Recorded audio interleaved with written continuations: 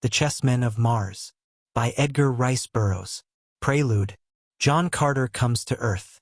Shay had just beaten me at chess, as usual, and, also as usual, I had gleaned what questionable satisfaction I might by twitting him with this indication of failing mentality by calling his attention for the nth time to that theory, propounded by certain scientists, which is based upon the assertion that phenomenal chess players are always found to be from the ranks of children under 12, adults over 72, or the mentally defective, a theory that is lightly ignored upon those rare occasions that I win. Shay had gone to bed and I should have followed suit, for we are always in the saddle here before sunrise. But instead I sat there before the chess table in the library, idly blowing smoke at the dishonored head of my defeated king. While thus profitably employed, I heard the east door of the living room open and someone enter. I thought it was Shay returning to speak with me on some matter of tomorrow's work. But when I raised my eyes to the doorway that connects the two rooms, I saw framed there the figure of a bronze giant, his otherwise naked body trapped with a jewel-encrusted harness from which there hung at one side an ornate short-sword and at the other a pistol of strange pattern. The black hair, the steel-gray eyes, brave and smiling. The noble features, I recognized them at once, and leaping to my feet I advanced with outstretched hand. "John Carter," I cried. "You?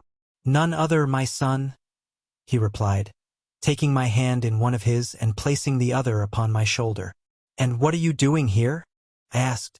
"It has been long years since you revisited Earth, and never before in the trappings of Mars. Lord, but it is good to see you, and not a day older in appearance than when you trotted me on your knee in my babyhood. How do you explain it, John Carter, warlord of Mars? Or do you try to explain it?" "Why attempt to explain the inexplicable?" he replied. "As I have told you before, I am a very old man. I do not know how old I am. I recall no childhood, but recollect only having been always as you see me now and as you saw me first when you were 5 years old. You, yourself, have aged, though not as much as most men in a corresponding number of years, which may be accounted for by the fact that the same blood runs in our veins. But I have not aged at all. I have discussed the question with a noted Martian scientist, a friend of mine, but his theories are still only theories. However, I am content with the fact I never age, and I love life and the vigor of youth. And now as to your natural question as to what brings me to Earth again and in this, to earthly eyes, strange habiliment. We may thank Cormac, the bowman of Lothar. It was he who gave me the idea upon which I have been experimenting until at last I have achieved success. As you know, I have long possessed the power to cross the void in spirit, but never before have I been able to impart to inanimate things a similar power. Now, however, you see me for the first time precisely as my Martian fellows see me. You see the very short sword that has tasted the blood of many a savage foeman, the harness with the devices of Helium and the insignia of my rank, the pistol that was presented to me by Tarkas, Jetan of Thark. Aside from seeing you, which is my principal reason for being here, and satisfying myself that I can transport inanimate things from Mars to Earth, and therefore animate things if I so desire, I have no purpose. Earth is not for me. My every interest is upon Barsoom, my wife, my children, my work. All are there. I will spend a quiet evening with you, and then back to the world I love even better than I love life." As he spoke, he dropped into the chair upon the opposite side of the chess table. "You spoke of children," I said. "Have you more than Thoris?" "A daughter," he replied. "Only a little younger than Thoris, and, barring one, the fairest thing that ever breathed the thin air of dying Mars. Only Dejah Thoris, her mother, could be more beautiful than Tara of Helium." For a moment he fingered the chessmen idly. "We have a game on Mars similar to chess," he said. "Very similar. And there is a race there that plays it grimly with men and naked swords. We call the game Jetan. It is played on a board like yours, except that there are 100 squares and we use 20 pieces on each side. I never see it played without thinking of Tara of Helium and what befell her among the chessmen of Barsoom. Would you like to hear her story?" I said that I would, and so he told it to me, and now I shall try to retell it for you as nearly in the words of the warlord of Mars as I can recall them, but in the third person. If there be inconsistencies and errors, let the blame fall not upon John Carter, but rather upon my faulty memory, where it belongs. It is a strange tale and utterly Barsoomian. Chapter 1. Tara in a tantrum. Tara of Helium rose from the pile of silks and soft furs upon which she had been reclining, stretched her lithe body languidly, and crossed toward the center of the room, where, above a large table, a bronze disc depended from the low ceiling. Her carriage was that of health and physical perfection, the effortless harmony of faultless coordination. A scarf of silken gossamer crossing over one shoulder was wrapped about her body. Her black hair was piled high upon her head. With a wooden stick she tapped upon the bronze disc, lightly, and presently the summons was answered by a slave girl, who entered, smiling, to be greeted similarly by her mistress. "Are my father's guests arriving?" asked the princess. "Yes, Tara of Helium, they come," replied the slave. "I have seen Cantos Can, overlord of the navy, and Prince Sorin of Tarth, and Jor Cantos, son of Cantos Can." She shot a roguish glance at her mistress as she mentioned Jor Cantos' name. "And oh, there were others, many have come." "The bath, then, Euthia," said her mistress. "And why Euthia?" she added. "Do you look thus and smile when you mention the name of Jor Cantos?" The slave girl laughed gaily. "It is so plain to all that he worships you," she replied. "It is not plain to me," said Tara of Helium. "He is the friend of my brother, Thoris, and so he is here much, but not to see me. It is his friendship for Thoris that brings him thus often to the palace of my father. But Thoris is hunting in the north with Talu, Jetan of Ochre," Euthia reminded her. "My bath, Euthia," cried Tara of Helium. "That tongue of yours will bring you to some misadventure yet." "The bath is ready, Tara of Helium," the girl responded, her eyes still twinkling with merriment. For she well knew that in the heart of her mistress was no anger that could displace the love of the princess for her slave. Preceding the daughter of the warlord, she opened the door of an adjoining room where lay the bath, a gleaming pool of scented water in a marble basin.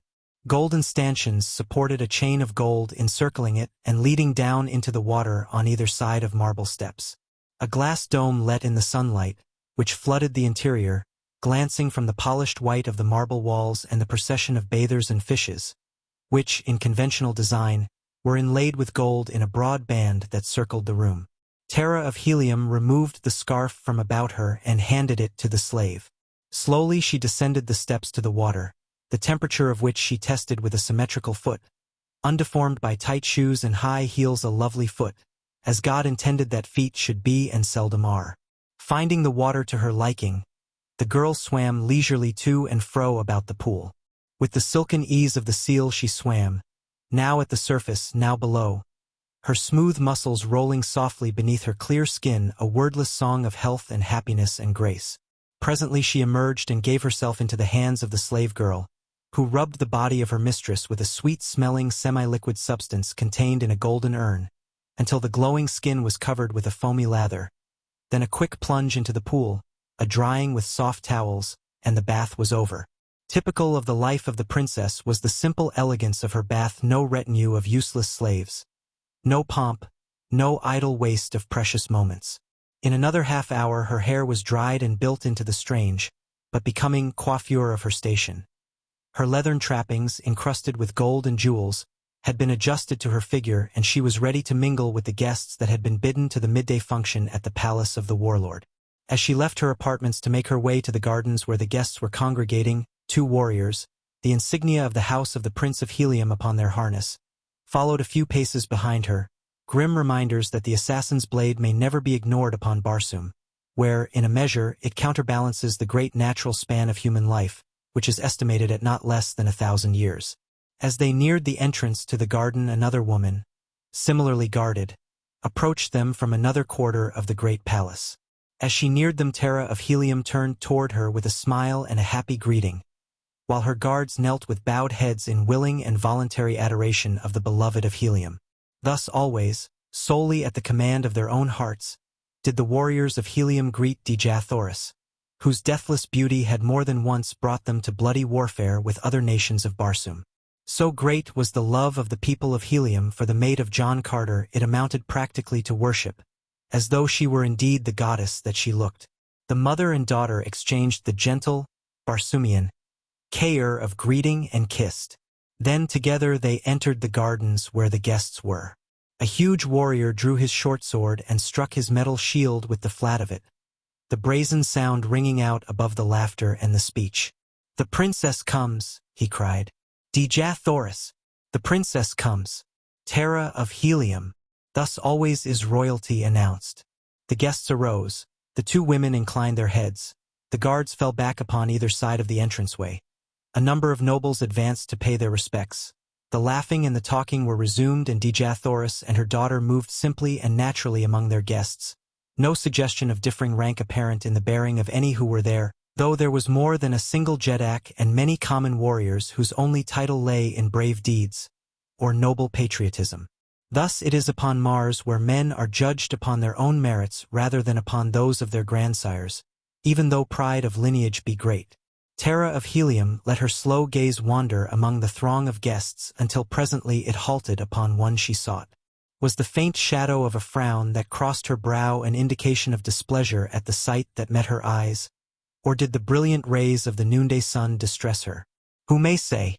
She had been reared to believe that one day she should wed Cantos, son of her father's best friend. It had been the dearest wish of Cantos Can and the warlord that this should be, and Tara of Helium had accepted it as a matter of all but accomplished fact. Cantos had seemed to accept the matter in the same way.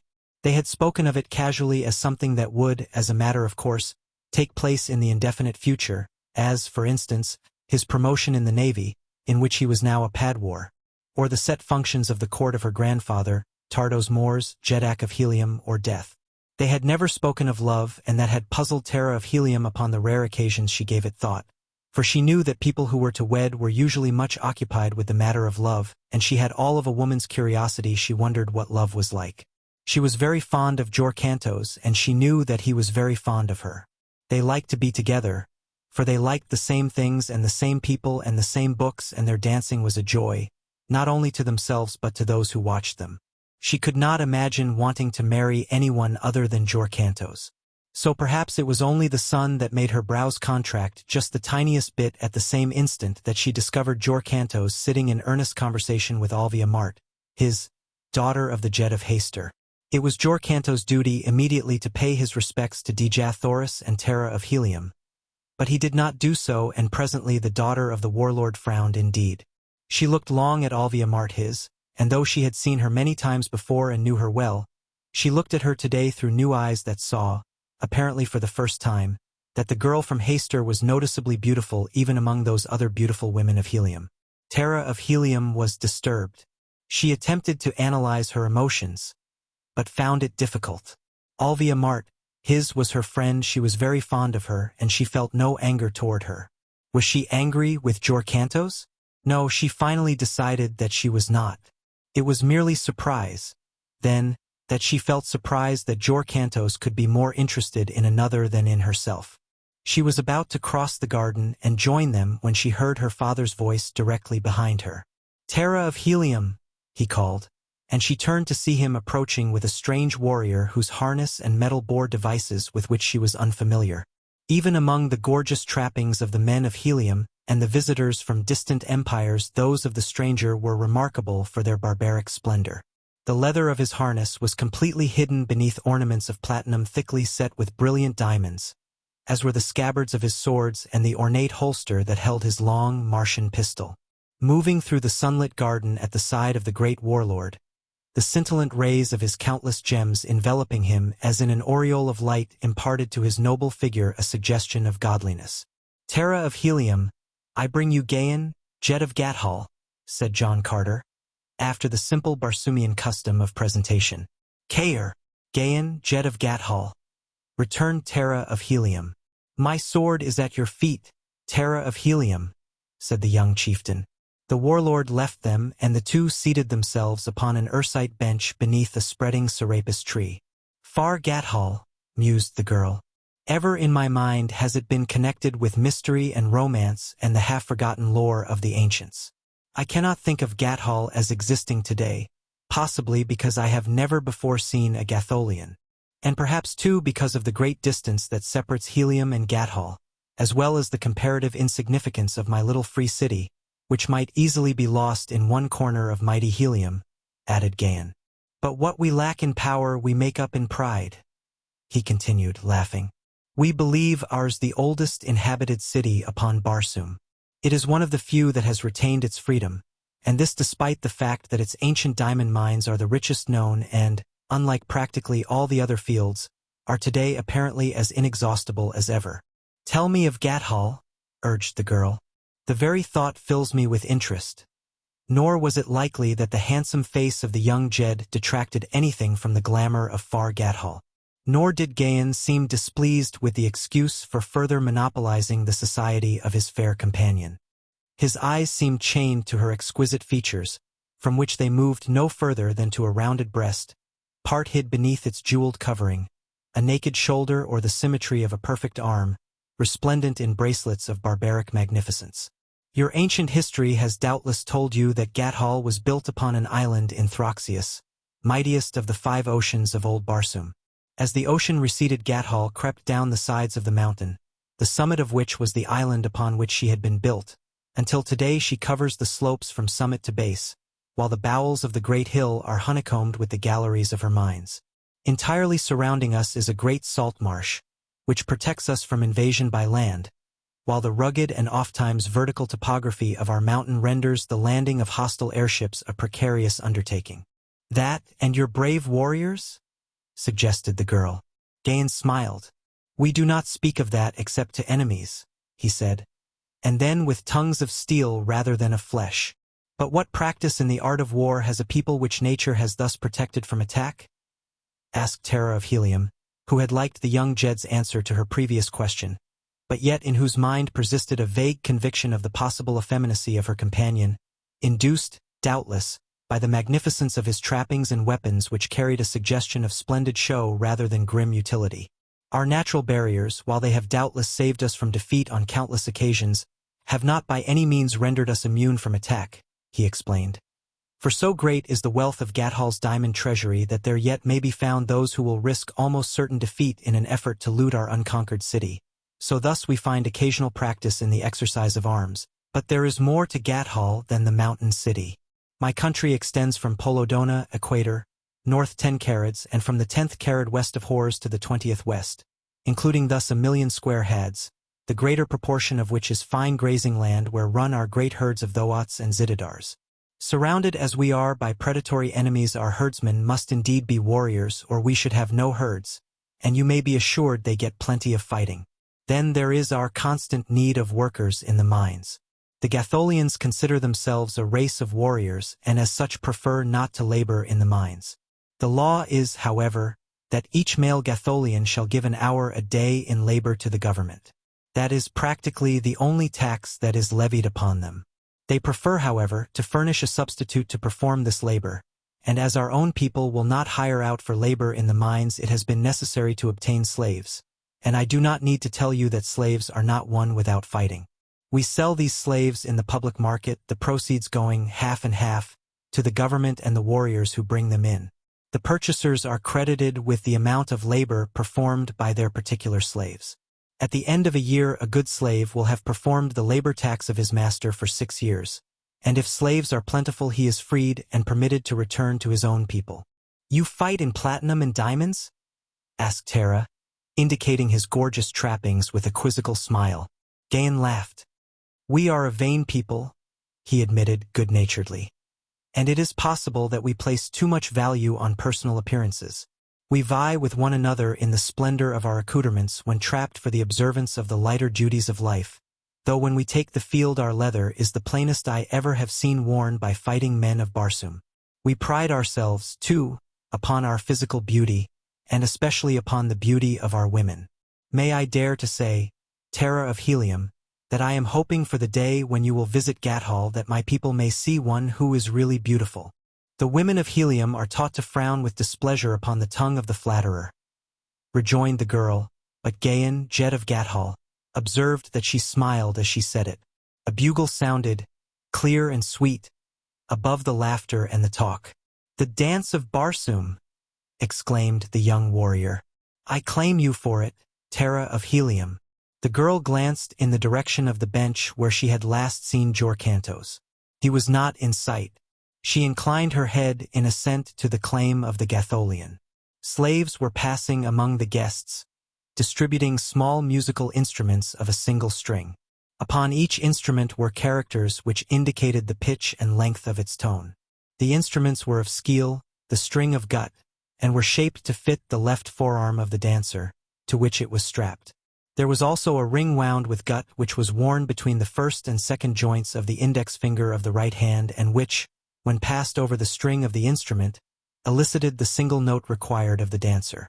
The guests had risen and were slowly making their way toward the expanse of scarlet sward at the south end of the gardens where the dance was to be held, when Jorcantos came hurriedly toward Tara of Helium. "I claim," he exclaimed as he neared her. But she interrupted him with a gesture. "You are too late, Jorcantos," she cried in mock anger.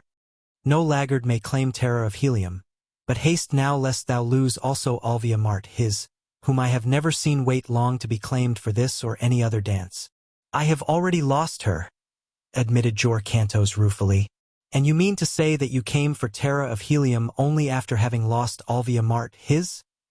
demanded the girl, still simulating displeasure. "Oh, Tara of Helium, you know better than that," insisted the young man. "Was it not natural that I should assume that you would expect me, who alone has claimed you for the dance of Barsoom for at least 12 times past, and sit and play with my thumbs until you saw fit to come for me?" she questioned. "Ah, no, Jorcantos. Tara of Helium is for no laggard." And she threw him a sweet smile and passed on toward the assembling dancers with Gahan, Jetan of Gathol. The dance of Barsoom bears a relation similar to the more formal dancing functions of Mars that the Grand March does to ours, though it is infinitely more intricate and more beautiful. Before a Martian youth of either sex may attend an important social function where there is dancing, he must have become proficient in at least 3 dances: the dance of Barsoom, his national dance, and the dance of his city. In these 3 dances the dancers furnish their own music, which never varies, nor do the steps or figures vary, having been handed down from time immemorial. All Barsoomian dances are stately and beautiful, but the dance of Barsoom is a wondrous epic of motion and harmony. There is no grotesque posturing, no vulgar or suggestive movements. It has been described as the interpretation of the highest ideals of a world that aspired to grace and beauty and chastity in woman, and strength and dignity and loyalty in man. Today, John Carter, warlord of Mars with Dejah Thoris, his mate, led in the dancing, and if there was another couple that vied with them in possession of the silent admiration of the guests, it was the resplendent Gahan of Gathol and his beautiful partner. In the ever-changing figures of the dance, the man found himself now with the girl's hand in his and again with an arm about the lithe body that the jeweled harness but inadequately covered, and the girl, though she had danced 1,000 dances in the past, realized for the first time the personal contact of a man's arm against her naked flesh. It troubled her that she should notice it, and she looked up questioningly and almost with displeasure at the man as though it was his fault. Their eyes met and she saw in his that which she had never seen in the eyes of Jorcantos. It was at the very end of the dance and they both stopped suddenly with the music and stood there looking straight into each other's eyes. It was Gahan of Gathol who spoke first. "Tara of Helium, I love you," he said. The girl drew herself to her full height. "The Jetan of Gathol forgets himself," she exclaimed haughtily. "The Jetan of Gathol would forget everything but you, Tara of Helium," he replied. Fiercely he pressed the soft hand that he still retained from the last position of the dance. "I love you, Tara of Helium," he repeated. "Why should your ears refuse to hear what your eyes but just now did not refuse to see and answer?" "What meanest thou?" she cried. "Are the men of Gathol such boors, then?" "They are neither boors nor fools," he replied quietly. "They know when they love a woman and when she loves them." Tara of Helium stamped her little foot in anger. "Go," she said, "before it is necessary to acquaint my father with the dishonor of his guest." She turned and walked away. "Wait," cried the man. "Just another word." "Of apology?" she asked. "Of prophecy," he said. "I do not care to hear it," replied Tara of Helium, and left him standing there. She was strangely unstrung and shortly thereafter returned to her own quarter of the palace, where she stood for a long time by a window looking out beyond the scarlet tower of Greater Helium toward the northwest. Presently she turned angrily away. "I hate him!" she exclaimed aloud. "Whom?" inquired the privileged Euthia. Tara of Helium stamped her foot. That ill-mannered boor, the Jetan of Gathol, she replied. Euthia raised her slim brows. At the stamping of the little foot, a great beast rose from the corner of the room and crossed to Tara of Helium, where it stood looking up into her face. She placed her hand upon the ugly head. "Dear old Woola," she said. "No love could be deeper than yours, yet it never offends. Would that men might pattern themselves after you." Chapter 2. At the Gale's mercy. Tara of Helium did not return to her father's guests, but awaited in her own apartments the word from Jorcantos which she knew must come, begging her to return to the gardens. She would then refuse haughtily. But no appeal came from Jorcantos. At first Tara of Helium was angry, then she was hurt, and always she was puzzled. She could not understand. Occasionally she thought of the Jetan of Gathol, and then she would stamp her foot, for she was very angry indeed with Gahan. The presumption of the man. He had insinuated that he read love for him in her eyes. Never had she been so insulted and humiliated. Never had she so thoroughly hated a man. Suddenly she turned toward Euthia. "My flying leather," she commanded. "But the guests," exclaimed the slave girl. "Your father, the warlord, will expect you to return." "He will be disappointed," snapped Tara of Helium. The slave hesitated. "He does not approve of your flying alone," she reminded her mistress. The young princess sprang to her feet and seized the unhappy slave by the shoulders, shaking her. "You are becoming unbearable, Euthia," she cried. "Soon there will be no alternative than to send you to the public slave market. Then possibly you will find a master to your liking." Tears came to the soft eyes of the slave girl. "It is because I love you, my princess," she said softly. Tara of Helium melted. She took the slave in her arms and kissed her. "I have the disposition of a thoat, Euthia," she said. "Forgive me. I love you, and there is nothing that I would not do for you, and nothing would I do to harm you. Again, as I have so often in the past, I offer you your freedom. I do not wish my freedom if it will separate me from you, Tara of Helium," replied Euthia. "I am happy here with you. I think that I should die without you." Again the girls kissed. "And you will not fly alone then?" questioned the slave. Tara of Helium laughed and pinched her companion. "You persistent little pest," she cried. "Of course I shall fly. Does not Tara of Helium always do that which pleases her?" Euthia shook her head sorrowfully. "Alas, she does," she admitted. "Iron is the warlord of Barsoom to the influences of all but two. In the hands of Dejah, Thoris, and Tara of Helium, he is as potter's clay." "Then run and fetch my flying leather like the sweet slave you are," directed the mistress. Far out across the ochre sea bottoms beyond the twin cities of Helium raced the swift flyer of Tara of Helium. Thrilling to the speed and the buoyancy and the obedience of the little craft, the girl drove toward the northwest. Why she should choose that direction she did not pause to consider. Perhaps because in that direction lay the least known areas of Barsoom, and ergo romance, mystery, and adventure. In that direction also lay far Gathol.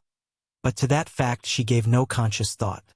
She did, however, think occasionally of the Jetan of that distant kingdom, but the reaction to these thoughts was scarcely pleasurable. They still brought a flush of shame to her cheeks and a surge of angry blood to her heart. She was very angry with the Jetan of Gathol, and though she should never see him again, she was quite sure that hate of him would remain fresh in her memory forever. Mostly her thoughts revolved about another Jorcantos, and when she thought of him she thought also of Alvia Mart, his of Haster.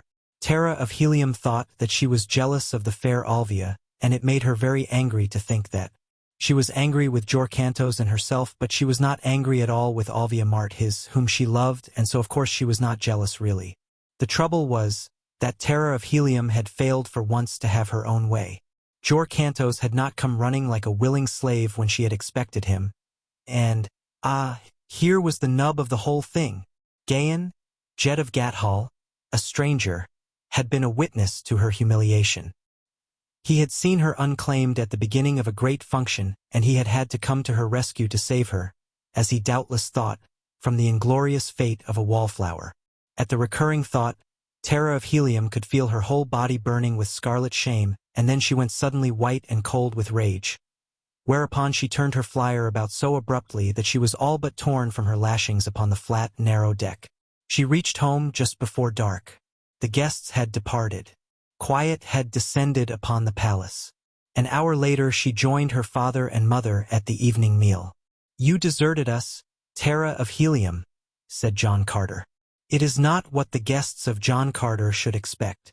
"They did not come to see me," replied Tara of Helium. "I did not ask them." "They were no less your guests," replied her father. The girl rose, and came and stood beside him and put her arms about his neck. "My proper old Virginian," she cried, rumpling his shock of black hair. "In Virginia you would be turned over your father's knee and spanked," said the man, smiling. She crept into his lap and kissed him. "You do not love me any more," she announced. "No one loves me." But she could not compose her features into a pout because bubbling laughter insisted upon breaking through. "The trouble is there are too many who love you," he said. "And now there is another." "Indeed," she cried. "What do you mean?" "Gahan of Gathol has asked permission to woo you." The girl sat up very straight and tilted her chin in the air. "I would not wed with a walking diamond mine," she said. "I will not have him." "I told him as much," replied her father, "and that you were as good as betrothed to another. He was very courteous about it. But at the same time he gave me to understand that he was accustomed to getting what he wanted and that he wanted you very much. I suppose it will mean another war. Your mother's beauty kept Helium at war for many years, and well, Tara of Helium, if I were a young man I should doubtless be willing to set all Barsoom afire to win you, as I still would to keep your divine mother." And he smiled across the Serapis table and its golden service at the undimmed beauty of Mars' most beautiful woman. "Our little girl should not yet be troubled with such matters," said Dejah Thoris. "Remember, John Carter, that you are not dealing with an earth child, whose span of life would be more than half completed before a daughter of Barsoom reached actual maturity." "But do not the daughters of Barsoom sometimes marry as early as 20? He insisted. "Yes, but they will still be desirable in the eyes of men after 40 generations of earthfolk have returned to dust. There is no hurry, at least upon Barsoom. We do not fade and decay here as you tell me those of your planet do, though you, yourself, belie your own words. When the time seems proper Tara of Helium shall wed with Jorcantos, and until then let us give the matter no further thought." "No," said the girl. "The subject irks me, and I shall not marry Jorcantos, or another I do not intend to wed." Her father and mother looked at her and smiled. "When Gahan of Gathol returns he may carry you off," said the former. "He has gone?" asked the girl. "His flyer departs for Gathol in the morning," John Carter replied. "I have seen the last of him then," remarked Tara of Helium with a sigh of relief. "He says not," returned John Carter. The girl dismissed the subject with a shrug and the conversation passed to other topics. A letter had arrived from Thuvia of Tarth, who was visiting at her father's court while Thoris, her mate, hunted in Ochre. Word had been received that the Tharks and Warhoons were again at war, or rather that there had been an engagement, for war was their habitual state. In the memory of man there had been no peace between these two savage green hordes, only a single temporary truce. 2 new battleships had been launched at Haster. A little band of Holy Therns was attempting to revive the ancient and discredited religion of Isis, who they claimed still lived in spirit and had communicated with them. There were rumors of war from Duzur. A scientist claimed to have discovered human life on the further moon. A madman had attempted to destroy the atmosphere plant. 7 people had been assassinated in Greater Helium during the last 10 zodes, the equivalent of an Earth day. Following the meal, Dejah Thoris and the warlord played at Jetan, the Barsoomian game of chess, which is played upon a board of 100 alternate black and orange squares. One player has 20 black pieces, the other 20 orange pieces. A brief description of the game may interest those Earth readers who care for chess, and will not be lost upon those who pursue this narrative to its conclusion, since before they are done they will find that a knowledge of Jetan will add to the interest and the thrills that are in store for them. The men are placed upon the board as in chess upon the first 2 rows next the players. In order from left to right on the line of squares nearest the players, the Jetan pieces are warrior, padwar, dwar, flyer, chief, princess, flyer, dwar, padwar, warrior. In the next line all are panthons except the end pieces, which are called thoats, and represent mounted warriors. The panthons, which are represented as warriors with one feather, may move one space in any direction except backward. The thoats, mounted warriors with 3 feathers, may move one straight and one diagonal, and may jump intervening pieces. Warriors, foot soldiers with 2 feathers, straight in any direction or diagonally, 2 spaces. Padwars, lieutenants wearing 2 feathers, 2 diagonal in any direction, or combination. Dwars, captains wearing 3 feathers, 3 spaces straight in any direction or combination. Flyers, represented by a propeller with 3 blades, 3 spaces in any direction or combination, diagonally, and may jump intervening pieces. The chief, indicated by a diadem with 10 jewels, 3 spaces in any direction, straight or diagonal. Princess, diadem with a single jewel, same as chief, and can jump intervening pieces. The game is won when a player places any of his pieces on the same square with his opponent's princess, or when a chief takes a chief. It is drawn when a chief is taken by any opposing piece other than the opposing chief, or when both sides have been reduced to 3 pieces or less of equal value, and the game is not terminated in the following 10 moves, 5 apiece. This is but a general outline of the game, briefly stated. It was this game that Dejah, Thoris, and John Carter were playing when Tara of Helium bid them good night, retiring to her own quarters and her sleeping silks and furs. "Until morning, my beloved," she called back to them as she passed from the apartment. Nor little did she guess, nor her parents, that this might indeed be the last time that they would ever set eyes upon her. The morning broke dull and gray. Ominous clouds billowed restlessly and low. Beneath them torn fragments scud toward the northwest. From her window Tara of Helium looked out upon this unusual scene. Dense clouds seldom overcast the Barsoomian sky. At this hour of the day it was her custom to ride one of those small thoats that are the saddle animals of the Red Martians. But the sight of the billowing clouds lured her to a new adventure. Euthia still slept, and the girl did not disturb her. Instead, she dressed quietly and went to the hangar upon the roof of the palace directly above her quarters where her own swift flyer was housed. She had never driven through the clouds. It was an adventure that always she had longed to experience. The wind was strong, and it was with difficulty that she maneuvered the craft from the hangar without accident. But once away it raced swiftly out above the twin cities. The buffeting winds caught and tossed it, and the girl laughed aloud in sheer joy of the resultant thrills. She handled the little ship like a veteran, though few veterans would have faced the menace of such a storm in so light a craft. Swiftly she rose toward the clouds, racing with the scudding streamers of the storm-swept fragments, and a moment later she was swallowed by the dense masses billowing above. Here was a new world, a world of chaos unpeopled except for herself. But it was a cold, damp, lonely world, and she found it depressing after the novelty of it had been dissipated by an overpowering sense of the magnitude of the forces surging about her. Suddenly she felt very lonely and very cold and very little. Hurriedly, therefore, she rose until presently her craft broke through into the glorious sunlight that transformed the upper surface of the somber element into rolling masses of burnished silver. Here it was still cold, but without the dampness of the clouds, and in the eye of the brilliant sun her spirits rose with the mounting needle of her altimeter. Gazing at the clouds, now far beneath, the girl experienced the sensation of hanging stationary in mid-heaven. But the whirring of her propeller, the wind beating upon her, the high figures that rose and fell beneath the glass of her speedometer, these told her that her speed was terrific. It was then that she determined to turn back. The first attempt she made above the clouds, but it was unsuccessful.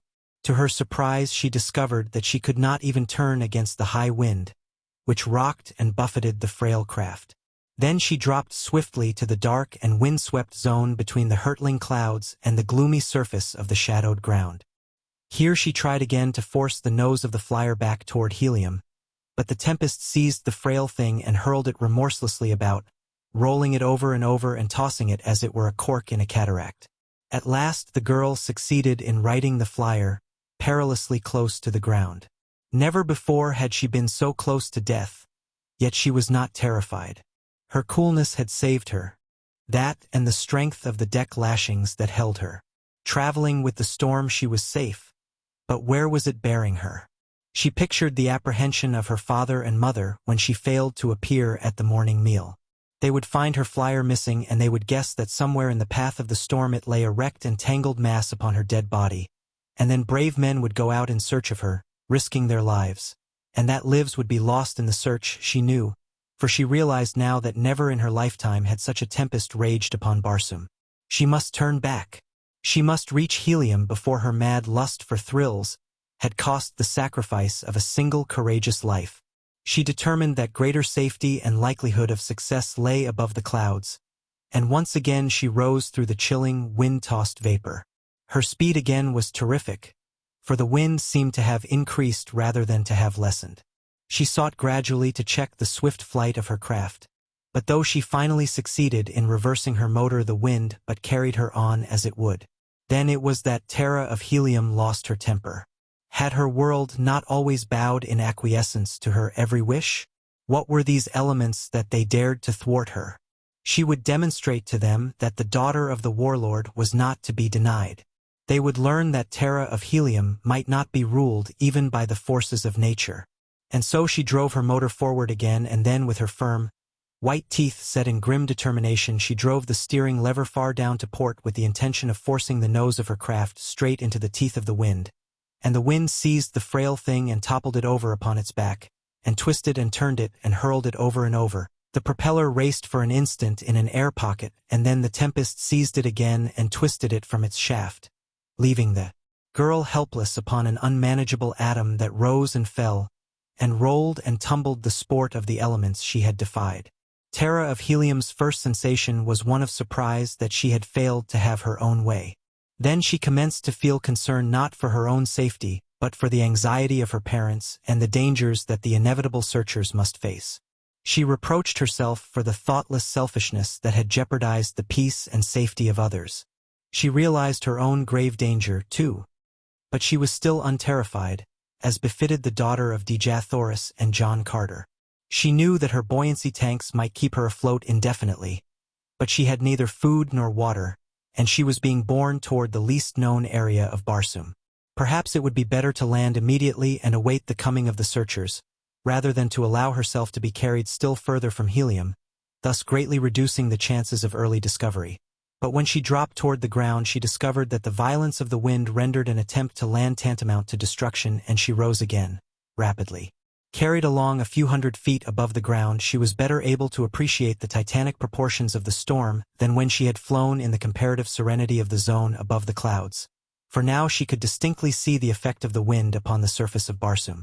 The air was filled with dust and flying bits of vegetation, and when the storm carried her across an irrigated area of farmland, she saw great trees and stone walls and buildings lifted high in air and scattered broadcast over the devastated country. And then she was carried swiftly on to other sights that forced in upon her consciousness a rapidly growing conviction that after all Tara of Helium was a very small and insignificant and helpless person.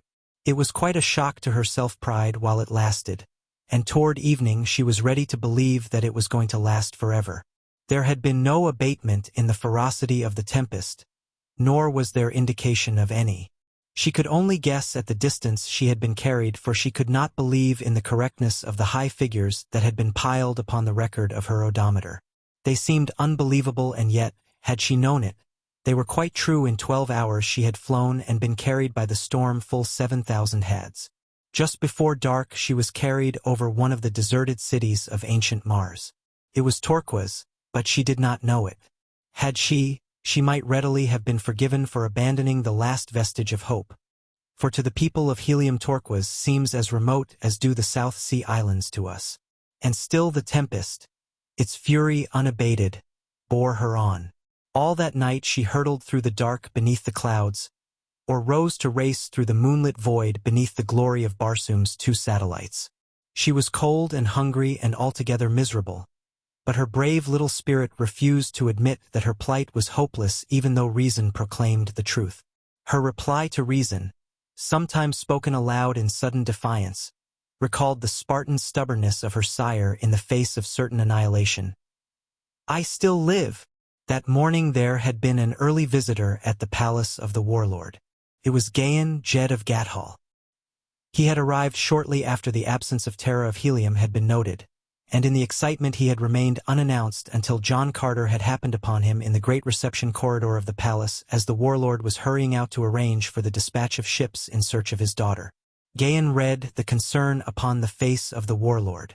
"Forgive me if I intrude, John Carter," he said. "I but came to ask the indulgence of another day, since it would be foolhardy to attempt to navigate a ship in such a storm." "Remain, Gahan, a welcome guest until you choose to leave us," replied the warlord. "But you must forgive any seeming inattention upon the part of Helium until my daughter is restored to us." "You daughter? Restored? What do you mean?" exclaimed the Gatholian. "I do not understand." "She is gone, together with her light flyer. That is all we know. We can only assume that she decided to fly before the morning meal and was caught in the clutches of the tempest.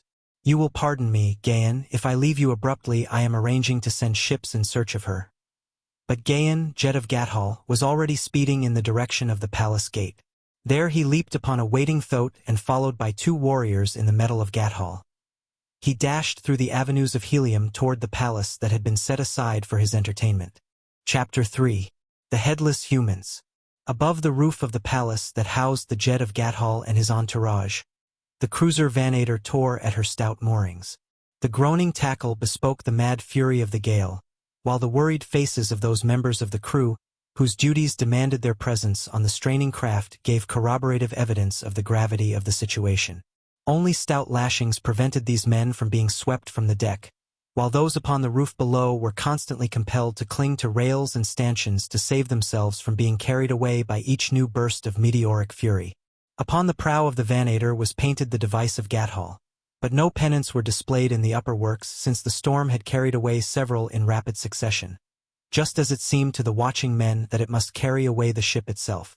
They could not believe that any tackle could withstand for long this titanic force. To each of the 12 lashings clung a brawny warrior with drawn short sword. Had but a single mooring given to the power of the tempest, 11 short swords would have cut the others. Since, partially moored, the ship was doomed, while free in the tempest it stood at least some slight chance for life. "By the blood of Isis, I believe they will hold," screamed one warrior to another. "And if they do not hold, may the spirits of our ancestors reward the brave warriors upon the Vanator," replied another of those upon the roof of the palace.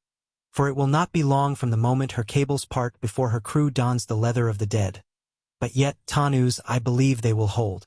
Give thanks at least that we did not sail before the tempest fell, since now each of us has a chance to live." "Yes," replied Tanus. "I should hate to be abroad today upon the stoutest ship that sails the Barsoomian sky." It was then that Gahan the Jed appeared upon the roof. With him were the balance of his own party and a dozen warriors of Helium. The young chief turned to his followers. "I sail at once upon the Vanator," he said, "in search of Tara of Helium, who is thought to have been carried away upon a one-man flyer by the storm.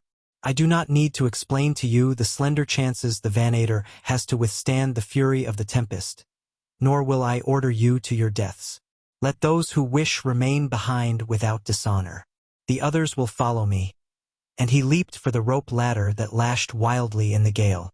The first man to follow him was Tanus, and when the last reached the deck of the cruiser there remained upon the palace roof only the 12 warriors of Helium, who, with naked swords, had taken the posts of the Gatholians at the moorings. Not a single warrior who had remained aboard the Vanator would leave her now. "I expected no less," said Gahan, as with the help of those already on the deck he and the others found secure lashings. The commander of the Vanator shook his head. He loved his trim craft, the pride of her class in the little navy of Gathol. It was of her he thought, not of himself. He saw her lying torn and twisted upon the ochre vegetation of some distant sea bottom, to be presently overrun and looted by some savage green horde. He looked at Gahan. "Are you ready, Santatis?" asked the Jed. "All is ready." "Then cut away." Word was passed across the deck and over the side to the Heliometic warriors below that at the third gun they were to cut away. 12 keen swords must strike simultaneously and with equal power, and each must sever completely and instantly 3 strands of heavy cable that no loose end fouling a block bring immediate disaster upon the Vanator. Boom! The voice of the signal gun rolled down through the screaming wind to the 12 warriors upon the roof. Boom! 12 swords were raised above 12 brawny shoulders. Boom! 12 keen edges severed 12 complaining moorings, clean and as one. The Vanator, her propellers whirling, shot forward with the storm. The tempest struck her in the stern as with a mailed fist and stood the great ship upon her nose, and then it caught her and spun her as a child's top spins. And upon the palace roof the 12 men looked on in silent helplessness and prayed for the souls of the brave warriors who were going to their death. And others saw, from Helium's lofty landing stages and from 1,000 hangars upon 1,000 roofs. But only for an instant did the preparations stop that would send other brave men into the frightful maelstrom of that apparently hopeless search, for such is the courage of the warriors of Barsoom. But the Vanator did not fall to the ground, within sight of the city at least, though as long as the watchers could see her never for an instant did she rest upon an even keel. Sometimes she lay upon one side or the other, or again she hurtled along keel up, or rolled over and over, or stood upon her nose or her tail at the caprice of the great force that carried her along. And the watchers saw that this great ship was merely being blown away with the other bits of debris great and small that filled the sky. Never in the memory of man or the annals of recorded history had such a storm raged across the face of Barsoom. And in another instant was the Vanator forgotten as the lofty, scarlet tower that had marked lesser Helium for ages crashed to ground, carrying death and demolition upon the city beneath. Panic reigned. A fire broke out in the ruins. The city's every force seemed crippled, and it was then that the warlord ordered the men that were about to set forth in search of Tara of Helium to devote their energies to the salvation of the city. For he too had witnessed the start of the Vanator and realized the futility of wasting men who were needed sorely if lesser Helium was to be saved from utter destruction. Shortly after noon of the second day the storm commenced to abate, and before the sun went down, the little craft upon which Tara of Helium had hovered between life and death these many hours drifted slowly before a gentle breeze above a landscape of rolling hills that once had been lofty mountains upon a Martian continent. The girl was exhausted from loss of sleep, from lack of food and drink, and from the nervous reaction consequent to the terrifying experiences through which she had passed. In the near distance, just topping an intervening hill, she caught a momentary glimpse of what appeared to be a dome-capped tower. Quickly she dropped the flyer until the hill shut it off from the view of the possible occupants of the structure she had seen.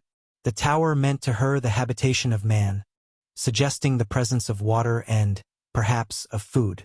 If the tower was the deserted relic of a bygone age, she would scarcely find food there, but there was still a chance that there might be water. If it was inhabited, then must her approach be cautious, for only enemies might be expected to abide in so far distant a land. Tara of Helium knew that she must be far from the twin cities of her grandfather's empire, but had she guessed within even 1,000 hads of the reality, she had been stunned by realization of the utter hopelessness of her state. Keeping the craft low, for the buoyancy tanks were still intact, the girl skimmed the ground until the gently moving wind had carried her to the side of the last hill that intervened between her and the structure she had thought a man-built tower. Here she brought the flyer to the ground among some stunted trees, and dragging it beneath one where it might be somewhat hidden from craft passing above, she made it fast and set forth to reconnoiter. Like most women of her class, she was armed only with a single slender blade, so that in such an emergency as now confronted her she must depend almost solely upon her cleverness in remaining undiscovered by enemies. With utmost caution she crept warily toward the crest of the hill, taking advantage of every natural screen that the landscape afforded to conceal her approach from possible observers ahead, while momentarily she cast quick glances rearward lest she be taken by surprise from that quarter. She came at last to the summit, where, from the concealment of a low bush, she could see what lay beyond. Beneath her spread a beautiful valley surrounded by low hills. Dotting it were numerous circular towers, dome-capped, and surrounding each tower was a stone wall enclosing several acres of ground. The valley appeared to be in a high state of cultivation. Upon the opposite side of the hill and just beneath her was a tower and enclosure. It was the roof of the former that had first attracted her attention. In all respects it seemed identical in construction with those further out in the valley, a high, plastered wall of massive construction surrounding a similarly constructed tower, upon whose gray surface was painted in vivid colors a strange device. The towers were about 40 sofads in diameter, approximately 40 earth feet, and 60 in height to the base of the dome. To an earthman they would have immediately suggested the silos in which dairy farmers store ensilage for their herds. But closer scrutiny, revealing an occasional embrasured opening together with the strange construction of the domes, would have altered such a conclusion. Tara of Helium saw that the domes seemed to be faced with innumerable prisms of glass, those that were exposed to the declining sun scintillating so gorgeously as to remind her suddenly of the magnificent trappings of Gahan of Gathol. As she thought of the man, she shook her head angrily, and moved cautiously forward a foot or two that she might get a less obstructed view of the nearer tower and its enclosure. As Tara of Helium looked down into the enclosure surrounding the nearest tower, her brows contracted momentarily in frowning surprise, and then her eyes went wide in an expression of incredulity tinged with horror, for what she saw was a score or two of human bodies naked and headless. For a long moment she watched, breathless, unable to believe the evidence of her own eyes that these gruesome things moved and had life. She saw them crawling about on hands and knees over and across one another, searching about with their fingers. And she saw some of them at troughs, for which the others seemed to be searching, and those at the troughs were taking something from these receptacles and apparently putting it in a hole where their necks should have been. They were not far beneath her, she could see them distinctly, and she saw that there were the bodies of both men and women, and that they were beautifully proportioned, and that their skin was similar to hers, but of a slightly lighter red. At first she had thought that she was looking upon a shambles and that the bodies, but recently decapitated, were moving under the impulse of muscular reaction. But presently she realized that this was their normal condition. The horror of them fascinated her, so that she could scarce take her eyes from them. It was evident from their groping hands that they were eyeless, and their sluggish movements suggested a rudimentary nervous system and a correspondingly minute brain. The girl wondered how they subsisted, for she could not, even by the wildest stretch of imagination, picture these imperfect creatures as intelligent tillers of the soil. Yet that the soil of the valley was tilled was evident, and that these things had food was equally so. But who tilled the soil? Who kept and fed these unhappy things, and for what purpose? It was an enigma beyond her powers of deduction. The sight of food aroused again a consciousness of her own gnawing hunger and the thirst that parched her throat. She could see both food and water within the enclosure. But would she dare enter even should she find means of ingress? She doubted it, since the very thought of possible contact with these gruesome creatures sent a shudder through her frame.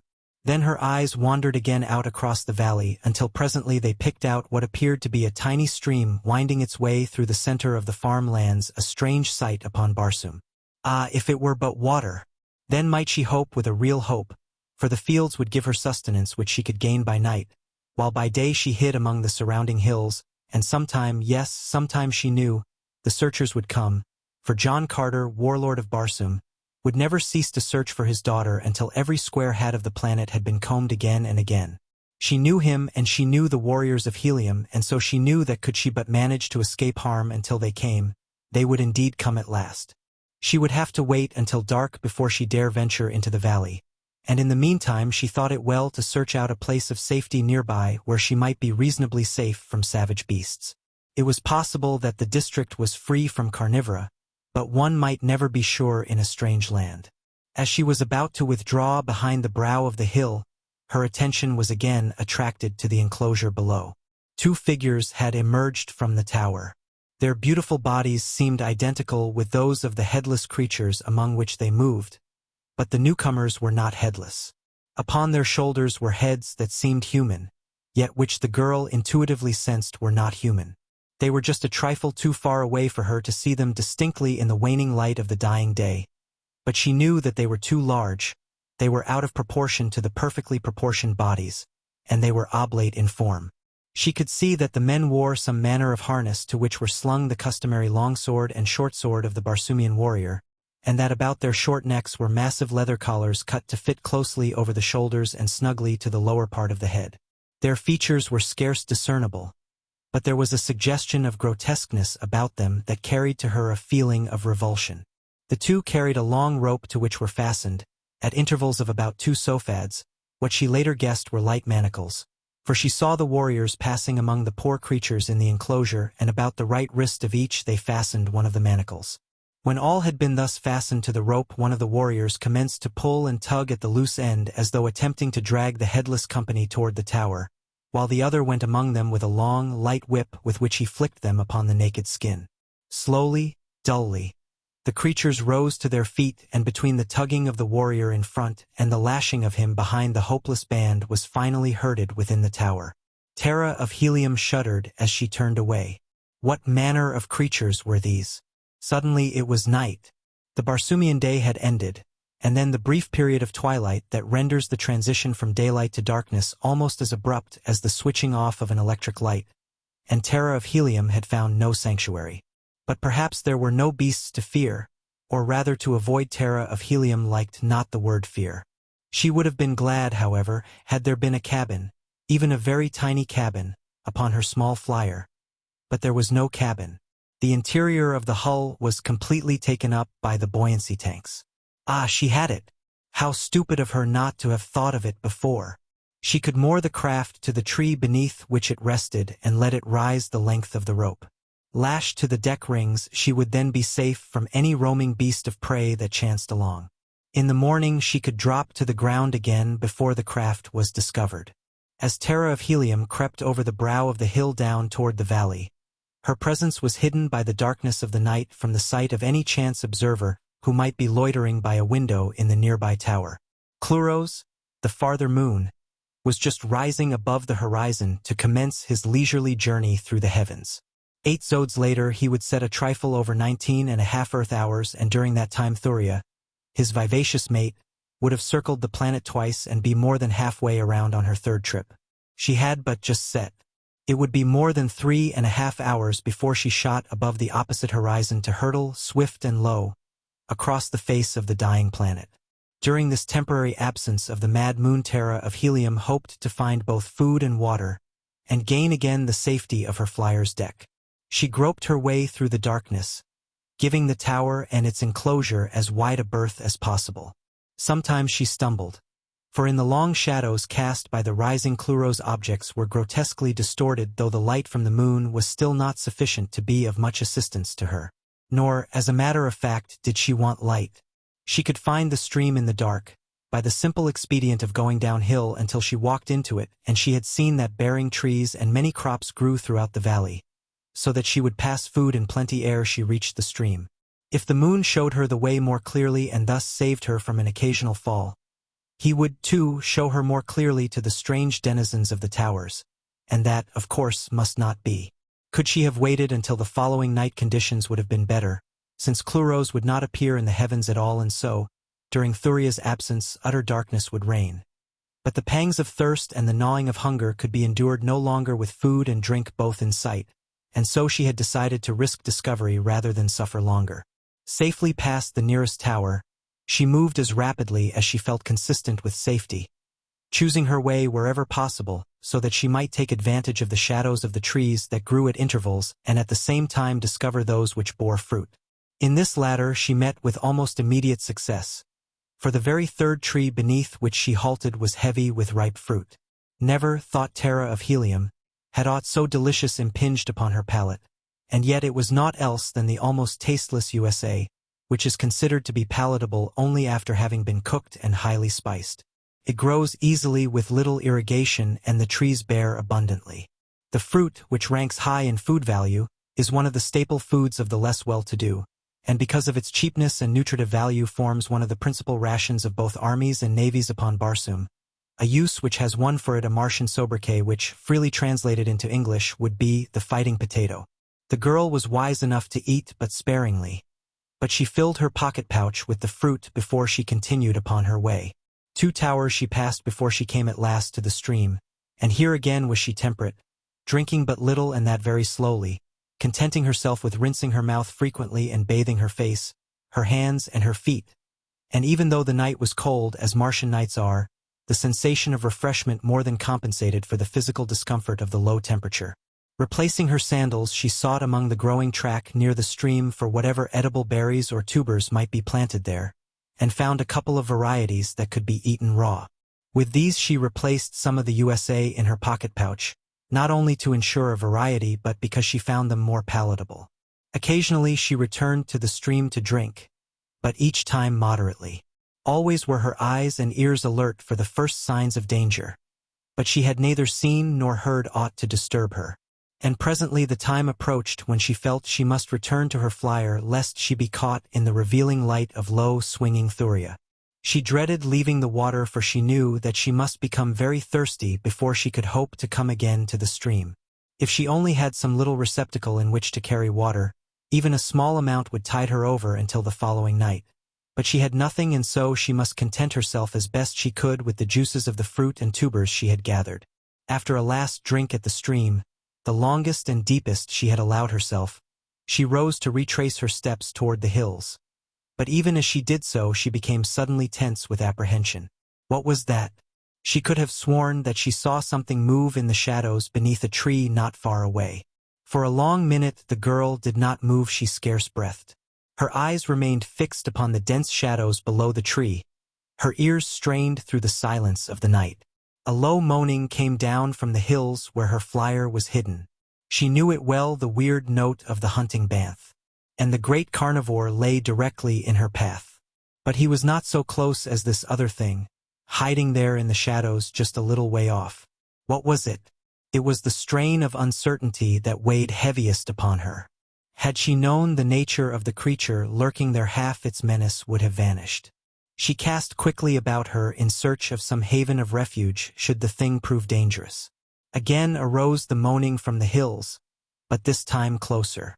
Almost immediately it was answered from the opposite side of the valley, behind her, and then from the distance to the right of her, and twice upon her left. Her eyes had found a tree, quite near. Slowly, and without taking her eyes from the shadows of that other tree, she moved toward the overhanging branches that might afford her sanctuary in the event of need.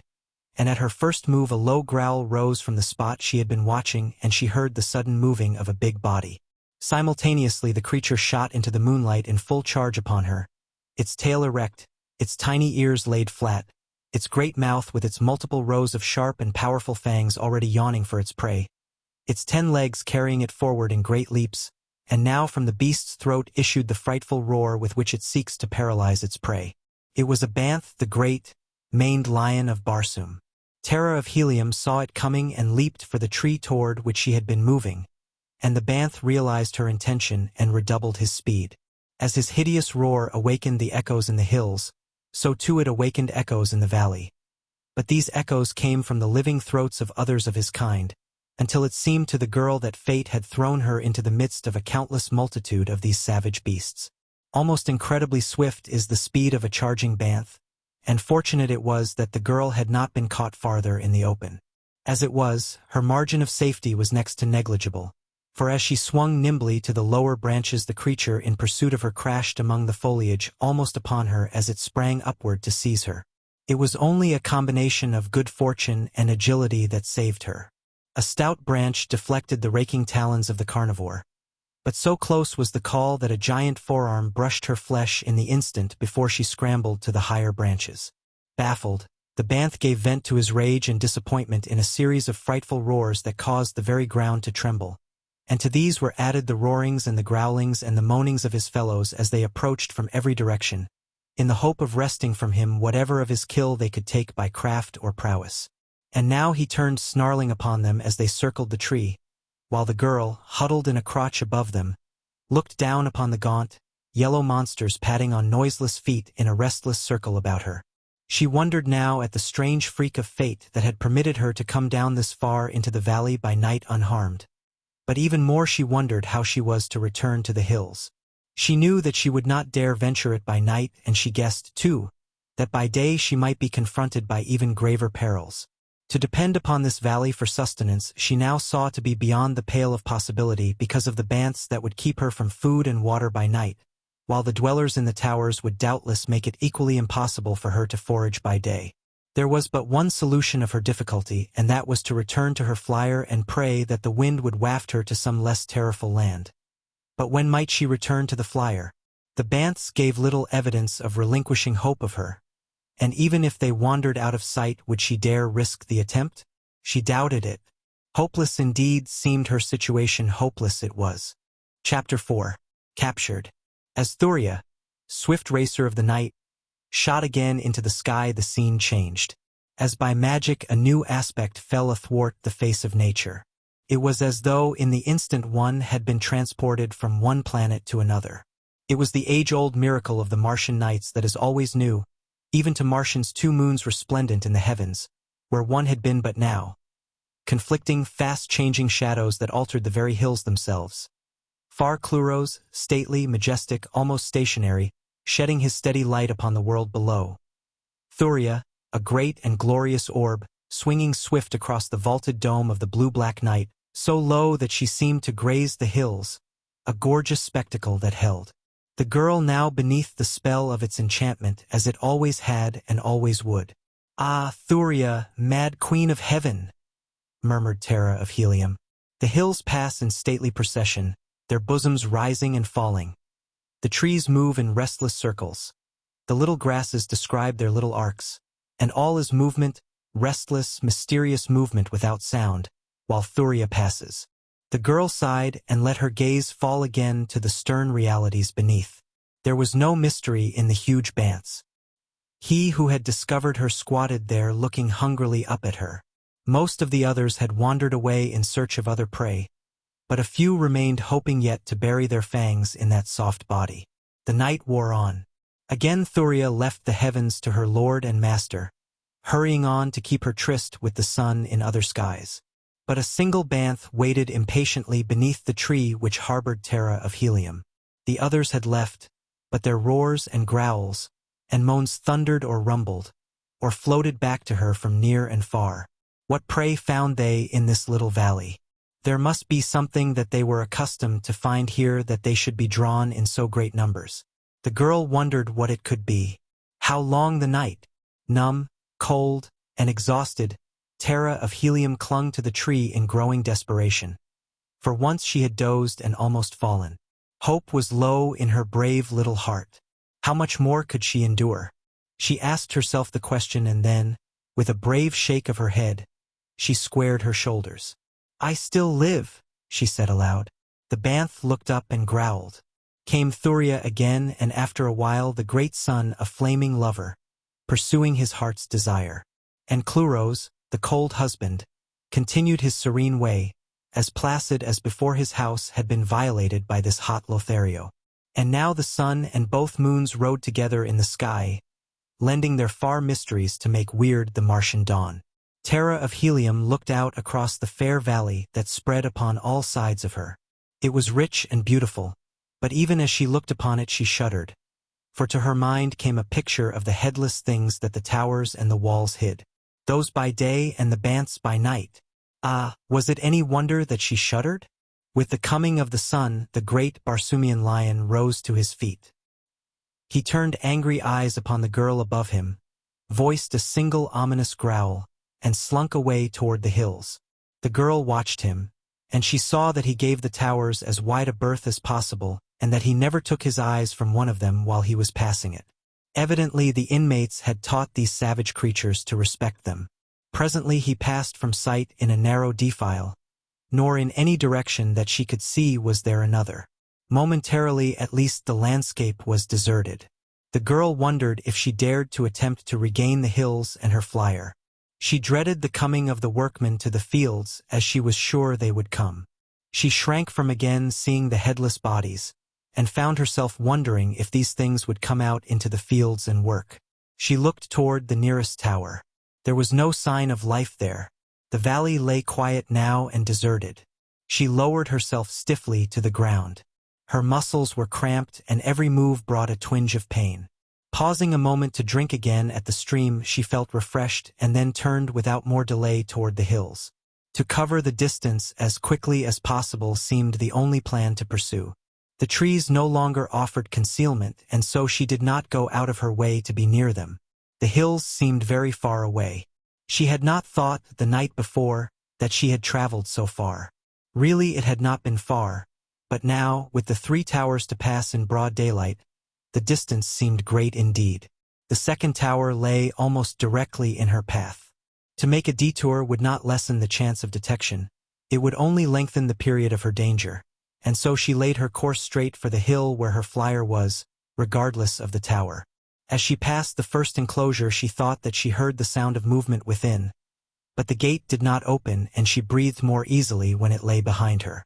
She came then to the second enclosure, the outer wall of which she must circle, as it lay across her route. As she passed close along it, she distinctly heard not only movement within, but voices. In the world language of Barsoom, she heard a man issuing instructions: so many were to pick USA, so many were to irrigate this field, so many to cultivate that, and so on, as a foreman lays out the day's work for his crew. Tara of Helium had just reached the gate in the outer wall. Without warning, it swung open toward her. She saw that for a moment it would hide her from those within, and in that moment she turned and ran, keeping close to the wall, until, passing out of sight beyond the curve of the structure, she came to the opposite side of the enclosure. Here, panting from her exertion and from the excitement of her narrow escape, she threw herself among some tall weeds that grew close to the foot of the wall. There she lay trembling for some time, not even daring to raise her head and look about. Never before had Tara of Helium felt the paralyzing effects of terror. She was shocked and angry at herself, that she, daughter of John Carter, warlord of Barsoom, should exhibit fear. Not even the fact that there had been none there to witness it lessened her shame and anger, and the worst of it was she knew that under similar circumstances she would again be equally as craven. It was not the fear of death, she knew that. No, it was the thought of those headless bodies, and that she might see them, and that they might even touch her, lay hands upon her, seize her. She shuddered and trembled at the thought. After a while she gained sufficient command of herself to raise her head and look about. To her horror, she discovered that everywhere she looked she saw people working in the fields or preparing to do so. Workmen were coming from other towers. Little bands were passing to this field and that. There were even some already at work within 30 yards of her, about 100 yards. There were 10, perhaps, in the party nearest her, both men and women, and all were beautiful of form and grotesque of face. So meager were their trappings that they were practically naked, a fact that was in no way remarkable among the tillers of the fields of Mars. Each wore the peculiar, high leather collar that completely hid the neck, and each wore sufficient other leather to support a single sword and a pocket pouch. The leather was very old and worn, showing long, hard service, and was absolutely plain with the exception of a single device upon the left shoulder. The heads, however, were covered with ornaments of precious metals and jewels, so that little more than eyes, nose, and mouth were discernible. These were hideously inhuman and yet grotesquely human at the same time. The eyes were far apart and protruding, the nose scarce more than 2 small, parallel slits set vertically above a round hole that was the mouth. The heads were peculiarly repulsive, so much so that it seemed unbelievable to the girl that they formed an integral part of the beautiful bodies below them. So fascinated was Tara of Helium that she could scarce take her eyes from the strange creatures, a fact that was to prove her undoing. For in order that she might see them, she was forced to expose a part of her own head, and presently, to her consternation, she saw that one of the creatures had stopped his work and was staring directly at her. She did not dare move, for it was still possible that the thing had not seen her, or at least was only suspicious that some creature lay hid among the weeds. If she could allay this suspicion by remaining motionless, the creature might believe that he had been mistaken and return to his work. But, alas, such was not to be the case. She saw the thing call the attention of others to her, and almost immediately 4 or 5 of them started to move in her direction. It was impossible now to escape discovery. Her only hope lay in flight. If she could elude them and reach the hills and the flyer ahead of them, she might escape, and that could be accomplished in but one-way flight, immediate and swift. Leaping to her feet, she darted along the base of the wall, which she must skirt to the opposite side, beyond which lay the hill that was her goal. Her act was greeted by strange whistling sounds from the things behind her, and casting a glance over her shoulder, she saw them all in rapid pursuit. There were also shrill commands that she halt, but to these she paid no attention. Before she had half circled the enclosure, she discovered that her chances for successful escape were great, since it was evident to her that her pursuers were not so fleet as she. High indeed then were her hopes as she came in sight of the hill, but they were soon dashed by what lay before her, for there, in the fields that lay between, were fully 100 creatures similar to those behind her, and all were on the alert, evidently warned by the whistling of their fellows. Instructions and commands were shouted to and fro, with the result that those before her spread roughly into a great half-circle to intercept her, and when she turned to the right, hoping to elude the net, she saw others coming from fields beyond, and to the left the same was true. But Tara of Helium would not admit defeat. Without once pausing, she turned directly toward the center of the advancing semicircle, beyond which lay her single chance of escape, and as she ran she drew her long, slim dagger. Like her valiant sire, if die she must, she would die fighting. There were gaps in the thin line confronting her, and toward the widest of one of these she directed her course. The things on either side of the opening guessed her intent, for they closed in to place themselves in her path. This widened the openings on either side of them, and as the girl appeared almost to rush into their arms, she turned suddenly at right angles, ran swiftly in the new direction for a few yards, and then dashed quickly toward the hill again. Now only a single warrior, with a wide gap on either side of him, barred her clear way to freedom, though all the others were speeding as rapidly as they could to intercept her. If she could pass this one without too much delay, she could escape. Of that she was certain. Her every hope hinged on this. The creature before her realized it, too, for he moved cautiously, though swiftly, to intercept her, as a rugby fullback might maneuver in the realization that he alone stood between the opposing team and a touchdown. At first Tara of Helium had hoped that she might dodge him, for she could not but guess that she was not only more fleet but infinitely more agile than these strange creatures. But soon there came to her the realization that in the time consumed in an attempt to elude his grasp, his nearer fellows would be upon her and escape then impossible. So she chose instead to charge straight for him, and when he guessed her decision he stood, half crouching and with outstretched arms, awaiting her. In one hand was his sword, but a voice arose, crying in tones of authority, "Take her alive! Do not harm her!" Instantly the fellow returned his sword to its scabbard, and then Tara of Helium was upon him. Straight for that beautiful body she sprang, and in the instant that the arms closed to seize her, her sharp blade drove deep into the naked chest. The impact hurled them both to the ground, and as Tara of Helium sprang to her feet again she saw, to her horror, that the loathsome head had rolled from the body and was now crawling away from her on 6 short, spider-like legs. The body struggled spasmodically and lay still. As brief as had been the delay caused by the encounter, it still had been of sufficient duration to undo her, for even as she rose 2 more of the things fell upon her, and instantly thereafter she was surrounded. Her blade sank once more into naked flesh, and once more a head rolled free and crawled away. Then they overpowered her, and in another moment she was surrounded by fully 100 of the creatures, all seeking to lay hands upon her.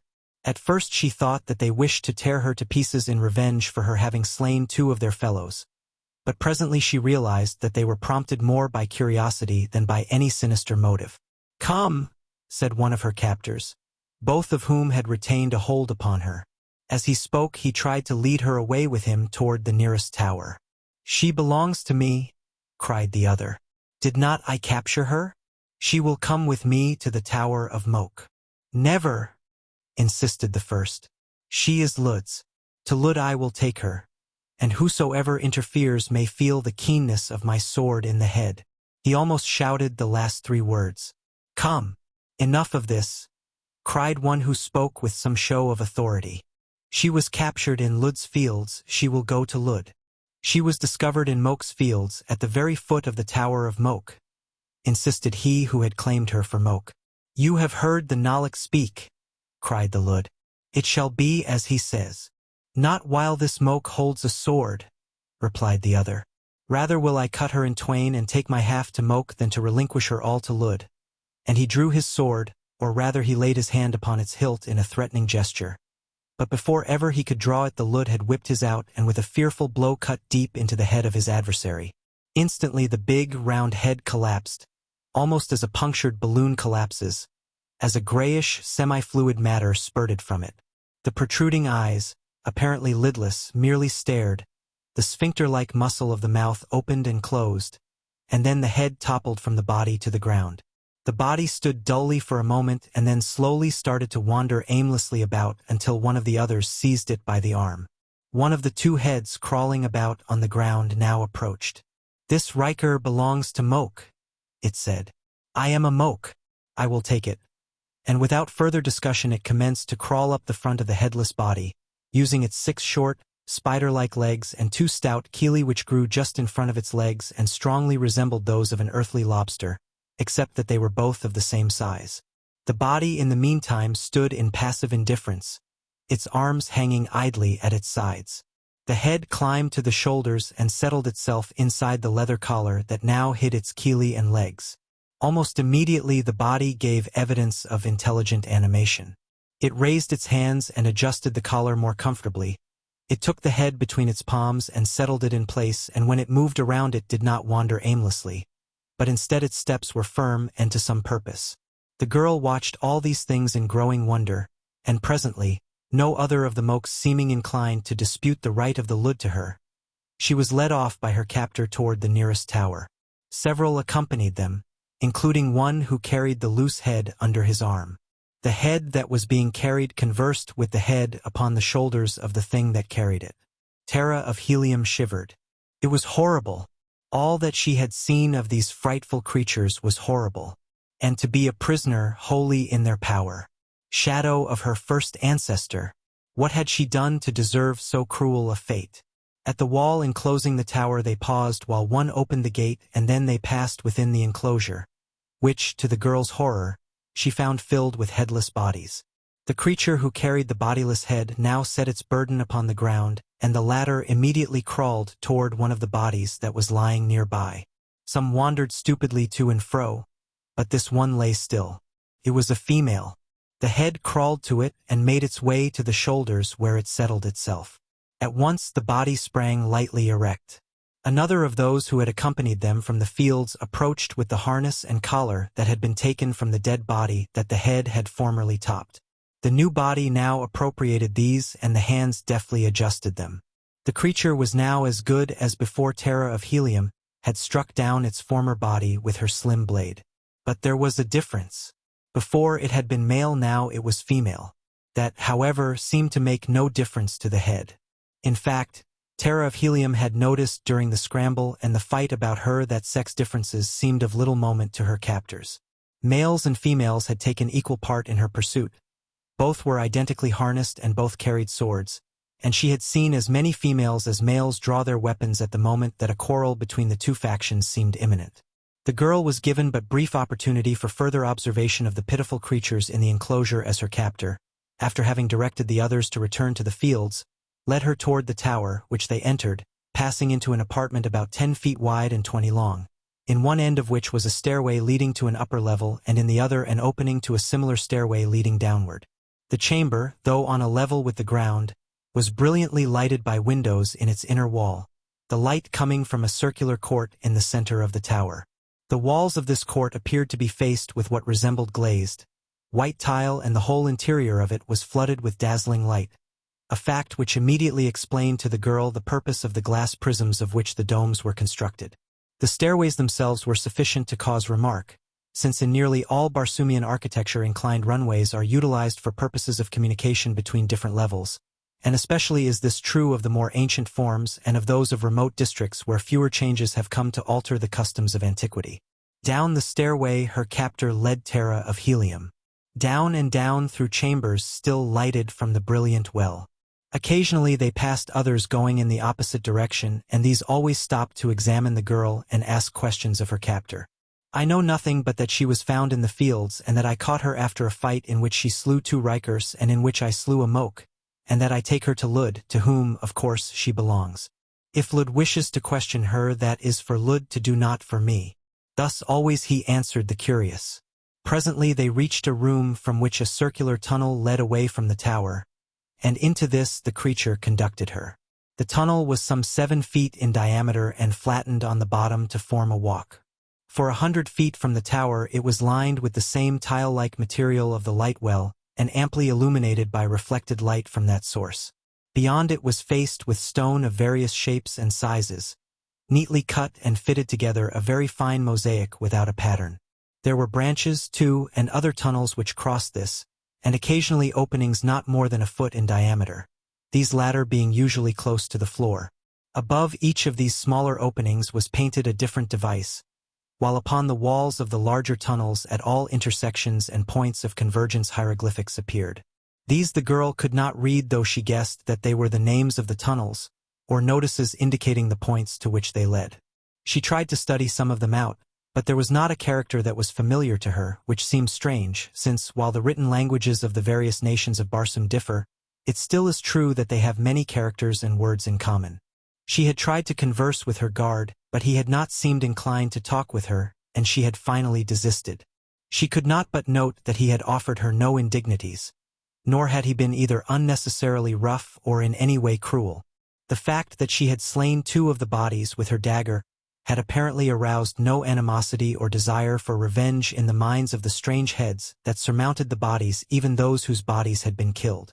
She did not try to understand it, since she could not approach the peculiar relationship between the heads and the bodies of these creatures from the basis of any past knowledge or experience of her own. So far their treatment of her seemed to augur naught that might arouse her fears. Perhaps, after all, she had been fortunate to fall into the hands of these strange people, who might not only protect her from harm, but even aid her in returning to Helium. That they were repulsive and uncanny she could not forget, but if they meant her no harm she could, at least, overlook their repulsiveness. Renewed hope aroused within her a spirit of greater cheerfulness, and it was almost blithely now that she moved at the side of her weird companion. She even caught herself humming a gay little tune that was then popular in Helium. The creature at her side turned its expressionless eyes upon her. "What is that noise that you are making?" it asked. "I was but humming an air," she replied. "Humming an air," he repeated. "I do not know what you mean, but do it again, I like it." This time she sang the words, while her companion listened intently. His face gave no indication of what was passing in that strange head. It was as devoid of expression as that of a spider. It reminded her of a spider. When she had finished, he turned toward her again. "That was different," he said. "I liked that better even than the other. How do you do it?" "Why," she said, "it is singing. Do you not know what song is?" "No," he replied. "Tell me how you do it." "It is difficult to explain," she told him, "since any explanation of it presupposes some knowledge of melody and of music, while your very question indicates that you have no knowledge of either." "No," he said, "I do not know what you are talking about, but tell me how you do it." "It is merely the melodious modulations of my voice," she explained. "Listen." And again she sang. "I do not understand," he insisted, "but I like it. Could you teach me to do it?" "I do not know, but I shall be glad to try." "We will see what PRELUDE does with you," he said. "If he does not want you, I will keep you, and you shall teach me to make sounds like that." At his request she sang again as they continued their way along the winding tunnel, which was now lighted by occasional bulbs which appeared to be similar to the radium bulbs with which she was familiar and which were common to all the nations of Barsoom, insofar as she knew, having been perfected at so remote a period that their very origin was lost in antiquity. They consist, usually, of a hemispherical bowl of heavy glass in which is packed a compound containing what, according to John Carter, must be radium.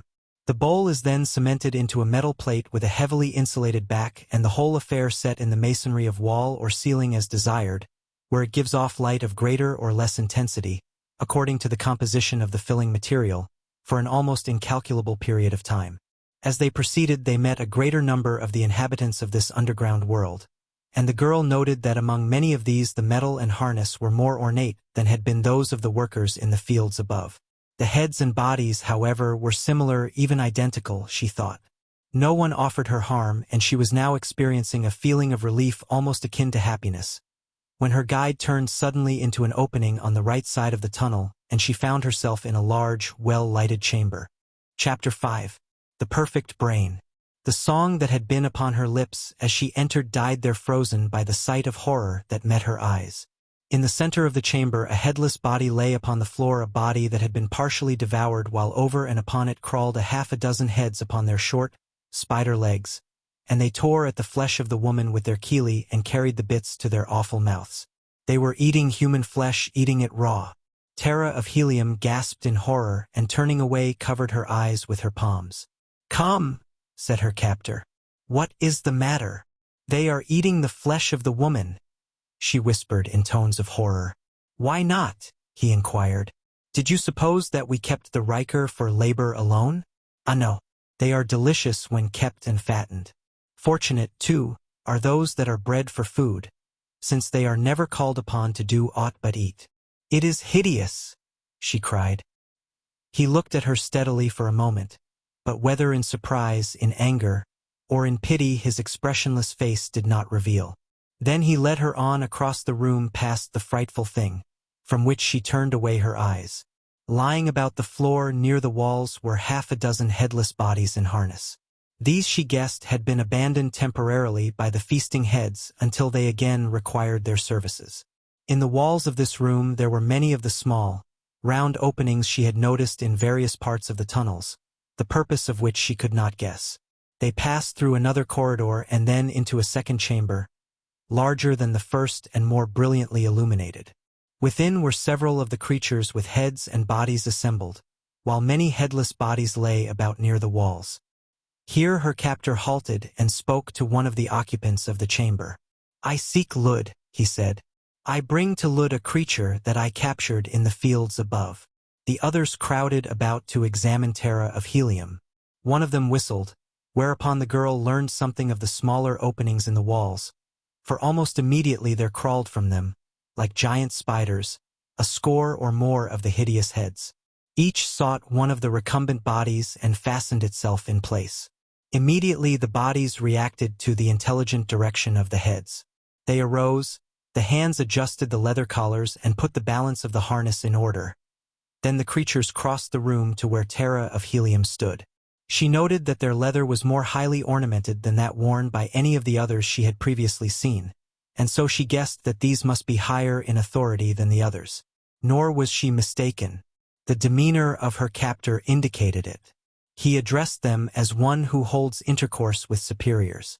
Several of those who examined her felt her flesh, pinching it gently between thumb and forefinger, a familiarity that the girl resented. She struck down their hands.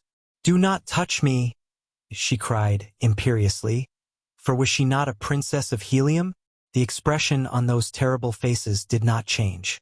She could not tell whether they were angry or amused, whether her action had filled them with respect for her or contempt. Only one of them spoke immediately. She will have to be fattened more, he said. The girl's eyes went wide with horror. She turned upon her captor. Do these frightful creatures intend to devour me? She cried. That is for Lud to say, he replied, and then he leaned closer so that his mouth was near her ear.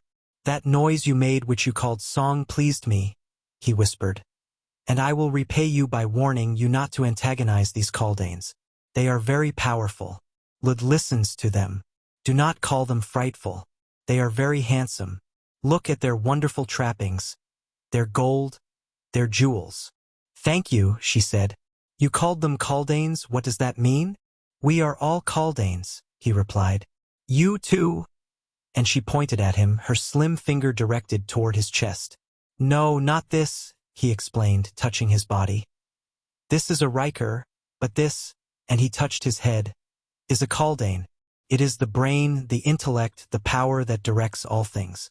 The Riker, he indicated his body, is nothing. It is not so much even as the jewels upon our harness. No, not so much as the harness itself. Carries us about. It is true that we would find difficulty getting along without it, but it has less value than harness or jewels because it is less difficult to reproduce. He turned again to the other Kaldanes. Will you notify Lud that I am here? He asked. September has already gone to Lud. He will tell him, replied one.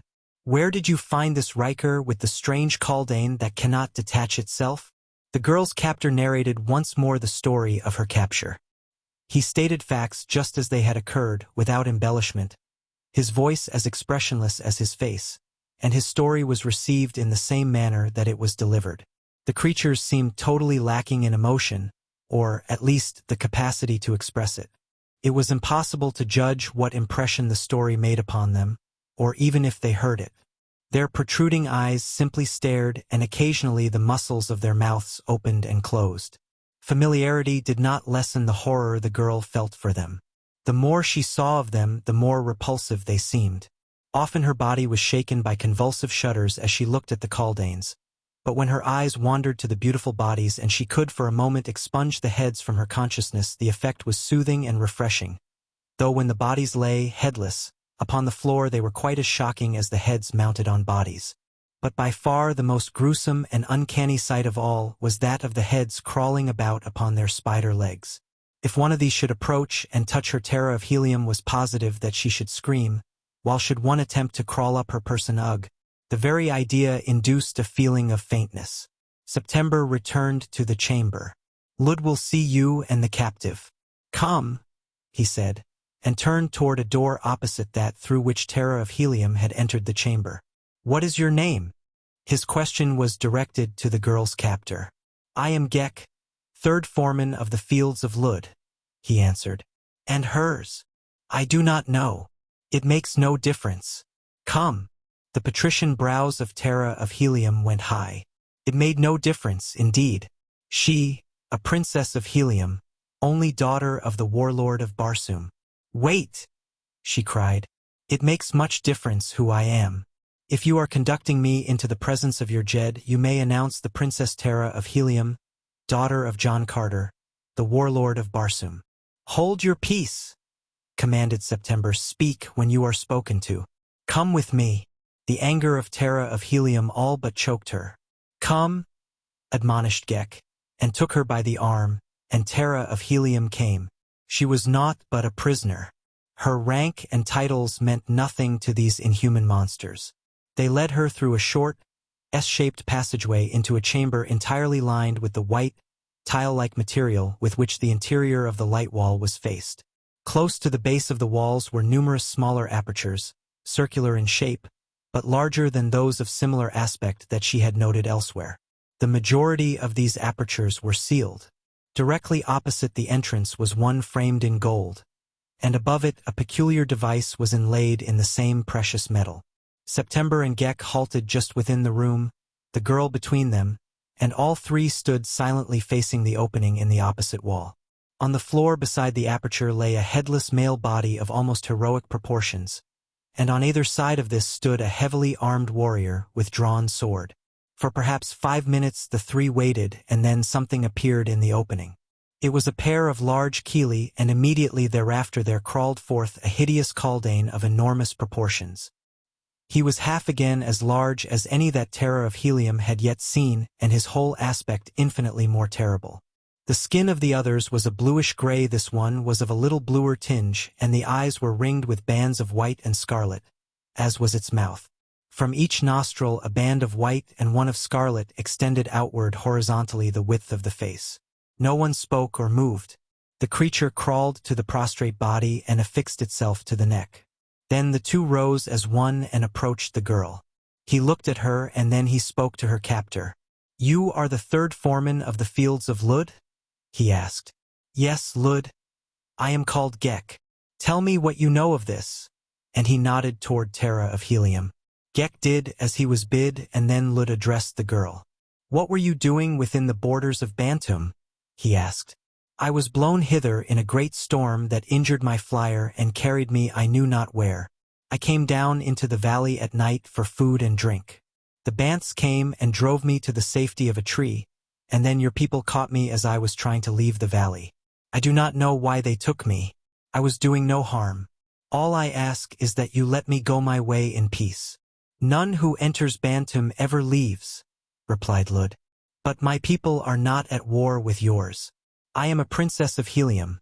My great-grandfather is a Jedak, my grandfather a Jed, and my father is warlord of all Barsoom. You have no right to keep me, and I demand that you liberate me at once."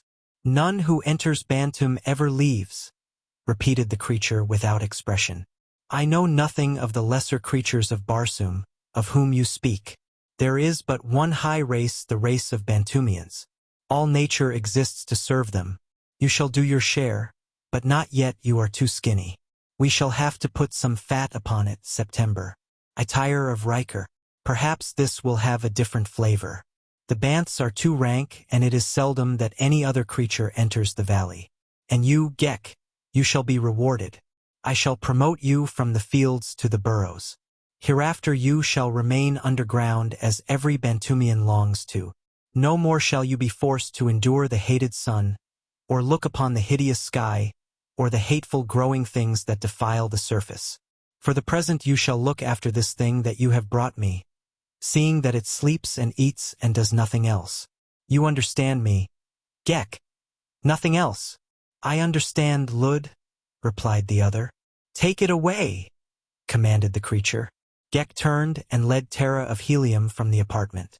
The girl was horrified by contemplation of the fate that awaited her, a fate from which it seemed there was no escape.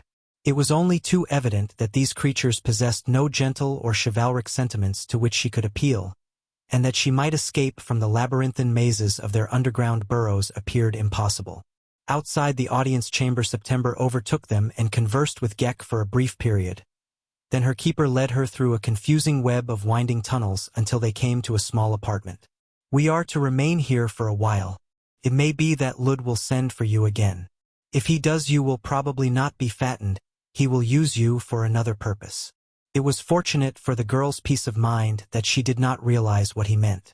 Sing for me, said Gek presently. Tara of Helium did not feel at all like singing, but she sang nevertheless, for there was always the hope that she might escape if given the opportunity, and if she could win the friendship of one of the creatures, her chances would be increased proportionately. All during the ordeal, for such it was to the overwrought girl, Gek stood with his eyes fixed upon her. It is wonderful, he said when she had finished. But I did not tell Lud. You noticed that I did not tell Lud about it. Had he known, he would have had you sing to him, and that would have resulted in your being kept with him, that he might hear you sing whenever he wished. But now I can have you all the time. How do you know he would like my singing? She asked. He would have to, replied Gek.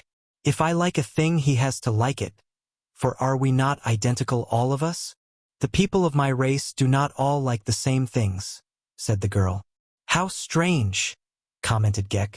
All Kaldanes like the same things and dislike the same things. If I discover something new and like it, I know that all Kaldanes will like it. That is how I know that Lud would like your singing. You see, we are all exactly alike. But you do not look like Lud, said the girl. Lud is king.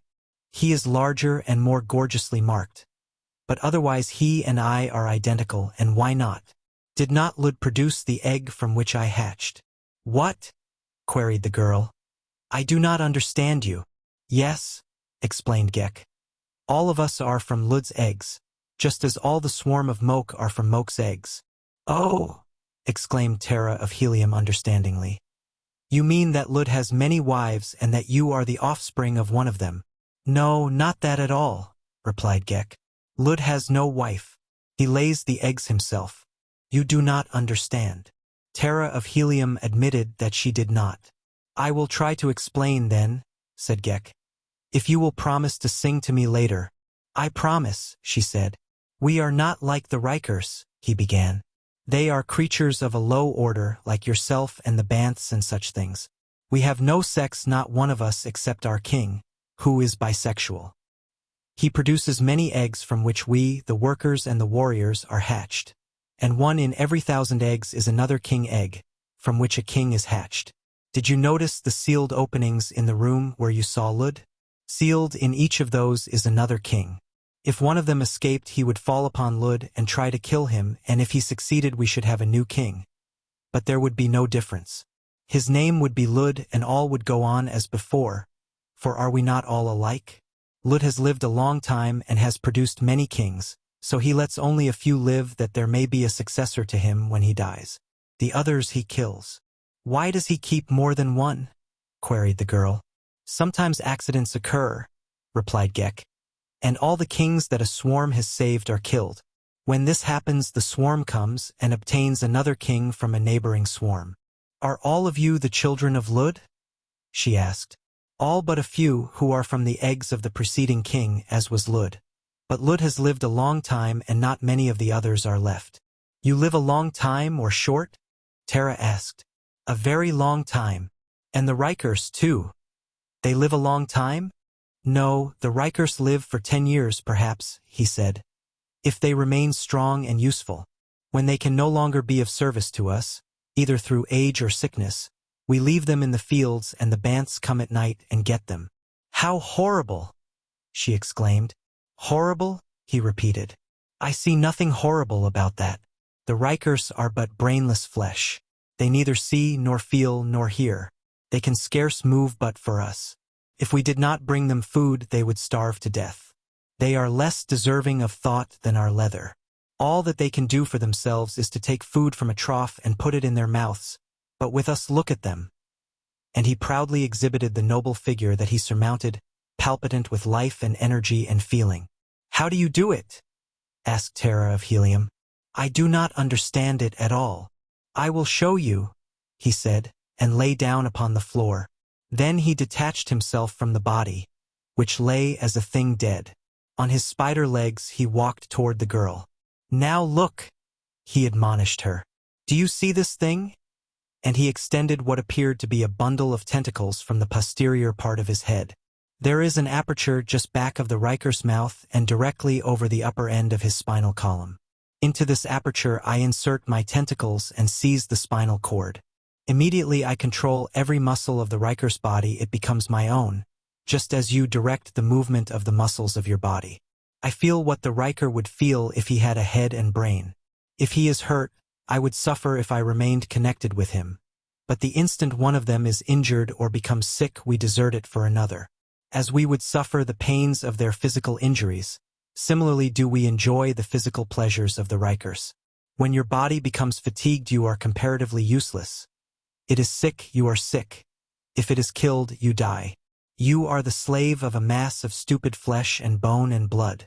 There is nothing more wonderful about your carcass than there is about the carcass of a banth. It is only your brain that makes you superior to the banth, but your brain is bound by the limitations of your body. Not so ours. With us, brain is everything. 90% of our volume is brain. We have only the simplest of vital organs, and they are very small, for they do not have to assist in the support of a complicated system of nerves, muscles, flesh and bone. We have no lungs, for we do not require air. Far below the levels to which we can take the Rikers is a vast network of burrows where the real life of the Kaldanes is lived.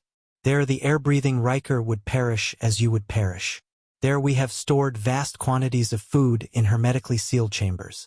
It will last forever. Far beneath the surface is water that will flow for countless ages after the surface water is exhausted. We are preparing for the time we know must come, the time when the last vestige of the Barsoomian atmosphere is spent, when the waters and the food are gone. For this purpose were we created, that there might not perish from the planet nature's divinest creation the perfect brain. "But what purpose can you serve when that time comes?" asked the girl. "You do not understand," he said. "It is too big for you to grasp, but I will try to explain it. Barsoom, the moons, the sun, the stars were created for a single purpose. From the beginning of time, nature has labored arduously toward the consummation of this purpose. At the very beginning, things existed with life, but with no brain. Gradually, rudimentary nervous systems and minute brains evolved. Evolution proceeded. The brains became larger and more powerful. In us you see the highest development. But there are those of us who believe that there is yet another step, that sometime in the far future our race shall develop into the superthing just brain. The incubus of legs and chelae and vital organs will be removed. The future Kaldane will be nothing but a great brain. Deaf, dumb, and blind, it will lie sealed in its buried vault far beneath the surface of Barsoom, just a great, wonderful, beautiful brain with nothing to distract it from eternal thought." "You mean it will just lie there and think?" cried Tara of Helium. "Just that," he exclaimed. "Could aught be more wonderful?" "Yes," replied the girl. "I can think of a number of things that would be infinitely more wonderful." Chapter 6. In the Toils of Horror. What the creature had told her gave Tara of Helium food for thought. She had been taught that every created thing fulfilled some useful purpose, and she tried conscientiously to discover just what was the rightful place of the Kaldane in the universal scheme of things. She knew that it must have its place, but what that place was, it was beyond her to conceive. She had to give it up. They recalled to her mind a little group of people in Helium who had forsworn the pleasures of life in the pursuit of knowledge. They were rather patronizing in their relations with those whom they thought not so intellectual. They considered themselves quite superior. She smiled at recollection of a remark her father had once made concerning them, to the effect that if one of them ever dropped his egotism and broke it, it would take a week to fumigate Helium. Her father liked normal people who knew too little, and people who knew too much were equally a bore. Tara of Helium was like her father in this respect, and like him, too, she was both sane and normal. Outside of her personal danger, there was much in this strange world that interested her. The Rikers aroused her keenest pity and vast conjecture. How and from what form had they evolved? She asked Gek. "Sing to me again, and I will tell you," he said. "If Lud would let me have you, you should never die. I should keep you always to sing to me." The girl marveled at the effect her voice had upon the creature. Somewhere in that enormous brain there was a chord that was touched by melody. It was the sole link between herself and the brain when detached from the Riker. When it dominated the Riker, it might have other human instincts, but these she dreaded even to think of. After she had sung, she waited for Gek to speak. For a long time he was silent, just looking at her through those awful eyes. "I wonder," he said presently, "if it might not be pleasant to be of your race. Do you all sing?" "Nearly all a little," she said. "But we do many other interesting and enjoyable things. We dance and play and work and love, and sometimes we fight, for we are a race of warriors." "Love," said the Kaldane. "I think I know what you mean. But we, fortunately, are above sentiment when we are detached. But when we dominate the Riker, that is different. And when I hear you sing and look at your beautiful body, I know what you mean by love.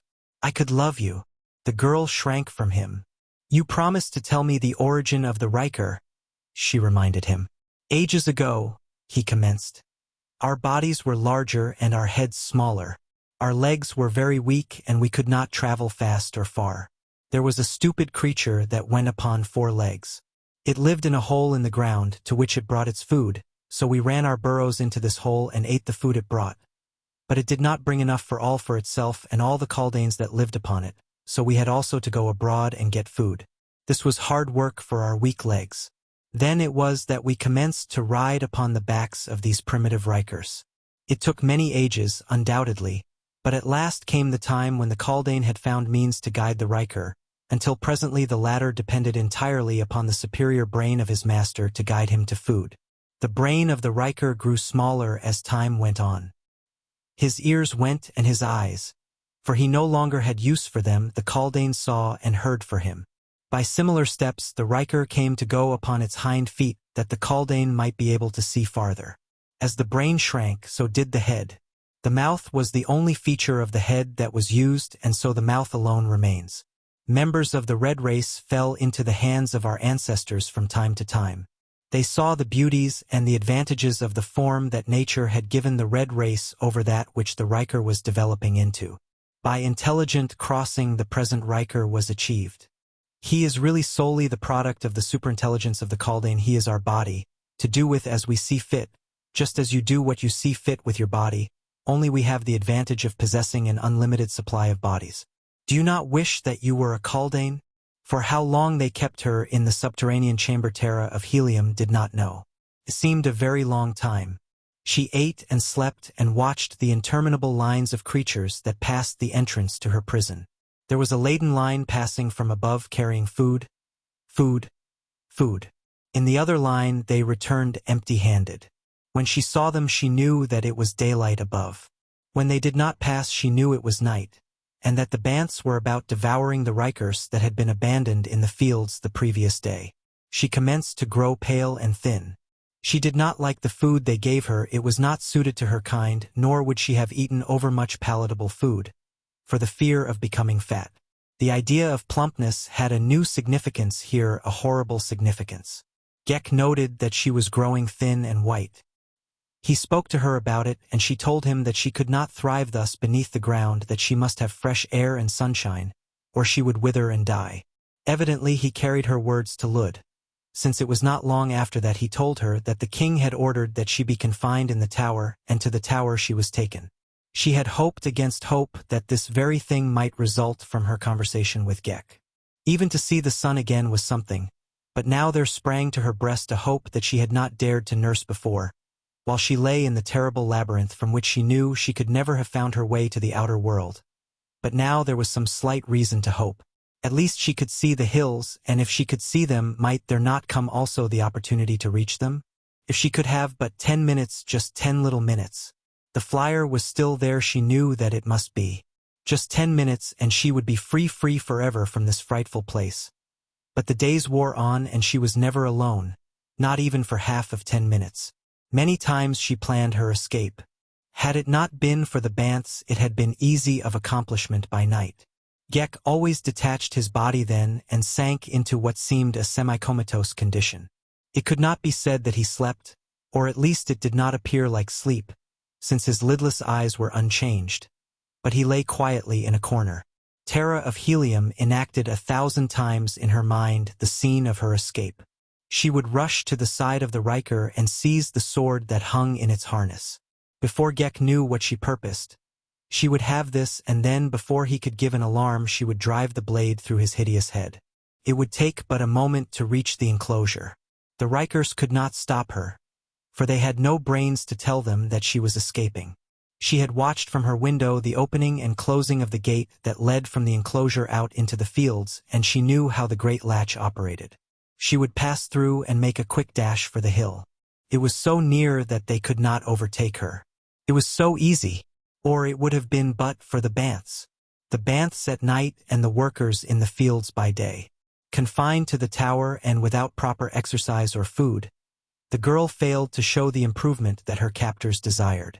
Gek questioned her in an effort to learn why it was that she did not grow round and plump, that she did not even look as well as when they had captured her.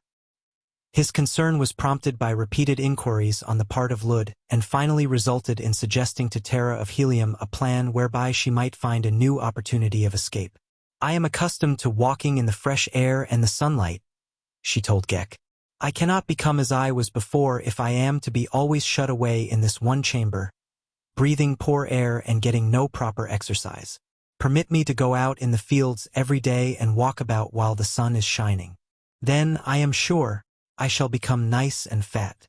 "You would run away," he said. "But how could I if you were always with me?" she asked. "And even if I wished to run away, where could I go? I do not know even the direction of Helium. It must be very far. The very first night the Banths would get me, would they not?" "They would," said Gek.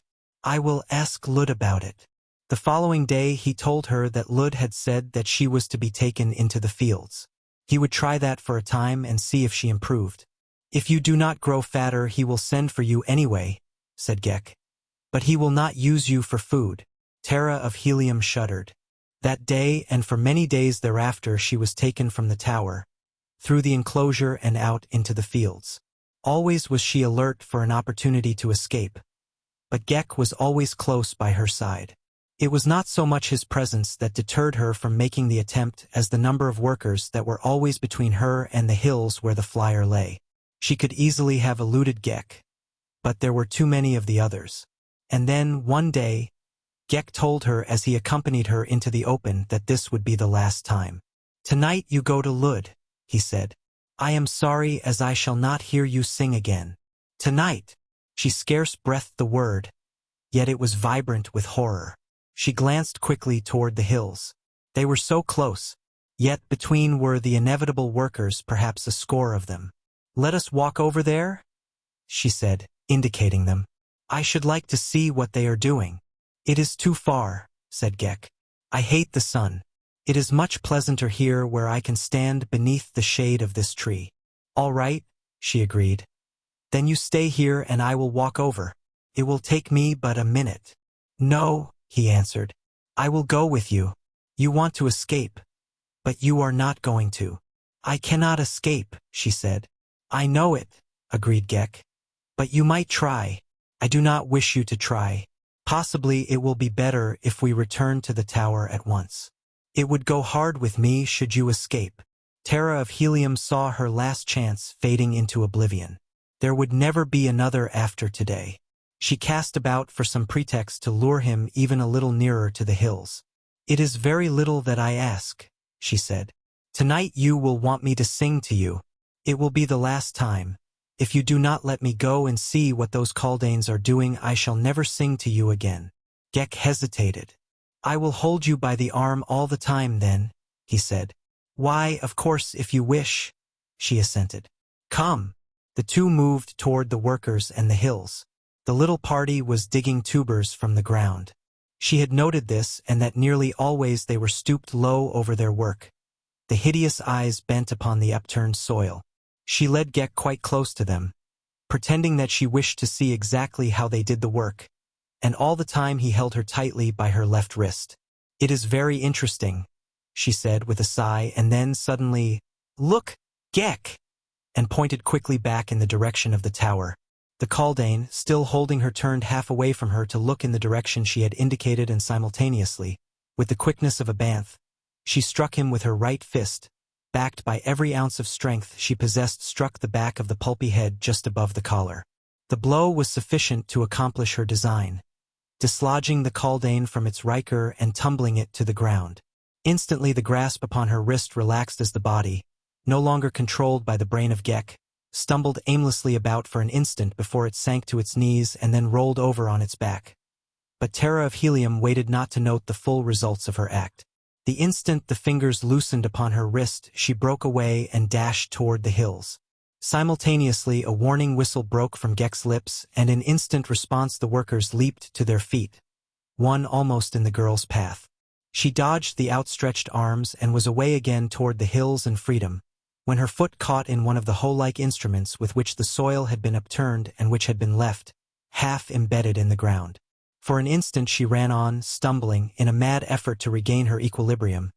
But the upturned furrows caught her feet again. She stumbled and this time went down, and as she scrambled to rise again, a heavy body fell upon her and seized her arms.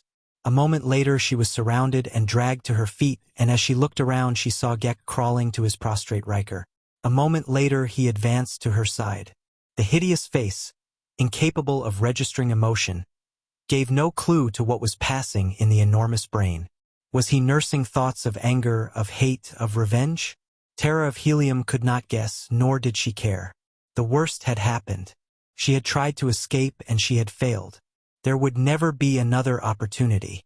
"Come," said Gek. "We will return to the tower." The deadly monotone of his voice was unbroken. It was worse than anger, for it revealed nothing of his intentions. It but increased her horror of these great brains that were beyond the possibility of human emotions. And so she was dragged back to her prison in the tower, and Gek took up his vigil again, squatting by the doorway, but now he carried a naked sword in his hand and did not quit his riker, only to change to another that he had brought to him when the first gave indications of weariness. The girl sat looking at him.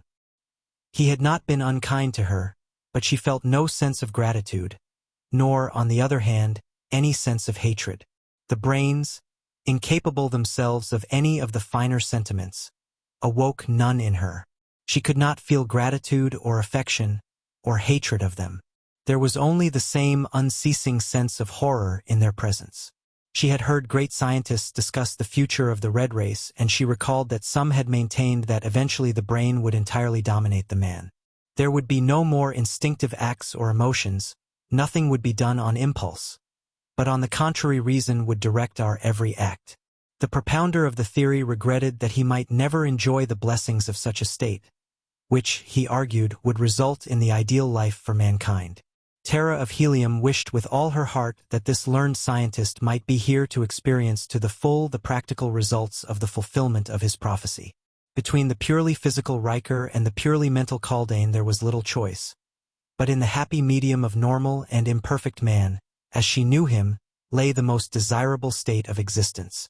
It would have been a splendid object lesson, she thought, to all those idealists who seek mass perfection in any phase of human endeavor, since here they might discover the truth that absolute perfection is as little to be desired as is its antithesis.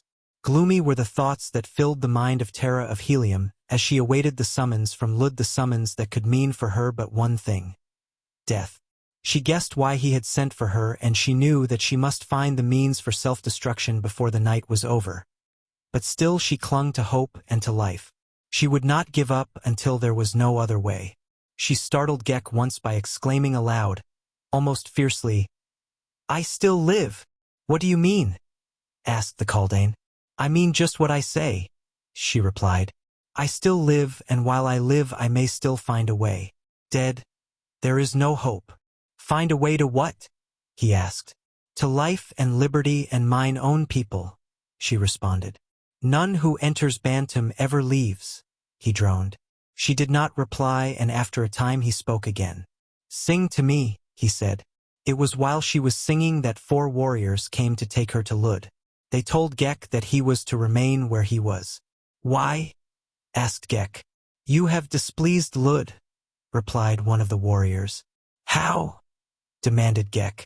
You have demonstrated a lack of uncontaminated reasoning power. You have permitted sentiment to influence you, thus demonstrating that you are a defective. You know the fate of defectives. I know the fate of defectives, but I am no defective, insisted Gek. You permitted the strange noises which issue from her throat to please and soothe you, knowing well that their origin and purpose had nothing whatever to do with logic or the powers of reason. This in itself constitutes an unimpeachable indictment of weakness. Then, influenced doubtless by an illogical feeling of sentiment, you permitted her to walk abroad in the fields to a place where she was able to make an almost successful attempt to escape. Your own reasoning power, were it not defective, would convince you that you are unfit. The natural and reasonable consequence is destruction. Therefore you will be destroyed in such a way that the example will be beneficial to all other Kaldanes of the swarm of Lud. In the meantime you will remain where you are. You are right, said Gek. I will remain here until Lud sees fit to destroy me in the most reasonable manner. Tara of Helium shot a look of amazement at him as they led her from the chamber. Over her shoulder she called back to him, Remember, Gek, you still live. Then they led her along the interminable tunnels to where Lud awaited her. When she was conducted into his presence, he was squatting in a corner of the chamber upon his 6 spidery legs. Near the opposite wall lay his Riker, its beautiful form trapped in gorgeous harness, a dead thing without a guiding Kaldane. Lud dismissed the warriors who had accompanied the prisoner. Then he sat with his terrible eyes fixed upon her, and without speaking for some time. Tara of Helium could but wait. What was to come she could only guess. When it came would be sufficiently the time to meet it. There was no necessity for anticipating the end. Presently Lud spoke. You think to escape, he said, in the deadly, expressionless monotone of his kind, the only possible result of orally expressing reason uninfluenced by sentiment. You will not escape. You are merely the embodiment of 2 imperfect things, an imperfect brain and an imperfect body. The 2 cannot exist together in perfection. There you see a perfect body. He pointed toward the Riker. It has no brain. Here, and he raised one of his Keeli to his head, is the perfect brain. It needs no body to function perfectly and properly as a brain. You would pit your feeble intellect against mine. Even now you are planning to slay me. If you are thwarted in that, you expect to slay yourself. You will learn the power of mind over matter. I am the mind. You are the matter. What brain you have is too weak and ill-developed to deserve the name of brain. You have permitted it to be weakened by impulsive acts dictated by sentiment. It has no value. It has practically no control over your existence. You will not kill me. You will not kill yourself. When I am through with you, you shall be killed if it seems the logical thing to do. You have no conception of the possibilities for power which lie in a perfectly developed brain. Look at that Riker. He has no brain. He can move but slightly of his own volition. An inherent mechanical instinct that we have permitted to remain in him allows him to carry food to his mouth. But he could not find food for himself. We have to place it within his reach and always in the same place. Should we put food at his feet and leave him alone, he would starve to death. But now watch what a real brain may accomplish. He turned his eyes upon the Riker and squatted there glaring at the insensate thing. Presently, to the girl's horror, the headless body moved. It rose slowly to its feet and crossed the room to Lud. It stooped and took the hideous head in its hands. It raised the head and set it on its shoulders. What chance have you against such power? Asked Lud. As I did with the Riker, so can I do with you. Tara of Helium made no reply. Evidently no vocal reply was necessary. You doubt my ability, stated Lud, which was precisely the fact. Though the girl had only thought it, she had not said it. Lud crossed the room and lay down. Then he detached himself from the body and crawled across the floor until he stood directly in front of the circular opening through which she had seen him emerge the day that she had first been brought to his presence. He stopped there and fastened his terrible eyes upon her. He did not speak, but his eyes seemed to be boring straight to the center of her brain. She felt an almost irresistible force urging her toward the Kaldane. She fought to resist it. She tried to turn away her eyes, but she could not. They were held as in horrid fascination upon the glittering, lidless orbs of the great brain that faced her. Slowly, every step a painful struggle of resistance, she moved toward the horrific monster. She tried to cry aloud in an effort to awaken her numbing faculties, but no sound passed her lips. If those eyes would but turn away, just for an instant, she felt that she might regain the power to control her steps. But the eyes never left hers. They seemed but to burn deeper and deeper, gathering up every vestige of control of her entire nervous system. As she approached the thing, it backed slowly away upon its spider legs. She noticed that its chelae waved slowly to and fro before it as it backed, through the round aperture in the wall. Must she follow it there, too? What new and nameless horror lay concealed in that hidden chamber? No, she would not do it. Yet before she reached the wall, she found herself down and crawling upon her hands and knees straight toward the hole from which the two eyes still clung to hers. At the very threshold of the opening, she made a last, heroic stand, battling against the force that drew her on. But in the end she succumbed. With a gasp that ended in a sob, Tara of Helium passed through the aperture into the chamber beyond. The opening was but barely large enough to admit her. Upon the opposite side she found herself in a small chamber. Before her squatted Lud.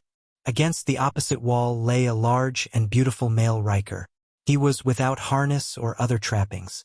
"You see now," said Lud, "the futility of revolt." The words seemed to release her momentarily from the spell. Quickly she turned away her eyes. "Look at me," commanded Lud. Tara of Helium kept her eyes averted. She felt a new strength, or at least a diminution of the creature's power over her. Had she stumbled upon the secret of its uncanny domination over her will? She dared not hope. With eyes averted, she turned toward the aperture through which those baleful eyes had drawn her. Again Lud commanded her to stop, but the voice alone lacked all authority to influence her. It was not like the eyes. She heard the creature whistle and knew that it was summoning assistance. But because she did not dare look toward it, she did not see it turn and concentrate its gaze upon the great, headless body lying by the further wall. The girl was still slightly under the spell of the creature's influence. She had not regained full and independent domination of her powers.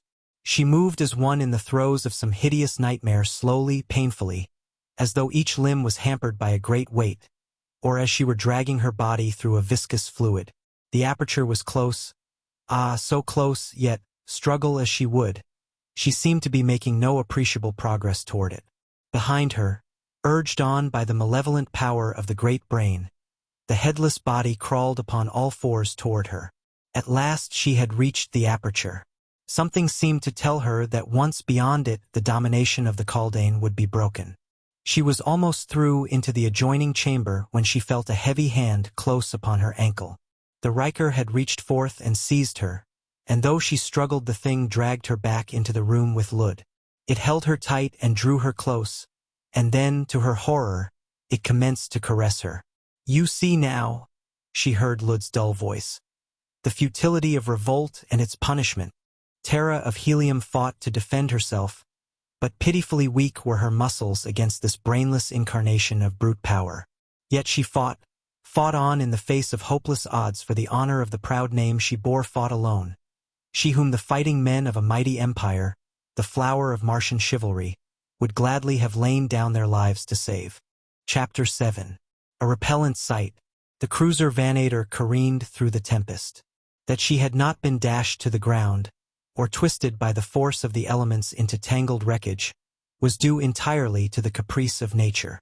For all the duration of the storm she rode, a helpless derelict, upon those storm-tossed waves of wind. but for all the dangers and vicissitudes they underwent, she and her crew might have borne charmed lives up to within an hour of the abating of the hurricane. It was then that the catastrophe occurred, a catastrophe indeed to the crew of the Vanator and the kingdom of Gathol. The men had been without food or drink since leaving Helium, and they had been hurled about and buffeted in their lashings until all were worn to exhaustion. There was a brief lull in the storm during which one of the crew attempted to reach his quarters, after releasing the lashings which had held him to the precarious safety of the deck. The act in itself was a direct violation of orders, and, in the eyes of the other members of the crew, the effect, which came with startling suddenness, took the form of a swift and terrible retribution. Scarce had the man released the safety snaps ere a swift arm of the storm monster encircled the ship, rolling it over and over, with the result that the foolhardy warrior went overboard at the first turn. Unloosed from their lashing by the constant turning and twisting of the ship and the force of the wind, the boarding and landing tackle had been trailing beneath the keel, a tangled mass of cordage and leather. Upon the occasions that the Vanator rolled completely over, these things would be wrapped around her until another revolution in the opposite direction, or the wind itself, carried them once again clear of the deck to trail, whipping in the storm beneath the hurtling ship. Into this fell the body of the warrior, and as a drowning man clutches at a straw, so the fellow clutched at the tangled cordage that caught him and arrested his fall. With the strength of desperation he clung to the cordage, seeking frantically to entangle his legs and body in it.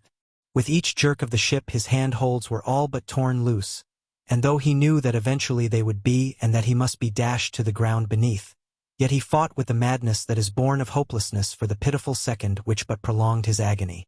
It was upon this sight then that Gahan of Gathol looked, over the edge of the careening deck of the Vanator, as he sought to learn the fate of his warrior. Lashed to the gunwale close at hand, a single landing leather that had not fouled the tangled mass beneath whipped free from the ship's side, the hook snapping at its outer end. The Jetan of Gathol grasped the situation in a single glance. Below him one of his people looked into the eyes of death. To the Jed's hand lay the means for succor. There was no instant's hesitation. Casting off his deck lashings, he seized the landing leather and slipped over the ship's side. Swinging like a bob upon a mad pendulum, he swung far out and back again, turning and twisting 3,000 feet above the surface of Barsoom. And then, at last, the thing he had hoped for occurred. He was carried within reach of the cordage where the warrior still clung, though with rapidly diminishing strength. Catching one leg on a loop of the tangled strands, Gahan pulled himself close enough to seize another quite near to the fellow. Clinging precariously to this new hold, the Jed slowly drew in the landing leather, down which he had clambered until he could grasp the hook at its end. This he fastened to a ring in the warrior's harness, just before the man's weakened fingers slipped from their hold upon the cordage. Temporarily, at least, he had saved the life of his subject, and now he turned his attention toward ensuring his own safety.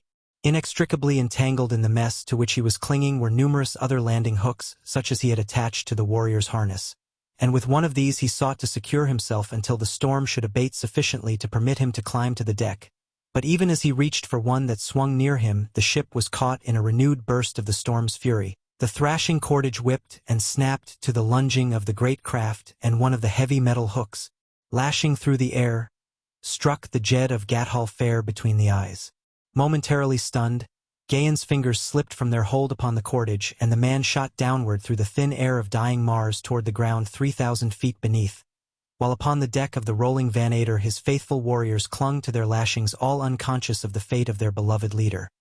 Nor was it until more than an hour later, after the storm had materially subsided, that they realized he was lost, or knew the self-sacrificing heroism of the act that had sealed his doom.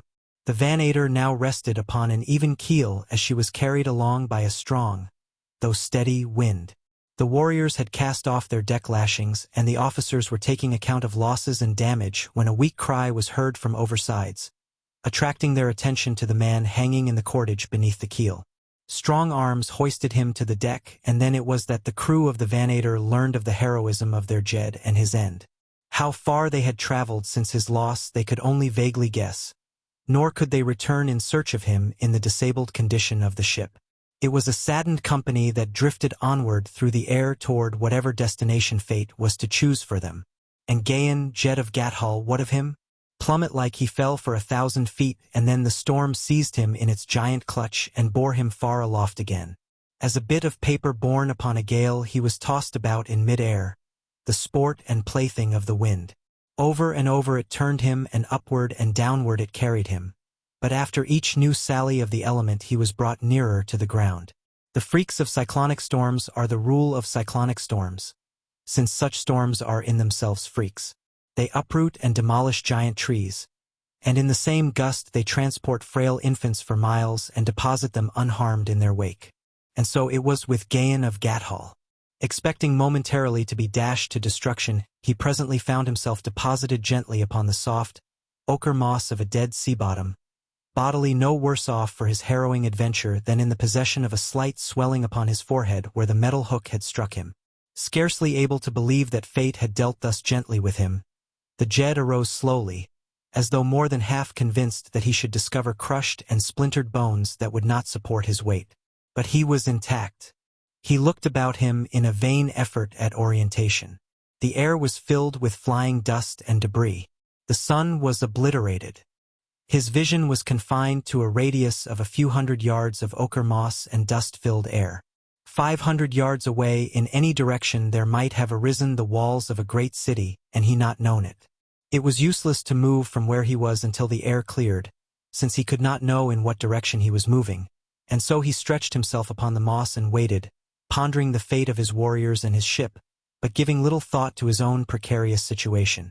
Lashed to his harness were his swords, his pistols, and a dagger, and in his pocket-pouch a small quantity of the concentrated rations that form a part of the equipment of the fighting men of Barsoom. These things together with trained muscles, high courage, and an undaunted spirit sufficed him for whatever misadventures might lie between him and Gathol, which lay in what direction he knew not, nor at what distance. The wind was falling rapidly, and with it the dust that obscured the landscape. That the storm was over he was convinced, but he chafed at the inactivity the low visibility put upon him, nor did conditions better materially before night fell, so that he was forced to await the new day at the very spot at which the tempest had deposited him. Without his sleeping silks and furs, he spent a far from comfortable night, and it was with feelings of unmixed relief that he saw the sudden dawn burst upon him. The air was now clear, and in the light of the new day, he saw an undulating plain stretching in all directions about him, while to the northwest there were barely discernible the outlines of low hills. Toward the southeast of Gathol was such a country, and as Gahan surmised the direction and the velocity of the storm to have carried him somewhere in the vicinity of the country he thought he recognized, he assumed that Gathol lay behind the hills he now saw, whereas, in reality, it lay far to the northeast. It was 2 days before Gahan had crossed the plain and reached the summit of the hills from which he hoped to see his own country, only to meet at last with disappointment. Before him stretched another plain, of even greater proportions than that he had but just crossed, and beyond this other hills. In one material respect this plain differed from that behind him in that it was dotted with occasional isolated hills. Convinced, however, that Gathol lay somewhere in the direction of his search, he descended into the valley and bent his steps toward the northwest.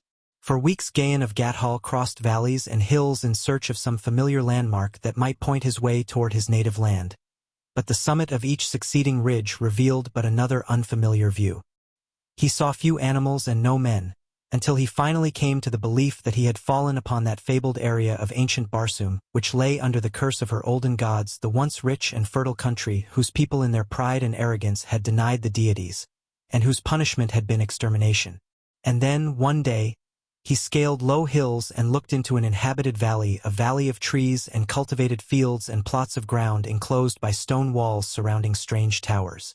He saw people working in the fields, but he did not rush down to greet them. First he must know more of them and whether they might be assumed to be friends or enemies. Hidden by concealing shrubbery, he crawled to a vantage point upon a hill that projected further into the valley, and here he lay upon his belly watching the workers closest to him. They were still quite a distance from him, and he could not be quite sure of them, but there was something verging upon the unnatural about them. Their heads seemed out of proportion to their bodies too large. For a long time he lay watching them, and ever more forcibly it was borne in upon his consciousness that they were not as he, and that it would be rash to trust himself among them. Presently he saw a couple appear from the nearest enclosure and slowly approach those who were working nearest to the hill where he lay in hiding. Immediately he was aware that one of these differed from all the others. Even at the greater distance he noted that the head was smaller, and as they approached, he was confident that the harness of one of them was not as the harness of its companion or of that of any of those who tilled the fields. The two stopped often, apparently in argument, as though one would proceed in the direction that they were going while the other demurred. But each time the smaller one reluctant consent from the other, and so they came closer and closer to the last line of workers toiling between the enclosure from which they had come and the hill where Gahan of Gathol lay watching, and then suddenly the smaller figure struck its companion full in the face. Gahan, horrified, saw the latter's head topple from its body, saw the body stagger and fall to the ground. The man half rose from his concealment the better to view the happening in the valley below. The creature that had felled its companion was dashing madly in the direction of the hill upon which he was hidden. It dodged one of the workers that sought to seize it. Gahan hoped that it would gain its liberty. Why, he did not know other than at closer range it had every appearance of being a creature of his own race. Then he saw it stumble and go down, and instantly its pursuers were upon it. Then it was that Gahan's eyes chanced to return to the figure of the creature the fugitive had felled. What horror was this that he was witnessing? Or were his eyes playing some ghastly joke upon him? No, impossible though it was true. The head was moving slowly to the fallen body. It placed itself upon the shoulders, the body rose, and the creature, seemingly as good as new, ran quickly to where its fellows were dragging the hapless captive to its feet. The watcher saw the creature take its prisoner by the arm and lead it back to the enclosure, and even across the distance that separated them from him, he could note dejection and utter hopelessness in the bearing of the prisoner, and, too, he was half convinced that it was a woman, perhaps a red Martian of his own race. Could he be sure that this was true, he must make some effort to rescue her, even though the customs of his strange world required it only in case she was of his own country. But he was not sure. She might not be a red Martian at all, or, if she were, it was as possible that she sprang from an enemy people as not. His first duty was to return to his own people with as little personal risk as possible, and though the thought of adventure stirred his blood, he put the temptation aside with a sigh and turned away from the peaceful and beautiful valley that he longed to enter, for it was his intention to skirt its eastern edge and continue his search for Gathol beyond. As Gahan of Gathol turned his steps along the southern slopes of the hills that bound Barsoom upon the south and east, his attention was attracted toward a small cluster of trees a short distance to his right. The low sun was casting long shadows. It would soon be night. The trees were off the path that he had chosen, and he had little mind to be diverted from his way. But as he looked again he hesitated. There was something there besides boles of trees and underbrush. There were suggestions of familiar lines of the handicraft of man. Gahan stopped and strained his eyes in the direction of the thing that had arrested his attention. No, he must be mistaken. The branches of the trees and a low bush had taken on an unnatural semblance in the horizontal rays of the setting sun. He turned and continued upon his way, but as he cast another side glance in the direction of the object of his interest, the sun's rays were shot back into his eyes from a glistening point of radiance among the trees.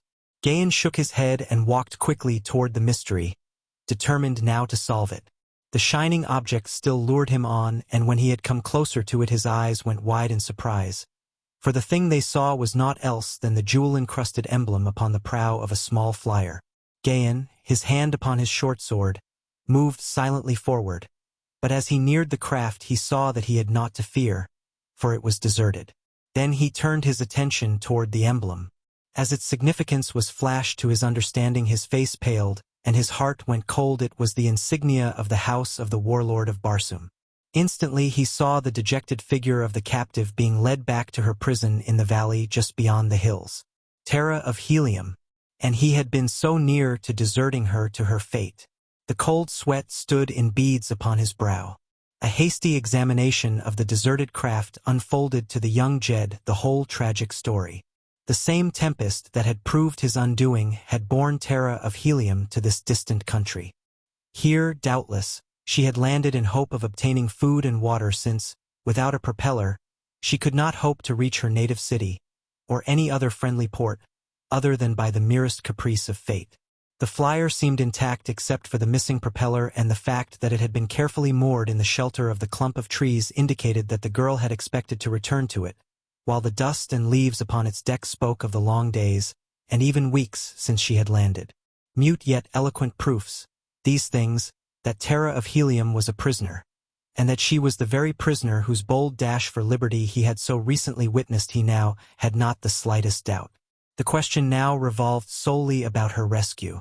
He knew to which tower she had been taken, that much and no more. Of the number, the kind, or the disposition of her captors he knew nothing.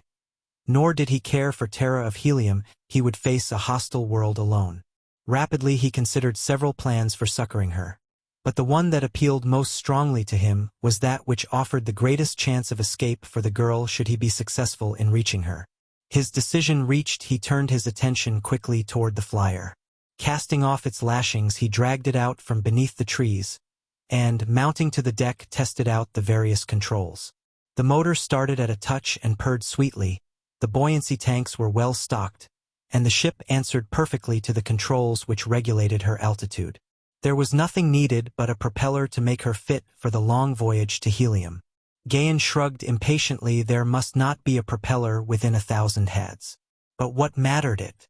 The craft, even without a propeller, would still answer the purpose his plan required of it, provided the captors of Tara of Helium were a people without ships, and he had seen nothing to suggest that they had ships. The architecture of their towers and enclosures assured him that they had not. The sudden Barsoomian night had fallen. Burroughs rode majestically the high heavens. The rumbling roar of a banth reverberated among the hills. Gahan of Gathol let the ship rise a few feet from the ground. Then, seizing a bow rope, he dropped over the side. To tow the little craft was now a thing of ease, and as Gahan moved rapidly toward the brow of the hill above Bantam, the flyer floated behind him as lightly as a swan upon a quiet lake. Now down the hill toward the tower, dimly visible in the moonlight, the Gatholian turned his steps. Closer behind him sounded the roar of the hunting banth. He wondered if the beast sought him or was following some other spoor. He could not be delayed now by any hungry beast of prey, for what might that very instant be befalling Tara of Helium he could not guess, and so he hastened his steps. But closer and closer came the horrid screams of the great carnivore, and now he heard the swift fall of padded feet upon the hillside behind him. He glanced back just in time to see the beast break into a rapid charge. His hand leaped to the hilt of his long sword, but he did not draw, for in the same instant he saw the futility of armed resistance, since behind the first banth came a herd of at least a dozen others.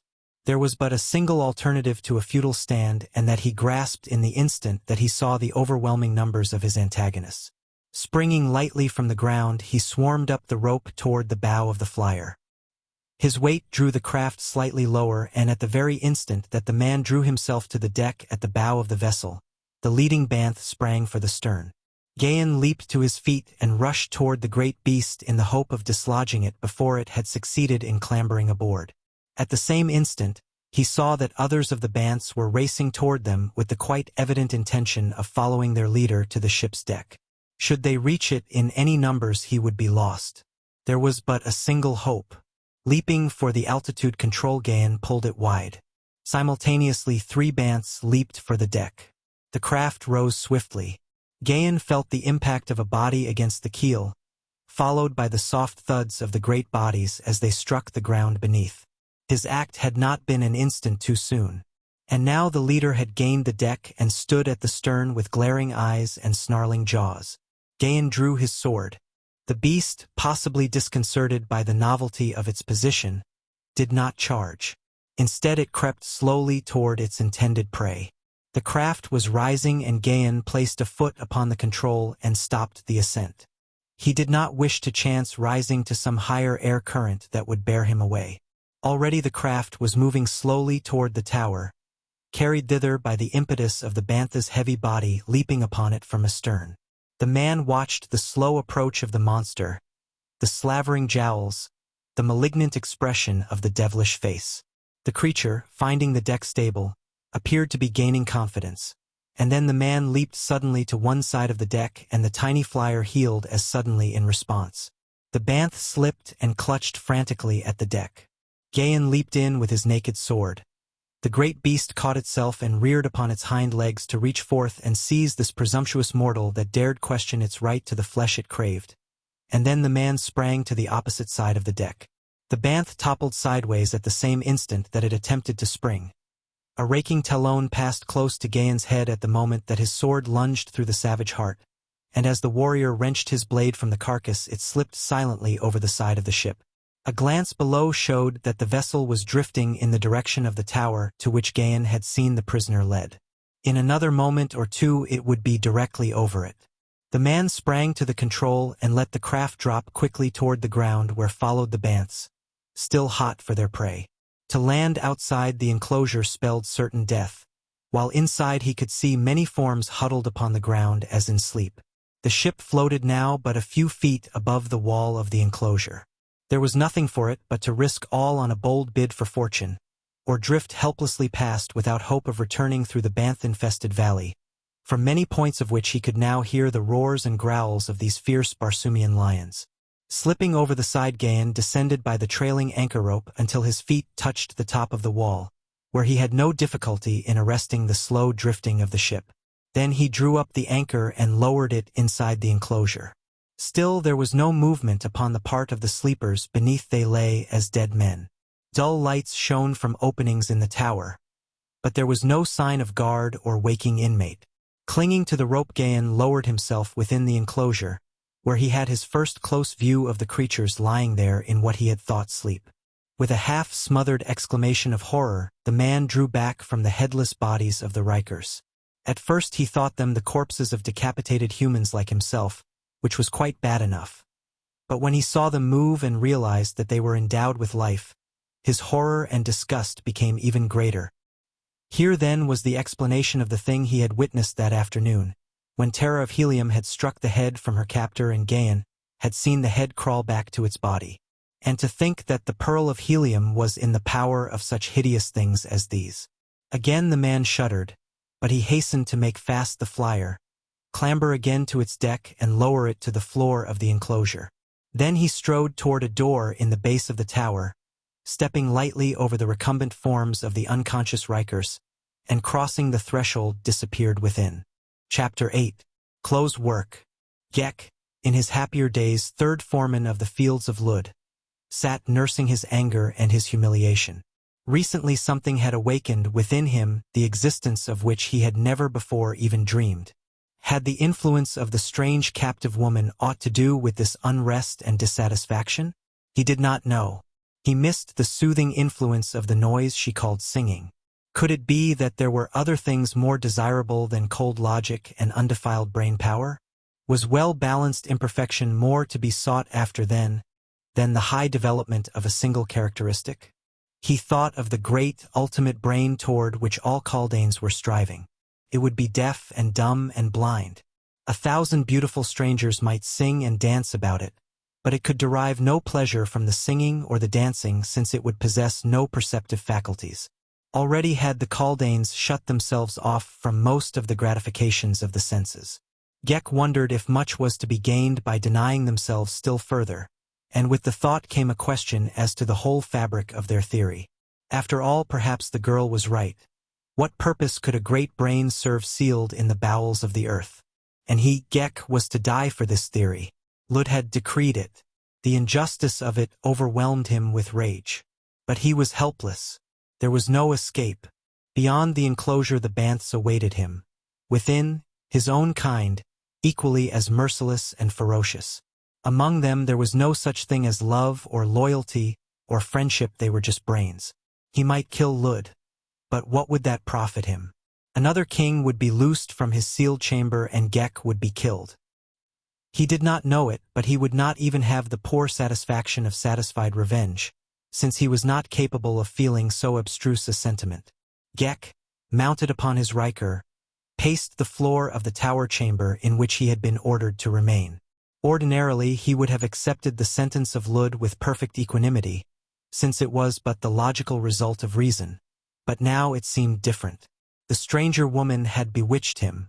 Life appeared a pleasant thing. There were great possibilities in it. The dream of the ultimate brain had receded into a tenuous haze far in the background of his thoughts. At that moment there appeared in the doorway of the chamber a red warrior with naked sword. He was a male counterpart of the prisoner whose sweet voice had undermined the cold, calculating reason of the Kaldane. "Silence!" admonished the newcomer. His straight brows gathered in an ominous frown and the point of his long sword playing menacingly before the eyes of the Kaldane. "I seek the woman, Tara of Helium. Where is she? If you value your life, speak quickly and speak the truth." If he valued his life, it was a truth that Gek had but just learned. He thought quickly. After all, a great brain is not without its uses. Perhaps here lay escape from the sentence of Lud. "You are of her kind?" he asked. "You come to rescue her?" "Yes." "Listen, then. I have befriended her, and because of this I am to die. If I help you to liberate her, will you take me with you?" Gahan of Gathol eyed the weird creature from crown to foot, the perfect body, the grotesque head, the expressionless face. Among such as these had the beautiful daughter of Helium been held captive for days and weeks. "If she lives and is unharmed," he said, "I will take you with us." "When they took her from me she was alive and unharmed," replied Gek. "I cannot say what has befallen her since. Lud sent for her." "Who is Lud? Where is he? Lead me to him."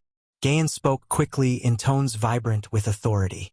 "Come, then," said Gek, leading the way from the apartment and down a stairway toward the underground burrows of the Kaldanes. "Lud is my king. I will take you to his chambers." "Hasten," urged Gahan. "Sheathe your sword," warned Gek, "so that should we pass others of my kind, I may say to them that you are a new prisoner with some likelihood of winning their belief." Gahan did as he was bid, but warning the Kaldane that his hand was ever ready at his dagger's hilt. "You need have no fear of treachery," said Gek. "My only hope of life lies in you. And if you fail me," Gahan admonished him, "I can promise you as sure a death as even your king might guarantee you." Gek made no reply, but moved rapidly through the winding subterranean corridors until Gahan began to realize how truly was he in the hands of this strange monster. If the fellow should prove false, it would profit Gahan nothing to slay him, since without his guidance the red man might never hope to retrace his way to the tower and freedom. Twice they met and were accosted by other Kaldanes, but in both instances Gek's simple statement that he was taking a new prisoner to Lud appeared to allay all suspicion, and then at last they came to the antechamber of the king. "Here, now, red man, thou must fight, if ever," whispered Gek. "Enter there," and he pointed to a doorway before them. "And you?" asked Gahan, still fearful of treachery. "My Riker is powerful," replied the Kaldane. "I shall accompany you and fight at your side. As well die thus as in torture later at the will of Lud. Come." But Gahan had already crossed the room and entered the chamber beyond. Upon the opposite side of the room was a circular opening guarded by two warriors. Beyond this opening he could see two figures struggling upon the floor, and the fleeting glimpse he had of one of the faces suddenly endowed him with the strength of 10 warriors and the ferocity of a wounded banth. It was Tara of Helium, fighting for her honor or her life. The warriors, startled by the unexpected appearance of a red man, stood for a moment in dumb amazement, and in that moment Gahan of Gathol was upon them, and one was down, a sword thrust through its heart. "Strike at the heads," whispered the voice of Gek in Gahan's ear.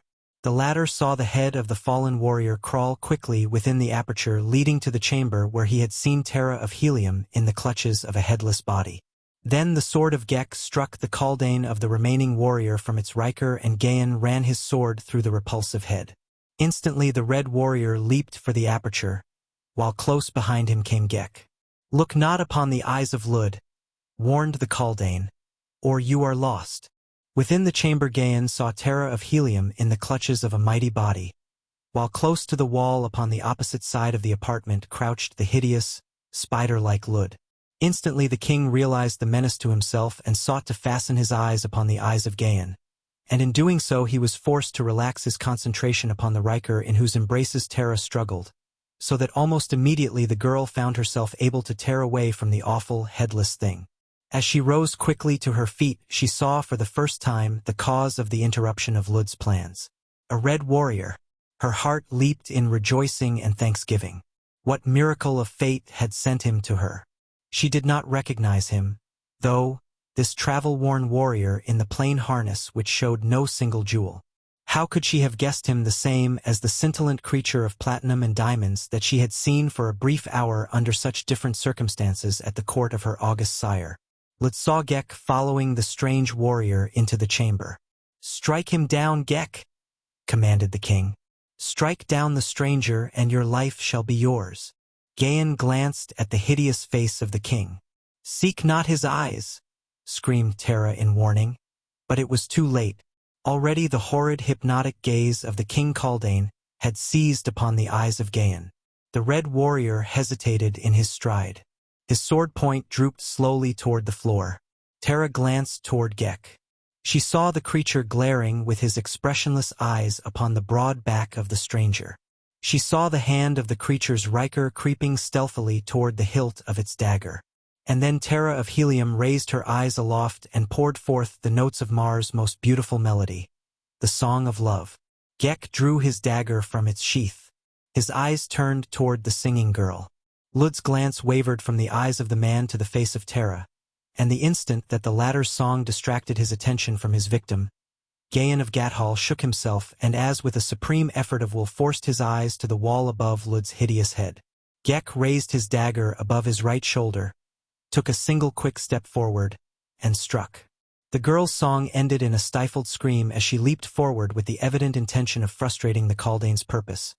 But she was too late, and well it was, for an instant later she realized the purpose of Gek's act as she saw the dagger fly from his hand, pass Gahan's shoulder, and sink full to the guard in the soft face of Lud. "Come!" cried the assassin. "We have no time to lose," and started for the aperture through which they had entered the chamber. But in his stride he paused as his glance was arrested by the form of the mighty Riker lying prone upon the floor, a king's Riker, the most beautiful, the most powerful, that the breeders of Barsoom could produce. Gek realized that in his escape he could take with him but a single Riker, and there was none in Barsoom that could give him better service than this giant lying here. Quickly he transferred himself to the shoulders of the great, inert hulk. Instantly the latter was transformed to a sentient creature, filled with pulsing life and alert energy. "Now," said the Kaldane, "we are ready. Let whoso would revert to nothingness impede me." Even as he spoke he stooped and crawled into the chamber beyond, while Gahan, taking Tara by the arm, motioned her to follow. The girl looked him full in the eyes for the first time. "The gods of my people have been kind," she said. "You came just in time. To the thanks of Tara of Helium shall be added those of the warlord of Barsoom and his people. Thy reward shall surpass thy greatest desires." Gahan of Gathol saw that she did not recognize him, and quickly he checked the warm greeting that had been upon his lips. "Be thou Tara of Helium or another," he replied, "is immaterial. To serve thus a red woman of Barsoom is in itself sufficient reward." As they spoke the girl was making her way through the aperture after Gek, and presently all three had quitted the apartments of Lud and were moving rapidly along the winding corridors toward the tower. Gek repeatedly urged them to greater speed, but the red men of Barsoom were never keen for retreat, and so the two that followed him moved all too slowly for the Kaldane. "There are none to impede our progress," urged Gahan. "So why tax the strength of the princess by needless haste? I fear not so much opposition ahead, for there are none there who know the thing that has been done in Lud's chambers this night. But the Kaldane of one of the warriors who stood guard before Lud's apartment escaped, and you may count it a truth that he lost no time in seeking aid. That it did not come before we left is due solely to the rapidity with which events transpired in the king's asterisk room. Long before we reach the tower they will be upon us from behind, and that they will come in numbers far superior to ours and with great and powerful Rikers I well know. I have used the word king in describing the rulers or chiefs of the Bantoomian swarms, since the word itself is unpronounceable in English, nor does Jed or Jedak of the Red Martian tongue have quite the same meaning as the Bantoomian word, which has practically the same significance as the English word queen as applied to the leader of a swarm of bees. J.C. Nor was Gek's prophecy long in fulfillment. Presently the sounds of pursuit became audible in the distant clanking of accoutrements and the whistling call to arms of the Kaldanes. "The tower is but a short distance now," cried Gek. "Make haste while yet you may, and if we can barricade it until the sun rises we may yet escape." "We shall need no barricades, for we shall not linger in the tower," replied Gahan, moving more rapidly as he realized from the volume of sound behind them the great number of their pursuers. "But we may not go further than the tower tonight," insisted Gek. "Beyond the tower await the banths and certain death." Gahan smiled. "Fear not the banths," he assured them. "Can we but reach the enclosure a little ahead of our pursuers, we have naught to fear from any evil power within this accursed valley." Gek made no reply, nor did his expressionless face denote either belief or skepticism. The girl looked into the face of the man questioningly. She did not understand. "Your flyer," he said. "It is moored before the tower." Her face lighted with pleasure and relief. "You found it," she exclaimed. "What fortune!" "It was fortune indeed," he replied, "since it not only told that you were a prisoner here, but it saved me from the banths as I was crossing the valley from the hills to this tower, into which I saw them take you this afternoon after your brave attempt at escape." "How did you know it was I?" she asked, her puzzled brows scanning his face as though she sought to recall from past memories some scene in which he figured. "Who is there but knows of the loss of the Princess Tara of Helium?" he replied. "And when I saw the device upon your flyer I knew at once, though I had not known when I saw you among them in the fields a short time earlier. Too great was the distance for me to make certain whether the captive was man or woman. Had chance not divulged the hiding place of your flyer I had gone my way, Tara of Helium. I shudder to think how close was the chance at that. But for the momentary shining of the sun upon the emblazoned device on the prow of your craft, I had passed on unknowing." The girl shuddered. "The gods sent you," she whispered reverently. "The gods sent me, Tara of Helium," he replied. "But I do not recognize you," she said. "I have tried to recall you, but I have failed. Your name, what may it be?" "It is not strange that so great a princess should not recall the face of every roving pandan of Barsoom," he replied with a smile.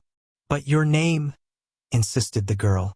"Call me Turan," replied the man, for it had come to him that if Tara of Helium recognized him as the man whose impetuous avowal of love had angered her that day in the gardens of the warlord, her situation might be rendered infinitely less bearable than were she to believe him a total stranger.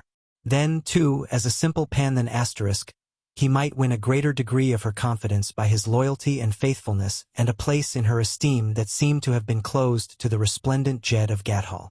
Asterisk soldier of fortune. Freelance warrior.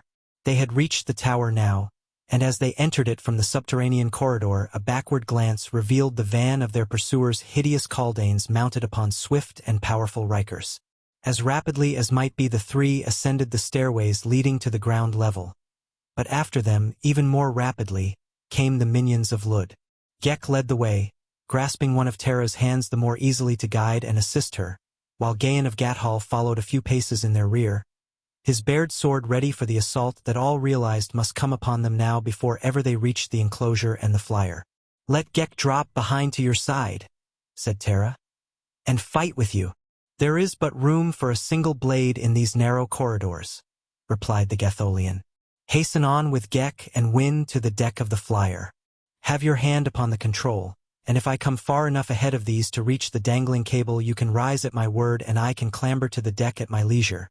But if one of them emerges first into the enclosure you will know that I shall never come, and you will rise quickly and trust to the gods of our ancestors to give you a fair breeze in the direction of a more hospitable people." Tara of Helium shook her head. "We will not desert you, Pandan," she said. Gahan, ignoring her reply, spoke above her head to Gek. "Take her to the craft moored within the enclosure," he commanded. "It is our only hope. Alone I may win to its deck, but have I to wait upon you too at the last moment, the chances are that none of us will escape. Do as I bid." His tone was haughty and arrogant, the tone of a man who has commanded other men from birth, and whose will has been law. Tara of Helium was both angered and vexed. She was not accustomed to being either commanded or ignored, but with all her royal pride she was no fool, and she knew the man was right, that he was risking his life to save hers, so she hastened on with Gek as she was bid, and after the first flush of anger she smiled, for the realization came to her that this fellow was but a rough, untutored warrior, skilled not in the finer usages of cultured courts. His heart was right, though, a brave and loyal heart, and gladly she forgave him the offense of his tone and manner. But what a tone! Recollection of it gave her sudden pause. Panthans were rough and ready men. Often they rose to positions of high command, so it was not the note of authority in the fellow's voice that seemed remarkable, but something else, a quality that was indefinable, yet as distinct as it was familiar. She had heard it before when the voice of her great-grandsire, Tardos Mors, Jetan of Helium, had risen in command, and in the voice of her grandfather, Mors Kajak, the Jed, and in the ringing tones of her illustrious sire, John Carter, warlord of Barsoom, when he addressed his warriors. But now she had no time to speculate upon so trivial a thing, for behind her came the sudden clash of arms, and she knew that Turan, the Pan then, had crossed swords with the first of their pursuers. As she glanced back, he was still visible beyond a turn in the stairway, so that she could see the quick swordplay that ensued. Daughter of a world's greatest swordsman, she knew well the finest points of the art. She saw the clumsy attack of the Kaldane and the quick, sure return of the Pan then.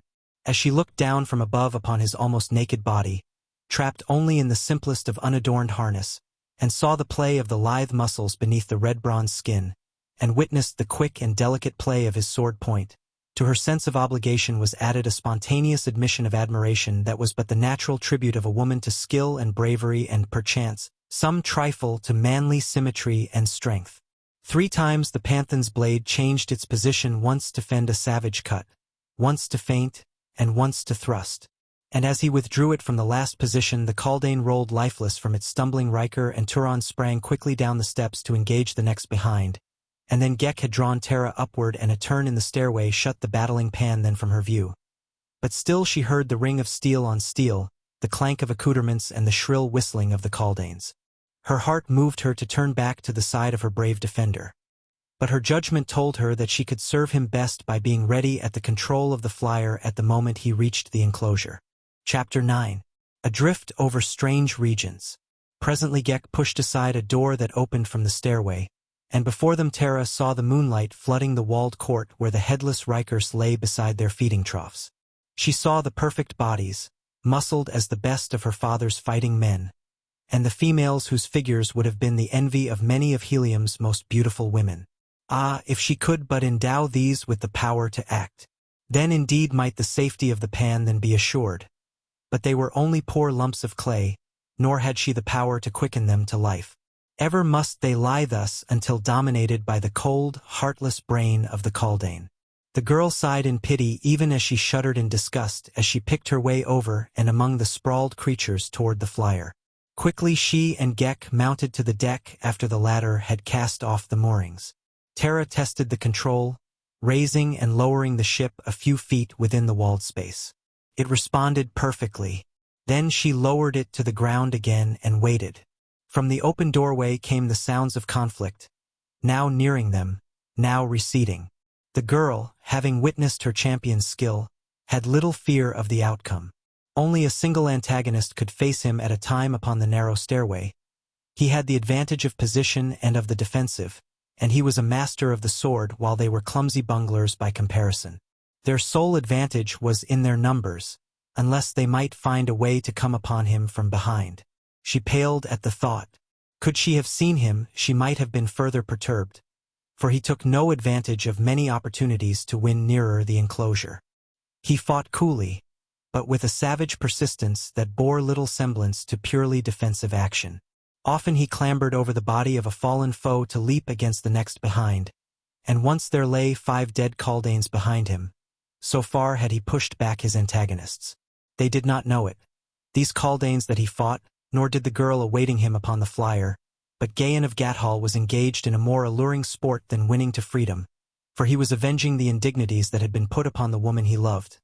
But presently he realized that he might be jeopardizing her safety uselessly, and so he struck down another before him and turning leaped quickly up the stairway, while the leading Kaldanes slipped upon the brain-covered floor and stumbled. In pursuit. Gahan reached the enclosure 20 paces ahead of them and raced toward the flyer. "Rise!" he shouted to the girl. "I will ascend the cable." Slowly the small craft rose from the ground as Gahan leaped the inert bodies of the Rikers lying in his path. The first of the pursuers sprang from the tower just as Gahan seized the trailing rope. "Faster!" he shouted to the girl above. "Or they will drag us down." But the ship seemed scarcely to move, though in reality she was rising as rapidly as might have been expected of a one-man flyer carrying a load of 3. Gahan swung free above the top of the wall, but the end of the rope still dragged the ground as the Kaldanes reached it. They were pouring in a steady stream from the tower into the enclosure. The leader seized the rope. "Quick!" he cried. "Lay hold and we will drag them down." It needed but the weight of a few to accomplish his design. The ship was stopped in its flight and then, to the horror of the girl, she felt it being dragged steadily downward. Gahan, too, realized the danger and the necessity for instant action. Clinging to the rope with his left hand, he had wound a leg about it, leaving his right hand free for his long sword which he had not sheathed. A downward cut clove the soft head of a Kaldane, and another severed the taut rope beneath the Panthan's feet. The girl heard a sudden renewal of the shrill whistling of her foes, and at the same time she realized that the craft was rising again. Slowly it drifted upward, out of reach of the enemy, and a moment later she saw the figure of Turon clamber over the side. For the first time in many weeks her heart was filled with the joy of thanksgiving. But her first thought was of another. "You are not wounded?" she asked.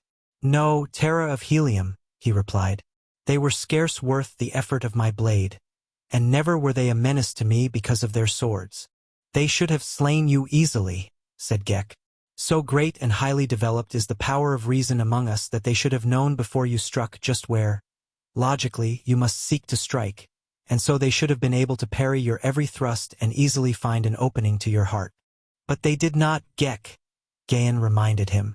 "Their theory of development is wrong, for it does not tend toward a perfectly balanced whole. You have developed the brain and neglected the body, and you can never do with the hands of another what you can do with your own hands. Mine are trained to the sword. Every muscle responds instantly and accurately, and almost mechanically, to the need of the instant. I am scarcely objectively aware that I think when I fight, so quickly does my point take advantage of every opening, or spring to my defense if I am threatened, that it is almost as though the cold steel had eyes and brains. You, with your Kaldane brain and your Riker body, never could hope to achieve in the same degree of perfection those things that I can achieve. Development of the brain should not be the sum total of human endeavor. The richest and happiest peoples will be those who attain closest to well-balanced perfection of both mind and body, and even these must always be short of perfection. In absolute and general perfection lies stifling monotony and death. Nature must have contrasts.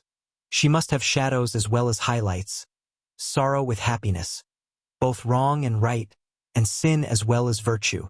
Always have I been taught differently, replied Gek. But since I have known this woman and you of another race, I have come to believe that there may be other standards fully as high and desirable as those of the Kaldanes. At least I have had a glimpse of the thing you call happiness, and I realize that it may be good even though I have no means of expressing it. I cannot laugh nor smile, and yet within me is a sense of contentment when this woman sings, a sense that seems to open before me wondrous vistas of beauty and unguessed pleasure that far transcend the cold joys of a perfectly functioning brain. I would that I had been born of thy race. Caught by a gentle current of air, the flyer was drifting slowly toward the northeast across the valley of Bantum. Below them lay the cultivated fields, and one after another they passed over the strange towers of Mok and Nalek and the other kings of the swarms that inhabited this weird and terrible land. Within each enclosure surrounding the towers grovelled the Rikers, repellent, headless things, beautiful yet hideous. "A lesson, those," remarked Gahan, indicating the Rikers in an enclosure above which they were drifting at the time. "To that fortunately small minority of our race which worships the flesh and makes a god of appetite. You know them, Tara of Helium. They can tell you exactly what they had at the midday meal 2 weeks ago, and how the loin of the thoat should be prepared, and what drink should be served with the rump of the zitidar." Tara of Helium laughed. "But not one of them could tell you the name of the man whose painting took the Jetax Award in the Temple of Beauty this year," she said. Like the Rikers, their development has not been balanced. Fortunate indeed are those in which there is combined a little good and a little bad, a little knowledge of many things outside their own callings, a capacity for love and a capacity for hate, for such as these can look with tolerance upon all, unbiased by the egotism of him whose head is so heavy on one side that all his brains run to that point. As Gahan ceased speaking, Gek made a little noise in his throat as one does who would attract attention. You speak as one who has thought much upon many subjects. Is it, then, possible that you of the red race have pleasure in thought? Do you know aught of the joys of introspection? Do reason and logic form any part of your lives? Most assuredly, replied Gahan, but not to the extent of occupying all our time, at least not objectively. You, Gek, are an example of the egotism of which I spoke. Because you and your kind devote your lives to the worship of mind, you believe that no other created beings think.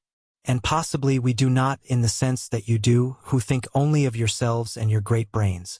We think of many things that concern the welfare of a world. Had it not been for the red men of Barsoom, even the Kaldanes had perished from the planet. For while you may live without air, the things upon which you depend for existence cannot. And there had been no air in sufficient quantities upon Barsoom. These many ages had not a red man planned and built the great atmosphere plant which gave new life to a dying world. What have all the brains of all the Kaldanes that have ever lived done to compare with that single idea of a single red man? Gek was stumped. Being a Kaldane, he knew that brains spelled the sum total of universal achievement, but it had never occurred to him that they should be put to use in practical and profitable ways. He turned away and looked down upon the valley of his ancestors across which he was slowly drifting, into what unknown world? He should be a veritable god among the underlings, he knew, but somehow a doubt assailed him. It was evident that these two from that other world were ready to question his preeminence. Even through his great egotism was filtering a suspicion that they patronized him, perhaps even pitied him. Then he began to wonder what was to become of him. No longer would he have many Rikers to do his bidding. Only the single one, and when it died there could not be another. When it tired, Gek must lie almost helpless while it rested. He wished that he had never seen this red woman. She had brought him only discontent and dishonor and now exile. Presently Tara of Helium commenced to hum a tune and Gek, the Kaldane, was content. Gently they drifted beneath the hurtling moons above the mad shadows of a Martian night. The roaring of the bants came in diminishing volume to their ears as their craft passed on beyond the boundaries of Bantum, leaving behind the terrors of that unhappy land. But to what were they being born? The girl looked at the man sitting cross-legged upon the deck of the tiny flyer, gazing off into the night ahead, apparently absorbed in thought. "Where are we?" she asked. "Toward what are we drifting?" Turan shrugged his broad shoulders. "The stars tell me that we are drifting toward the northeast," he replied. "But where we are, or what lies in our path, I cannot even guess. A week since I could have sworn that I knew what lay behind each succeeding ridge that I approached. But now I admit in all humility that I have no conception of what lies a mile in any direction. Tara of Helium, I am lost, and that is all that I can tell you." He was smiling and the girl smiled back at him. There was a slightly puzzled expression on her face. There was something tantalizingly familiar about that smile of his. She had met many a pan, then they came and went, following the fighting of a world, but she could not place this one. "From what country are you, Turan?" she asked suddenly. "Know you not, Tara of Helium," he countered, "that a pan then has no country? Today he fights beneath the banner of one master, tomorrow beneath that of another. But you must own allegiance to some country when you are not fighting," she insisted. "What banner, then, owns you now?" He rose and stood before her, then, bowing low. "And I am acceptable," he said. "I serve beneath the banner of the daughter of the warlord now and forever." She reached forth and touched his arm with a slim brown hand. "Your services are accepted," she said. "And if ever we reach Helium, I promise that your reward shall be all that your heart could desire." "I shall serve faithfully, hoping for that reward," he said. But Tara of Helium did not guess what was in his mind, thinking rather that he was mercenary. For how could the proud daughter of the warlord guess that a simple pan then aspired to her hand and heart? The dawn found them moving rapidly over an unfamiliar landscape. The wind had increased during the night and had borne them far from Barsoom. The country below them was rough and inhospitable. No water was visible and the surface of the ground was cut by deep gorges, while nowhere was any but the most meager vegetation discernible. They saw no life of any nature, nor was there any indication that the country could support life. For 2 days they drifted over this horrid wasteland. They were without food or water and suffered accordingly. Gek had temporarily abandoned his Riker after enlisting Turan's assistance in lashing it safely to the deck. The less he used it, the less would its vitality be spent. Already it was showing the effects of privation. Gek crawled about the vessel like a great spider over the side, down beneath the keel, and up over the opposite rail. He seemed equally at home one place as another. For his companions, however, the quarters were cramped, for the deck of a one-man flyer is not intended for 3. Turan sought always ahead for signs of water. Water they must have, or that water-giving plant which makes life possible upon many of the seemingly arid areas of Mars. But there was neither the one nor the other for these 2 days, and now the third night was upon them. The girl did not complain, but Turan knew that she must be suffering and his heart was heavy within him. Gek suffered least of all, and he explained to them that his kind could exist for long periods without food or water. Turan almost cursed him as he saw the form of Tara of Helium slowly wasting away before his eyes, while the hideous Kaldanes seemed as full of vitality as ever. There are circumstances, remarked Gek, under which a gross and material body is less desirable than a highly developed brain. Turan looked at him, but said nothing. Tara of Helium smiled faintly. One cannot blame him, she said.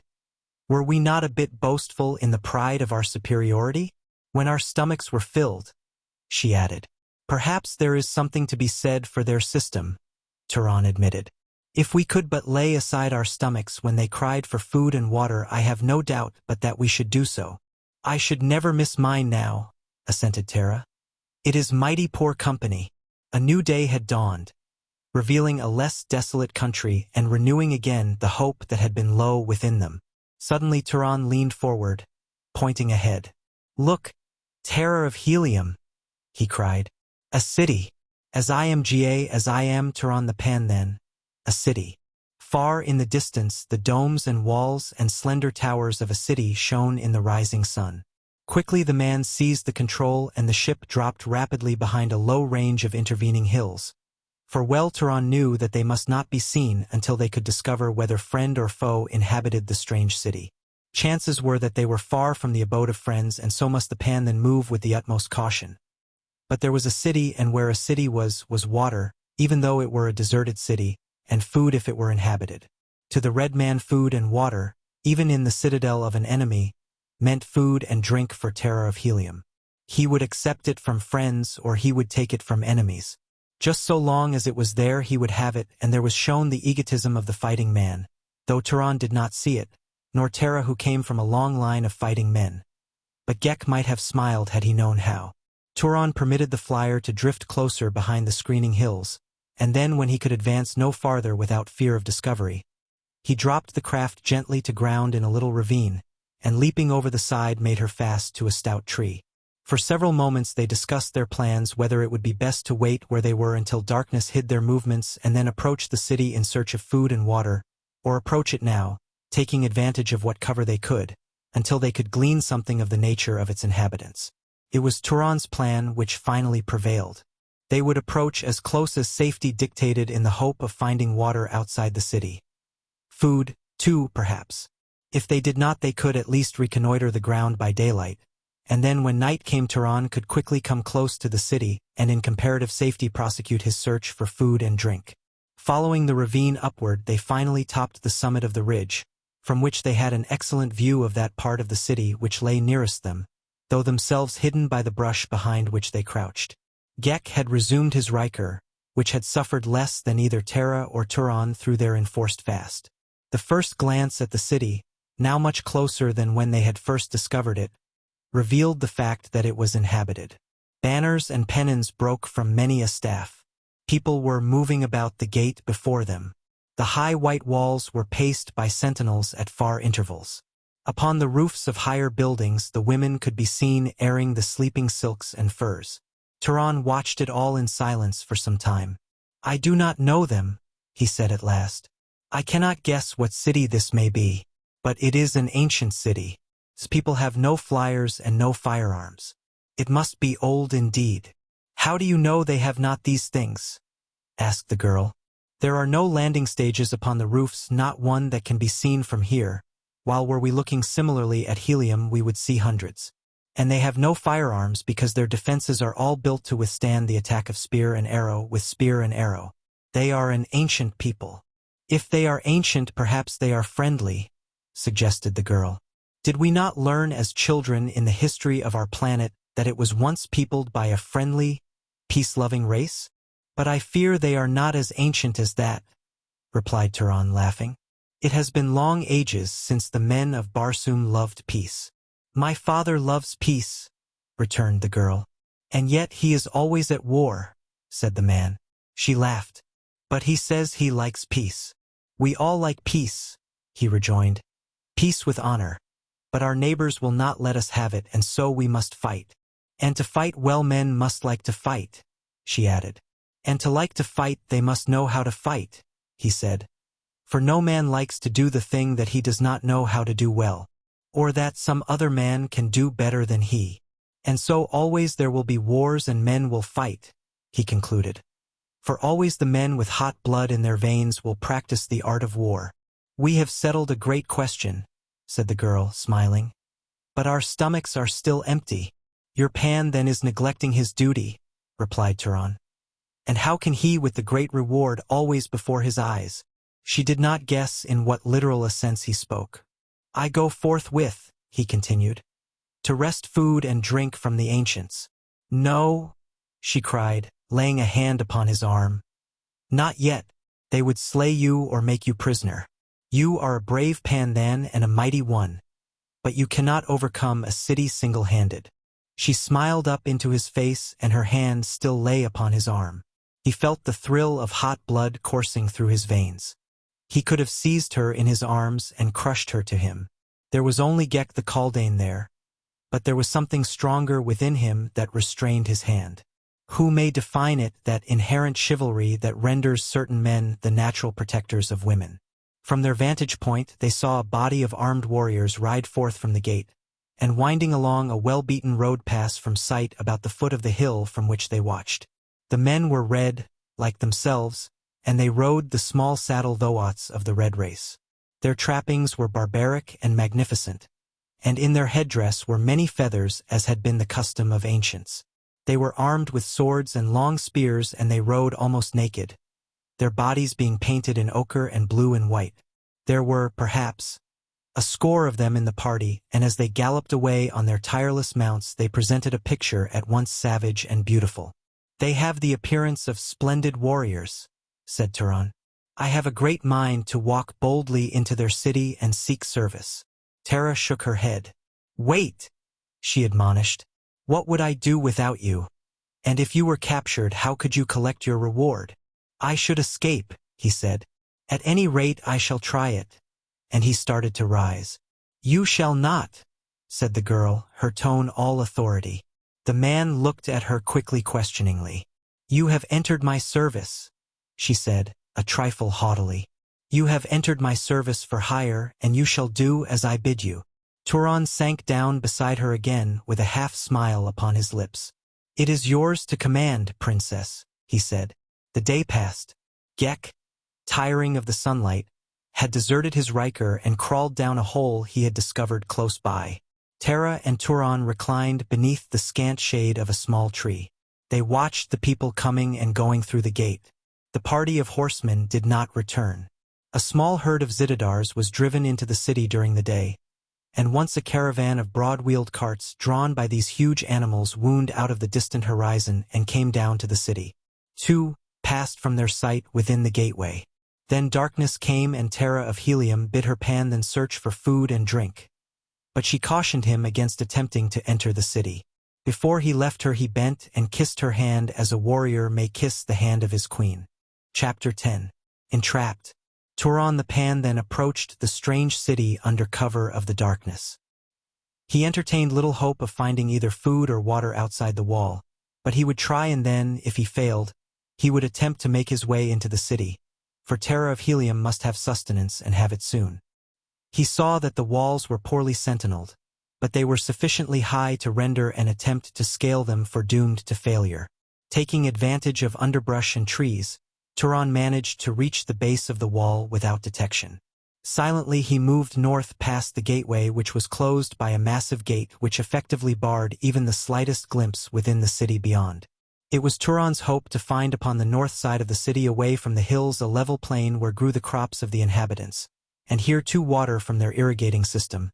But though he traveled far along that seemingly interminable wall, he found no fields nor any water.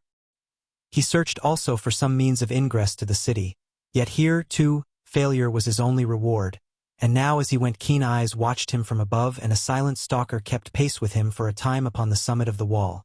But presently the shadower descended to the pavement within, and hurrying swiftly raced ahead of the stranger without. He came presently to a small gate, beside which was a low building, and before the doorway of the building a warrior standing guard. He spoke a few quick words to the warrior, and then entered the building, only to return almost immediately to the street, followed by fully 40 warriors. Cautiously opening the gate, the fellow peered carefully along the wall upon the outside in the direction from which he had come. Evidently satisfied, he issued a few words of instruction to those behind him, whereupon half the warriors returned to the interior of the building, while the other half followed the man stealthily through the gateway, where they crouched low among the shrubbery in a half-circle just north of the gateway which they had left open. Here they waited in utter silence, nor had they long to wait before Turan the Pan then came cautiously along the base of the wall. To the very gate he came, and when he found it and that it was open he paused for a moment, listening. Then he approached and looked within. Assured that there was none within sight to apprehend him, he stepped through the gateway into the city. He found himself in a narrow street that paralleled the wall. Upon the opposite side rose buildings of an architecture unknown to him, yet strangely beautiful. While the buildings were packed closely together, there seemed to be no two alike, and their fronts were of all shapes and heights and of many hues. The skyline was broken by spire and dome and minaret and tall, slender towers, while the walls supported many a balcony, and in the soft light of Cluros, the farther moon, now low in the west, he saw, to his surprise and consternation, the figures of people upon the balconies. Directly opposite him were 2 women and a man. They sat leaning upon the rail of the balcony, looking, apparently, directly at him, but if they saw him they gave no sign. Turan hesitated a moment in the face of almost certain discovery, and then, assured that they must take him for one of their own people, he moved boldly into the avenue. Having no idea of the direction in which he might best hope to find what he sought, and not wishing to arouse suspicion by further hesitation, he turned to the left and stepped briskly along the pavement with the intention of placing himself as quickly as possible beyond the observation of those nocturnal watchers. He knew that the night must be far spent, and so he could not but wonder why people should sit upon their balconies when they should have been asleep among their silks and furs. At first he had thought them the late guests of some convivial host, but the windows behind them were shrouded in darkness and utter quiet prevailed, quite upsetting such a theory. And as he proceeded he passed many another group sitting silently upon other balconies.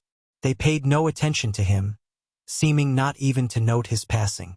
Some leaned with a single elbow upon the rail, their chins resting in their palms. Others leaned upon both arms across the balcony, looking down into the street, while several that he saw held musical instruments in their hands, but their fingers moved not upon the strings. And then Turan came to a point where the avenue turned to the right, to skirt a building that jutted from the inside of the city wall, and as he rounded the corner he came full upon 2 warriors standing upon either side of the entrance to a building upon his right. It was impossible for them not to be aware of his presence, yet neither moved, nor gave other evidence that they had seen him.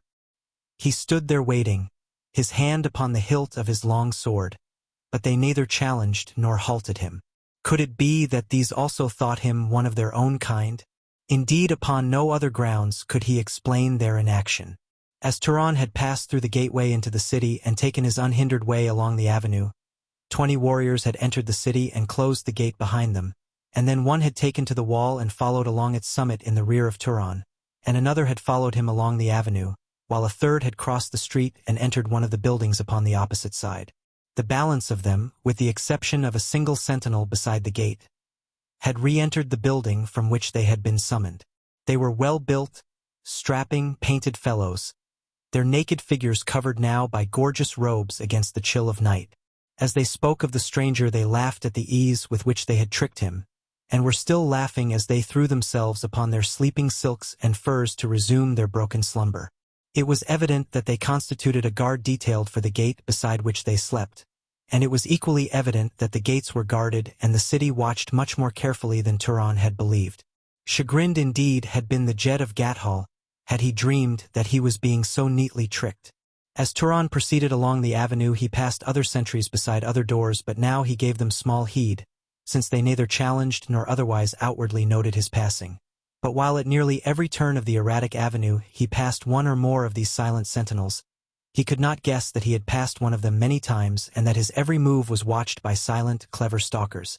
Scarce had he passed a certain one of these rigid guardsmen before the fellow awoke to sudden life, bounded across the avenue, entered a narrow opening in the outer wall where he swiftly followed a corridor built within the wall itself until presently he emerged a little distance ahead of Turan, where he assumed the stiff and silent attitude of a soldier upon guard. Nor did Turan know that a second followed in the shadows of the buildings behind him, nor of the third who hastened ahead of him upon some urgent mission. And so the pan then moved through the silent streets of the strange city in search of food and drink for the woman he loved. Men and women looked down upon him from shadowy balconies, but spoke not, and sentinels saw him pass and did not challenge. Presently from along the avenue before him came the familiar sound of clanking accoutrements, the herald of marching warriors, and almost simultaneously he saw upon his right an open doorway dimly lighted from within. It was the only available place where he might seek to hide from the approaching company, and while he had passed several sentries unquestioned, he could scarce hope to escape scrutiny and questioning from a patrol, as he naturally assumed this body of men to be. Inside the doorway he discovered a passage turning abruptly to the right and almost immediately thereafter to the left. There was none in sight within, and so he stepped cautiously around the second turn, the more effectually to be hidden from the street. Before him stretched a long corridor, dimly lighted like the entrance. Waiting there, he heard the party approach the building. He heard someone at the entrance to his hiding place, and then he heard the door past which he had come slam to. He laid his hand upon his sword, expecting momentarily to hear footsteps approaching along the corridor. But none came. He approached the turn and looked around it. The corridor was empty to the closed door. Whoever had closed it had remained upon the outside. Turan waited, listening. He heard no sound. Then he advanced to the door and placed an ear against it. All was silence in the street beyond. A sudden draught must have closed the door, or perhaps it was the duty of the patrol to see to such things. It was immaterial. They had evidently passed on, and now he would return to the street and continue upon his way.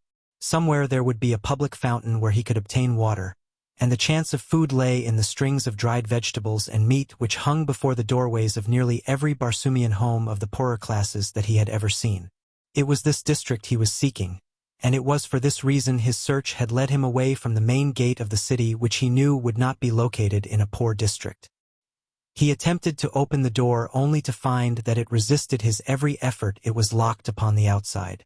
Here indeed was a sorry contretemps. Turan the Pan then scratched his head. "Fortune frowns upon me," he murmured. But beyond the door, fate, in the form of a painted warrior, stood smiling.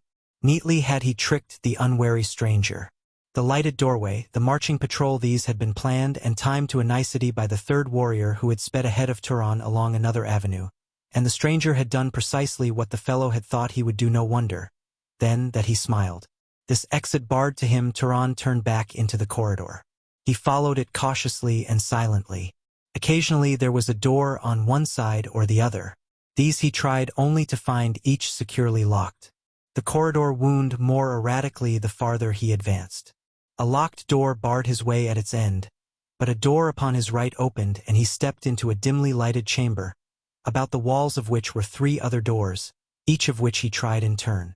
2 were locked, The other opened upon a runway leading downward. It was spiral, and he could see no farther than the first turn. A door in the corridor he had quitted opened after he had passed, and the third warrior stepped out and followed after him. A faint smile still lingered upon the fellow's grim lips. Turan drew his short sword and cautiously descended. At the bottom was a short corridor with a closed door at the end. He approached the single heavy panel and listened. No sound came to him from beyond the mysterious portal. Gently he tried the door, which swung easily toward him at his touch. Before him was a low-ceiled chamber with a dirt floor. Set in its walls were several other doors, and all were closed. As Turan stepped cautiously within, the third warrior descended the spiral runway behind him. The pan then crossed the room quickly and tried a door. It was locked. He heard a muffled click behind him and turned about with ready sword. He was alone, but the door through which he had entered was closed. It was the click of its lock that he had heard. With a bound he crossed the room and attempted to open it, but to no avail. No longer did he seek silence, for he knew now that the thing had gone beyond the sphere of chance. He threw his weight against the wooden panel, but the thick steel of which it was constructed would have withstood a battering ram. From beyond came a low laugh. Rapidly Turan examined each of the other doors. They were all locked. A glance about the chamber revealed a wooden table and a bench. Set in the walls were several heavy rings to which rusty chains were attached, all too significant of the purpose to which the room was dedicated. In the dirt floor near the wall were 2 or 3 holes resembling the mouths of burrows, doubtless the habitat of the giant Martian rat. He had observed this much when suddenly the dim light was extinguished, leaving him in darkness utter and complete. Turan, groping about, sought the table and the bench. Placing the latter against the wall, he drew the table in front of him and sat down upon the bench, his long sword gripped in readiness before him. At least they should fight before they took him. For some time he sat there waiting for he knew not what. No sound penetrated to his subterranean dungeon. He slowly revolved in his mind the incidents of the evening: the open, unguarded gate, the lighted doorway, the only one he had seen thus open and lighted along the avenue he had followed, the advance of the warriors at precisely the moment that he could find no other avenue of escape or concealment, the corridors and chambers that led past many locked doors to this underground prison, leaving no other path for him to pursue. By my first ancestor, he swore. But it was simple, and I a simpleton. They tricked me neatly and have taken me without exposing themselves to a scratch. But for what purpose? He wished that he might answer that question, and then his thoughts turned to the girl waiting there on the hill beyond the city for him, and he would never come. He knew the ways of the more savage peoples of Barsoom. No, he would never come now. He had disobeyed her. He smiled at the sweet recollection of those words of command that had fallen from her dear lips. He had disobeyed her, and now he had lost the reward. But what of her? What now would be her fate, starving before a hostile city with only an inhuman Kaldane for company? Another thought, a horrid thought, obtruded itself upon him. She had told him of the hideous sights she had witnessed in the burrows of the Kaldanes, and he knew that they ate human flesh. Gek was starving. Should he eat his Riker, he would be helpless. But there was sustenance there for them both, for the Riker and the Kaldane. Turan cursed himself for a fool. Why had he left her? Far better to have remained and died with her, ready always to protect her, than to have left her at the mercy of the hideous Bantumian. Now Turan detected a heavy odor in the air. It oppressed him with a feeling of drowsiness. He would have risen to fight off the creeping lethargy, but his legs seemed weak, so that he sank again to the bench. Presently his sword slipped from his fingers, and he sprawled forward upon the table, his head resting upon his arms. Tara of Helium, as the night wore on and Turan did not return, became more and more uneasy, and when dawn broke with no sign of him, she guessed that he had failed. Something more than her own unhappy predicament brought a feeling of sorrow to her heart, of sorrow and loneliness. She realized now how she had come to depend upon this Pan, then not only for protection but for companionship as well. She missed him, and in missing him realized suddenly that he had meant more to her than a mere hired warrior. It was as though a friend had been taken from her, an old and valued friend. She rose from her place of concealment that she might have a better view of the city. Udor, dwar of the 8th Utin of Otar, Jetan of Manetter, rode back in the early dawn toward Manetter from a brief excursion to a neighboring village. As he was rounding the hills south of the city, his keen eyes were attracted by a slight movement among the shrubbery close to the summit of the nearest hill. He halted his vicious mount and watched more closely. He saw a figure rise facing away from him and peer down toward Manetter beyond the hill. "Come!"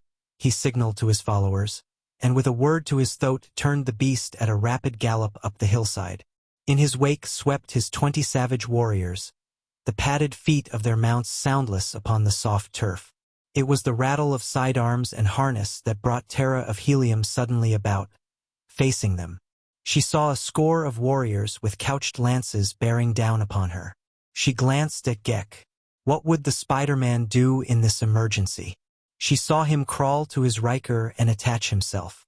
Then he arose, the beautiful body once again animated and alert. She thought that the creature was preparing for flight. Well, it made little difference to her. Against such as were streaming up the hill toward them, a single mediocre swordsman such as Gek was worse than no defense at all. "Hurry, Gek!" she admonished him. "Back into the hills. You may find there a hiding place." But the creature only stepped between her and the oncoming riders, drawing his long sword. "It is useless, Gek," she said, when she saw that he intended to defend her. "What can a single sword accomplish against such odds?" "I can die but once," replied the Kaldane. "You and your Pan then saved me from Lud, and I but do what your Pan then would do were he here to protect you." "It is brave, but it is useless," she replied. "Sheathe your sword. They may not intend us harm." Gek let the point of his weapon drop to the ground, but he did not sheathe it, and thus the two stood waiting as Udor the dwarf stopped his throat before them, while his 20 warriors formed a rough circle about. For a long minute Udor sat his mount in silence, looking searchingly first at Tara of Helium and then at her hideous companion. "What manner of creature are you?" he asked presently. "And what do you before the gates of Manetter?" "We are from far countries," replied the girl, "and we are lost and starving. We ask only food and rest and the privilege to go our way seeking our own homes." Udor smiled a grim smile. "Manetter and the hills which guard it alone know the age of Manetter," he said. "Yet in all the ages that have rolled by since Manetter first was, there be no record in the annals of Manetter of a stranger departing from Manetter." "But I am a princess," cried the girl haughtily, "and my country is not at war with yours. You must give me and my companions aid and assist us to return to our own land. It is the law of Barsoom." "Manetter knows only the laws of Manetter," replied Udor. "But come, you shall go with us to the city, where you, being beautiful, need have no fear. I myself will protect you if Otar so decrees. And as for your companion, but hold, you said companions, there are others of your party then." "You see what you see," replied Tara haughtily. "Be that as it may," said Udor. "If there be more, they shall not escape Manetter. But as I was saying, if your companion fights well, he too may live, for Otar is just, and just are the laws of Manetter." "Come," Gek demurred. "It is useless," said the girl, seeing that he would have stood his ground and fought them. "Let us go with them. Why pit your puny blade against their mighty ones when there should lie in your great brain the means to outwit them?" She spoke in a low whisper, rapidly. "You are right, Tara of Helium," he replied and sheathed his sword. And so they moved down the hillside toward the gates of Manetter. Tara, Princess of Helium, and Gek, the Kaldane of Bantum, and surrounding them rode the savage, painted warriors of Udor, dwarf of the 8th Utin of Otar, Jetan of Manetter. Chapter 11. The Choice of Tara. The dazzling sunlight of Barsoom clothed Manetter in an aureole of splendor as the girl and her captors rode into the city through the Gate of Enemies. Here the wall was some 50 feet thick, and the sides of the passageway within the gate were covered with parallel shelves of masonry from bottom to top. Within these shelves, or long horizontal niches, stood row upon row of small figures, appearing like tiny, grotesque statuettes of men, their long black hair falling below their feet and sometimes trailing to the shelf beneath. The figures were scarce a foot in height, and but for their diminutive proportions might have been the mummified bodies of once living men. The girl noticed that as they passed, The warriors saluted the figures with their spears after the manner of Barsoomian fighting men in extending a military courtesy, and then they rode on into the avenue beyond, which ran, wide and stately, through the city toward the east. On either side were great buildings wondrously wrought.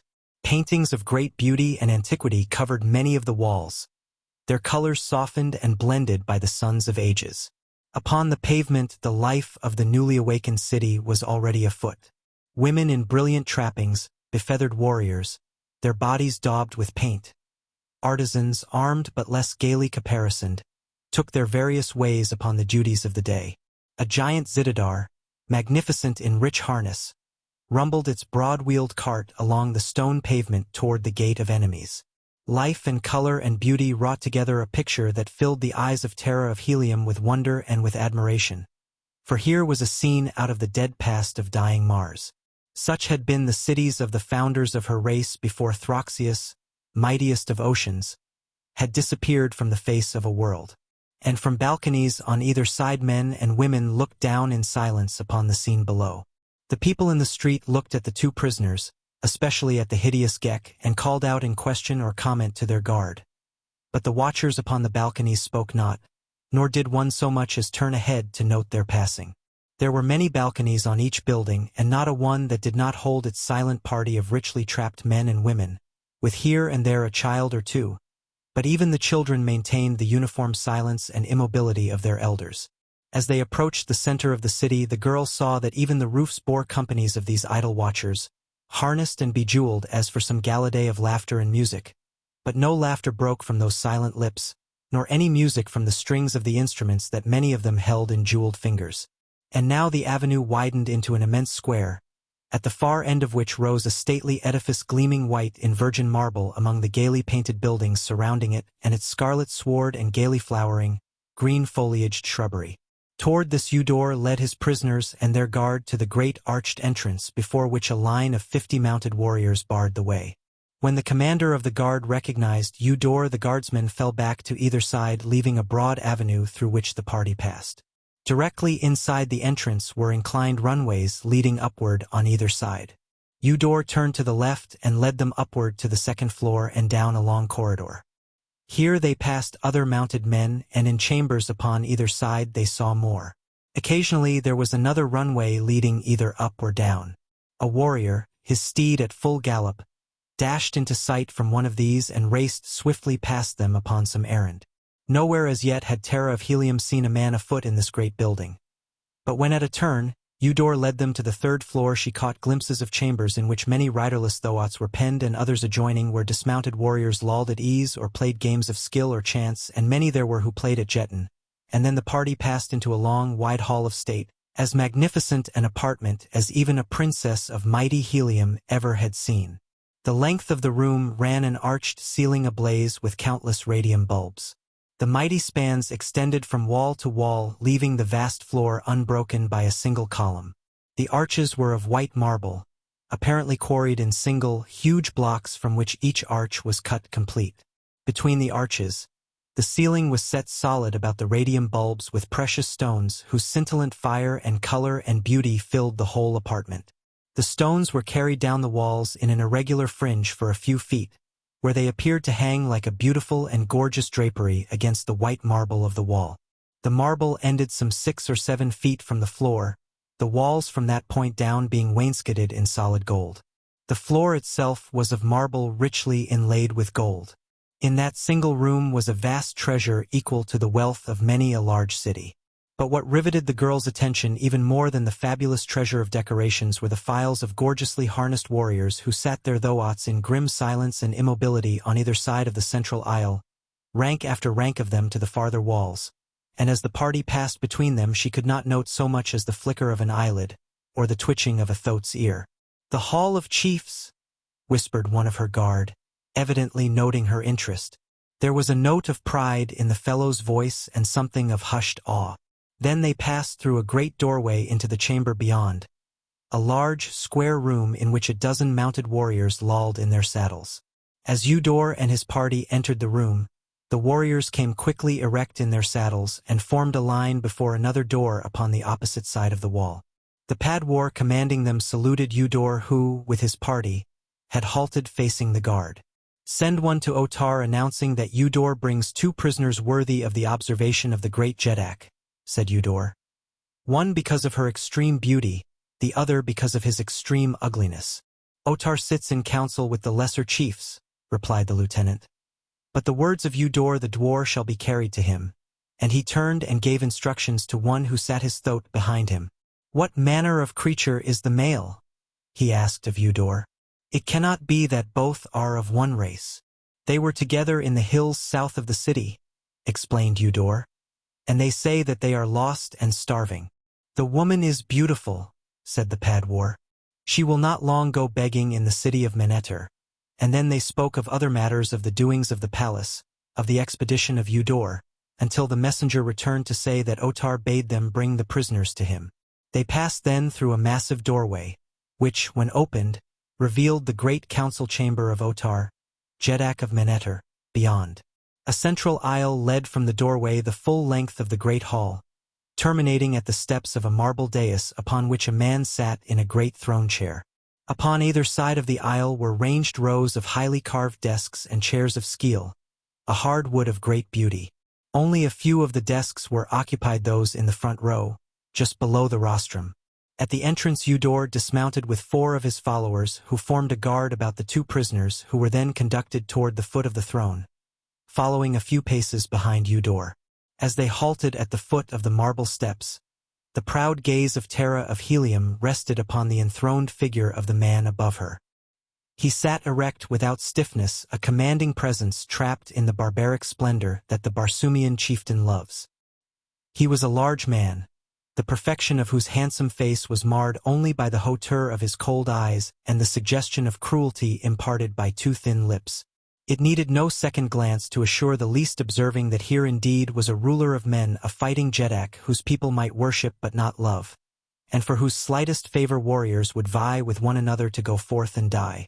This was Otar, Jetan of Manetter, and as Tara of Helium saw him for the first time she could not but acknowledge a certain admiration for this savage chieftain who so virilely personified the ancient virtues of the god of war.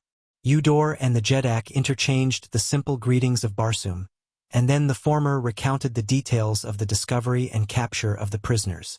Otar scrutinized them both intently during Eudor's narration of events, his expression revealing naught of what passed in the brain behind those inscrutable eyes. When the officer had finished, the Jetan fastened his gaze upon Gek. "And you," he asked, "what manner of thing are you? From what country? Why are you in Manetter?" "I am a Kaldane," replied Gek, "the highest type of created creature upon the face of Barsoom. I am mind, you are matter. I come from Bantum. I am here because we were lost and starving." "And you?" Tar turned suddenly on Tara. "You, too, are a Kaldane?" "I am a princess of Helium," replied the girl. "I was a prisoner in Bantum. This Kaldane and a warrior of my own race rescued me. The warrior left us to search for food and water. He has doubtless fallen into the hands of your people. I ask you to free him and give us food and drink and let us go upon our way.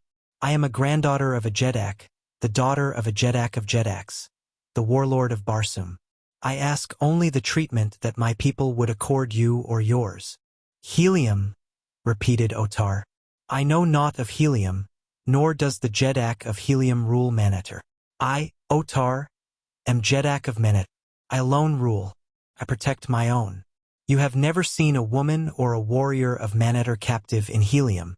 Why should I protect the people of another Jetan? It is his duty to protect them. If he cannot, he is weak, and his people must fall into the hands of the strong. I, Otar, am strong. I will keep you." That he pointed at Gek. "Can it fight?" "It is brave," replied Tara of Helium, "but it has not the skill at arms which my people possess." "There is none then to fight for you?" asked Otar. "We are a just people," he continued without waiting for a reply.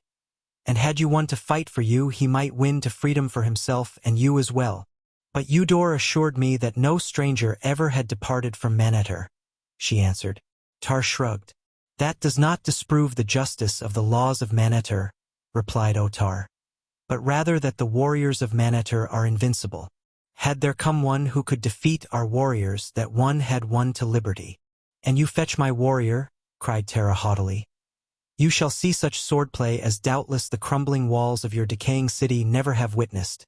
And if there be no trick in your offer, we are already as good as free. Otar smiled more broadly than before, and Eudor smiled, too, and the chiefs and warriors who looked on nudged one another and whispered, laughing.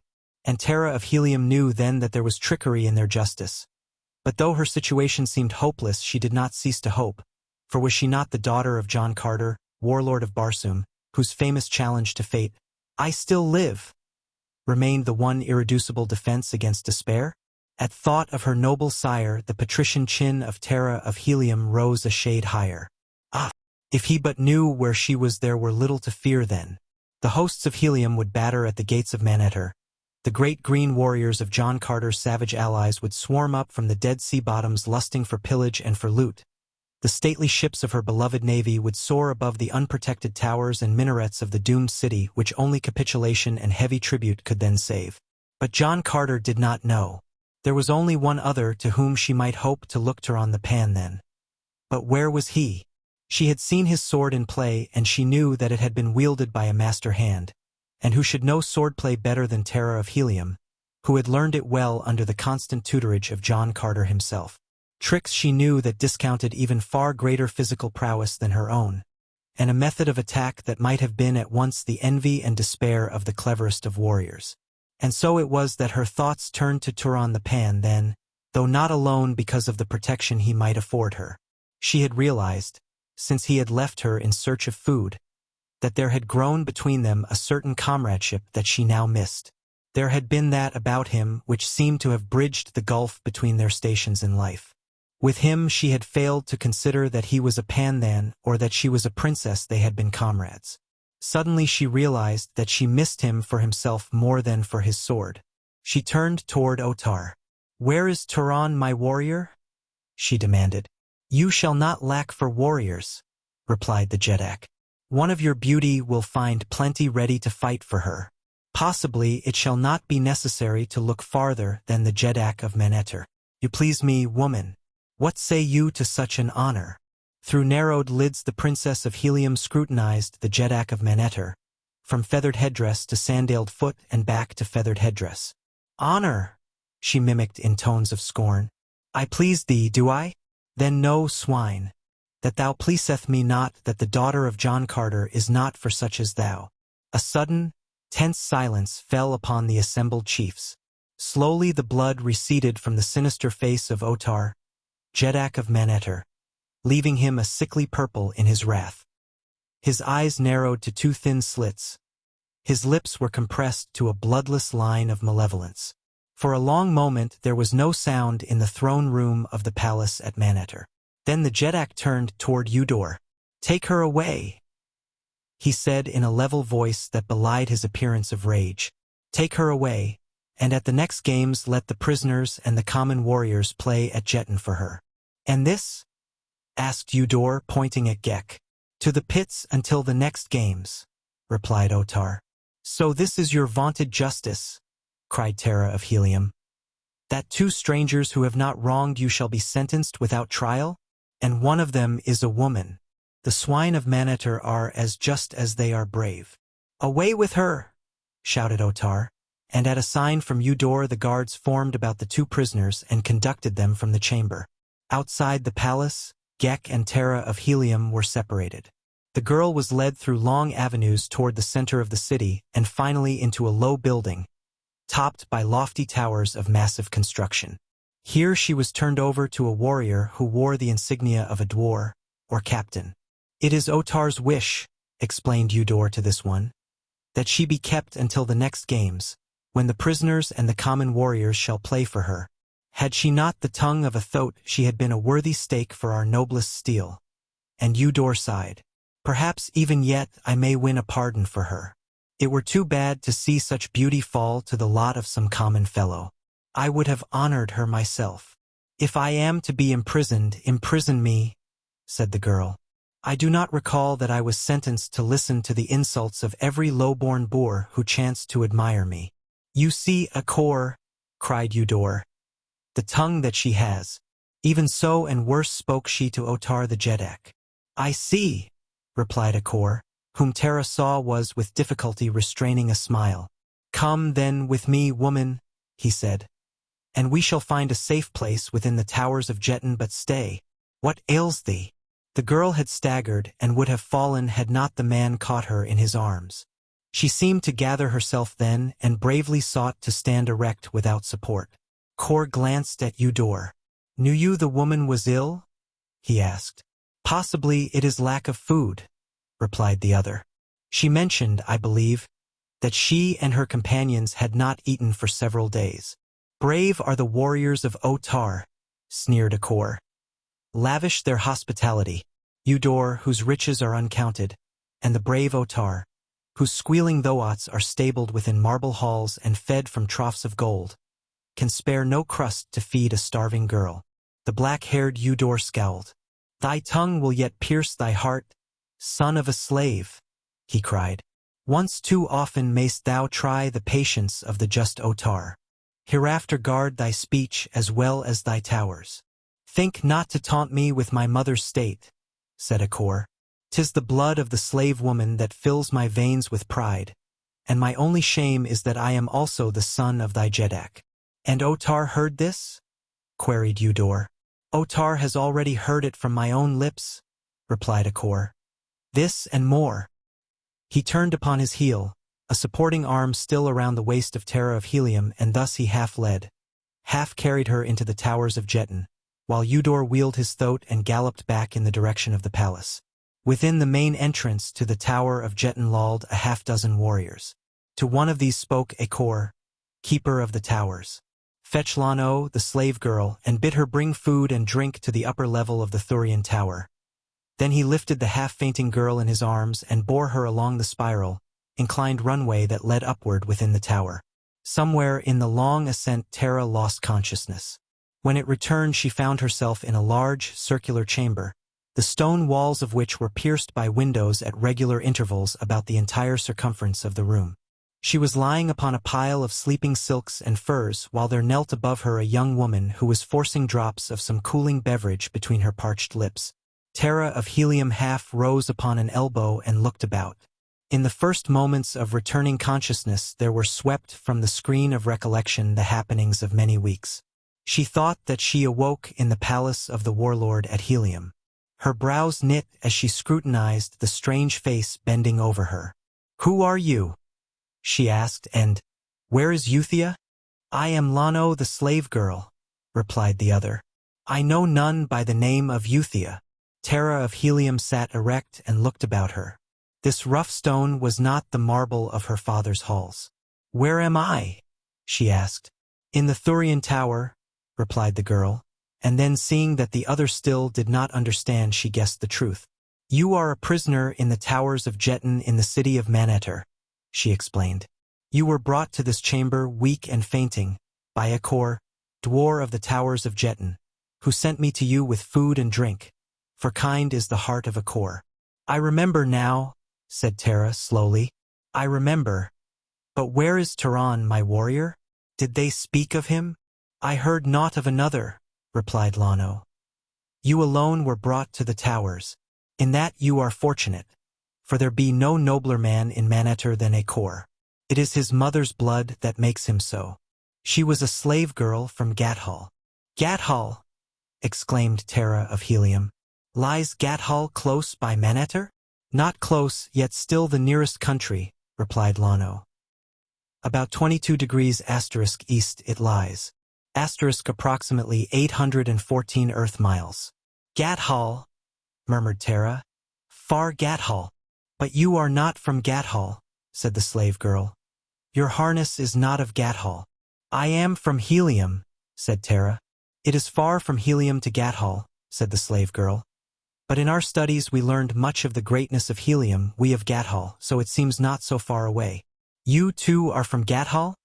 asked Tara. Many of us are from Gathol who are slaves in Maneter, replied the girl. It is to Gathol, nearest country, that the Manetorians look for slaves most often. They go in great numbers at intervals of 3 or 7 years and haunt the roads that lead to Gathol. and thus they capture whole caravans, leaving none to bear warning to Gathol of their fate. Nor do any ever escape from Manetter to carry word of us back to Gahan our Jed. Tara of Helium ate slowly and in silence. The girl's words aroused memories of the last hours she had spent in her father's palace and the great midday function at which she had met Gahan of Gathol. Even now she flushed as she recalled his daring words.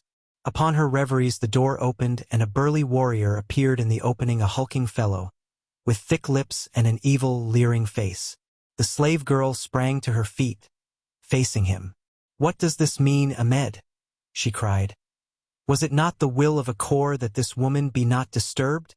"The will of Akor indeed," and the man sneered.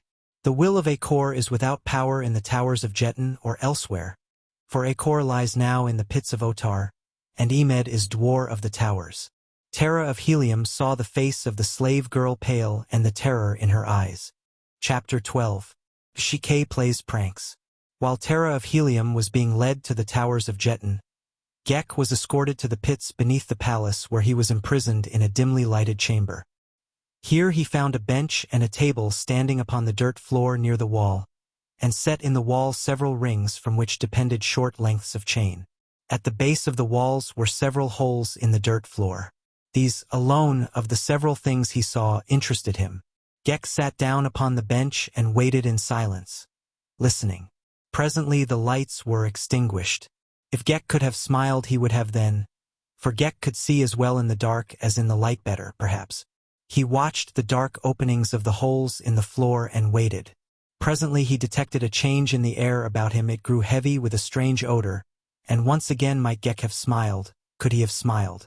Let them replace all the air in the chamber with their most deadly fumes. It would be all the same to Gek, the Kaldane, who, having no lungs, required no air. With the Riker it might be different. Deprived of air it would die, but if only a sufficient amount of the gas was introduced to stupefy an ordinary creature, it would have no effect upon the Riker, who had no objective mind to overcome.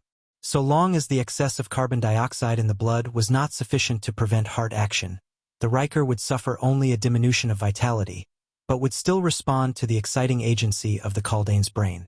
Gek caused the Riker to assume a sitting position with its back against the wall where it might remain without direction from his brain. Then he released his contact with its spinal cord, but remained in position upon its shoulders, waiting and watching, for the Kaldane's curiosity was aroused.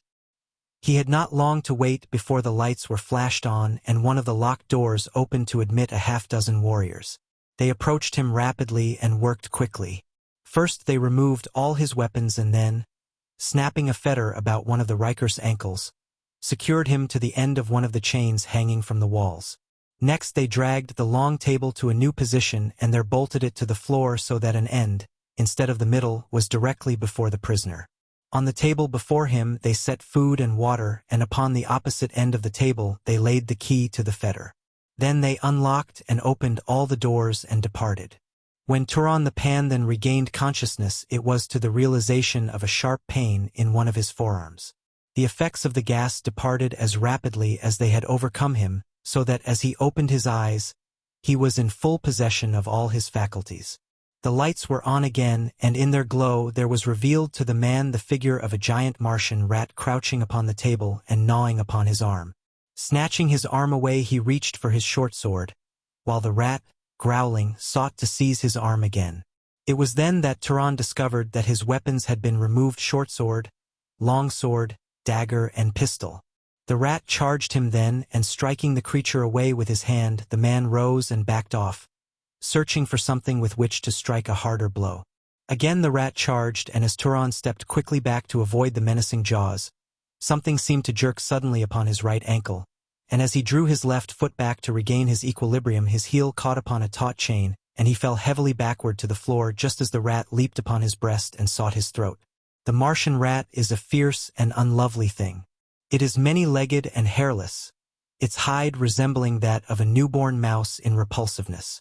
In size and weight it is comparable to a large Airedale terrier.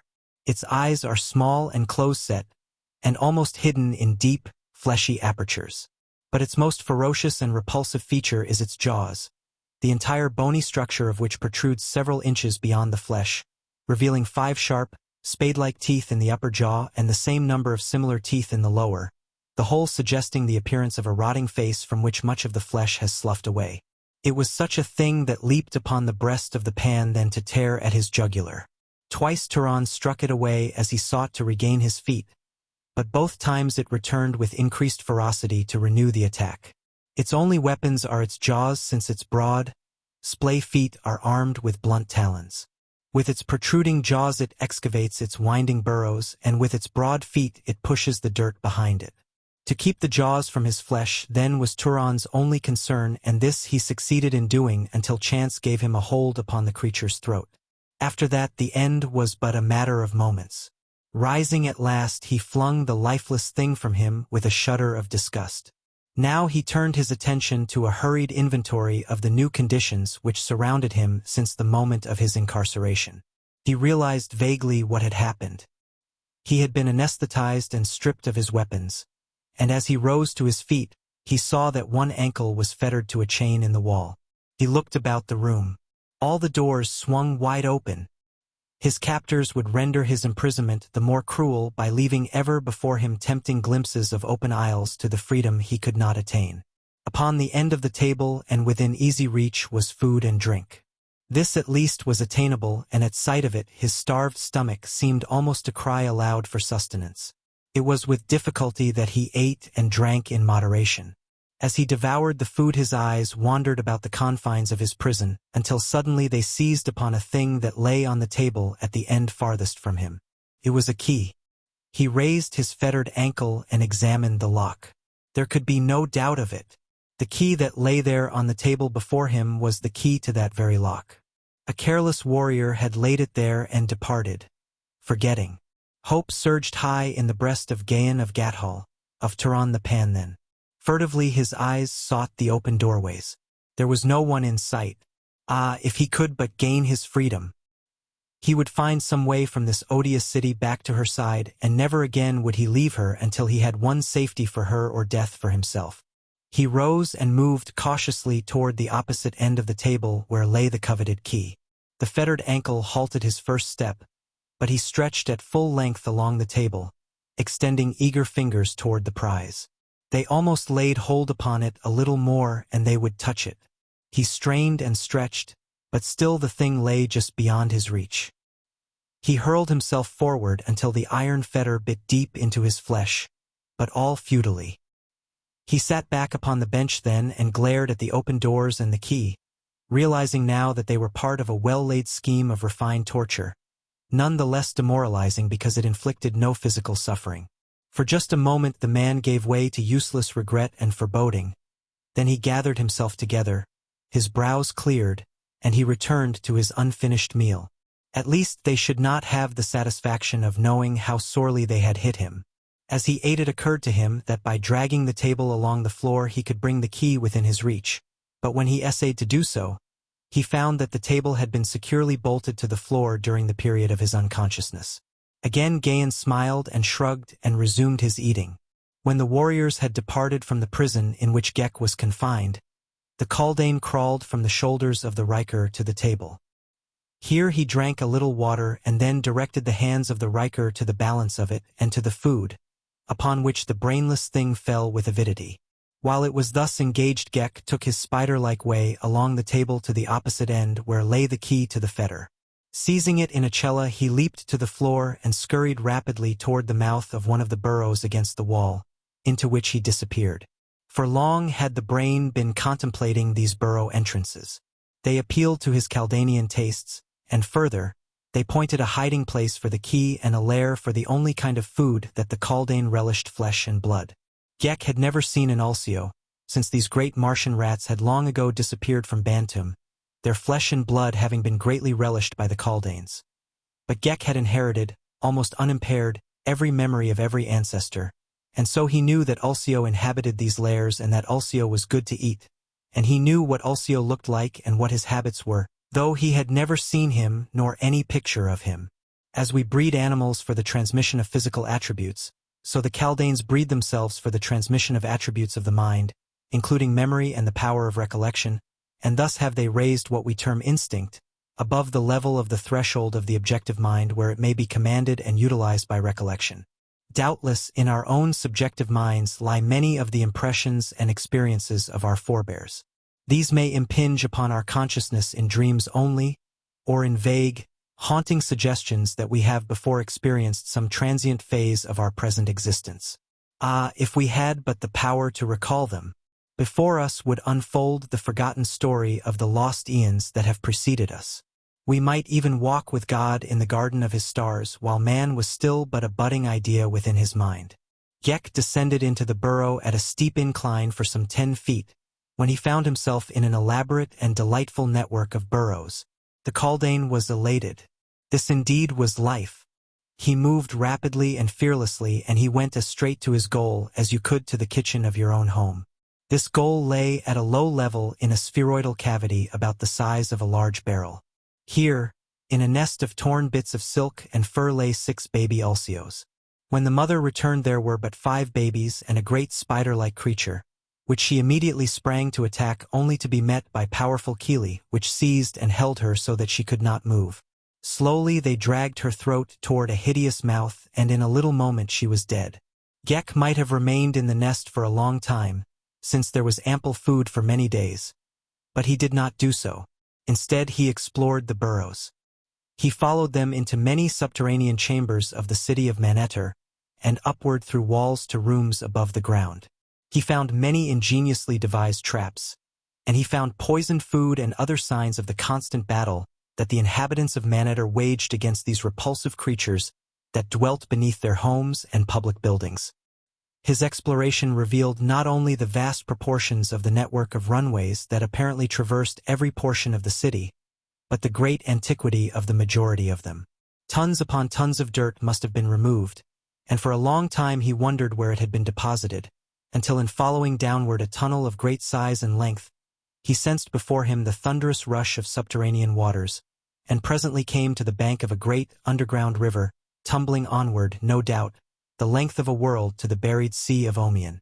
Into this torrential sewer had unthinkable generations of ulcios pushed their few handsful of dirt in the excavating of their vast labyrinth. For only a moment did Gek tarry by the river, for his seemingly aimless wanderings were in reality prompted by a definite purpose, and this he pursued with vigor and singleness of design. He followed such runways as appeared to terminate in the pits or other chambers of the inhabitants of the city, and these he explored, usually from the safety of a burrow's mouth, until satisfied that what he sought was not there. He moved swiftly upon his spider legs and covered remarkable distances in short periods of time. His search not being rewarded with immediate success, he decided to return to the pit where his Riker lay chained and look to its wants. As he approached the end of the burrow that terminated in the pit, he slackened his pace, stopping just within the entrance of the runway that he might scan the interior of the chamber before entering it. As he did so, he saw the figure of a warrior appear suddenly in an opposite doorway. The Riker sprawled upon the table, his hands groping blindly for more food. Gek saw the warrior pause and gaze in sudden astonishment at the Riker. He saw the fellow's eyes go wide and an ashen hue replace the copper bronze of his cheek. He stepped back as though someone had struck him in the face. For an instant only he stood thus as in a paralysis of fear. Then he uttered a smothered shriek and turned and fled. Again was it a catastrophe that Gek, the Kaldane, could not smile. Quickly entering the room he crawled to the tabletop and affixed himself to the shoulders of his Riker, and there he waited. And who may say that Gek, though he could not smile, possessed not a sense of humor? For a half-hour he sat there, and then there came to him the sound of men approaching along corridors of stone. He could hear their arms clank against the rocky walls, and he knew that they came at a rapid pace. But just before they reached the entrance to his prison they paused and advanced more slowly. In the lead was an officer, and just behind him, wide-eyed and perhaps still a little ashen, the warrior who had so recently departed in haste. At the doorway they halted, and the officer turned sternly upon the warrior. With upraised finger he pointed at Gek. "There sits the creature. Didst thou dare lie? Then, to thy dwar." "I swear," cried the warrior, "that I spoke the truth. But a moment since the thing grovelled, headless, upon this very table, and may my first ancestor strike me dead upon the spot if I speak other than a true word." The officer looked puzzled. "The men of Mars seldom if ever lie." He scratched his head. Then he addressed Gek. "How long have you been here?" he asked. "Who knows better than those who placed me here and chained me to a wall?" he returned in reply. "Saw you this warrior enter here a few minutes since?" "I saw him," replied Gek. "And you sat there where you sit now?" continued the officer. "Look thou to my chain and tell me then where else might I sit?" cried Gek. "Art the people of thy city all fools?" 3 other warriors pressed behind the 2 in front, craning their necks to view the prisoner while they grinned at the discomfiture of their fellow. The officer scowled at Gek. "Thy tongue is as venomous as that of the she-banth otar sent to the towers of Jetan," he said. "You speak of the young woman who was captured with me?" asked Gek, his expressionless monotone and face revealing naught of the interest he felt. "I speak of her," replied the dwarf, and then turning to the warrior who had summoned him. "Return to thy quarters and remain there until the next games. Perhaps by that time thy eyes may have learned not to deceive thee." The fellow cast a venomous glance at Gek and turned away. The officer shook his head. "I do not understand it," he muttered. "Always has Yuvan been a true and dependable warrior. Could it be?"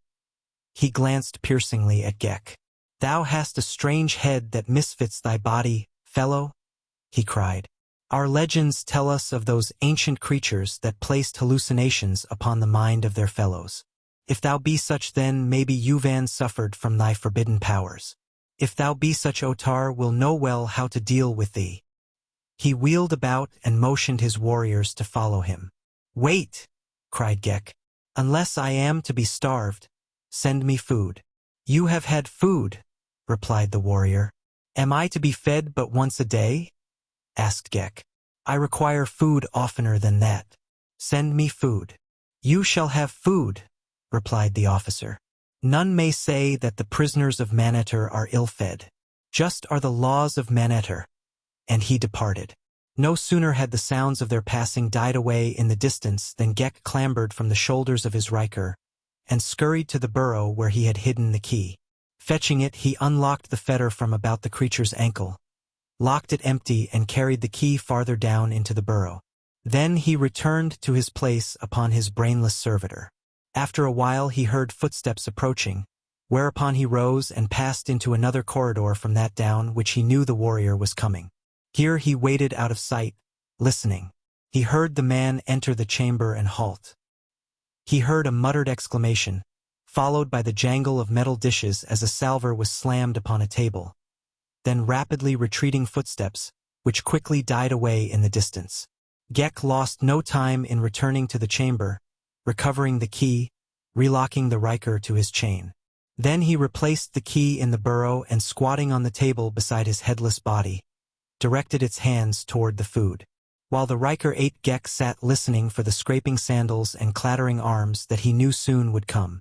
Nor had he long to wait. Gek scrambled to the shoulders of his riker as he heard them coming. Again it was the officer who had been summoned by Yuvan, and with him were 3 warriors. The one directly behind him was evidently the same who had brought the food, for his eyes went wide when he saw Gek sitting at the table, and he looked very foolish as the dwarf turned his stern glance upon him. "It is even as I said," he cried. "He was not here when I brought his food." "But he is here now," said the officer grimly, "and his fetter is locked about his ankle. Look, it has not been opened, but where is the key? It should be upon the table at the end opposite him. Where is the key, creature?" he shouted at Gek. "How should I, a prisoner, know better than my jailer the whereabouts of the key to my fetters?" he retorted. "But it lay here," cried the officer, pointing to the other end of the table. "Did you see it?" asked Gek. The officer hesitated. "No, but it must have been there," he parried. "Did you see the key lying there?" asked Gek, pointing to another warrior. The fellow shook his head negatively. "And you? And you?" continued the Kaldane, addressing the others. They both admitted that they never had seen the key. "And if it had been there, how could I have reached it?" he continued. "No, he could not have reached it," admitted the officer. But there shall be no more of this. Izov, you will remain here on guard with this prisoner until you are relieved. Izov looked anything but happy as this intelligence was transmitted to him, and he eyed Gek suspiciously as the dwarf and the other warriors turned and left him to his unhappy lot. Chapter 13. A Desperate Deed. Emed crossed the tower chamber toward Tara of Helium and the slave girl, Lano. He seized the former roughly by a shoulder. "Stand!" he commanded. Tara struck his hand from her and, rising, backed away. "Lay not your hand upon the person of a princess of Helium, beast," she warned. Emed laughed. "Think you that I play at Jetan for you without first knowing something of the stake for which I play?" he demanded. "Come here." The girl drew herself to her full height, folding her arms across her breast. Nor did Emed note that the slim fingers of her right hand were inserted beneath the broad leather strap of her harness where it passed over her left shoulder. "And Otar learns of this, you shall rue it, Emed," cried the slave girl. "There be no law in Maneter that gives you this girl before you shall have won her fairly." "What cares Otar for her fate?" replied Emed. "Have I not heard? Did she not flout the great Jedak, heaping abuse upon him? By my first ancestor, I think Otar might make a Jed of the man who subdued her." And again he advanced toward Tara. "Wait," said the girl in low, even tone. "Perhaps you know not what you do. Sacred to the people of Helium are the persons of the women of Helium. For the honor of the humblest of them would the great Jedak himself unsheathe his sword. The greatest nations of Barsoom have trembled to the thunders of war in defense of the person of Dejah Thoris, my mother. We are but mortal and so may die, but we may not be defiled. You may play at Jetan for a princess of Helium, but though you may win the match, never may you claim the reward. If thou wouldst possess a dead body, press me too far. But know, man of Maneter, that the blood of the warlord flows not in the veins of Tara of Helium for naught. I have spoken. I know naught of Helium, and Otar is our warlord," replied Emed. "But I do know that I would examine more closely the prize that I shall play for and win. I would test the lips of her who is to be my slave after the next games. Nor is it well, woman, to drive me too far to anger." His eyes narrowed as he spoke, his visage taking on the semblance of that of a snarling beast. "If you doubt the truth of my words, ask Lano, the slave girl." "He speaks truly, O woman of Helium," interjected Lano. "Try not the temper of Emed, if you value your life." But Tara of Helium made no reply. Already had she spoken. She stood in silence, now facing the burly warrior who approached her. He came close, and then quite suddenly he seized her and, bending, tried to draw her lips to his.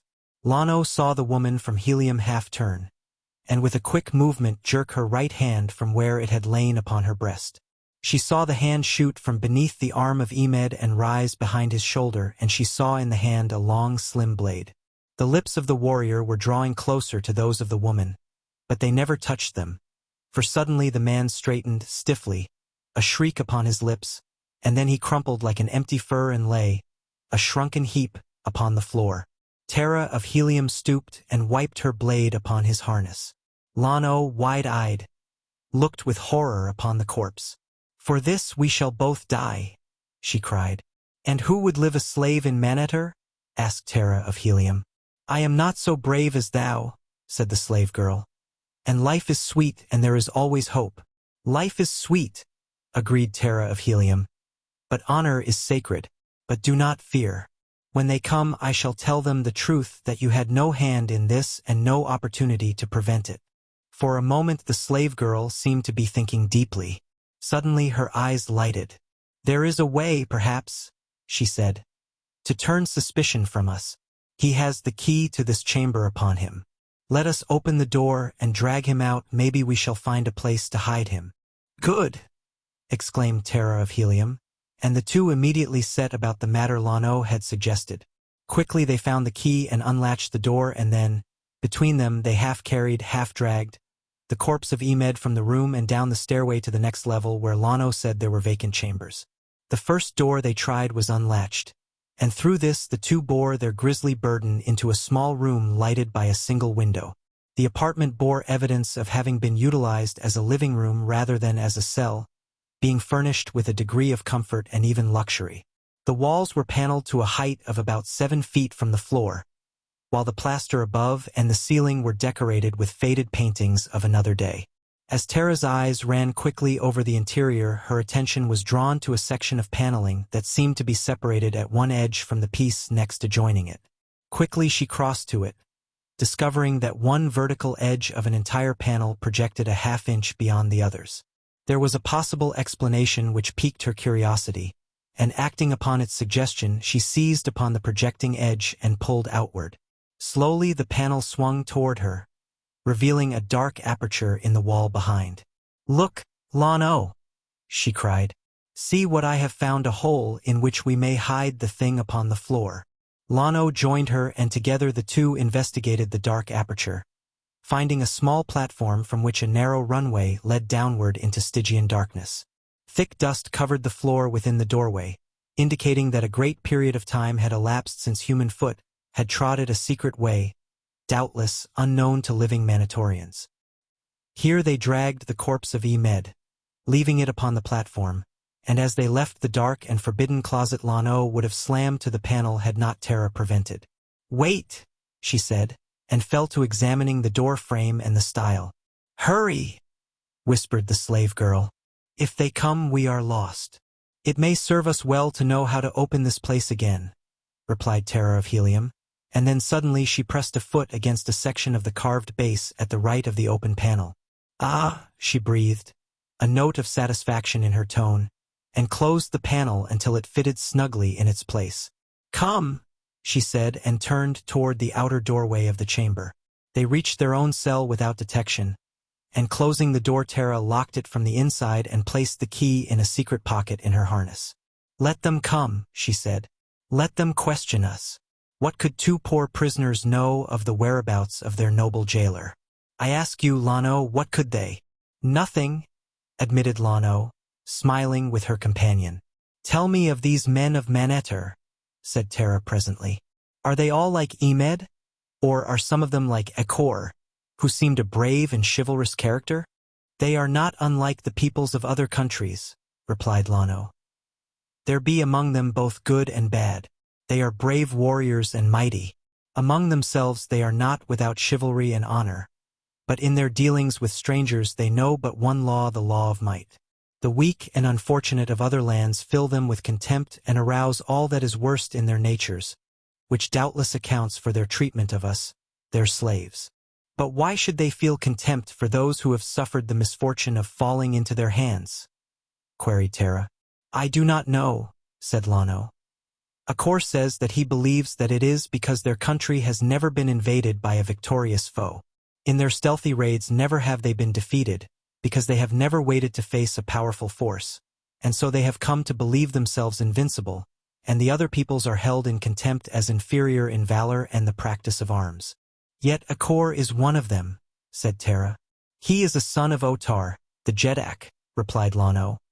"But his mother was a high-born Gatholian, captured and made slave by Otar, and Edgar boasts that in his veins runs only the blood of his mother, and indeed is he different from the others. His chivalry is of a gentler form, though not even his worst enemy has dared question his courage, while his skill with the sword, and the spear, and the thoat is famous throughout the length and breadth of Manetter." "What think you they will do with him?" asked Tara of Helium. "Sentence him to the games," replied Lano.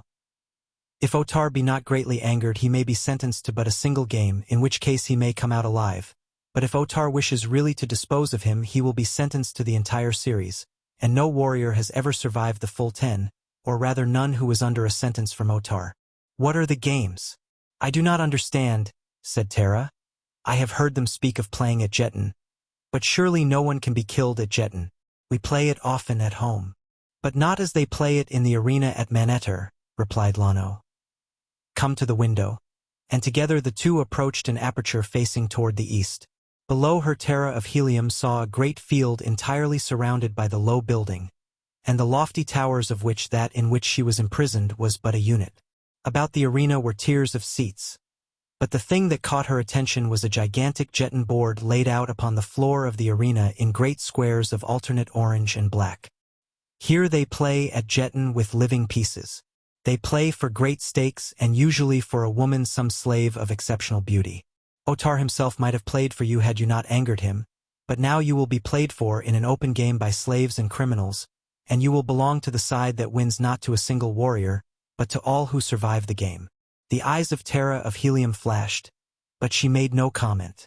Those who direct the play do not necessarily take part in it, continued the slave girl, but sit in those two great thrones which you see at either end of the board and direct their pieces from square to square. But where lies the danger? Asked Tara of Helium. If a piece be taken, it is merely removed from the board. This is a rule of Jetan as old almost as the civilization of Barsoom. But here in Manatar, when they play in the great arena with living men, that rule is altered, explained Lano. When a warrior is moved to a square occupied by an opposing piece, the two battle to the death for possession of the square, and the one that is successful advantages by the move. Each is caparisoned to simulate the piece he represents, and in addition he wears that which indicates whether he be slave, a warrior serving a sentence, or a volunteer. If serving a sentence, the number of games he must play is also indicated, and thus the one directing the moves knows which pieces to risk and which to conserve, and further than this, a man's chances are affected by the position that is assigned him for the game. Those whom they wish to die are always pantons in the game, for the pan then has the least chance of surviving. Do those who direct the play ever actually take part in it? Asked Tara. Oh, yes, said Lano. Often when two warriors, even of the highest class, hold a grievance against one another, Otar compels them to settle it upon the arena. Then it is that they take active part and with drawn swords direct their own players from the position of chief. They pick their own players, usually the best of their own warriors and slaves, if they be powerful men who possess such, or their friends may volunteer, or they may obtain prisoners from the pits.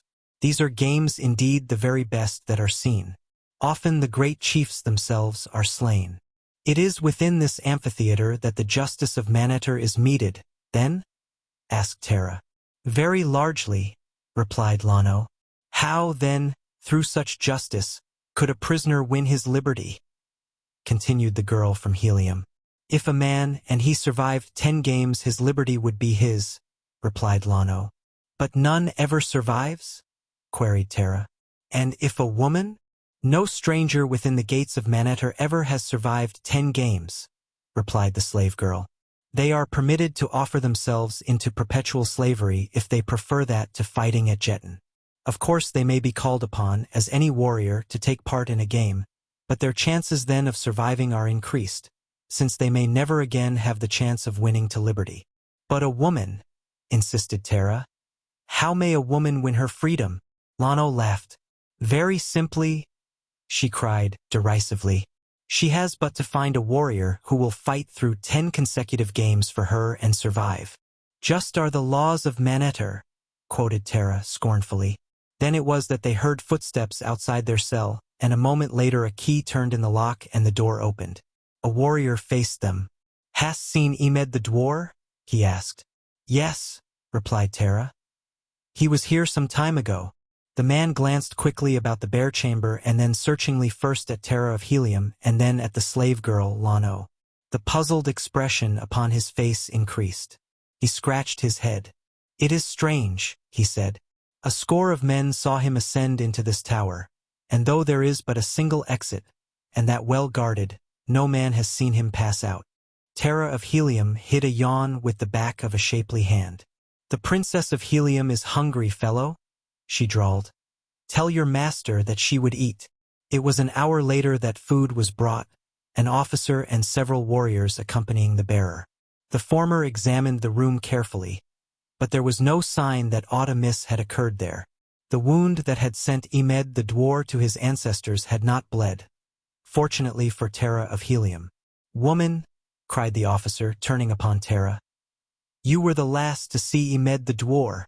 Answer me now and answer me truthfully. Did you see him leave this room?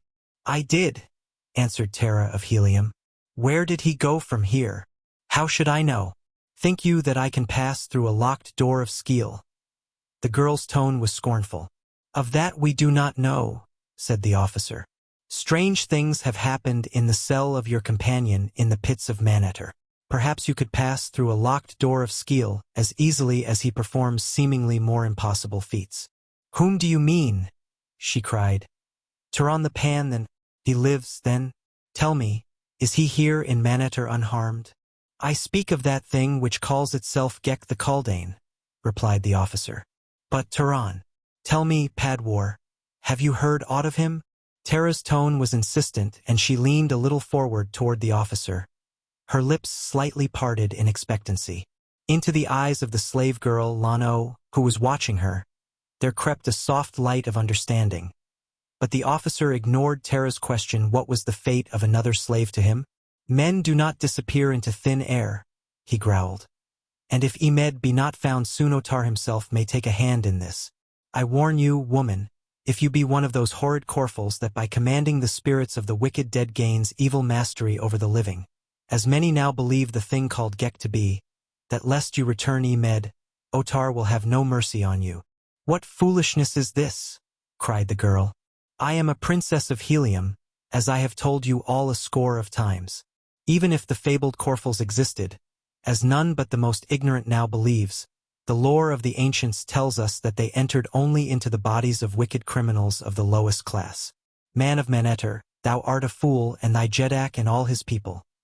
And she turned her royal back upon the Padwar, and gazed through the window across the field of Jetan and the roofs of Manetter, through the low hills and the rolling country and freedom. "And you know so much of Corfels, then?" he cried. "You know that while no common man dare harm them, they may be slain by the hand of a Jedak with impunity?"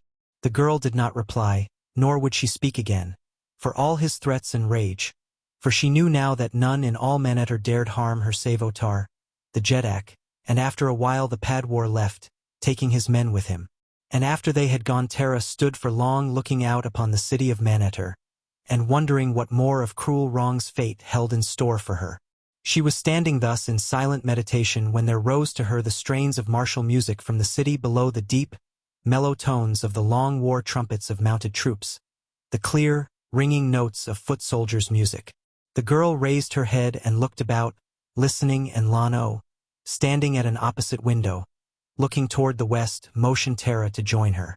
Now they could see across roofs and avenues to the gate of enemies, through which troops were marching into the city. "The great Jed is coming," said Lano. "None other dares enter thus, with blaring trumpets, the city of Manetter. It is you, Thor, Jed of Manatos, second city of Manetter. They call him the great Jed, the length and breadth of Manetter, and because the people love him, Otar hates him. They say, who know, that it would need but slight provocation to inflame the two to war. How such a war would end no one could guess. For the people of Manetter worship the great Otar, though they do not love him. You Thor they love, but he is not the Jedak." And Tara understood, as only a Martian may, how much that simple statement encompassed. The loyalty of a Martian to his Jedak is almost an instinct, and second not even to the instinct of self-preservation at that. Nor is this strange in a race whose religion includes ancestor worship, and where families trace their origin back into remote ages, and a Jedak sits upon the same throne that his direct progenitors have occupied for, perhaps, hundreds of thousands of years, and rules the descendants of the same people that his forebears ruled. Wicked Jedaks have been dethroned, but seldom are they replaced by other than members of the imperial house, even though the law gives to the Jeds the right to select whom they please. "You Thor is a just man and good, then?" asked Tara of Helium. "There be none nobler," replied Lano. "In Manatos none but wicked criminals who deserve death are forced to play at Jetan, and even then the play is fair and they have their chance for freedom. Volunteers may play, but the moves are not necessarily to the death a-wound, and even sometimes points in swordplay deciding the issue. There they look upon Jetan as a martial sport, here it is but butchery. And you Thor is opposed to the ancient slave raids, and to the policy that keeps Manetter forever isolated from the other nations of Barsoom. But you Thor is not Jedak, and so there is no change."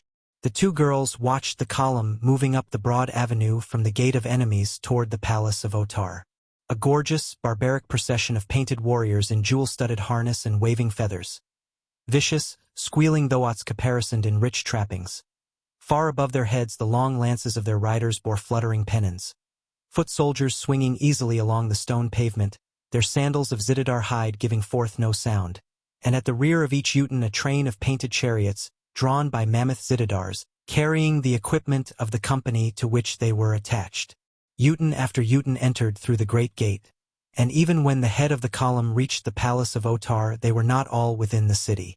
"I have been here many years," said the girl Lano. "But never have I seen even the great Jed bring so many fighting men into the city of Manetter." Through half-closed eyes Tara of Helium watched the warriors marching up the broad avenue, trying to imagine them the fighting men of her beloved Helium coming to the rescue of their princess. That splendid figure upon the great thoat might be John Carter, himself warlord of Barsoom, and behind him Jetan after Jetan of the veterans of the Empire, and then the girl opened her eyes again and saw the host of painted, befeathered barbarians and sighed. But yet she watched, fascinated by the martial scene, and now she noted again the groups of silent figures upon the balconies. No waving silks, no cries of welcome, no showers of flowers and jewels such as would have marked the entry of such a splendid, friendly pageant into the twin cities of her birth. "The people do not seem friendly to the warriors of Minatos," she remarked to Lano. "I have not seen a single welcoming sign from the people on the balconies." The slave girl looked at her in surprise. "It cannot be that you do not know," she exclaimed. "Why, they are—" but she got no further. The door swung open and an officer stood before them. "The slave girl, Tara, is summoned to the presence of Otar, the Jedak," he announced. Chapter 14. At Gek's command, Turan the Pan then chafed in his chains. Time dragged. Silence and monotony prolonged minutes into hours. Uncertainty of the fate of the woman he loved turned each hour into an eternity of hell. He listened impatiently for the sound of approaching footsteps that he might see and speak to some living creature and learn, perchance, some word of Tara of Helium. After torturing hours, his ears were rewarded by the rattle of harness and arms. Men were coming. He waited breathlessly. Perhaps they were his executioners, but he would welcome them notwithstanding. He would question them. But if they knew naught of Tara, he would not divulge the location of the hiding place in which he had left her. Now they came a half-dozen warriors and an officer, escorting an unarmed man. A prisoner, doubtless. Of this Turan was not left long in doubt, since they brought the newcomer and chained him to an adjoining ring. Immediately the Pan then commenced to question the officer in charge of the guard. "Tell me," he demanded, "why I have been made prisoner, and if other strangers were captured since I entered your city." "What other prisoners?" asked the officer. "A woman, and a man with a strange head," replied Turan. "It is possible," said the officer. "But what were their names?" "The woman was Tara, Princess of Helium, and the man was Gek, a Kaldane of Bantum." "These were your friends?" asked the officer. "Yes," replied Turan. "It is what I would know," said the officer, and with a curt command to his men to follow him he turned and left the cell. "Tell me of them," cried Turan after him. "Tell me of Tara of Helium. Is she safe?" But the man did not answer, and soon the sound of their departure died in the distance. "Tara of Helium was safe, but a short time since," said the prisoner chained at Turan's side. The Pan then turned toward the speaker, seeing a large man, handsome of face and with a manner both stately and dignified. "You have seen her?" he asked. "They captured her then?" "She is in danger. She is being held in the towers of Jetan as a prize for the next games," replied the stranger. "And who are you?" asked Turan. "And why are you here, a prisoner?" "I am Akor the Dwar, keeper of the towers of Jetan," replied the other. "I am here because I dared speak the truth of Otar the Jedak to one of his officers." "And your punishment?" asked Turan. "I do not know. Otar has not yet spoken. Doubtless the games, perhaps the full 10. For Otar does not love Akor, his son." "You are the Jedak's son?" asked Turan. "I am the son of Otar and of a slave, Dejah of Gathol, who was a princess in her own land." Turan looked searchingly at the speaker. A son of Dejah of Gathol, a son of his mother's sister, this man, then, was his own cousin. Well did Gahan remember the mysterious disappearance of the Princess Dejah and an entire Jetan of her personal troops. She had been upon a visit far from the city of Gathol, and returning home, had vanished with her whole escort from the sight of man. So this was the secret of the seeming mystery? Doubtless it explained many other similar disappearances that extended nearly as far back as the history of Gathol. Turan scrutinized his companion, discovering many evidences of resemblance to his mother's people.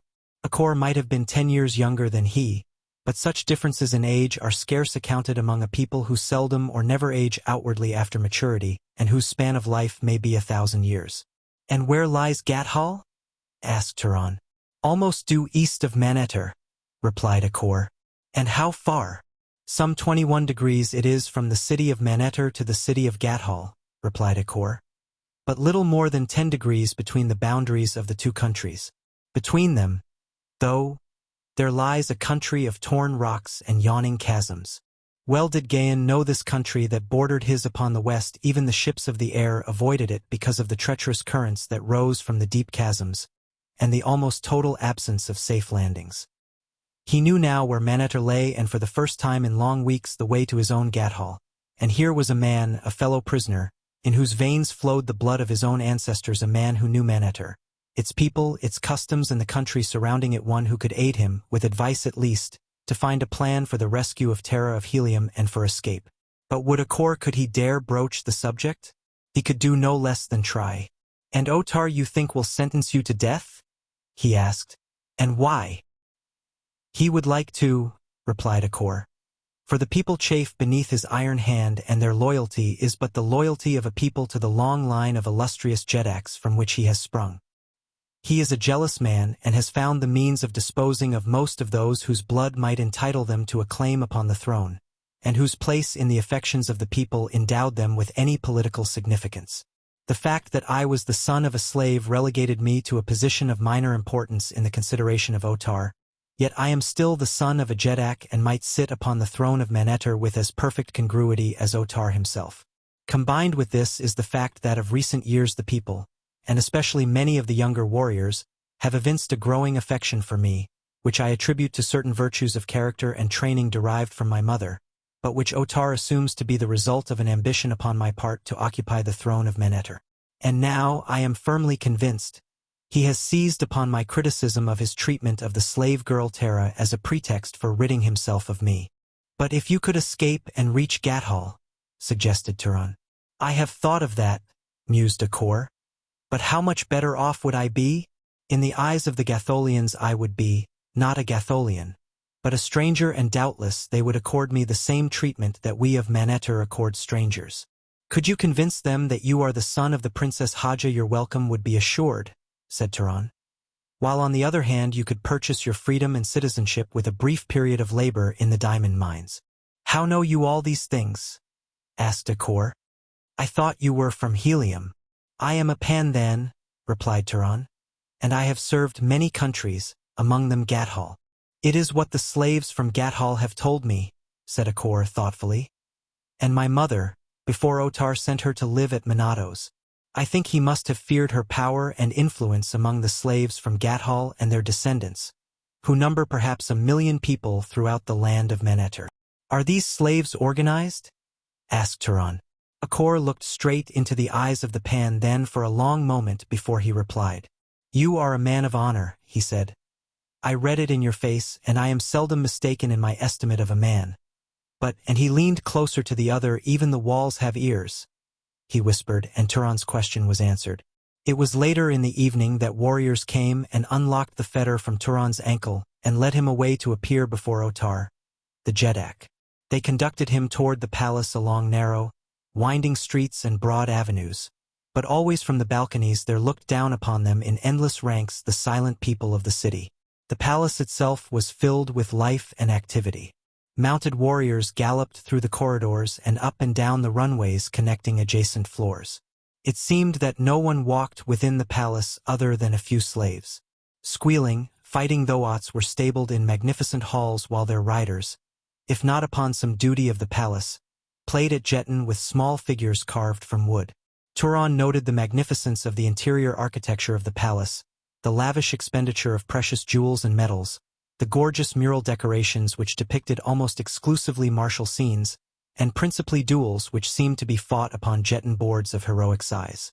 The capitals of many of the columns supporting the ceilings of the corridors and chambers through which they passed were wrought into formal likenesses of Jetan pieces. Everywhere there seemed a suggestion of the game.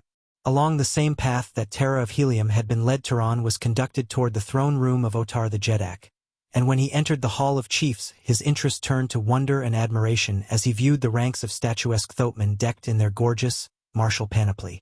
Never, he thought, had he seen upon Barsoom more soldierly figures or thoats so perfectly trained to perfection of immobility as these. Not a muscle quivered, not a tail lashed, and the riders were as motionless as their mounts, each warlike eye straight to the front. The great spears inclined at the same angle. It was a picture to fill the breast of a fighting man with awe and reverence. Nor did it fail in its effect upon Taran as they conducted him the length of the chamber, where he waited before great doors until he should be summoned into the presence of the ruler of Manetter.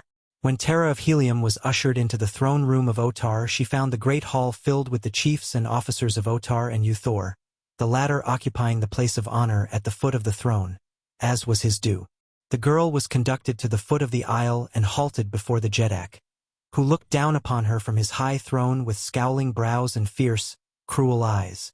"The laws of Manetter are just," said Otar, addressing her. "Thus is it that you have been summoned here again to be judged by the highest authority of Manetter. Word has reached me that you are suspected of being a corpel. What word have you to say in refutation of the charge?" Tara of Helium could scarce restrain a sneer as she answered the ridiculous accusation of witchcraft. "So ancient is the culture of my people," she said, "that authentic history reveals no defense for that which we know existed only in the ignorant and superstitious minds of the most primitive peoples of the past. To those who are yet so untutored as to believe in the existence of corpels, there can be no argument that will convince them of their error. Only long ages of refinement and culture can accomplish their release from the bondage of ignorance. I have spoken. Yet you do not deny the accusation," said Otar. "It is not worthy the dignity of a denial," she responded haughtily. "And I were you, woman," said a deep voice at her side, "I should nevertheless deny it." Tara of Helium turned to see the eyes of Uthor, the great Jed of Manatos, upon her. Brave eyes they were, but neither cold nor cruel. Otar rapped impatiently upon the arm of his throne. "Uthor forgets," he cried, "that Otar is the Jedak." "Uthor remembers," replied the Jed of Manatos, "that the laws of Manetter permit any who may be accused to have advice and counsel before their judge." Tara of Helium saw that for some reason this man would have assisted her, and so she acted upon his advice. "I deny the charge," she said. "I am no corpel." "Of that we shall learn," snapped Otar. "Udor, where are those who have knowledge of the powers of this woman?" And Udor brought several who recounted the little that was known of the disappearance of Emed, and others who told of the capture of Gek and Tara, suggesting by deduction that having been found together they had sufficient in common to make it reasonably certain that one was as bad as the other, and that, therefore, it remained but to convict one of them of corfelism to make certain the guilt of both. And then Otar called for Gek, and immediately the hideous Kaldane was dragged before him by warriors who could not conceal the fear in which they held this creature. "And you," said Otar in cold, accusing tones, "already have I been told enough of you to warrant me in passing through your heart the Jedak steel of how you stole the brains from the warrior Yuvan so that he thought he saw your headless body still endowed with life, of how you caused another to believe that you had escaped, making him to see naught but an empty bench and a blank wall where you had been." "Ah, Otar, but that is as nothing," cried a young Padwar who had come in command of the escort that brought Gek. "The thing which he did to Izov here would prove his guilt alone." "What did he to the warrior Izov?" demanded Otar. "Let Izov speak." The warrior Izov, a great fellow of bulging muscles and thick neck, advanced to the foot of the throne. He was pale and still trembling visibly as from a nervous shock. "Let my first ancestor be my witness, Otar, that I speak the truth," he began. "I was left to guard this creature, who sat upon a bench, shackled to the wall. I stood by the open doorway at the opposite side of the chamber.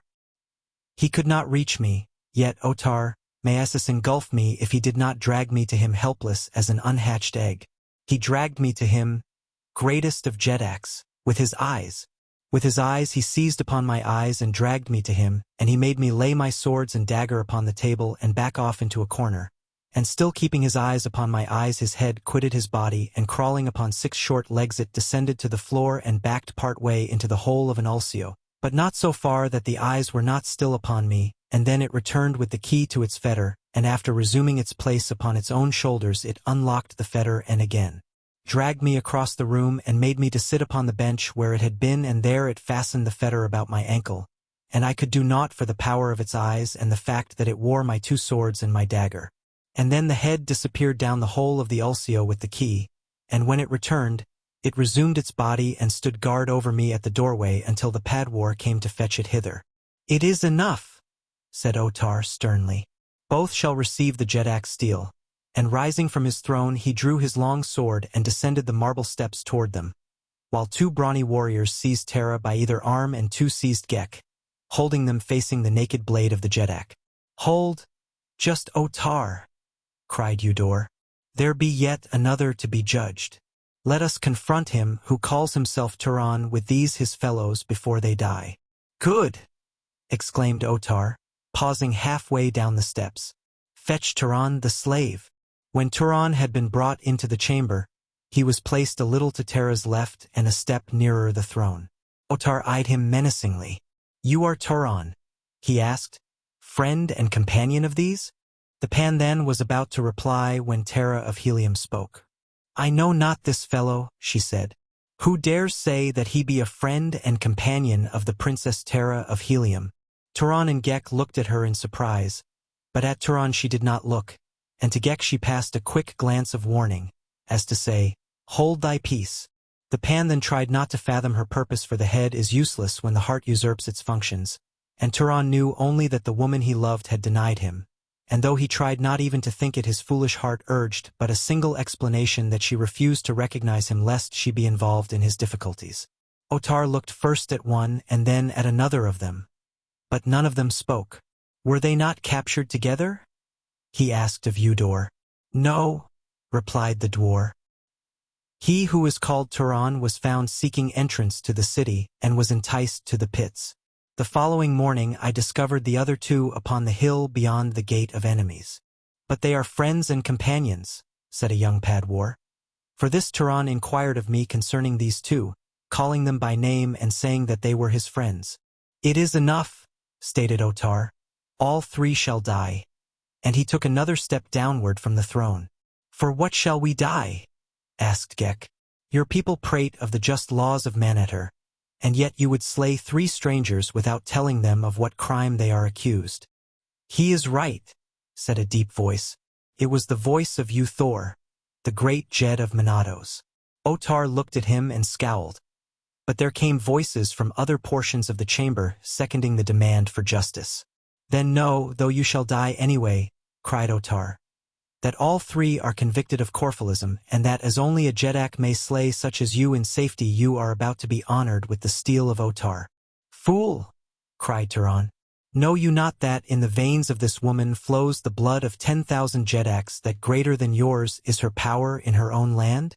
She is Tara, Princess of Helium, great-granddaughter of Tardos Moors, daughter of John Carter, warlord of Barsoom. She cannot be a Corphel, nor is this creature Gek, nor am I. And you would know more. I can prove my right to be heard and to be believed if I may have word with the Princess Dejah of Gathol, whose son is my fellow prisoner in the pits of Otar, his father." At this Thor rose to his feet and faced Otar. "What means this?" he asked. "Speaks the man the truth? Is the son of Dejah a prisoner in thy pits, Otar? And what is it to the Jed of Monados who be the prisoners in the pits of his Jedak?" demanded Otar angrily. "It is this to the Jed of Monados," replied Thor in a voice so low as to be scarce more than a whisper, and yet that was heard the whole length and breadth of the great throne room of Otar, Jedak of Manetter. "You gave me a slave woman, Dejah, who had been a princess in Gathol, because you feared her influence among the slaves from Gathol. I have made of her a free woman, and I have married her and made her thus a princess of Monados. Her son is my son, Otar, and though thou be my Jedak, I say to you that for any harm that befalls Akor you shall answer to Thor of Monados." Otar looked long at you, Thor, but he made no reply. Then he turned again to Turan. If one be a Korpal, he said, then all of you be Korfals, and we know well from the things that this creature has done, he pointed at Gek, that he is a Korpal, for no mortal has such powers as he. And as you are all Korfals, you must all die. He took another step downward when Gek spoke. These two have no such powers as I, he said. They are but ordinary, brainless things such as yourself. I have done all the things that your poor, ignorant warriors have told you.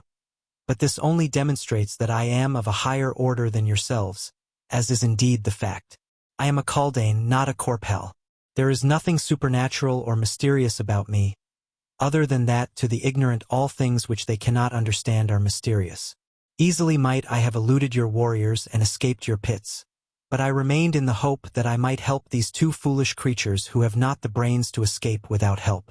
They befriended me and saved my life. I owe them this debt. Do not slay them, they are harmless. Slay me if you will. I offer my life if it will appease your ignorant wrath. I cannot return to Bantum, and so I might as well die, for there is no pleasure in intercourse with the feeble intellects that cumber the face of the world outside the valley of Bantum. Hideous egotist, said Otar. Prepare to die and assume not to dictate to Otar the Jedak. He has passed sentence, and all three of you shall feel the Jedak's naked steel.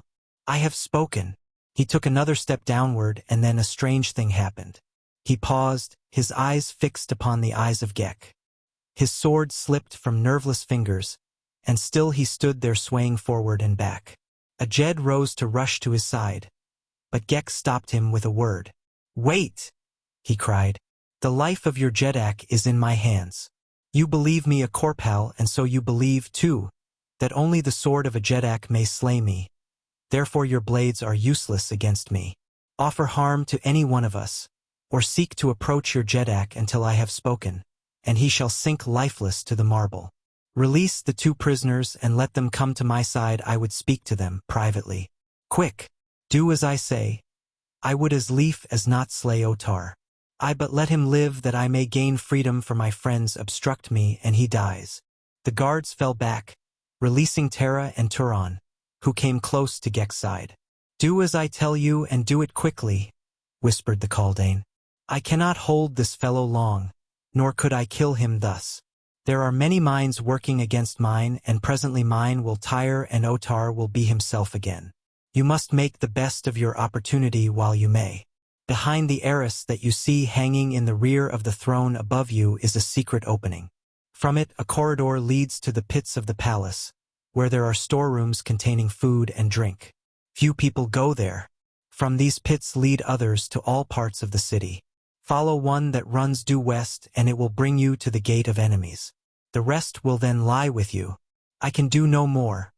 Hurry before my waning powers fail me. I am not as Lud, who was a king. He could have held this creature forever. Make haste. Go. Chapter 15. The Old Man of the Pits. I shall not desert you, Gek, said Tara of Helium simply. Go. Go, whispered the Kaldane. You can do me no good. Go, or all I have done is for naught. Tara shook her head. I cannot, she said. They will slay her, said Gek to Turan, and the Pan then, torn between loyalty to the strange creature who had offered its life for him, and love of the woman, hesitated but a moment. Then he swept Tara from her feet and lifting her in his arms leaped up the steps that led to the throne of Manetter. Behind the throne he parted the arras and found the secret opening. Into this he bore the girl and down a long, narrow corridor and winding runways that led to lower levels until they came to the pits of the palace of Otar. Here was a labyrinth of passages and chambers presenting 1,000 hiding places. As Turan bore Tara up the steps toward the throne, a score of warriors rose as though to rush forward to intercept them. Stay, cried Gek, or your Jedak dies. And they halted in their tracks, waiting the will of this strange, uncanny creature. Presently Gek took his eyes from the eyes of Otar, and the Jedak shook himself as one who would be rid of a bad dream and straightened up, half-dazed still. Look, said Gek then. I have given your Jedak his life, nor have I harmed one of those whom I might easily have slain when they were in my power. No harm have I or my friends done in the city of Manetter. Why then should you persecute us? Give us our lives. Give us our liberty. Otar, now in command of his faculties, stooped and regained his sword. In the room was silence as all waited to hear the Jedak's answer. Just are the laws of Manetter, he said at last. Perhaps, after all, there is truth in the words of the stranger. Return him then to the pits and pursue the others and capture them. Through the mercy of Otar they shall be permitted to win their freedom upon the field of Jetan, in the coming games. Still ashen was the face of the Jedak as Gek was led away, and his appearance was that of a man who had been snatched from the brink of eternity into which he has gazed, not with the composure of great courage, but with fear. There were those in the throne room who knew that the execution of the 3 prisoners had but been delayed and the responsibility placed upon the shoulders of others, and one of those who knew was Thor, the great Jed of Monatos. His curling lip betokened his scorn of the Jedak who had chosen humiliation rather than death. He knew that Otar had lost more of prestige in those few moments than he could regain in a lifetime. For the Martians are jealous of the courage of their chiefs, there can be no evasions of stern duty, no temporizing with honor. That there were others in the room who shared Thor's belief was evidenced by the silence and the grim scowls. Otar glanced quickly around. He must have sensed the hostility and guessed its cause, for he went suddenly angry, and as one who seeks by the vehemence of his words to establish the courage of his heart, he roared forth what could be considered as naught other than a challenge. The will of Otar the Jedak is the law of Manetter, he cried. And the laws of Manetter are just they cannot err. Udor, dispatch those who will search the palace, the pits, and the city, and return the fugitives to their cells. And now for you, Thor of Monatos, think you with impunity to threaten your Jedak to question his right to punish traitors and instigators of treason? What am I to think of your own loyalty, who takes to wife a woman I have banished from my court because of her intrigues against the authority of her Jedak and her master? But Otar is just. Make your explanations and your peace, then, before it is too late. Thor has nothing to explain, replied the Jed of Monatos. Nor is he at war with his Jedak, but he has the right that every Jed and every warrior enjoys, of demanding justice at the hands of the Jedak for whomsoever he believes to be persecuted. With increasing rigor has the Jedak of Manetter persecuted the slaves from Gathol since he took to himself the unwilling Princess Dejah. If the slaves from Gathol have harbored thoughts of vengeance and escape, 'tis no more than might be expected from a proud and courageous people. Ever have I counseled greater fairness in our treatment of our slaves, many of whom, in their own lands, are people of great distinction and power. But always has Otar, the Jedak, flouted with arrogance my every suggestion. Though it has been through none of my seeking that the question has arisen now, I am glad that it has. For the time was bound to come when the Jeds of Manetter would demand from Otar the respect and consideration that is their due from the man who holds his high office at their pleasure. Know, then, Otar, that you must free Akor, the dwar, forthwith or bring him to fair trial before the assembled Jeds of Manetter. I have spoken. You have spoken well and to the point, Thor, cried Otar. For you have revealed to your Jedak and your fellow Jeds the depth of the disloyalty that I have long suspected. Akor already has been tried and sentenced by the Supreme Tribunal of Manetter Otar, the Jedak, and you too shall receive justice from the same unfailing source. In the meantime you are under arrest. To the pits with him. To the pits with Thor the false Jed. He clapped his hands to summon the surrounding warriors to do his bidding. A score leaped forward to seize Thor. They were warriors of the palace, mostly. But 2 score leaped to defend Thor, and with ringing steel they fought at the foot of the steps to the throne of Manetter where stood Otar, the Jedak, with drawn sword ready to take his part in the melee. At the clash of steel, palace guards rushed to the scene from other parts of the great building until those who would have defended Thor were outnumbered 2-1, and then the Jed of Monatos slowly withdrew with his forces, and fighting his way through the corridors and chambers of the palace came at last to the avenue. Here he was reinforced by the little army that had marched with him into Manetter. Slowly they retreated toward the gate of enemies between the rows of silent people looking down upon them from the balconies, and there, within the city walls, they made their stand.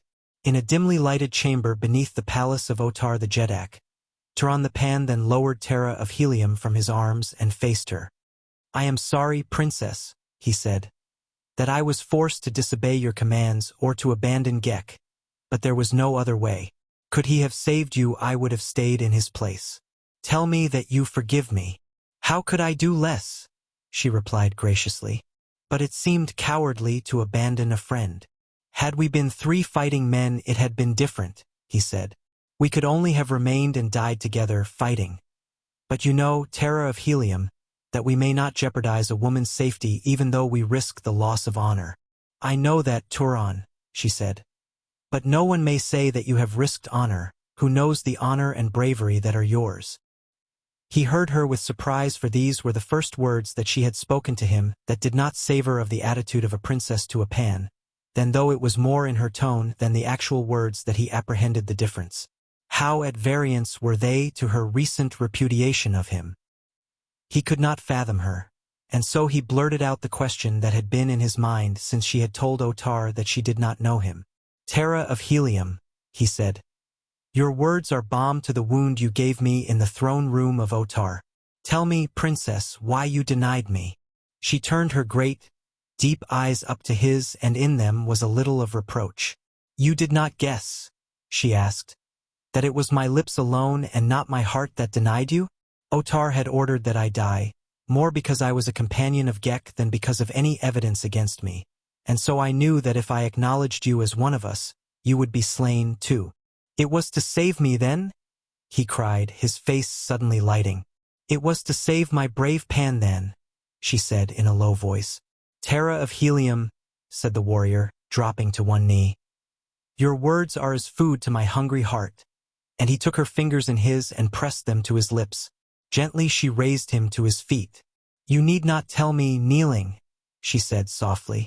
Her hand was still in his as he rose, and they were very close. And the man was still flushed with the contact of her body, since he had carried her from the throne room of Otar. He felt his heart pounding in his breast and the hot blood surging through his veins as he looked at her beautiful face, with its downcast eyes and the half-parted lips that he would have given a kingdom to possess. And then he swept her to him, and as he crushed her against his breast, his lips smothered hers with kisses. But only for an instant. Like a tigress, the girl turned upon him, striking him and thrusting him away.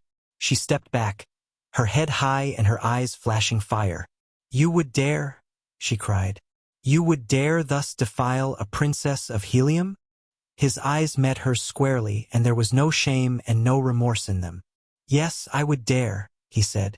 "I would dare love Tara of Helium, but I would not dare defile her or any woman with kisses that were not prompted by love of her alone." He stepped closer to her and laid his hands upon her shoulders. "Look into my eyes, daughter of the warlord," he said, "and tell me that you do not wish the love of Turan, the Pan then." "I do not wish your love," she cried, pulling away. "I hate you." And then turning away, she bent her head into the hollow of her arm and wept. The man took a step toward her as though to comfort her when he was arrested by the sound of a crackling laugh behind him. Wheeling about, he discovered a strange figure of a man standing in a doorway. It was one of those rarities occasionally to be seen upon Barsoom, an old man with the signs of age upon him. Bent and wrinkled, he had more the appearance of a mummy than a man. "Love in the pits of Otar," he cried, and again his thin laughter jarred upon the silence of the subterranean vaults. "A strange place to woo. A strange place to woo, indeed. When I was a young man we roamed in the gardens beneath giant pimellias and stole our kisses in the brief shadows of hurtling Thuria. We came not to the gloomy pits to speak of love. But times have changed and ways have changed, though I had never thought to live to see the time when the way of a man with a maid, or a maid with a man would change. Ah, but we kissed them then. And what if they objected, What if they objected? Why, we kissed them more. Why, those were the days." And he cackled again.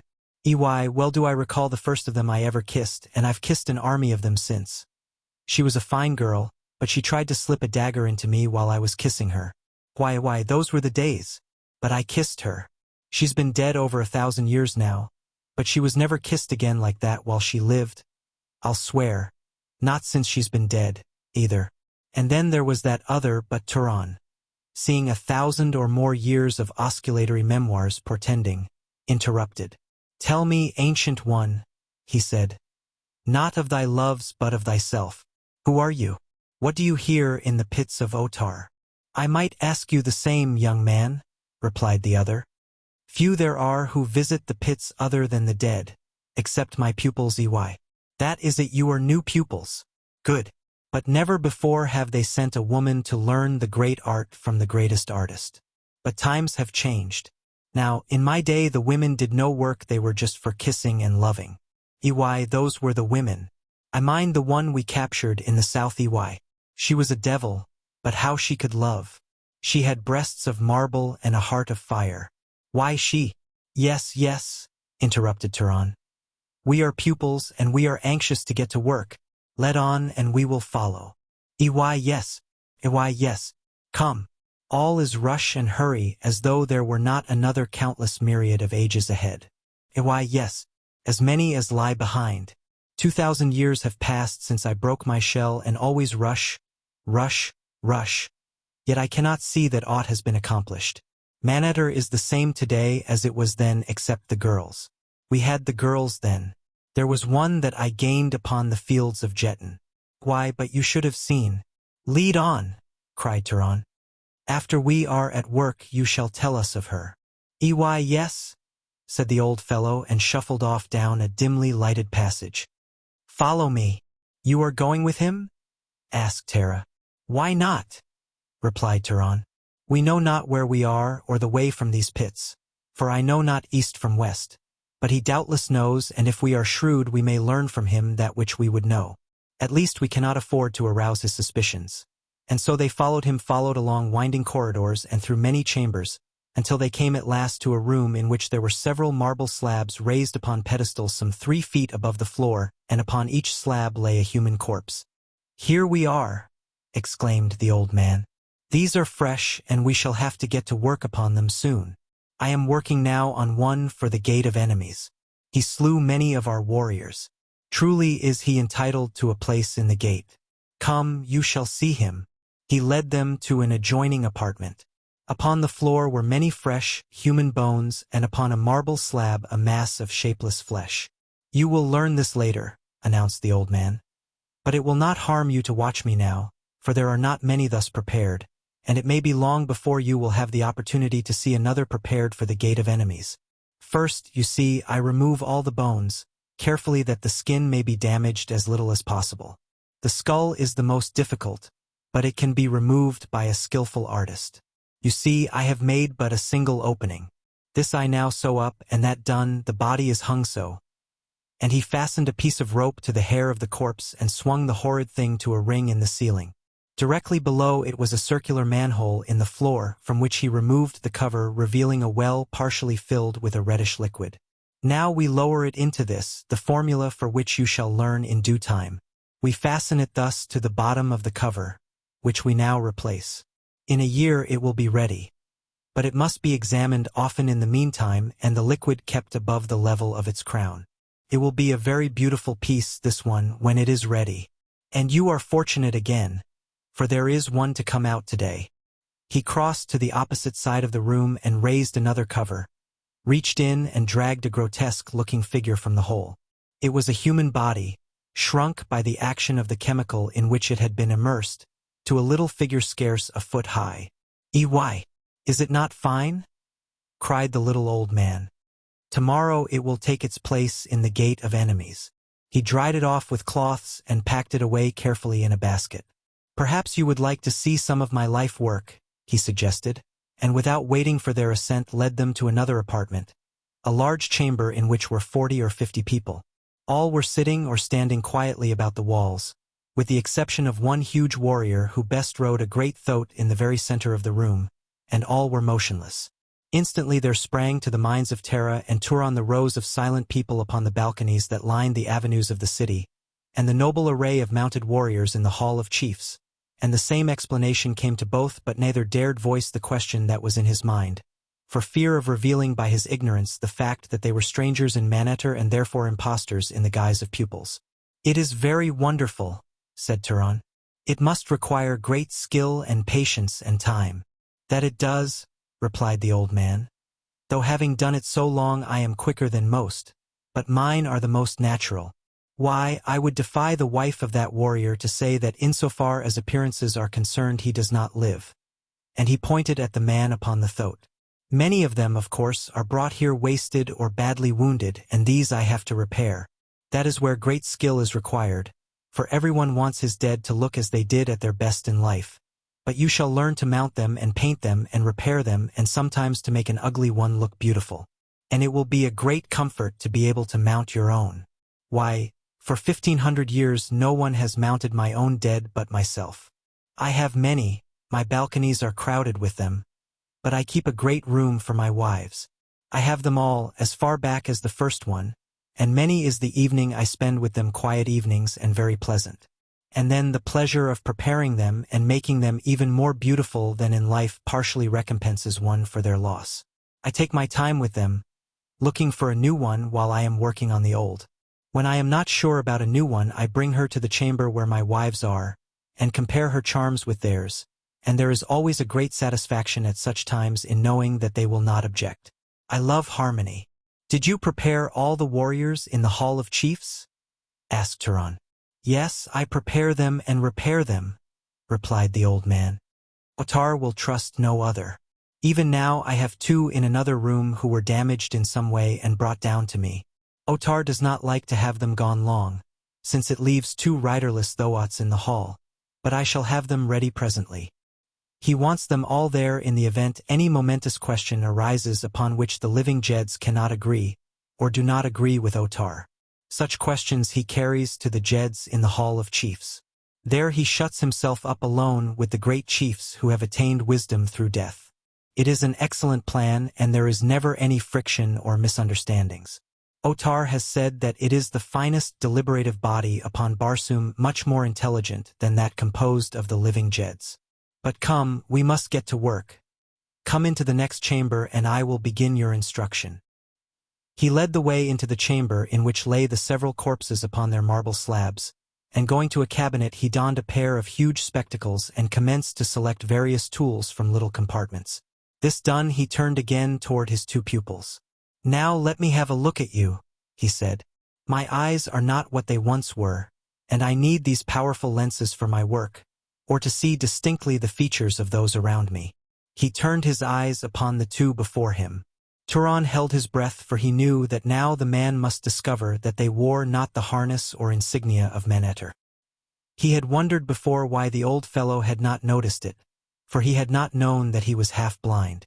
The other examined their faces, his eyes lingering long upon the beauty of Tara of Helium, and then they drifted to the harness of the 2. Turan thought that he noted an appreciable start of surprise on the part of the taxidermist. But if the old man noticed anything, his next words did not reveal it. Come with I goes, he said to Turan. I have materials in the next room that I would have you fetch hither. Remain here, woman, we shall be gone but a moment. He led the way to one of the numerous doors opening into the chamber and entered ahead of Turan. Just inside the door he stopped, and pointing to a bundle of silks and furs upon the opposite side of the room directed Turan to fetch them. The latter had crossed the room and was stooping to raise the bundle when he heard the click of a lock behind him. Wheeling instantly, he saw that he was alone in the room and that the single door was closed. Running rapidly to it, he strove to open it, only to find that he was a prisoner. Igos, stepping out and locking the door behind him, turned toward Tara. Your leather betrayed you, he said, laughing his cackling laugh. You sought to deceive old Igos, but you found that though his eyes are weak his brain is not. But it shall not go ill with you. You are beautiful and Igos loves beautiful women. I might not have you elsewhere in Manetter, but here there is none to deny old Igos. Few come to the pits of the dead, only those who bring the dead, and they hasten away as fast as they can. No one will know that Igos has a beautiful woman locked with his dead. I shall ask you no questions, and then I will not have to give you up, for I will not know to whom you belong. And when you die I shall mount you beautifully and place you in the chamber with my other women. Will not that be fine? He had approached until he stood close beside the horrified girl. Come, he cried, seizing her by the wrist. Come to Igos. Chapter 16. Another change of name. Turan dashed himself against the door of his prison in a vain effort to break through the solid skeel to the side of Tara, whom he knew to be in grave danger. But the heavy panels held, and he succeeded only in bruising his shoulders and his arms. At last he desisted and set about searching his prison for some other means of escape. He found no other opening in the stone walls, but his search revealed a heterogeneous collection of odds and ends of arms and apparel, of harness and ornaments and insignia, and sleeping silks and furs in great quantities. There were swords and spears and several large, two-bladed battle-axes, the heads of which bore a striking resemblance to the propeller of a small flyer. Seizing one of these, he attacked the door once more with great fury. He expected to hear something from Igos at this ruthless destruction, but no sound came to him from beyond the door, which was, he thought, too thick for the human voice to penetrate, but he would have wagered much that Igos heard him. Bits of the hardwood splintered at each impact of the heavy axe, but it was slow work and heavy. Presently he was compelled to rest, and so it went for what seemed hours, working almost to the verge of exhaustion and then resting for a few minutes. But ever the hole grew larger, though he could see nothing of the interior of the room beyond because of the hanging that Igos had drawn across it after he had locked Turan within. At last, however, the pan then had hewn an opening through which his body could pass, and seizing a long sword that he had brought close to the door for the purpose, he crawled through into the next room. Flinging aside the arras, he stood ready, sword in hand, to fight his way to the side of Tara of Helium, but she was not there. In the center of the room lay Igos, dead upon the floor, but Tara of Helium was nowhere to be seen. Turan was nonplussed. It must have been her hand that had struck down the old man, yet she had made no effort to release Turan from his prison. And then he thought of those last words of hers, "I do not want your love. I hate you." And the truth dawned upon him. She had seized upon this first opportunity to escape him. With downcast heart, Turan turned away. What should he do? There could be but one answer. While he lived and she lived, he must still leave no stone unturned to effect her escape and safe return to the land of her people. But how? How was he even to find his way from this labyrinth? How was he to find her again? He walked to the nearest doorway. It chanced to be that which led into the room containing the mounted dead, awaiting transportation to balcony or grim room or whatever place was to receive them.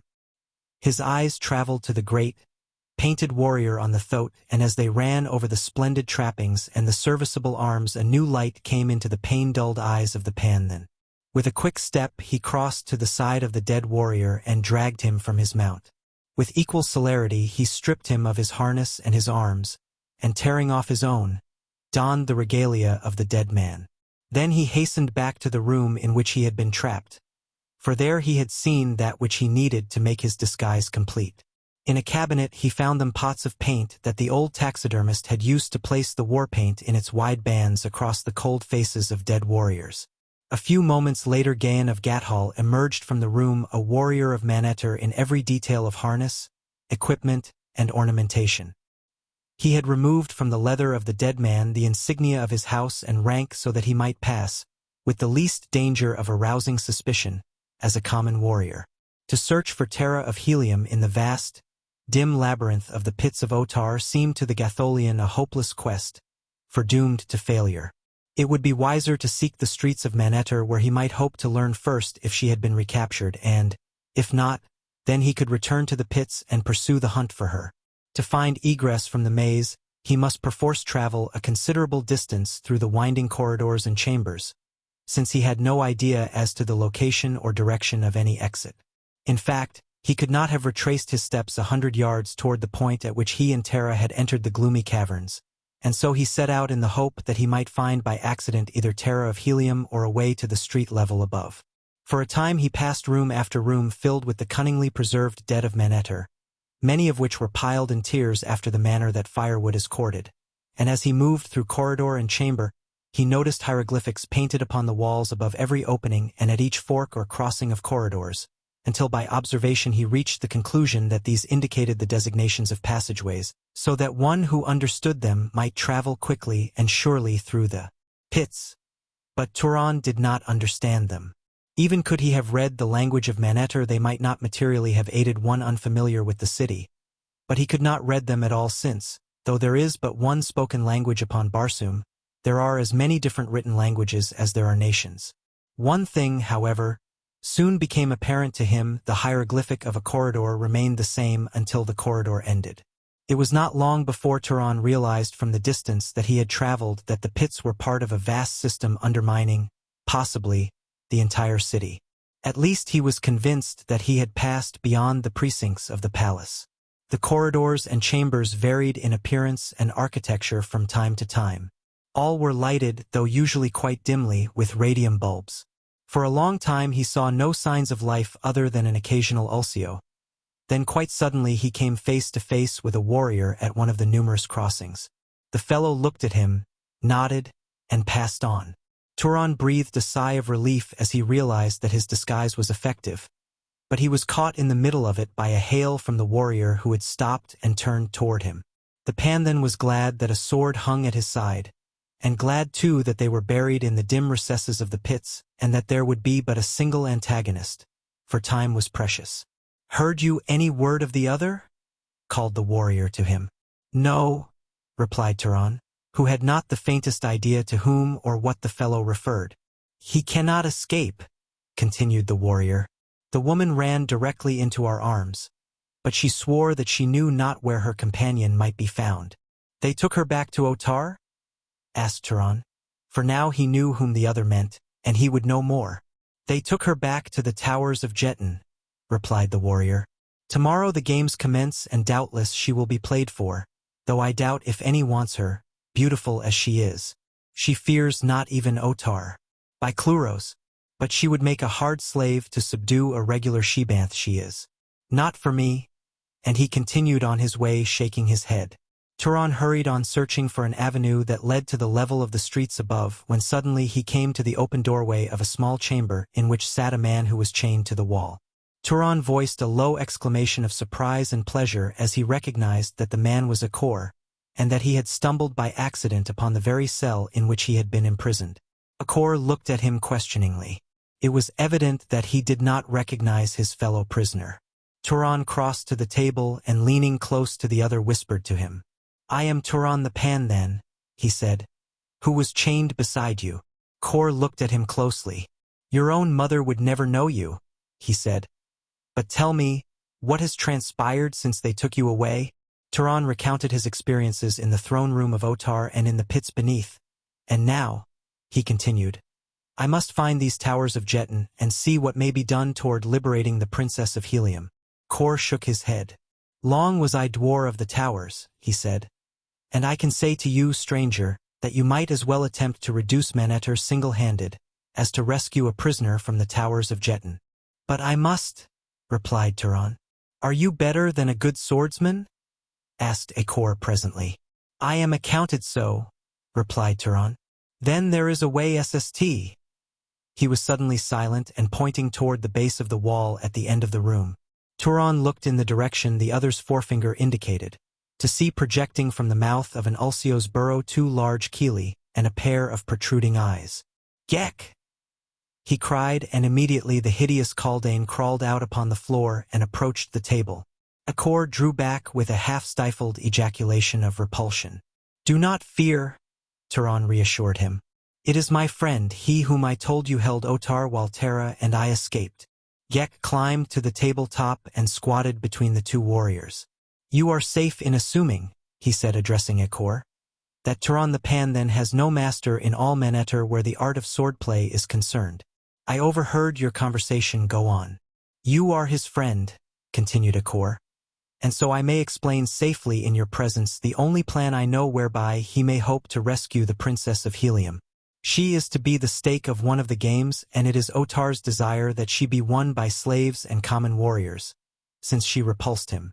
Thus would he punish her. Not a single man, but all who survive upon the winning side are to possess her.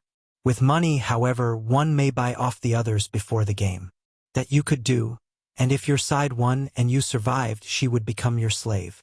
"But how may a stranger and a hunted fugitive accomplish this?" asked Tara. "No one will recognize you. You will go tomorrow to the keeper of the towers and enlist in that game for which the girl is to be the stake, telling the keeper that you are from Manitage, the farthest city of Manetter.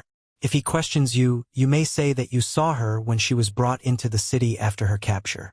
If you win her, you will find Thoats stabled at my palace, and you will carry from me a token that will place all that is mine at your disposal. But how can I buy off the others in the game without money? Asked Turan. I have none, not even of my own country. Akor opened his pocket pouch and drew forth a packet of Manatorian money. Here is sufficient to buy them off twice over, he said, handing a portion of it to Turan. But why do you do this for a stranger? Asked the Pan then. My mother was a captive princess here, replied Akor. I but do for the princess of Helium what my mother would have me do. Under the circumstances, then, Manatorian, replied Turan. I cannot but accept your generosity on behalf of Tara of Helium and live in hope that someday I may do for you something in return. Now you must be gone, advised Akor. At any minute a guard may come and discover you here. Go directly to the Avenue of Gates, which circles the city just within the outer wall. There you will find many places devoted to the lodging of strangers. You will know them by the thoat's head carved above the doors. Say that you are here from Manataj to witness the games. Take the name of Ukal, it will arouse no suspicion, nor will you if you can avoid conversation. Early in the morning seek the keeper of the towers of Jetan. May the strength and fortune of all your ancestors be with you. Bidding goodbye to Gek and Akor, the Pan then, following directions given him by Akor, set out to find his way to the Avenue of Gates, nor had he any great difficulty. On the way he met several warriors, but beyond a nod they gave him no heed. With ease he found a lodging place where there were many strangers from other cities of Manatar. As he had had no sleep since the previous night, he threw himself among the silks and furs of his couch to gain the rest which he must have. Was he to give the best possible account of himself in the service of Tara of Helium the following day? It was already morning when he awoke, and rising he paid for his lodgings, sought a place to eat, and a short time later was on his way toward the towers of Jetan, which he had no difficulty in finding owing to the great crowds that were winding along the avenues toward the games. The new keeper of the towers who had succeeded Emed was too busy to scrutinize entries closely, for in addition to the many volunteer players there were scores of slaves and prisoners being forced into the games by their owners or the government. The name of each must be recorded as well as the position he was to play and the game or games in which he was to be entered, and then there were the substitutes for each that was entered in more than a single game, one for each additional game that an individual was entered for, that no succeeding game might be delayed by the death or disablement of a player. Your name? Asked a clerk as Turan presented himself. Ukal, replied the Pan then. Your city? Manataj. The keeper, who was standing beside the clerk, looked at Turan. You have come a great way to play at Jetan, he said. It is seldom that the men of Manataj attend other than the decennial games. Tell me of Ozar. Will he attend next year? Ah, but he was a noble fighter. If you be half the swordsman, Ukal, the fame of Manataj will increase this day. But tell me, what of Ozar? He is well, replied Turan glibly, and he sent greetings to his friends in Manatar. Good, exclaimed the keeper. And now in what game would you enter? I would play for the Heliumetic princess, Tara, replied Turan. But man, she is to be the stake of a game for slaves and criminals, cried the keeper. You would not volunteer for such a game. But I would, replied Turan. I saw her when she was brought into the city, and even then I vowed to possess her. But you will have to share her with the survivors even if your color wins, objected the other. They may be brought to reason, insisted Turan, and you will chance incurring the wrath of Otar, who has no love for this savage barbarian, explained the keeper. And I win her, Otar will be rid of her, said Turan. The keeper of the towers of Jetan shook his head. You are rash, he said. I would that I might dissuade the friend of my friend Ozar from such madness. Would you favor the friend of Ozar? Asked Turan. Gladly, exclaimed the other. What may I do for him? Make me chief of the black and give me for my pieces all slaves from Gathol, for I understand that those be excellent warriors, replied the Pan then. It is a strange request, said the keeper. But for my friend Ozar I would do even more, though of course he hesitated. It is customary for one who would be chief to make some slight payment. Certainly, Turan hastened to assure him, I had not forgotten that. I was about to ask you what the customary amount is. For the friend of my friend it shall be nominal, replied the keeper, naming a figure that Gahan, accustomed to the high price of wealthy Gathol, thought ridiculously low. Tell me, he said, handing the money to the keeper, when the game for the Heliumite is to be played. It is the second in order of the day's games, and now if you will come with me you may select your pieces. Turan followed the keeper to a large court which lay between the towers and the Jetan field, where hundreds of warriors were assembled.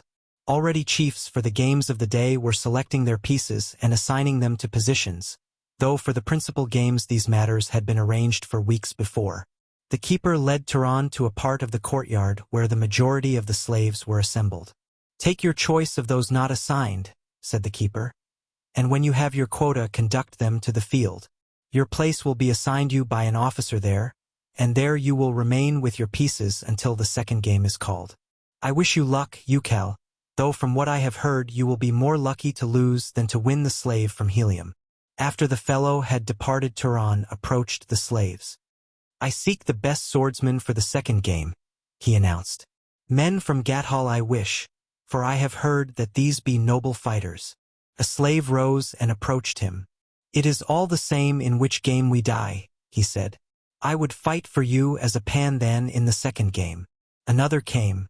I am not from Gathol, he said. I am from Helium, and I would fight for the honor of a princess of Helium. Good, exclaimed Turan. Art a swordsman of repute in Helium? I was a dwarf under the great warlord, and I have fought at his side in a score of battles from the Golden Cliffs to the Carrion Caves. My name is Valdor. Who knows Helium, knows my prowess. The name was well known to Gahan, who had heard the man spoken of on his last visit to Helium, and his mysterious disappearance discussed as well as his renown as a fighter. How could I know aught of Helium? Asked Turan. But if you be such a fighter as you say, no position could suit you better than that of flyer. What say you? The man's eyes denoted sudden surprise. He looked keenly at Turan, his eyes running quickly over the other's harness. Then he stepped quite close so that his words might not be overheard. Methinks you may know more of Helium than of Maneter, he whispered. What mean you, fellow? Demanded Turan, seeking to cudgel his brains for the source of this man's knowledge, guess, or inspiration. I mean, replied Valdor, that you are not of Maneter, and that if you wish to hide the fact it is well that you speak not to a Manetorian as you did just speak to me of flyers. There be no flyers in Maneter and no piece in their game of Jetan bearing that name. Instead they call him who stands next to the chief or princess Odwer. The piece has the same moves and power that the flyer has in the game as played outside Maneter. Remember this then, and remember, too, that if you have a secret it be safe in the keeping of Valdor of Helium. Turan made no reply but turned to the task of selecting the remainder of his pieces. Valdor, the Heliumite, and Floren, the volunteer from Gathol, were of great assistance to him, since one or the other of them knew most of the slaves from whom his selection was to be made. The pieces all chosen, Turan led them to the place beside the playing field where they were to wait their turn, and here he passed the word around that they were to fight for more than the stake he offered for the princess should they win. This stake they accepted, so that Turan was sure of possessing Tara if his side was victorious, but he knew that these men would fight even more valorously for chivalry than for money, nor was it difficult to enlist the interest even of the Gatholians in the service of the princess. And now he held out the possibility of a still further reward. I cannot promise you, he explained, but I may say I have heard that this day which makes it possible that should we win this game we may even win your freedom. They leaped to their feet and crowded around him with many questions. It may not be spoken of aloud, he said, but Floren and Valdor know, and they assure me that you may all be trusted. Listen, what I would tell you places my life in your hands, but you must know that every man will realize that he is fighting today the greatest battle of his life for the honor and the freedom of Barsoom's most wondrous princess, and for his own freedom as well, for the chance to return each to his own country and to the woman who awaits him there. First, then, is my secret. I am not of Maneter. Like yourselves, I am a slave, though for the moment disguised as a Manetorian from Manetage.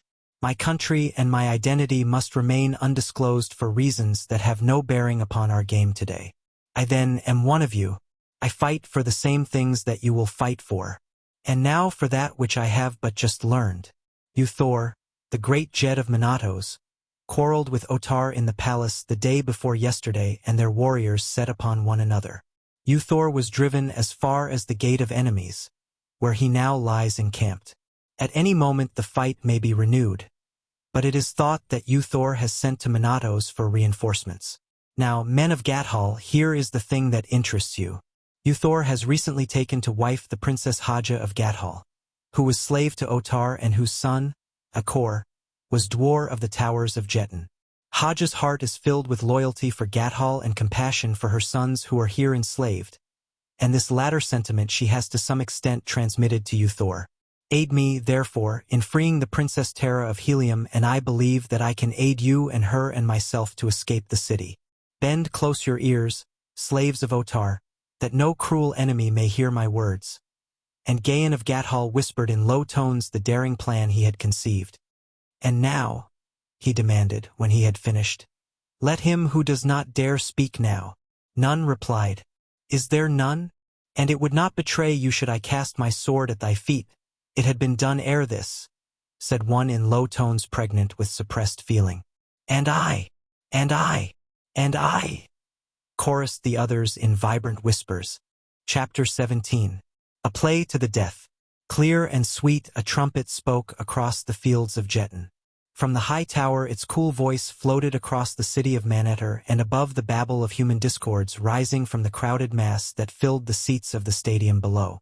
It called the players for the first game, and simultaneously there fluttered to the peaks of 1,000 staffs on tower and battlement and the great wall of the stadium the rich, gay pennons of the fighting chiefs of Manetter.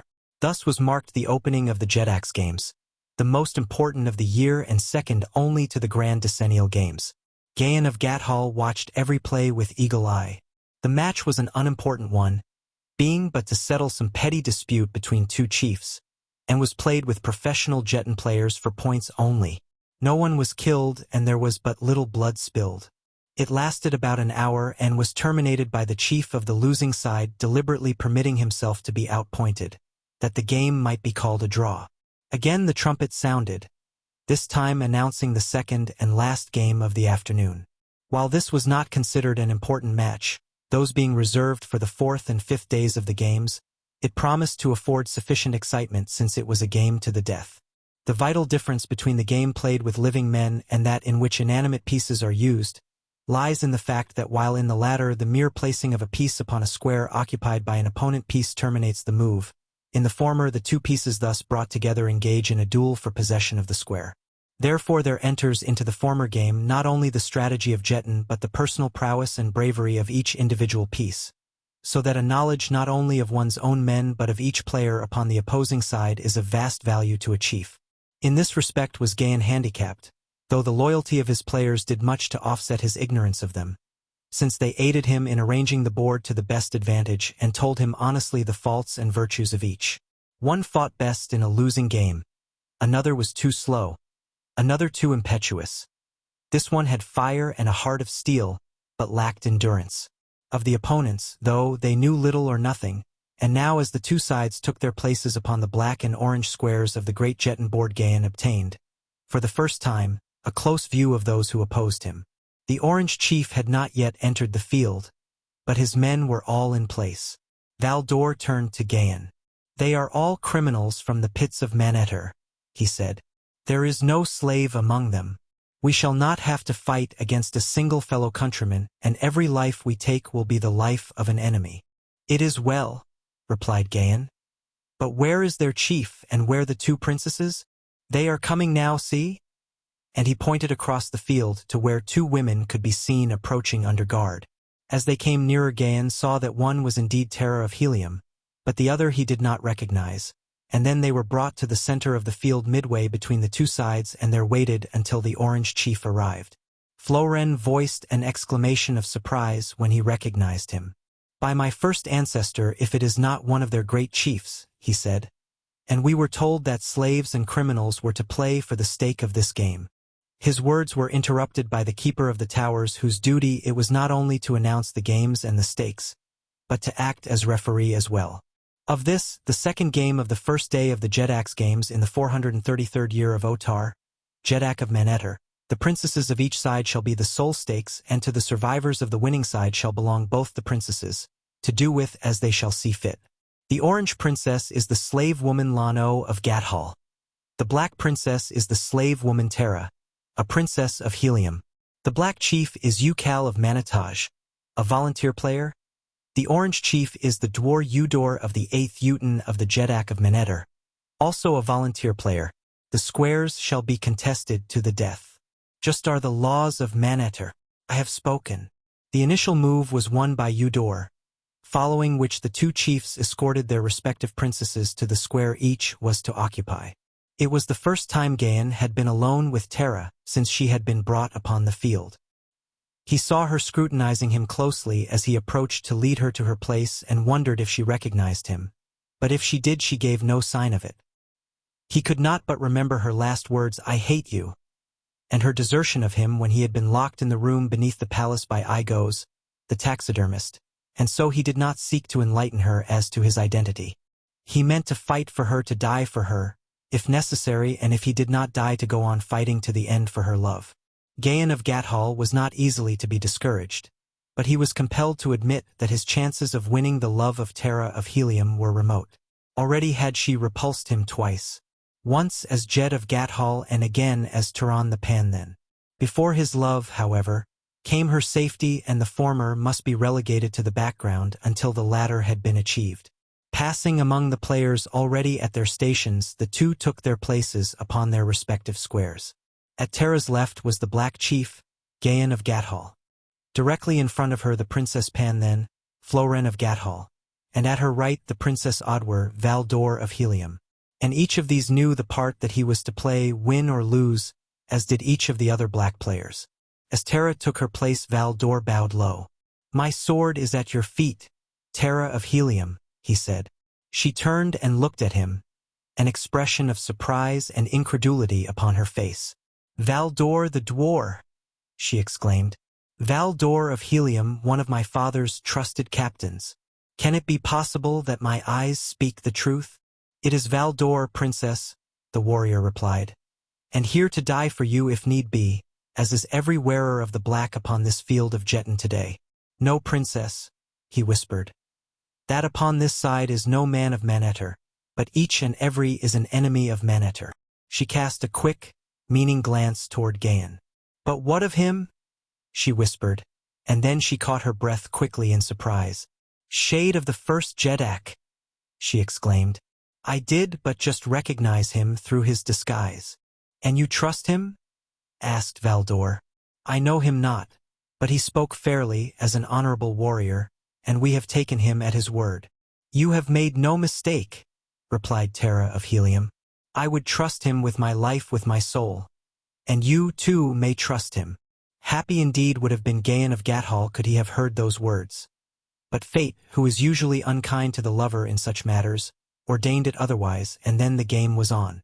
Udor moved his Princess Odwer 3 squares diagonally to the right, which placed the piece upon the black chief's Odwer's 7th. The move was indicative of the game that Udor intended playing a game of blood, rather than of science, and evidenced his contempt for his opponents. Gahan followed with his Odwer's Pandhen 1 square straight forward, a more scientific move, which opened up an avenue for himself through his line of pantons, as well as announcing to the players and spectators that he intended having a hand in the fighting himself even before the exigencies of the game forced it upon him. The move elicited a ripple of applause from those sections of seats reserved for the common warriors and their women, showing perhaps that Udor was none too popular with these, and, too, it had its effect upon the morale of Gahan's pieces.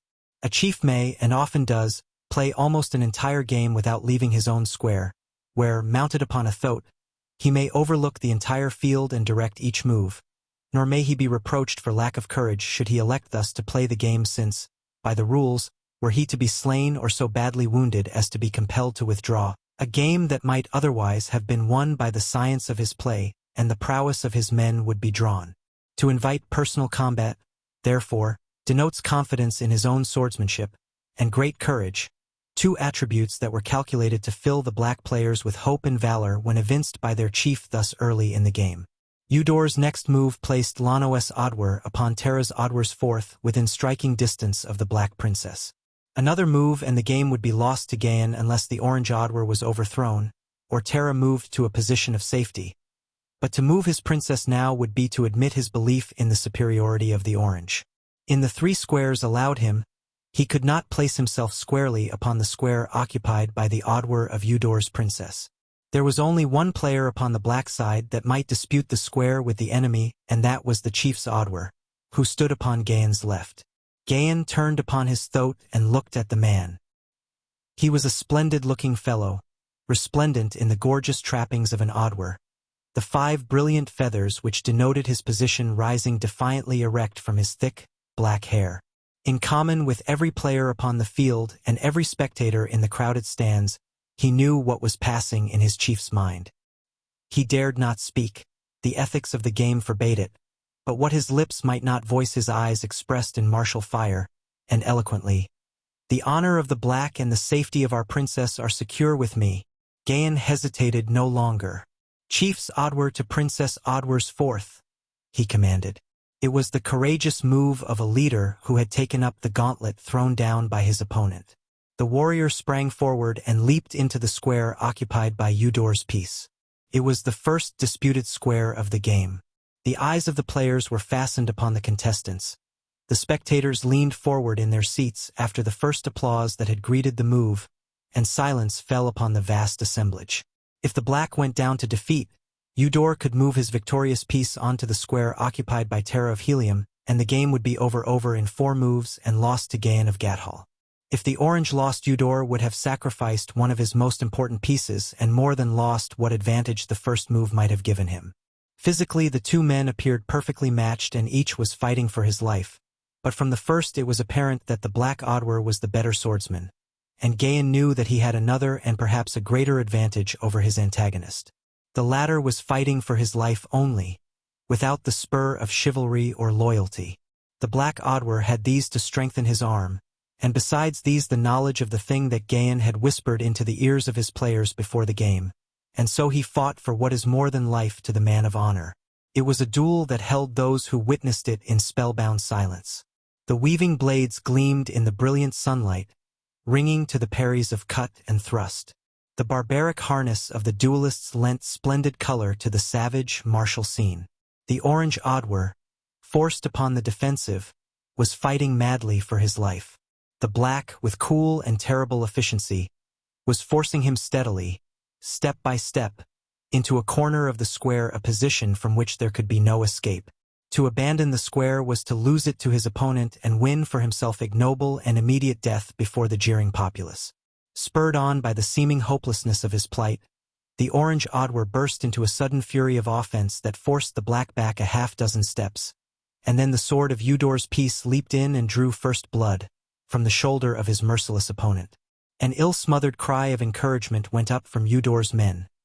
The Orange Odwer, encouraged by his single success, sought to bear down the black by the rapidity of his attack. There was a moment in which the swords moved with a rapidity that no man's eye might follow, and then the Black Odwer made a lightning parry of a vicious thrust, leaned quickly forward into the opening he had effected, and drove his sword through the heart of the Orange Odwer to the hilt. He drove it through the body of the Orange Odwer. A shout arose from the stands, for wherever may have been the favor of the spectators, none there was who could say that it had not been a pretty fight, or that the better man had not won. And from the black players came a sigh of relief as they relaxed from the tension of the past moments.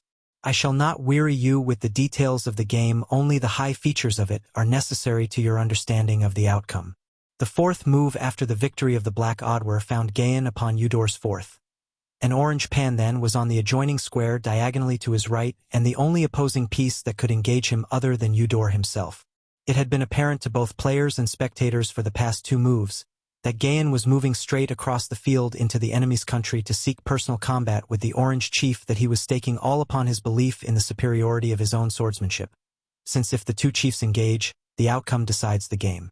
Eudor could move out and engage Gahan, or he could move his Princess Pan then upon the square occupied by Gahan in the hope that the former would defeat the Black Chief and thus draw the game, which is the outcome if any other than a chief slays the opposing chief, or he could move away and escape, temporarily, the necessity for personal combat, or at least that is evidently what he had in mind, as was obvious to all who saw him scanning the board about him, and his disappointment was apparent. When he finally discovered that Gahan had so placed himself that there was no square to which Eudor could move, that it was not within Gahan's power to reach at his own next move. Eudor had placed his own princess 4 squares east of Gahan when her position had been threatened, and he had hoped to lure the Black Chief after her and away from Eudor. But in that he had failed. He now discovered that he might play his own Oddwar into personal combat with Gahan. But he had already lost one Oddwar and could ill spare the other. His position was a delicate one, since he did not wish to engage Gahan personally, while it appeared that there was little likelihood of his being able to escape. There was just one hope, and that lay in his Princess Pan then. So, without more deliberation, he ordered the piece onto the square occupied by the Black Chief. The sympathies of the spectators were all with Gahan now. If he lost, the game would be declared a draw, nor do they think better of drawn games upon Barsoom than do Earthmen. If he won, it would doubtless mean a duel between the two chiefs, a development for which they all were hoping. The game already bade fair to be a short one, and it would be an angry crowd should it be decided a draw with only 2 men slain. There were great, historic games on record where, of the 40 pieces on the field, when the game opened, only 3 survived the 2 princesses and the victorious chief. They blamed Eudor, though in fact he was well within his rights in directing his play as he saw fit. Nor was a refusal on his part to engage the Black Chief necessarily an imputation of cowardice. He was a great chief who had conceived a notion to possess the slave Tara. There was no honor that could accrue to him from engaging in combat with slaves and criminals, or an unknown warrior from Manitage, nor was the stake of sufficient import to warrant the risk. But now the duel between Gahan and the Orange Pandan was on, and the decision of the next move was no longer in other hands than theirs. It was the first time that these Manitorians had seen Gahan of Gathol fight, but Tara of Helium knew that he was master of his sword. Could he have seen the proud light in her eyes as he crossed blades with the wearer of the orange? He might easily have wondered if they were the same eyes that had flashed fire and hatred at him that time he had covered her lips with mad kisses, in the pits of the palace of Otar. As she watched him, she could not but compare his swordplay with that of the greatest swordsman of 2 worlds, her father, John Carter of Virginia, a prince of Helium, warlord of Barsoom, and she knew that the skill of the Black Chief suffered little by the comparison. Short and to the point was the duel that decided possession of the Orange Chief's fourth. The spectators had settled themselves for an interesting engagement of at least average duration, when they were brought almost standing by a brilliant flash of rapid swordplay that was over ere one could catch his breath. They saw the Black Chief step quickly back, his point upon the ground, while his opponent, his sword slipping from his fingers, clutched his breast, sank to his knees, and then lunged forward upon his face. And then Gahan of Gathol turned his eyes directly upon Eudor of Manetter, 3 squares away. 3 squares is a chief's move 3 squares in any direction or combination of directions, only provided that he does not cross the same square twice in a given move. The people saw and guessed Gahan's intention. They rose and roared forth their approval as he moved deliberately across the intervening squares toward the Orange Chief. Otar, in the royal enclosure, sat frowning upon the scene. Tar was angry. He was angry with Eudor for having entered this game for possession of a slave, for whom it had been his wish only slaves and criminals should strive. He was angry with the warrior from Manitage for having so far outgeneraled and outfought the men from Manetter. He was angry with the populace because of their open hostility toward one who had basked in the sunshine of his favor for long years. Otar the Jetak had not enjoyed the afternoon. Those who surrounded him were equally glum. They, too, scowled upon the field, the players, and the people. Among them was a bent and wrinkled old man who gazed through weak and watery eyes upon the field and the players. As Gahan entered his square, Eudor leaped toward him with drawn sword with such fury as might have overborne a less skilled and powerful swordsman.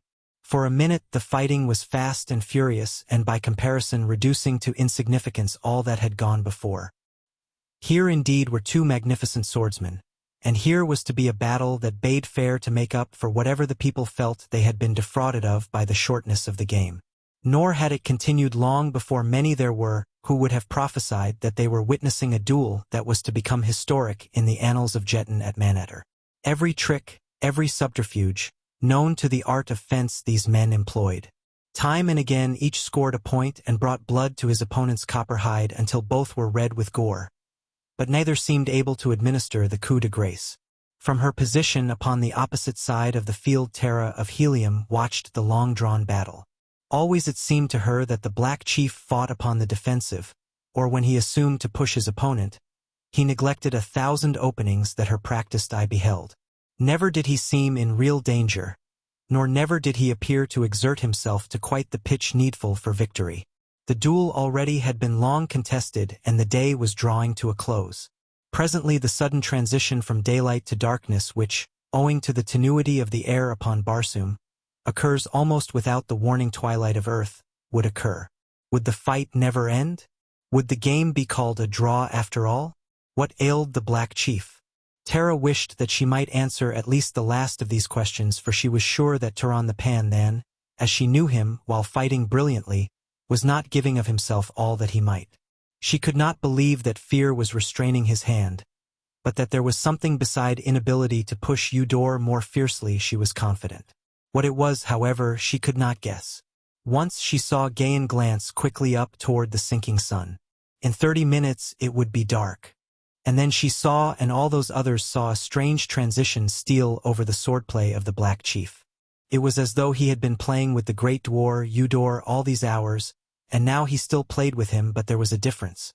He played with him terribly as a carnivore plays with its victim in the instant before the kill. The Orange Chief was helpless now in the hands of a swordsman so superior that there could be no comparison, and the people sat in open-mouthed wonder and awe as Gahan of Gathol cut his foe to ribbons and then struck him down with a blow that cleft him to the chin. In 20 minutes the sun would set. But what of that? Chapter 18. A Task for Loyalty. Long and loud was the applause that rose above the field of Jetan at Manetter, as the keeper of the towers summoned the two princesses and the victorious chief to the center of the field and presented to the latter the fruits of his prowess. And then, as custom demanded, the victorious players, headed by Gahan and the two princesses, formed in procession behind the keeper of the towers and were conducted to the place of victory before the royal enclosure that they might receive the commendation of the Jetan. Those who were mounted gave up their thoats to slaves, as all must be on foot for this ceremony. Directly beneath the royal enclosure are the gates to one of the tunnels that, passing beneath the seats, give ingress or egress to or from the field. Before this gate the party halted while Otar looked down upon them from above. Valdor and Floren, passing quietly ahead of the others, went directly to the gates, where they were hidden from those who occupied the enclosure with Otar.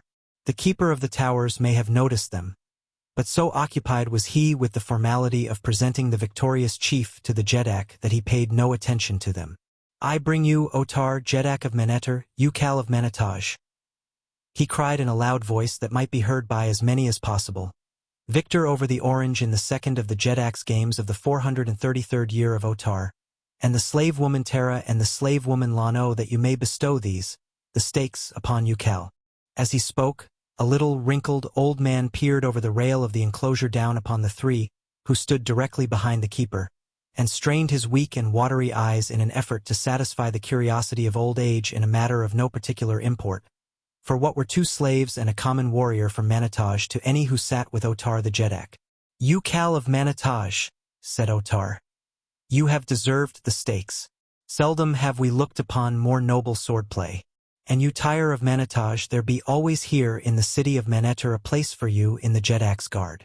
While the Jetan was speaking, the little old man, failing clearly to discern the features of the Black Chief, reached into his pocket pouch and drew forth a pair of thick-lensed spectacles, which he placed upon his nose. For a moment he scrutinized Gahan closely. Then he leaped to his feet and, addressing Otar, pointed a shaking finger at Gahan. As he rose, Tara of Helium clutched the Black Chief's arm. "Turan," she whispered, "it is Igos, whom I thought to have slain in the pits of Otar. It is Igos, and he recognizes you and will." But what Igos would do was already transpiring. In his falsetto voice he fairly screamed, "It is the slave Turan who stole the woman Tara from your throne room, Otar. He desecrated the dead chief Imel and wears his harness now." Instantly all was pandemonium. Warriors drew their swords and leaped to their feet. Gahan's victorious players rushed forward in a body, sweeping the keeper of the towers from his feet. Valdor and Floren threw open the gates beneath the royal enclosure, opening the tunnel that led to the avenue in the city beyond the towers. Gahan, surrounded by his men, drew Tara and Lano into the passageway, and at a rapid pace the party sought to reach the opposite end of the tunnel before their escape could be cut off. They were successful, and when they emerged into the city the sun had set and darkness had come, relieved only by an antiquated and ineffective lighting system, which cast but a pale glow over the shadowy streets. Now it was that Tara of Helium guessed why the Black Chief had drawn out his duel with Eudor and realized that he might have slain his man at almost any moment he had elected. The whole plan that Gahan had whispered to his players before the game was thoroughly understood. They were to make their way to the Gate of Enemies and there offer their services to Thor, the great Jet of Monados. The fact that most of them were Gatholians and that Gahan could lead rescuers to the pit where Akor, the son of Thor's wife, was confined, convinced the Jet of Gathol that they would meet with no rebuff at the hands of Thor. But even should he refuse them, still were they bound together to go on toward freedom, if necessary cutting their way through the forces of Thor at the Gate of Enemies 20 men against a small army. But of such stuff are the warriors of Barsoom. They had covered a considerable distance along the almost deserted avenue before signs of pursuit developed, and then there came upon them suddenly from behind a dozen warriors mounted on a detachment, evidently from the Jedak's guard. Instantly the avenue was a pandemonium of clashing blades, cursing warriors, and squealing Thoats. In the first onslaught lifeblood was spilled upon both sides. 2 of Gahan's men went down, and upon the enemy's side 3 riderless Thoats attested at least a portion of their casualties. Gahan was engaged with a fellow who appeared to have been selected to account for him only, since he rode straight for him and sought to cut him down without giving the slightest heed to several who slashed at him as he passed them. The Gatholian, practiced in the art of combating a mounted warrior from the ground, sought to reach the left side of the fellow's throat a little to the rider's rear, the only position in which he would have any advantage over his antagonist, or rather the position that would most greatly reduce the advantage of the mounted man, and, similarly, the Manatorian strove to thwart his design. And so the guardsman wheeled and turned his vicious, angry mount while Gahan leaped in and out in an effort to reach the coveted vantage point, but always seeking some other opening in his foe's defense. And while they jockeyed for position a rider swept swiftly past them. As he passed behind Gahan the latter heard a cry of alarm. "Turon, they have me!" came to his ears in the voice of Tara of Helium.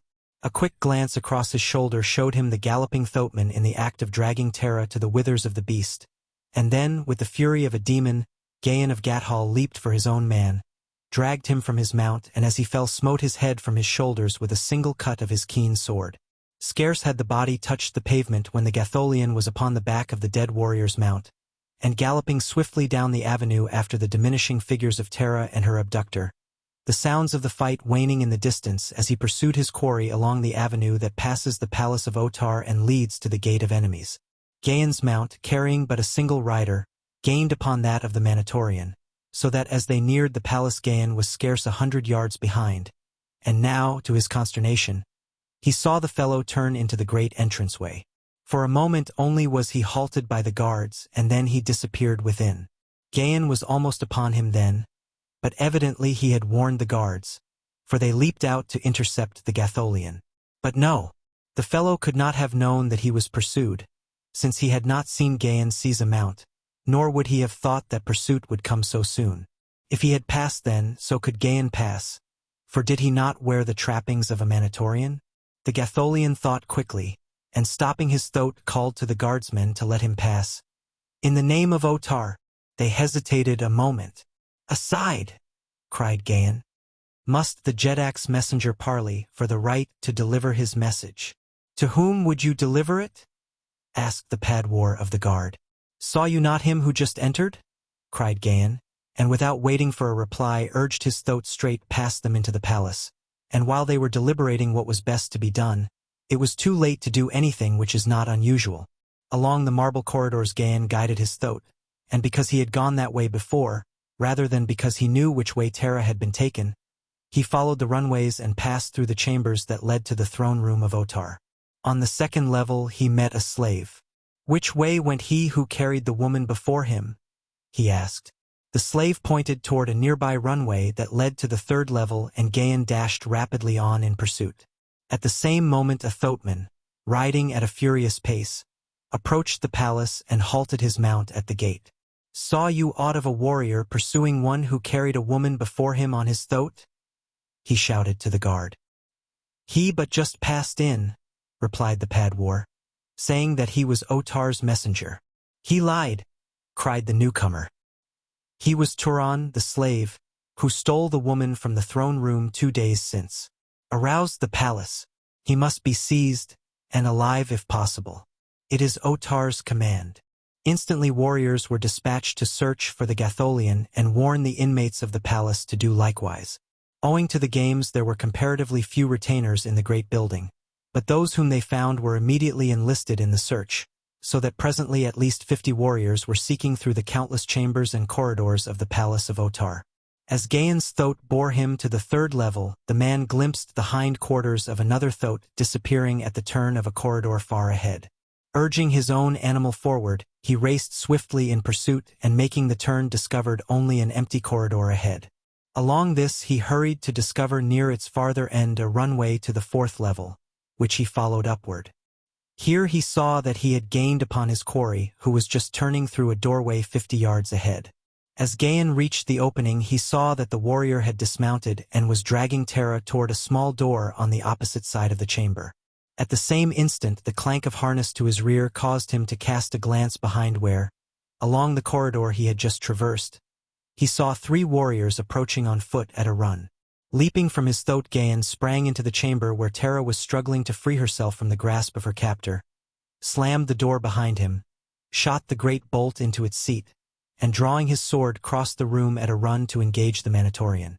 The fellow, thus menaced, called aloud to Gahan to halt, at the same time thrusting Tara at arm's length and threatening her heart with the point of his short sword. "Stay!" he cried, "or the woman dies, for such is the command of Otar, rather than that she again fall into your hands." Gahan stopped, but a few feet separated him from Tara and her captor, yet he was helpless to aid her. Slowly the warrior backed toward the open doorway behind him, dragging Tara with him. The girl struggled and fought, but the warrior was a powerful man, and having seized her by the harness from behind, was able to hold her in a position of helplessness. "Save me, Turan," she cried. "Let them not drag me to a fate worse than death. Better that I die now while my eyes behold a brave friend than later, fighting alone among enemies in defense of my honor." He took a step nearer. The warrior made a threatening gesture with his sword close to the soft, smooth skin of the princess, and Gahan halted. "I cannot, Tara of Helium," he cried. "Think not ill of me that I am weak, that I cannot see you die. Too great is my love for you, daughter of Helium." The Manatorian warrior, a derisive grin upon his lips, backed steadily away. He had almost reached the doorway when Gahan saw another warrior in the chamber toward which Tara was being borne, a fellow who moved silently, almost stealthily, across the marble floor as he approached Tara's captor from behind.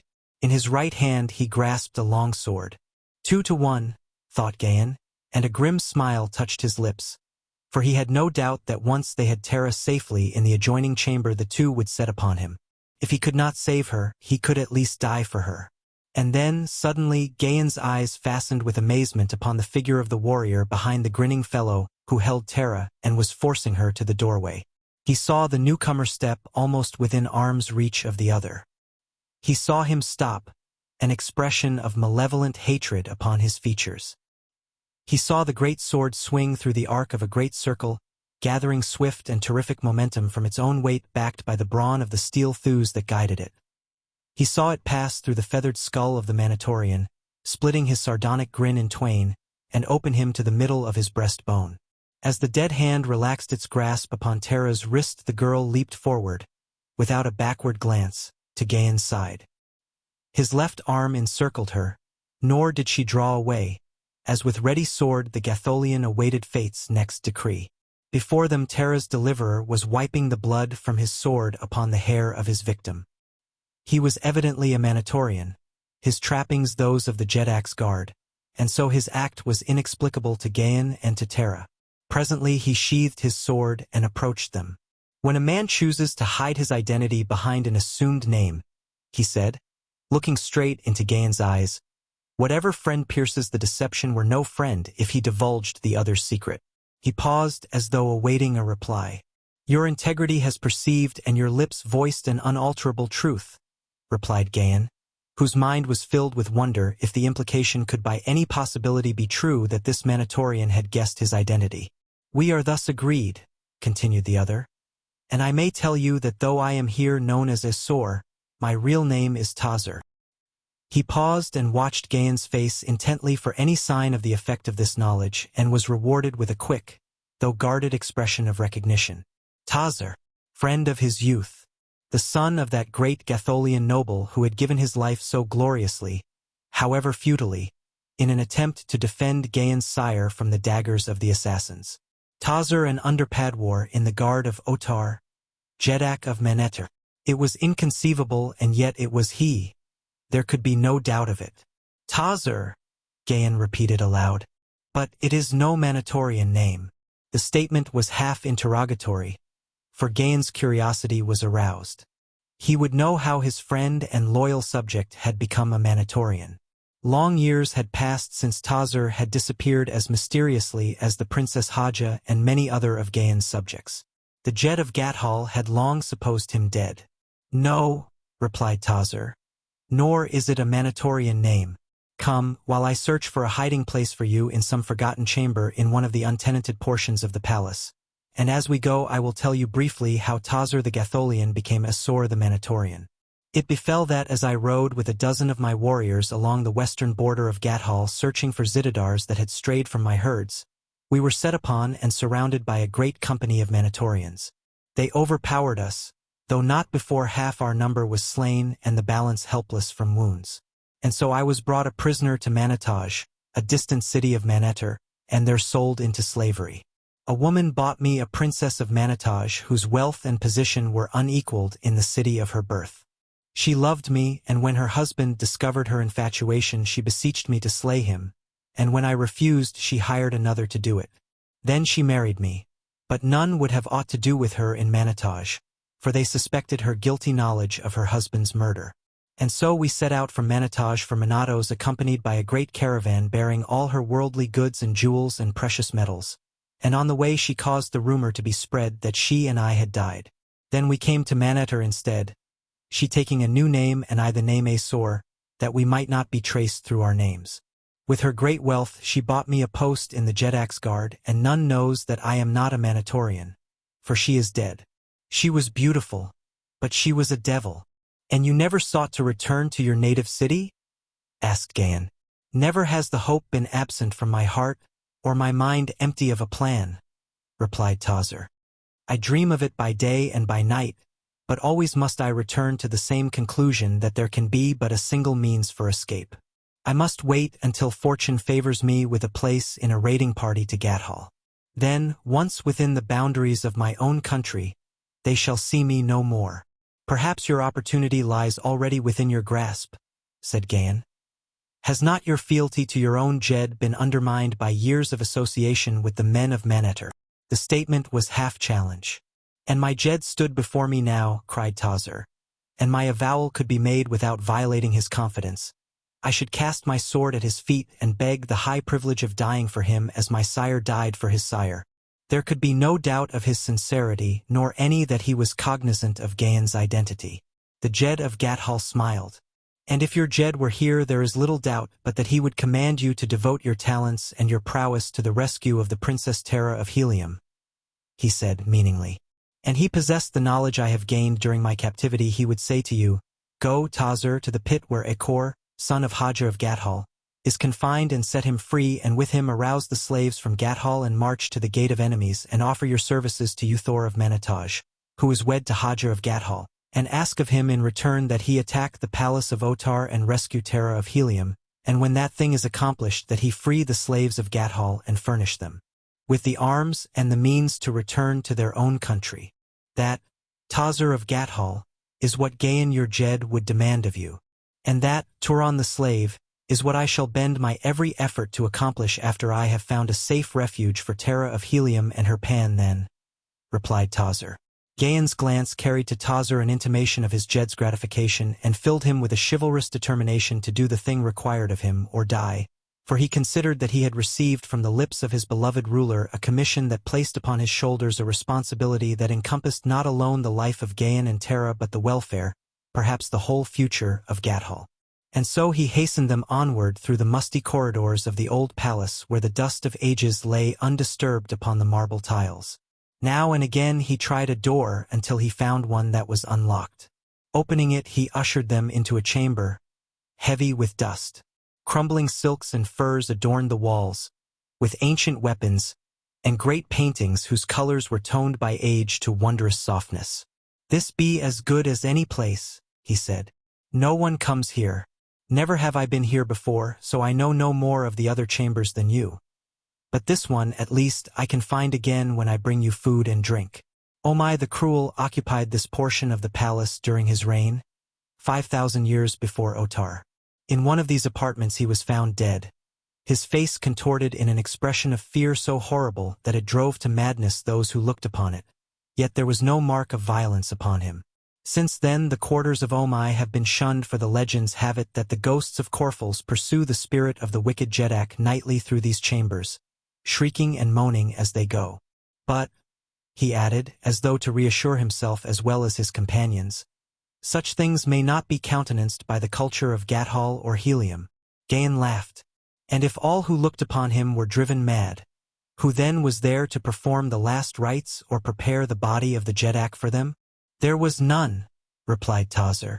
"Where they found him they left him, and there to this very day his moldering bones lie hid in some forgotten chamber of this forbidden suite." Tazur left them then, assuring them that he would seek the first opportunity to speak with Akor, and upon the following day he would bring them food and drink. Asterisk. Those who have read John Carter's description of the Green Martians in A Princess of Mars will recall that these strange people could exist for considerable periods of time without food or water, and to a lesser degree is the same true of all Martians. After Tazur had gone, Tara turned to Gahan and, approaching, laid a hand upon his arm. "So swiftly have events transpired since I recognized you beneath your disguise," she said, "that I have had no opportunity to assure you of my gratitude and the high esteem that your valor has won for you in my consideration. Let me now acknowledge my indebtedness, and if promises be not vain from one whose life and liberty are in grave jeopardy, accept my assurance of the great reward that awaits you at the hand of my father in Helium." "I desire no reward," he replied, "other than the happiness of knowing that the woman I love is happy." For an instant the eyes of Tara of Helium blazed as she drew herself haughtily to her full height, and then they softened and her attitude relaxed as she shook her head sadly. "I have it not in my heart to reprimand you, Turan," she said, "however great your fault, for you have been an honorable and a loyal friend to Tara of Helium. But you must not say what my ears must not hear." "You mean," he asked, "that the ears of a princess must not listen to words of love from a pan then?" "It is not that, Turan," she replied, "but rather that I may not in honor listen to words of love from another than him to whom I am betrothed, a fellow countryman, Jor Cantos." "You mean, Tara of Helium," he cried. "That were it not for that you would." "Stop," she commanded. "You have no right to assume aught else than my lips testify." "The eyes are ofttimes more eloquent than the lips, Tara," he replied. "And in yours I have read that which is neither hatred nor contempt for Turan the Pan, and my heart tells me that your lips bore false witness when they cried in anger, 'I hate you.'" "I do not hate you, Turan, nor yet may I love you," said the girl simply. "When I broke my way out from the chamber of Igos I was indeed upon the verge of believing that you did hate me," he said. "For only hatred, it seemed to me, could account for the fact that you had gone without making an effort to liberate me. But presently both my heart and my judgment told me that Tara of Helium could not have deserted a companion in distress, and though I still am in ignorance of the facts, I know that it was beyond your power to aid me." "It was indeed," said the girl. "Scarce had Igos fallen at the bite of my dagger than I heard the approach of warriors. I ran then to hide until they had passed, thinking to return and liberate you. But in seeking to elude the party I had heard I ran full into the arms of another." They questioned me as to your whereabouts, and I told them that you had gone ahead and that I was following you, and thus I led them from you. I knew, was Gahan's only comment, but his heart was glad with elation, as a lover's must be who has heard from the lips of his divinity an avowal of interest and loyalty, however little tinged by a suggestion of warmer regard it may be. To be abused, even by the mistress of one's heart, is better than to be ignored. As the two conversed in the ill-lit chamber, the dim bulbs of which were encrusted with the accumulated dust of centuries, a bent and withered figure traversed slowly the gloomy corridors without, his weak and watery eyes peering through thick lenses at the signs of passage written upon the dusty floor. Chapter 19. The Menace of the Dead. The night was still young when there came one to the entrance of the banquet hall where Otar of Manetter dined with his chiefs, and brushing past the guards entered the great room with the insolence of a privileged character, as in truth he was. As he approached, the head of the long-board Otar took notice of him. "Well, hoary one," he cried, "what brings you out of your beloved and stinking burrow again this day? We thought that the sight of the multitude of living men at the games would drive you back to your corpses as quickly as you could go." The cackling laugh of Igos acknowledged the royal sally. "Ey, Otar," squeaked the ancient one. "Igos goes out not upon pleasure bound, but when one does ruthlessly desecrate the dead of Igos, vengeance must be had." "You refer to the act of the slave Turan?" demanded Otar. "Turan, yes, and the slave Tara, who slipped beneath my hide a murderous blade. Another fraction of an inch, Otar, and Igos' ancient and wrinkled covering were even now in some apprentice tanner's hands." "Aye, but they have again eluded us," cried Otar. "Even in the palace of the great Jetan twice have they escaped the stupid knaves I call the Jetan's guard." Otar had risen and was angrily emphasizing his words with heavy blows upon the table, dealt with a golden goblet. "Ey, Otar, they elude thy guard, but not the wise old Kalo, Igos." "What mean you? Speak," commanded Otar. "I know where they are hid," said the ancient taxidermist. "In the dust of unused corridors their feet have betrayed them." "You followed them? You have seen them?" demanded the Jetan. "I followed them, and I heard them speaking beyond a closed door," replied Igos. "But I did not see them." "Where is that door?" cried Otar. "We will send at once and fetch them." He looked about the table as though to decide to whom he would entrust this duty. A dozen warrior chiefs arose and laid their hands upon their swords. "To the chambers of Omai the cruel I traced them," squeaked Igos. "There you will find them where the moaning Corfels pursue the shrieking ghost of Omai, Awai." And he turned his eyes from Otar toward the warriors who had arisen, only to discover that, to a man, they were hurriedly resuming their seats. The cackling laughter of Igos broke derisively the hush that had fallen on the room. The warriors looked sheepishly at the food upon their plates of gold. Otar snapped his fingers impatiently. "Be there only cravens among the chiefs of Manetter?" he cried. "Repeatedly have these presumptuous slaves flouted the majesty of your Jetan. Must I command one to go and fetch them?" Slowly a chief arose and two others followed his example, though with ill-concealed reluctance. "All, then, are not cowards," commented Otar. "The duty is distasteful. Therefore all three of you shall go, taking as many warriors as you wish." "But do not ask for volunteers," interrupted Igos, "or you will go alone." The three chiefs turned and left the banquet hall, walking slowly like doomed men to their fate. Gahan and Tara remained in the chamber to which Tazur had led them, the man brushing away the dust from a deep and comfortable bench where they might rest in comparative comfort. He had found the ancient sleeping silks and furs too far gone to be of any service, crumbling to powder at a touch, thus removing any chance of making a comfortable bed for the girl, and so the two sat together, talking in low tones of the adventures through which they already had passed and speculating upon the future, planning means of escape and hoping Tazur would not be long gone. They spoke of many things of Haster and Helium and Tarth, and finally the conversation reminded Tara of Gathol. "You have served there?" she asked. "Yes," replied Turan. "I met Gahan the Jet of Gathol at my father's palace," she said. "The very day before the storm snatched me from Helium, he was a presumptuous fellow, magnificently trapped in platinum and diamonds. Never in my life saw I so gorgeous a harness as his, and you must well know, Turan, that the splendor of all Barsoom passes through the court at Helium. But in my mind I could not see so resplendent a creature drawing that jeweled sword in mortal combat. I fear me that the Gahan of Gathol, though a pretty picture of a man, is little else. In the dim light Tara did not perceive the wry expression upon the half-averted face of her companion. "You thought little then of the Gahan of Gathol?" he asked. "Then or now," she replied, and with a little laugh. "How it would pique his vanity to know, if he might, that a poor pan then had won a higher place in the regard of Tara of Helium." And she laid her fingers gently upon his knee. He seized the fingers in his and carried them to his lips. "Oh, Tara of Helium," he cried, "think you that I am a man of stone?" One arm slipped about her shoulders and drew the yielding body toward him. "May my first ancestor forgive me my weakness," she cried, as her arms stole about his neck and she raised her panting lips to his. For long they clung there in love's first kiss, and then she pushed him away, gently. "I love you, Turan," she half-sobbed. "I love you so.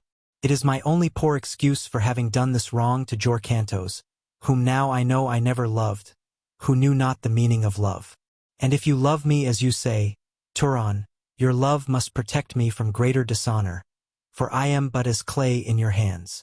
Again he crushed her to him, and then as suddenly released her, and rising, strode rapidly to and fro across the chamber as though he endeavored by violent exercise to master and subdue some evil spirit that had laid hold upon him.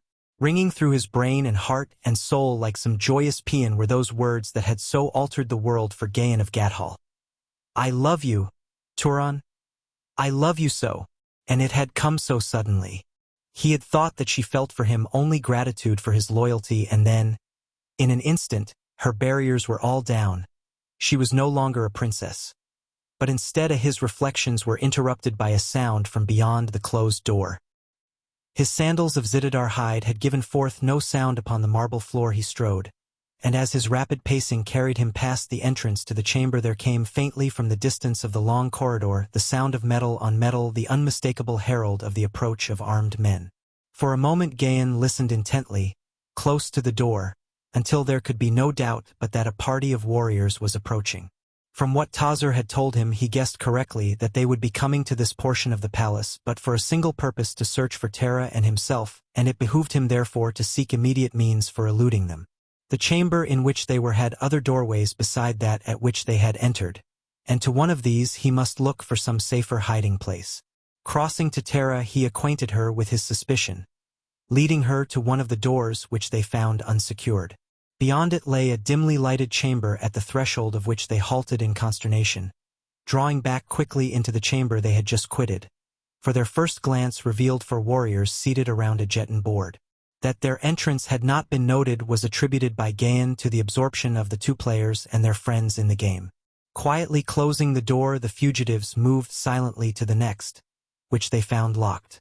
There was now but another door which they had not tried, and this they approached quickly as they knew that the searching party must be close to the chamber. To their chagrin they found this avenue of escape barred. Now indeed were they in a sorry plight, for should the searchers have information leading them to this room they were lost. Again leading Tara to the door behind which were the Jetan players, Gahan drew his sword and waited, listening. The sound of the party in the corridor came distinctly to their ears. They must be quite close, and doubtless they were coming in force. Beyond the door were but four warriors who might be readily surprised. There could, then, be but one choice, and acting upon it Gahan quietly opened the door again, stepped through into the adjoining chamber, Tara's hand in his, and closed the door behind them. The four at the Jetan board evidently failed to hear them. One player had either just made or was contemplating a move, for his fingers grasped a piece that still rested upon the board. The other three were watching his move. For an instant Gahan looked at them, playing Jetan there in the dim light of this forgotten and forbidden chamber, and then a slow smile of understanding lighted his face. "Come," he said to Tara, "we have nothing to fear from these. For more than 5,000 years they have sat thus, a monument to the handiwork of some ancient taxidermist." As they approached more closely they saw that the lifelike figures were coated with dust, but that otherwise the skin was in as fine a state of preservation as the most recent of Igo's groups. And then they heard the door of the chamber they had quitted open and knew that the searchers were close upon them. Across the room they saw the opening of what appeared to be a corridor, and which investigation proved to be a short passageway, terminating in a chamber in the center of which was an ornate sleeping dais. This room, like the others, was but poorly lighted, time having dimmed the radiance of its bulbs and coated them with dust. A glance showed that it was hung with heavy goods and contained considerable massive furniture in addition to the sleeping platform. A second glance at which revealed what appeared to be the form of a man lying partially on the floor and partially on the dais. No doorways were visible other than that at which they had entered, though both knew that others might be concealed by the hangings. Gahan, his curiosity aroused by the legends surrounding this portion of the palace, crossed to the dais to examine the figure that apparently had fallen from it, to find the dried and shriveled corpse of a man lying upon his back on the floor with arms outstretched and fingers stiffly outspread. One of his feet was doubled partially beneath him, while the other was still entangled in the sleeping silks and furs upon the dais. After 5,000 years the expression of the withered face and the eyeless sockets retained the aspect of horrid fear to such an extent that Gahan knew that he was looking upon the body of Omai the Cruel. Suddenly Tara, who stood close beside him, clutched his arm and pointed toward a far corner of the room. Gahan looked and looking felt the hairs upon his neck rising. He threw his left arm about the girl and with bared sword stood between her and the hangings that they watched, and then slowly Gahan of Gathol backed away, for in this grim and somber chamber, which no human foot had trod for 5,000 years and to which no breath of wind might enter, the heavy hangings in the far corner had moved. Not gently had they moved as a draught might have moved them had there been a draught, but suddenly they had bulged out as though pushed against from behind. To the opposite corner backed Gahan until they stood with their backs against the hangings there, and then hearing the approach of their pursuers across the chamber beyond, Gahan pushed Tara through the hangings and, following her, kept open with his left hand, which he had disengaged from the girl's grasp, a tiny opening through which he could view the apartment and the doorway upon the opposite side through which the pursuers would enter, if they came this far. Behind the hangings there was a space of about 3 feet in width between them and the wall, making a passageway entirely around the room, broken only by the single entrance opposite them, this being a common arrangement especially in the sleeping apartments of the rich and powerful upon Barsoom. The purposes of this arrangement were several. The passageway afforded a station for guards in the same room with their master without intruding entirely upon his privacy. It concealed secret exits from the chamber. It permitted the occupant of the room to hide eavesdroppers and assassins for use against enemies that he might lure to his chamber. The 3 chiefs with a dozen warriors had had no difficulty in following the tracks of the fugitives through the dust of the corridors and chambers they had traversed. To enter this portion of the palace at all had required all the courage they possessed, and now that they were within the very chambers of Omai their nerves were pitched to the highest key. Another turn and they would snap. For the people of Manetter are filled with weird superstitions. As they entered the outer chamber they moved slowly, with drawn swords, no one seeming anxious to take the lead, and the 12 warriors hanging back in unconcealed and shameless terror, while the 3 chiefs, spurred on by fear of Otar and by pride, pressed together for mutual encouragement as they slowly crossed the dimly lighted room. Following the tracks of Gahan and Tara they found that though each doorway had been approached only one threshold had been crossed, and this door they gingerly opened, revealing to their astonished gaze the 4 warriors at the Jetan table. For a moment they were on the verge of flight, for though they knew what they were, coming as they did upon them in this mysterious and haunted suite, they were as startled as though they had beheld the very ghosts of the departed. But they presently regained their courage sufficiently to cross this chamber too and enter the short passageway that led to the ancient sleeping apartment of Omai the Cruel. They did not know that this awful chamber lay just before them, or it were doubtful that they would have proceeded farther. But they saw that those they sought had come this way, and so they followed, but within the gloomy interior of the chamber they halted, the 3 chiefs urging their followers in low whispers to close in behind them, and there just within the entrance they stood until, their eyes becoming accustomed to the dim light, one of them pointed suddenly to the thing lying upon the floor with 1 foot tangled in the coverings of the dais. "Look," he gasped. "It is the corpse of Omai, ancestor of ancestors. We are in the forbidden chamber." Simultaneously there came from behind the hangings beyond the gruesome dead a hollow moan followed by a piercing scream, and the hangings shook and bellied before their eyes. With one accord, chieftains and warriors, they turned and bolted for the doorway. A narrow doorway where they jammed, fighting and screaming in an effort to escape. They threw away their swords and clawed at one another to make a passage for escape. Those behind climbed upon the shoulders of those in front, and some fell and were trampled upon. But at last they all got through, and, the swiftest first, they bolted across the two intervening chambers to the outer corridor beyond. Nor did they halt their mad retreat before they stumbled, weak and trembling, into the banquet hall of Otar. At sight of them, the warriors who had remained with the Jetan leaped to their feet with drawn swords, thinking that their fellows were pursued by many enemies. But no one followed them into the room, and the three chieftains came and stood before Otar with bowed heads and trembling knees. "Well?" demanded the Jetan. "What ails you? Speak." "Otar," cried one of them when at last he could master his voice, "when have we three failed you in battle or combat? Have our swords been not always among the foremost in defense of your safety and your honor? Have I denied this?" demanded Otar. "Listen, then, O Jetan, and judge us with leniency." We followed the two slaves to the apartments of Omai the Cruel. We entered the accursed chambers, and still we did not falter. We came at last to that horrid chamber no human eye had scanned before in 50 centuries, and we looked upon the dead face of Omai lying as he has lain for all this time. To the very death chamber of Omai the Cruel we came, and yet we were ready to go farther, when suddenly there broke upon our horrified ears the moans and the shrieking that mark these haunted chambers, and the hangings moved and rustled in the dead air. Tara, it was more than human nerves could endure. We turned and fled. We threw away our swords and fought with one another to escape. With sorrow, but without shame, I tell it, for there be no man in all Maneter that would not have done the same. If these slaves be Corfels, they are safe among their fellow ghosts. If they be not Corfels, then already are they dead in the chambers of Omai, and there may they rot for all of me.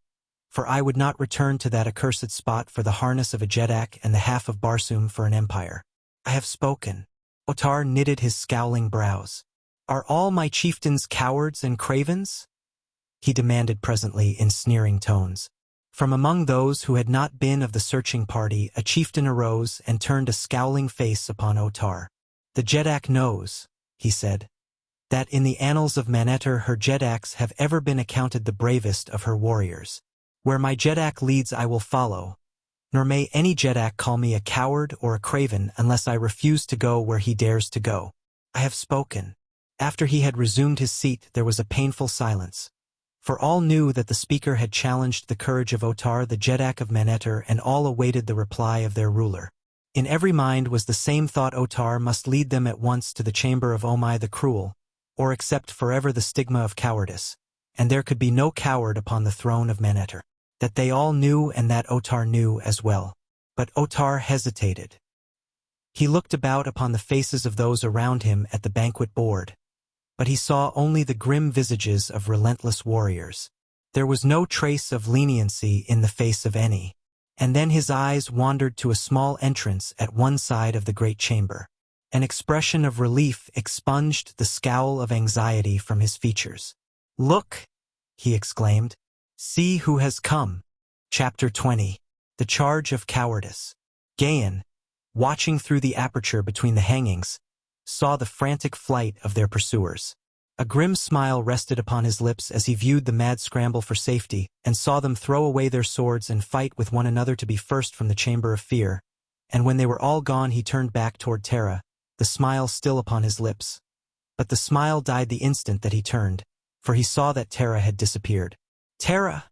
he called in a loud voice, for he knew that there was no danger that their pursuers would return. But there was no response, unless it was a faint sound as of cackling laughter from afar. Hurriedly he searched the passageway behind the hangings, finding several doors, one of which was ajar. Through this he entered the adjoining chamber, which was lighted more brilliantly for the moment by the soft rays of hurtling Thuria taking her mad way through the heavens. Here he found the dust upon the floor disturbed, and the imprint of sandals. They had come this way, Tara, and whatever the creature was that had stolen her. But what could it have been? Gahan, a man of culture and high intelligence, held few if any superstitions. In common with nearly all races of Barsoom, he clung, more or less inherently, to a certain exalted form of ancestor worship, though it was rather the memory or legends of the virtues and heroic deeds of his forebears that he deified rather than themselves. He never expected any tangible evidence of their existence after death. He did not believe that they had the power either for good or for evil other than the effect that their example while living might have had upon following generations. He did not believe, therefore, in the materialization of dead spirits. If there was a life hereafter, he knew nothing of it, for he knew that science had demonstrated the existence of some material cause for every seemingly supernatural phenomenon of ancient religions and superstitions. Yet he was at a loss to know what power might have removed Tara so suddenly and mysteriously from his side in a chamber that had not known the presence of man for 5,000 years.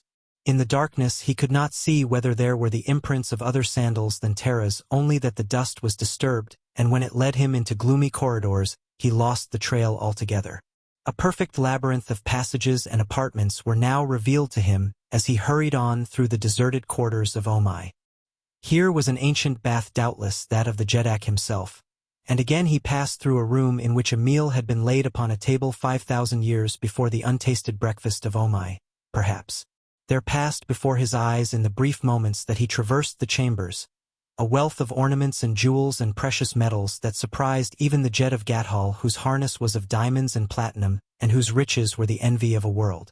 But at last his search of Omai's chambers ended in a small closet in the floor of which was the opening to a spiral runway leading straight down into Stygian darkness. The dust at the entrance of the closet had been freshly disturbed, and as this was the only possible indication that Gahan had of the direction taken by the abductor of Tara, it seemed as well to follow on as to search elsewhere. So, without hesitation, he descended into the utter darkness below. Feeling with a foot before taking a forward step, his descent was necessarily slow. But Gahan was a Barsoomian and so knew the pitfalls that might await the unwary in such dark, forbidden portions of a Jetan's palace. He had descended for what he judged might be 3 full levels and was pausing, as he occasionally did, to listen, when he distinctly heard a peculiar shuffling, scraping sound approaching him from below. Whatever the thing was, it was ascending the runway at a steady pace and would soon be near him. Gahan laid his hand upon the hilt of his sword and drew it slowly from its scabbard, that he might make no noise that would apprise the creature of his presence. He wished that there might be even the slightest lessening of the darkness. If he could see but the outline of the thing that approached him, he would feel that he had a fairer chance in the meeting. But he could see nothing, and then because he could see nothing, the end of his scabbard struck the stone side of the runway, giving off a sound that the stillness and the narrow confines of the passage and the darkness seemed to magnify to a terrific clatter. Instantly the shuffling sound of approach ceased. For a moment Gahan stood in silent waiting. Then, casting aside discretion, he moved on again down the spiral. The thing, whatever it might be, gave forth no sound now by which Gahan might locate it. At any moment it might be upon him, and so he kept his sword in readiness. Down, ever downward the steep spiral led. The darkness and the silence of the tomb surrounded him, yet somewhere ahead was something. He was not alone in that horrid place. Another presence that he could not hear or see hovered before him, of that he was positive. Perhaps it was the thing that had stolen Tara. Perhaps Tara herself, still in the clutches of some nameless horror, was just ahead of him. He quickened his pace. It became almost a run at the thought of the danger that threatened the woman he loved, and then he collided with a wooden door that swung open to the impact. Before him was a lighted corridor. On either side were chambers. He had advanced but a short distance from the bottom of the spiral when he recognized that he was in the pits below the palace. A moment later he heard behind him the shuffling sound that had attracted his attention in the spiral runway. Wheeling about, he saw the author of the sound emerging from a doorway he had just passed. It was Gek the Kaldane. "Gek!" exclaimed Gahan. "It was you in the runway? Have you seen Tara of Helium?" "It was I in the spiral," replied the Kaldane. "But I have not seen Tara of Helium. I have been searching for her." "Where is she?" "I do not know," replied the Gatholian. "But we must find her and take her from this place." "We may find her," said Gek, "but I doubt our ability to take her away. It is not so easy to leave Manetter as it is to enter it. I may come and go at will, through the ancient burrows of the Ulcios, but you are too large for that, and your lungs need more air than may be found in some of the deeper runways. "But you, Thor," exclaimed Gahan. "Have you heard aught of him or his intentions?" "I have heard much," replied Gek. "He camps at the Gate of Enemies. That spot he holds and his warriors lie just beyond the gate.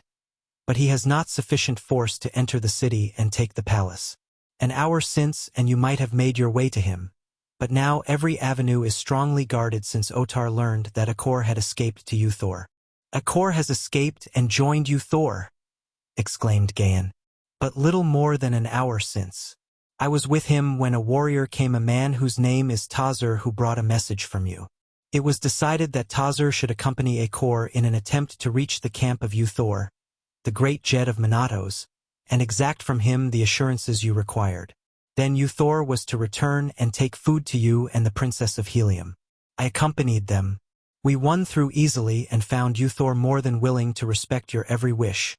But when Tazur would have returned to you, the way was blocked by the warriors of Otar. Then it was that I volunteered to come to you and report and find food and drink, and then go forth among the Gatholian slaves of Manetter and prepare them for their part in the plan that you, Thor, and Tazur conceived." "And what was this plan?"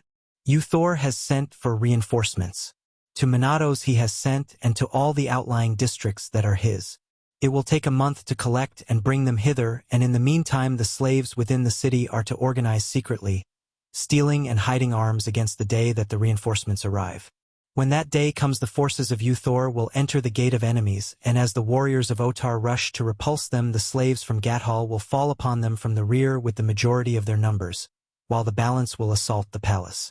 They hope thus to divert so many from the gate that you, Thor, will have little difficulty in forcing an entrance to the city." "Perhaps they will succeed," commented Gahan. "But the warriors of Otar are many, and those who fight in defense of their homes and their Jetak have always an advantage. Ah, Gek, would that we had the great warships of Gathol or of Helium to pour their merciless fire into the streets of Manetter while you, Thor, marched to the palace over the corpses of the slain." He paused, deep in thought, and then turned his gaze again upon the Kaldane. "Heard you aught of the party that escaped with me from the field of Jetan of Floren, Valdor, and the others?" "What of them?" 10 of these won through to you, Thor, at the Gate of Enemies, and were well received by him. 8 fell in the fighting upon the way.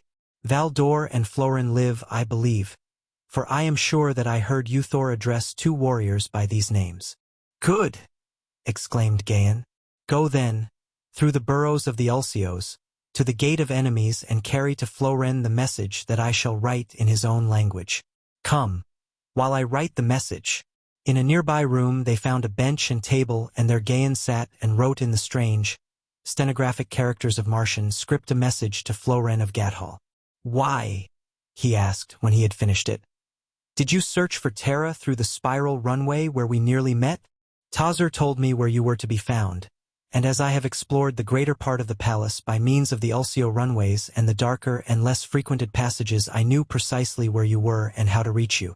This secret spiral ascends from the pits to the roof of the loftiest of the palace towers. It has secret openings at every level, but there is no living Manatorian, I believe, who knows of its existence. At least never have I met one within it, and I have used it many times. Thrice have I been in the chamber where Omai lies, though I knew nothing of his identity or the story of his death until Tazur told it to us in the camp of Uthor." "You know the palace thoroughly, then?" Gahan interrupted. "Better than Otar himself or any of his servants." "Good. And you would serve the Princess Tara, Gek. You may serve her best by accompanying Floren and following his instructions. I will write them here at the close of my message to him, for the walls have ears, Gek, while none but a Gatholian may read what I have written to Floren. He will transmit it to you. Can I trust you?" "I may never return to Bantum," replied Gek. "Therefore I have but 2 friends in all Barsoom. What better may I do than serve them faithfully? You may trust me, Gatholian, who with a woman of your kind has taught me that there be finer and nobler things than perfect mentality uninfluenced by the unreasoning tuitions of the heart. I go." As Otar pointed to the little doorway, all eyes turned in the direction he indicated, and surprise was writ large upon the faces of the warriors when they recognized the 2 who had entered the banquet hall. There was Igos, and he dragged behind him one who was gagged and whose hands were fastened behind with a ribbon of tough silk. It was the slave girl.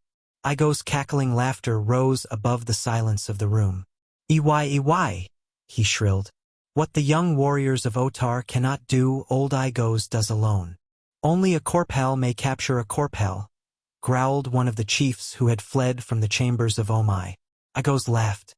"Terror turned your heart to water," he replied, "and shame your tongue to libel.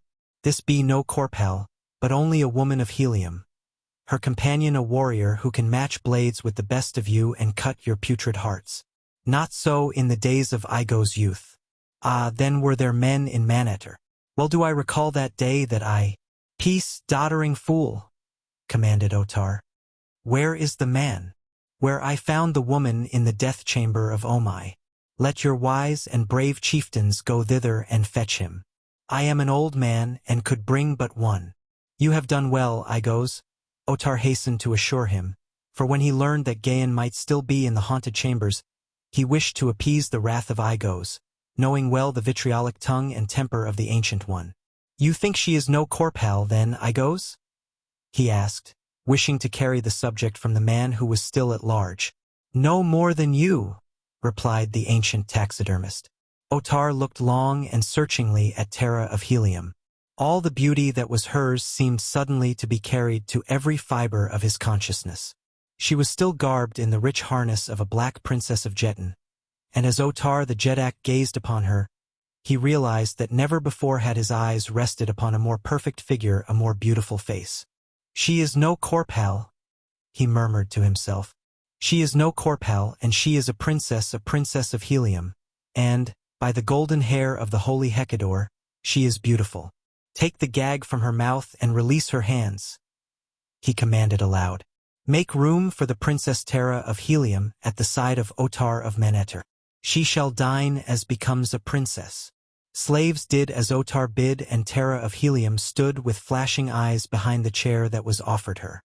"Sit," commanded Otar. The girl sank into the chair. "I sit as a prisoner," she said, "not as a guest at the board of my enemy, Otar of Manetter." Otar motioned his followers from the room.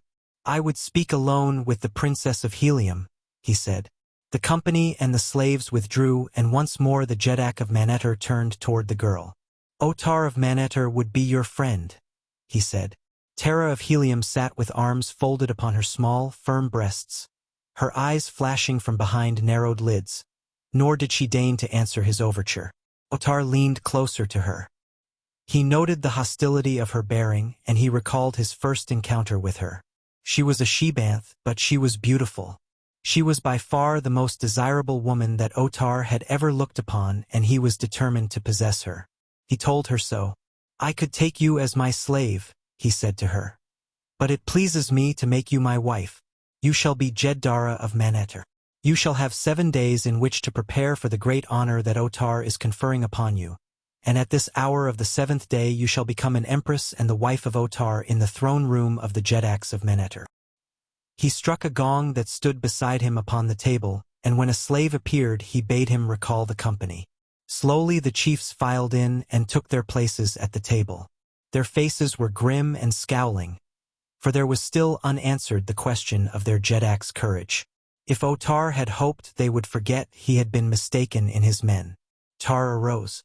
"In 7 days," he announced, "there will be a great feast in honor of the new Jeddara of Manetter," and he waved his hand toward Tara of Helium. "The ceremony will occur at the beginning of the 7th Zode * in the throne room. In the meantime, the Princess of Helium will be cared for in the tower of the women's quarters of the palace. Conduct her thither edats, with a suitable guard of honor, and see to it that slaves and eunuchs be placed at her disposal, who shall attend upon all her wants and guard her carefully from harm. About 8:30 p.m. Earth time." Now Edats knew that the real meaning concealed in these fine words was that he should conduct the prisoner under a strong guard to the women's quarters and confine her there in the tower for 7 days, placing about her trustworthy guards who would prevent her escape or frustrate any attempted rescue. As Tara was departing from the chamber with Edats and the guard, Otar leaned close to her ear and whispered, "Consider well during these 7 days the high honor I have offered you, and its sole alternative." As though she had not heard him, the girl passed out of the banquet hall, her head high and her eyes straight to the front. After Gek had left him, Gahan roamed the pits and the ancient corridors of the deserted portions of the palace, seeking some clue to the whereabouts or the fate of Tara of Helium. He utilized the spiral runway in passing from level to level until he knew every foot of it, from the pits to the summit of the high tower, and into what apartments it opened at the various levels, as well as the ingenious and hidden mechanism that operated the locks of the cleverly concealed doors leading to it. For food he drew upon the stores he found in the pits, and when he slept he lay upon the royal couch of Omai in the forbidden chamber, sharing the dais with the dead foot of the ancient Jetan. In the palace about him seethed, all unknown to Gahan, a vast unrest. Warriors and chieftains pursued the duties of their vocations with dour faces, and little knots of them were collecting here and there, and with frowns of anger discussing some subject that was uppermost in the minds of all. It was upon the 4th day following Tara's incarceration in the tower that Edats, the major domo of the palace and one of Otar's creatures, came to his master upon some trivial errand. Otar was alone in one of the smaller chambers of his personal suite when the major domo was announced, and after the matter upon which Edats had come was disposed of, the Jetan signed him to remain. From the position of an obscure warrior I have elevated you, Edats, to the honors of a chief.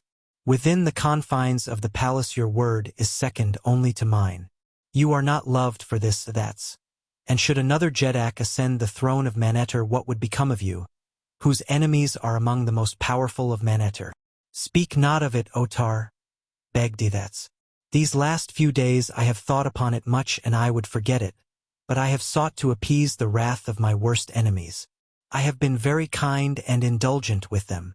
You, too, read the voiceless message in the air? Demanded the Jetan. Edats was palpably uneasy, and he did not reply. Why did you not come to me with your apprehensions? Demanded Otar. Be this loyalty? I feared, O mighty Jetan, replied Edats. I feared that you would not understand and that you would be angry. What know you? Speak the whole truth, commanded Otar. There is much unrest among the chieftains and the warriors, replied Edats. Even those who were your friends fear the power of those who speak against you. What say they? Growled the Jetan. They say that you are afraid to enter the apartments of Omai in search of the slave Taran. Do not be angry with me, Jetan. It is but what they say that I repeat. I, your loyal Edats, believe no such foul slander. No, no, why should I fear? Demanded Otar. We do not know that he is there. Did not my chiefs go thither and see nothing of him? But they say that you did not go, pursued Edats, and that they will have none of a coward upon the throne of Manetter. They said that treason? Tar almost shouted. They said that and more, great Jetan, answered the majordomo. They said that not only did you fear to enter the chambers of Omai, but that you feared the slave Taran, and they blame you for your treatment of Akor, whom they all believe to have been murdered at your command. They were fond of Akor, and there are many now who say aloud that Akor would have made a wondrous Jetan. They dare, screamed Otar. They dare suggest the name of a slave's bastard for the throne of Otar. He is your son, Otar, Edats reminded him. Nor is there a more beloved man in Manetter. I but speak to you of facts which may not be ignored, and I dare do so because only when you realize the truth may you seek a cure for the ills that draw about your throne. Otar had slumped down upon his bench suddenly. He looked shrunken and tired and old. Cursed be the day, he cried, that saw those 3 strangers enter the city of Manetter. Would that Eudor had been spared to me. He was strong, my enemies feared him, but he is gone dead at the hands of that hateful slave, Taran. May the curse of Isis be upon him. My Jetan, what shall we do? Begged Edats. Cursing the slave will not solve your problems. But the great feast and the marriage is but 3 days off, pleaded Otar. It shall be a great gala occasion. The warriors and the chiefs all know that it is the custom. Upon that day gifts and honors shall be bestowed. Tell me, who are most bitter against me? I will send you among them, and let it be known that I am planning rewards for their past services to the throne. We will make Jeds of chiefs and chiefs of warriors, and grant them palaces and slaves. Edats. The other shook his head. It will not do, Otar. They will have nothing of your gifts or honors. I have heard them say as much. What do they want? Demanded Otar. They want a Jetak as brave as the bravest, replied Adatz, though his knees shook as he said it. They think I am a coward? Cried the Jetak. They say you are afraid to go to the apartments of Omai the Cruel. For a long time Otar sat, his head sunk upon his breast, staring blankly at the floor. Tell them, he said at last in a hollow voice that sounded not at all like the voice of a great Jetak. Tell them that I will go to the chambers of Omai and search for Turan the slave. Chapter 21. A Risk for Love. Why, he is a craven, and he called me doddering fool. The speaker was Igos, and he addressed a knot of chieftains in one of the chambers of the palace of Otar, Jetak of Meneter. If Akor was alive, there were a Jetak for us. Who says that Akor is dead? Demanded one of the chiefs. Where is he then? Asked Igos. Have not others disappeared whom Otar thought too well beloved for men so near the throne as they? The chief shook his head. And I thought that, or knew it, rather. I join you, Thor, at the gate of enemies. SSST, cautioned one. Here comes the liquor of feet, and all eyes were turned upon the approaching Adatz. Kaer, friends, he exclaimed as he stopped among them. But his friendly greeting elicited naught but a few surly nods. Have you heard the news? He continued, unabashed by treatment to which he was becoming accustomed. What has Otar seen in Ulcio and fainted? Demanded Igos with broad sarcasm. Men have died for less than that, ancient one. Adatz reminded him. I am safe, retorted Igos, for I am not a brave and popular son of the Jetak of Meneter. This was indeed open treason, but Adatz feigned not to hear it. He ignored Igos and turned to the others. Otar goes to the chamber of Omai this night in search of Turan the slave, he said. He sorrows that his warriors have not the courage for so mean a duty, and that their Jetak is thus compelled to arrest a common slave. With which taunt Adatz passed on to spread the word in other parts of the palace. As a matter of fact, the latter part of his message was purely original with himself, and he took great delight in delivering it to the discomfiture of his enemies. As he was leaving, the little group of men Igos called after him. At what hour does Otar intend visiting the chambers of Omai? He asked. Toward the end of the 8th Zode asterisk, replied the majordomo, and went his way. About 1 a.m. Earth time. We shall see, stated Igos. What shall we see? Asked a warrior. We shall see whether Otar visits the chamber of Omai. How? I shall be there myself, and if I see him, I will know that he has been there. If I don't see him, I will know that he has not, explained the old taxidermist. Is there anything there to fill an honest man with fear? Asked a chieftain. What have you seen? It was not so much what I saw, though that was bad enough, as what I heard, said Igos. Tell us, what heard and saw you? I saw the dead Omai, said Igos. The others shuddered. And you went not mad? They asked. Am I mad? Retorted Igos. And you will go again? Yes. Then indeed you are mad, cried one. You saw the dead Omai, but what heard you that was worse? Whispered another. I saw the dead Omai lying upon the floor of his sleeping chamber with one foot tangled in the sleeping silks and furs upon his couch. I heard horrid moans and frightful screams. And you are not afraid to go there again? Demanded several. The dead cannot harm me, said Igos. He has lain thus for 5,000 years, nor can a sound harm me. I heard it once, and live I can hear it again. It came from almost at my side, where I hid behind the hangings and watched the slave Turan before I snatched the woman away from him. Igos, you are a very brave man, said a chieftain.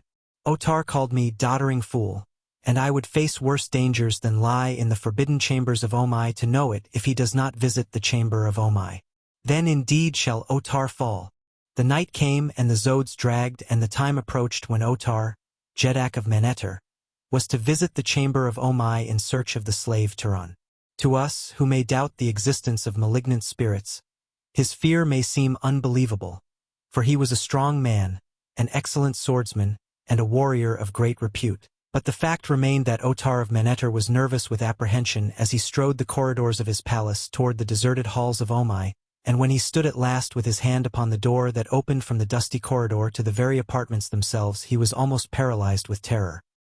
He had come alone for two very excellent reasons, the first of which was that thus none might note his terror-stricken state nor his defection should he fail at the last moment, and the other was that should he accomplish the thing alone or be able to make his chiefs believe that he had, the credit would be far greater than were he to be accompanied by warriors. But though he had started alone, he had become aware that he was being followed, and he knew that it was because his people had no faith in either his courage or his veracity. He did not believe that he would find the slave Turan. He did not very much want to find him, for though Otar was an excellent swordsman and a brave warrior in physical combat, he had seen how Turan had played with Eudor, and he had no stomach for a passage at arms with one whom he knew outclassed him. And so Otar stood with his hand upon the door, afraid to enter, afraid not to. But at last his fear of his own warriors, watching behind him, grew greater than the fear of the unknown behind the ancient door, and he pushed the heavy skeel aside and entered. Silence and gloom and the dust of centuries lay heavy upon the chamber. From his warriors he knew the route that he must take to the horrid chamber of Omai, and so he forced his unwilling feet across the room before him, across the room where the Jetan players sat at their eternal game, and came to the short corridor that led into the room of Omai. His naked sword trembled in his grasp. He paused after each forward step to listen, and when he was almost at the door of the ghost-haunted chamber, his heart stood still within his breast, and the cold sweat broke from the clammy skin of his forehead, for from within there came to his affrighted ears the sound of muffled breathing. Then it was that Otar of Manetter came near to fleeing from the nameless horror that he could not see, but that he knew lay waiting for him in that chamber just ahead. But again came the fear of the wrath and contempt of his warriors and his chiefs. They would degrade him, and they would slay him into the bargain. There was no doubt of what his fate would be should he flee the apartments of Omai in terror. His only hope, therefore, lay in daring the unknown in preference to the known. He moved forward. A few steps took him to the doorway. The chamber before him was darker than the corridor, so that he could just indistinctly make out the objects in the room. He saw a sleeping dais near the center, with a darker blotch of something lying on the marble floor beside it. He moved a step farther into the doorway, and the scabbard of his sword scraped against the stone frame.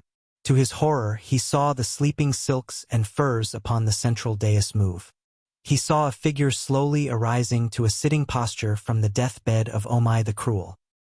His knees shook, but he gathered all his moral forces, and gripping his sword more tightly in his trembling fingers, prepared to leap across the chamber upon the horrid apparition. He hesitated just a moment.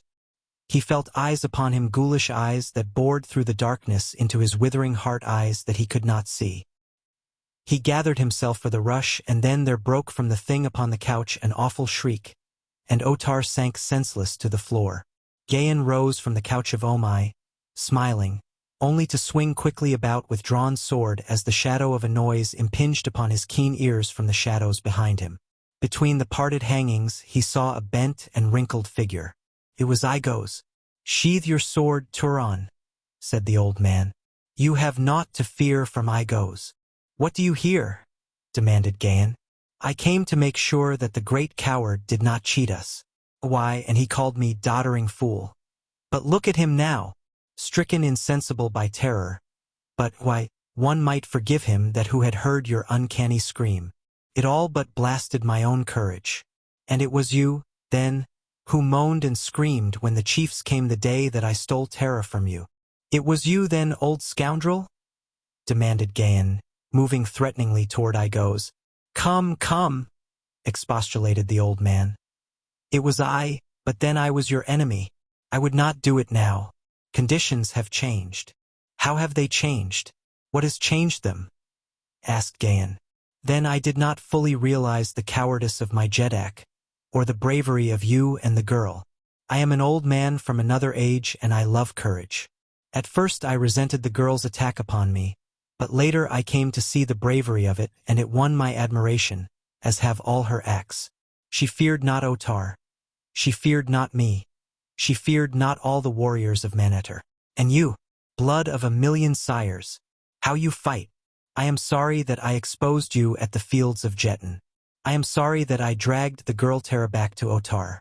I would make amends. I would be your friend. Here is my sword at your feet. And drawing his weapon Aigos cast it to the floor in front of Gahan. The Gatholian knew that scarce the most abandoned of knaves would repudiate this solemn pledge, and so he stooped, and picking up the old man's sword returned it to him, hilt first, in acceptance of his friendship. "Where is the Princess Tara of Helium?" asked Gahan. "Is she safe?" "She is confined in the tower of the women's quarters awaiting the ceremony that is to make her Jetan of Manetter," replied Aigos. "This thing dared think that Tara of Helium would mate with him?" growled Gahan. "I will make short work of him if he is not already dead from fright." And he stepped toward the fallen Otar to run his sword through the Jedak's heart. "No!"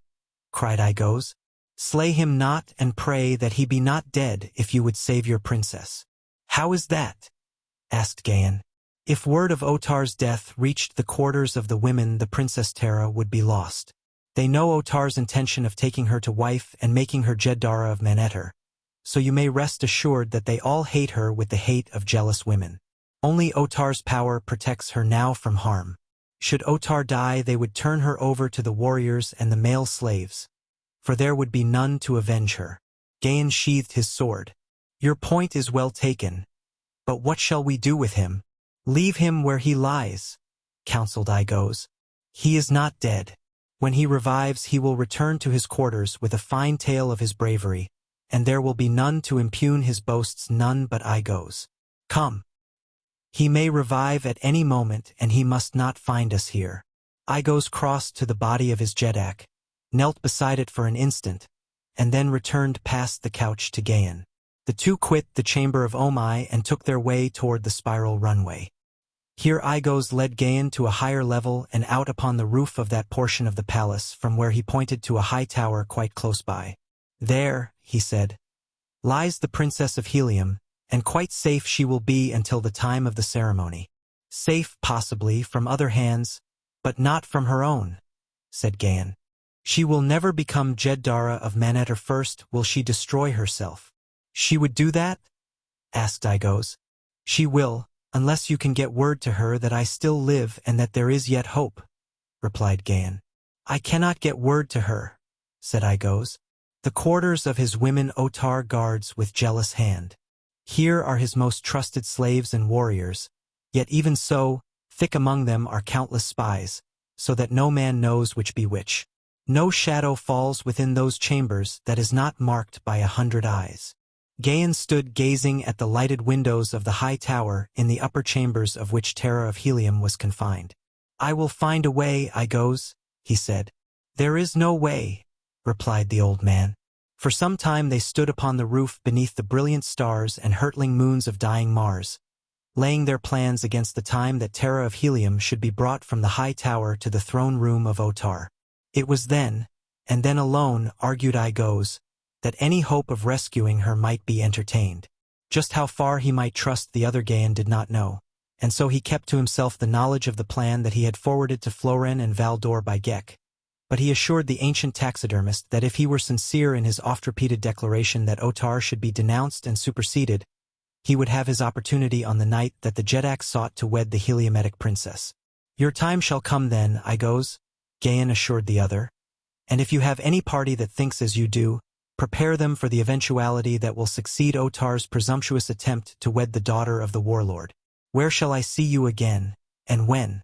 "I go now to speak with Tara, Princess of Helium." "I like your boldness," said Aigos, "but it will avail you naught. You will not speak with Tara, Princess of Helium, though doubtless the blood of many Manatorians will drench the floors of the women's quarters before you are slain." Gahan smiled. "I shall not be slain. Where and when shall we meet? But you may find me in Omai's chamber at night. That seems the safest retreat in all Manetter for an enemy of the Jetak in whose palace it lies." "I go, and may the spirits of your ancestors surround you," said Aigos. After the old man had left him, Gahan made his way across the roof to the high tower, which appeared to have been constructed of concrete and afterward elaborately carved, its entire surface being covered with intricate designs cut deep into the stone-like material of which it was composed. Though wrought ages since, it was but little weather-worn owing to the aridity of the Martian atmosphere, the infrequency of rains, and the rarity of dust storms. To scale it, though presented difficulties and danger that might have deterred the bravest of men that would, doubtless, have deterred Gahan, had he not felt that the life of the woman he loved depended upon his accomplishing the hazardous feat. Removing his sandals and laying aside all of his harness and weapons other than a single belt supporting a dagger, the Gatholian essayed the dangerous ascent. Clinging to the carvings with hands and feet, he worked himself slowly aloft, avoiding the windows and keeping upon the shadowy side of the tower, away from the light of Thuria and Cluros. The tower rose some 50 feet above the roof of the adjacent part of the palace, comprising 5 levels or floors with windows looking in every direction. A few of the windows were balconied, and these more than the others he sought to avoid, although, it being now near the close of the 9th zode, there was little likelihood that many were awake within the tower. His progress was noiseless, and he came at last, undetected, to the windows of the upper level. These, like several of the others he had passed at lower levels, were heavily barred, so that there was no possibility of his gaining ingress to the apartment where Tara was confined. Darkness hid the interior behind the first window that he approached. The second opened upon a lighted chamber where he could see a guard sleeping at his post outside a door. Here also was the top of the runway leading to the next level below. Passing still farther around the tower, Gahan approached another window, but now he clung to that side of the tower which ended in a courtyard 100 feet below, and in a short time the light of Thuria would reach him. He realized that he must hasten, and he prayed that behind the window he now approached he would find Tara of Helium. Coming to the opening, he looked in upon a small chamber dimly lighted. In the center was a sleeping dais upon which a human form lay beneath silks and furs. A bare arm, protruding from the coverings, lay exposed against a black and yellow striped Orlick skin, an arm of wondrous beauty about which was clasped an armlet that Gahan knew. No other creature was visible within the chamber, all of which was exposed to Gahan's view. Pressing his face to the bars, the Gatholian whispered her dear name. The girl stirred, but did not awaken. Again he called, but this time louder. Tara sat up and looked about, and at the same instant a huge eunuch leaped to his feet from where he had been lying on the floor close by that side of the dais farthest from Gahan. Simultaneously the brilliant light of Thuria flashed full upon the window where Gahan clung, silhouetting him plainly to the two within. Both sprang to their feet. The eunuch drew his sword and leaped for the window where the helpless Gahan would have fallen an easy victim to a single thrust of the murderous weapon the fellow bore, had not Tara of Helium leaped upon her guard, dragging him back. At the same time she drew the slim dagger from its hiding place in her harness, and even as the eunuch sought to hurl her aside, its keen point found his heart. Without a sound he died and lunged forward to the floor. Then Tara ran to the window. "Turan, my chief!" she cried. "What awful risk is this you take to seek me here, where even your brave heart is powerless to aid me?" "Be not so sure of that, heart of my heart," he replied. "While I bring but words to my love, they be the forerunner of deeds, I hope, that will give her back to me forever. I feared that you might destroy yourself, Tara of Helium, to escape the dishonor that Otar would do you, and so I came to give you new hope and to beg that you live for me through whatever may transpire, in the knowledge that there is yet a way, and that if all goes well we shall be freed at last. Look for me in the throne room of Otar the night that he would wed you. And now, how may we dispose of this fellow?" He pointed to the dead eunuch upon the floor. "We need not concern ourselves about that," she replied. "None dares harm me for fear of the wrath of Otar, otherwise I should have been dead so soon as ever I entered this portion of the palace, for the women hate me. Otar alone may punish me, and what cares Otar for the life of a eunuch? No, fear not upon this score." Their hands were clasped between the bars, and now Gahan drew her nearer to him. "One kiss," he said, "before I go, my princess." And the proud daughter of Dejah, Thoris, princess of Helium, and the warlord of Barsoom whispered, "My chieftain!" and pressed her lips to the lips of Turan, the common Pandan. Chapter 22. At the moment of marriage. The silence of the tomb lay heavy about him as Otar, Jetan of Manetter, opened his eyes in the chamber of Omai. Recollection of the frightful apparition that had confronted him swept to his consciousness. He listened but heard naught. Within the range of his vision there was nothing apparent that might cause alarm. Slowly he lifted his head and looked about.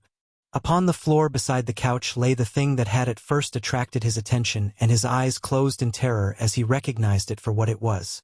But it moved not nor spoke. Otar opened his eyes again and rose to his feet. He was trembling in every limb. There was nothing on the dais from which he had seen the thing arise. Otar backed slowly from the room. At last he gained the outer corridor. It was empty. He did not know that it had emptied rapidly as the loud scream, with which his own had mingled, had broken upon the startled ears of the warriors who had been sent to spy upon him. He looked at the timepiece set in a massive bracelet upon his left forearm. The 9th zode was nearly half gone. Otar had lain for an hour unconscious. He had spent an hour in the chamber of Omai, and he was not dead. He had looked upon the face of his predecessor and was still sane. He shook himself and smiled. Rapidly he subdued his rebelliously shaking nerves, so that by the time he reached the tenanted portion of the palace he had gained control of himself. He walked with chin high and something of a swagger. To the banquet hall he went, knowing that his chiefs awaited him there, and as he entered they arose, and upon the faces of many were incredulity and amaze, for they had not thought to see Otar the Jedak again after what the spies had told them of the horrid sounds issuing from the chamber of Omai.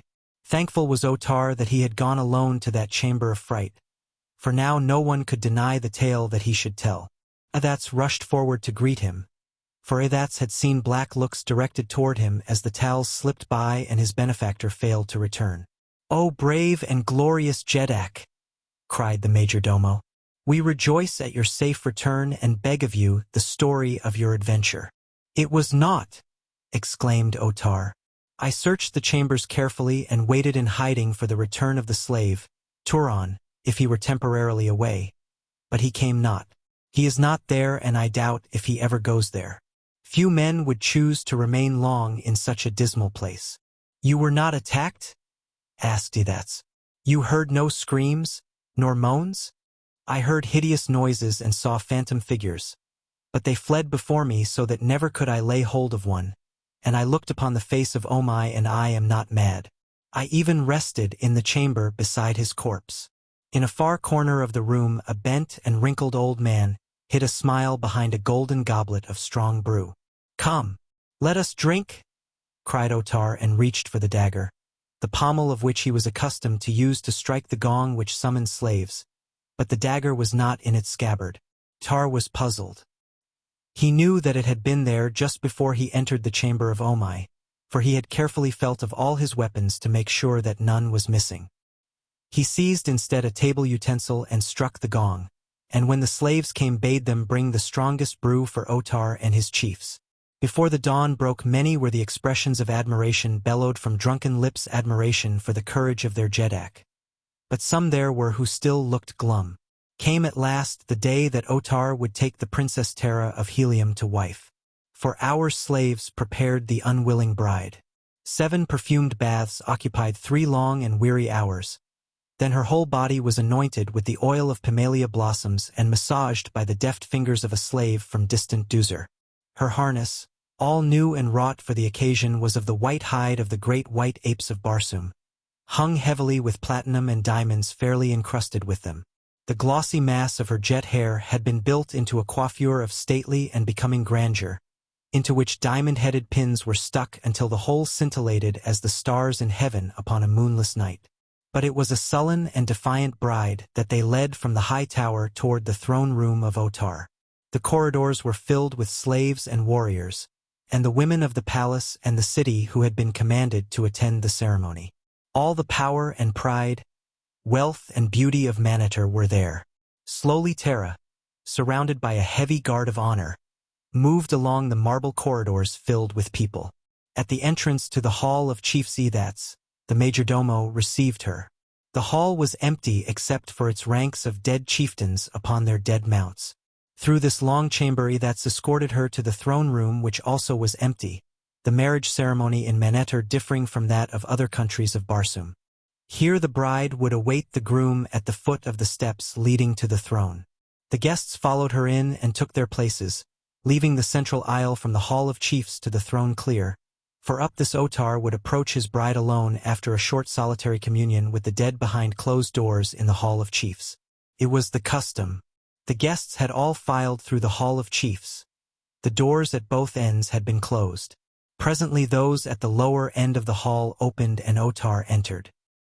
His black harness was ornamented with rubies and gold. His face was covered by a grotesque mask of the precious metal in which 2 enormous rubies were set for eyes, though below them were narrow slits through which the wearer could see. His crown was a fillet supporting carved feathers of the same metal as the mask. To the least detail his regalia was that demanded of a royal bridegroom by the customs of Manetter, and now in accordance with that same custom, he came alone to the Hall of Chiefs to receive the blessings and the counsel of the great ones of Manetter who had preceded him. As the doors at the lower end of the hall closed behind him, Otar the Jedak stood alone with the great dead. By the dictates of ages no mortal I might look upon the scene enacted within that sacred chamber. As the mighty of Manetter respected the traditions of Manetter, let us, too, respect those traditions of a proud and sensitive people. Of what concern to us the happenings in that solemn chamber of the dead. 5 minutes passed. The bride stood silently at the foot of the throne. The guests spoke together in low whispers until the room was filled with the hum of many voices. At length the doors leading into the Hall of Chiefs swung open, and the resplendent bridegroom stood framed for a moment in the massive opening. A hush fell upon the wedding guests. With measured and impressive step the groom approached the bride. Tara felt the muscles of her heart contract with the apprehension that had been growing upon her as the coils of fate settled more closely about her and no sign came from Turan. Where was he? What, indeed, could he accomplish now to save her? Surrounded by the power of Otar with never a friend among them, her position seemed at last without vestige of hope. "I still live," she whispered inwardly in a last brave attempt to combat the terrible hopelessness that was overwhelming her. But her fingers stole for reassurance to the slim blade that she had managed to transfer, undetected, from her old harness to the new. And now the groom was at her side and taking her hand was leading her up the steps to the throne, before which they halted and stood facing the gathering below. Came then, from the back of the room, a procession headed by the high dignitary whose office it was to make these 2 man and wife, and directly behind him a richly clad youth bearing a silken pillow on which lay the golden handcuffs connected by a short length of chain of gold with which the ceremony would be concluded when the dignitary clasped a handcuff about the wrist of each, symbolizing their indissoluble union in the holy bonds of wedlock. Would Turan's promised succor come too late? Tara listened to the long, monotonous intonation of the wedding service. She heard the virtues of Otar extolled and the beauties of the bride. The moment was approaching and still no sign of Turan. But what could he accomplish should he succeed in reaching the throne room, other than to die with her? There could be no hope of rescue. The dignitary lifted the golden handcuffs from the pillow upon which they reposed. He blessed them and reached for Tara's wrist. The time had come. The thing could go no further, for alive or dead, by all the laws of Barsoom she would be the wife of Otar of Manetter the instant the 2 were locked together. Even should rescue come then or later she could never dissolve those bonds and Turan would be lost to her as surely as though death separated them. Her hand stole toward the hidden blade, but instantly the hand of the groom shot out and seized her wrist. He had guessed her intention. Through the slits in the grotesque mask she could see his eyes upon her, and she guessed the sardonic smile that the mask hid. For a tense moment the 2 stood thus. The people below them kept breathless silence, for the play before the throne had not passed unnoticed. Dramatic as was the moment, it was suddenly rendered trebly so by the noisy opening of the doors leading to the Hall of Chiefs. All eyes turned in the direction of the interruption to see another figure framed in the massive opening, a half-clad figure buckling the half-adjusted harness hurriedly in place, the figure of Otar, Jedak of Manetter. "Stop!" he screamed, springing forward along the aisle toward the throne. "Seize the impostor!" All eyes shot to the figure of the groom before the throne. They saw him raise his hand and snatch off the golden mask, and Tara of Helium in wide-eyed incredulity looked up into the face of Turan the Pan then. "Turan the slave!" they cried then. "Death to him! Death to him!" "Wait!" shouted Turan, drawing his sword, as a dozen warriors leaped forward. "Wait!" screamed another voice, old and cracked, as I goes. The ancient taxidermist sprang from among the guests and reached the throne steps ahead of the foremost warriors. At sight of the old man the warriors paused, for age is held in great veneration among the peoples of Barsoom, as is true, perhaps, of all peoples whose religion is based to any extent upon ancestor worship. But Otar gave no heed to him, leaping instead swiftly toward the throne. "Stop, coward!" cried Igos. The people looked at the little old man in amazement. "Men of Maneter," he cackled in his thin, shrill voice, "wouldst be ruled by a coward and a liar? Down with him!" shouted Otar. "Not until I have spoken," retorted Igos. "It is my right. If I fail, my life is forfeit, that you all know and I know. I demand therefore to be heard." "It is my right. It is his right," echoed the voices of a score of warriors in various parts of the chamber. "That Otar is a coward and a liar I can prove," continued Igos. "He said that he faced bravely the horrors of the chamber of Omai and saw nothing of the slave Turan. I was there, hiding behind the hangings, and I saw all that transpired.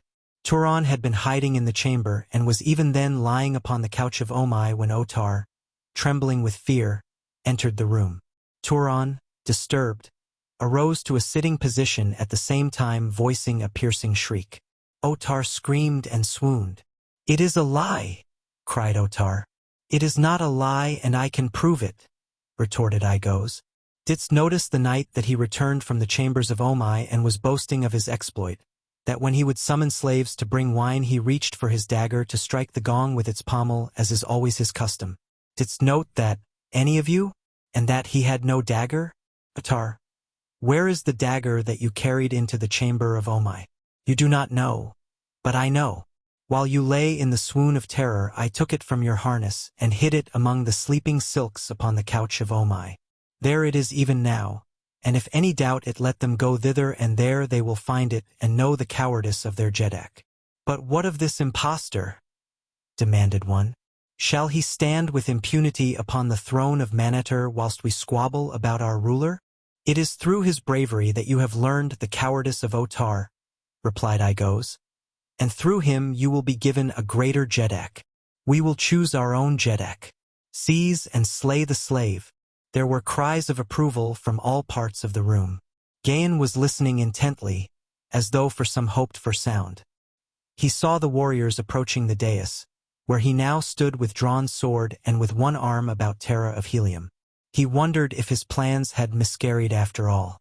If they had, it would mean death for him, and he knew that Tara would take her life if he fell.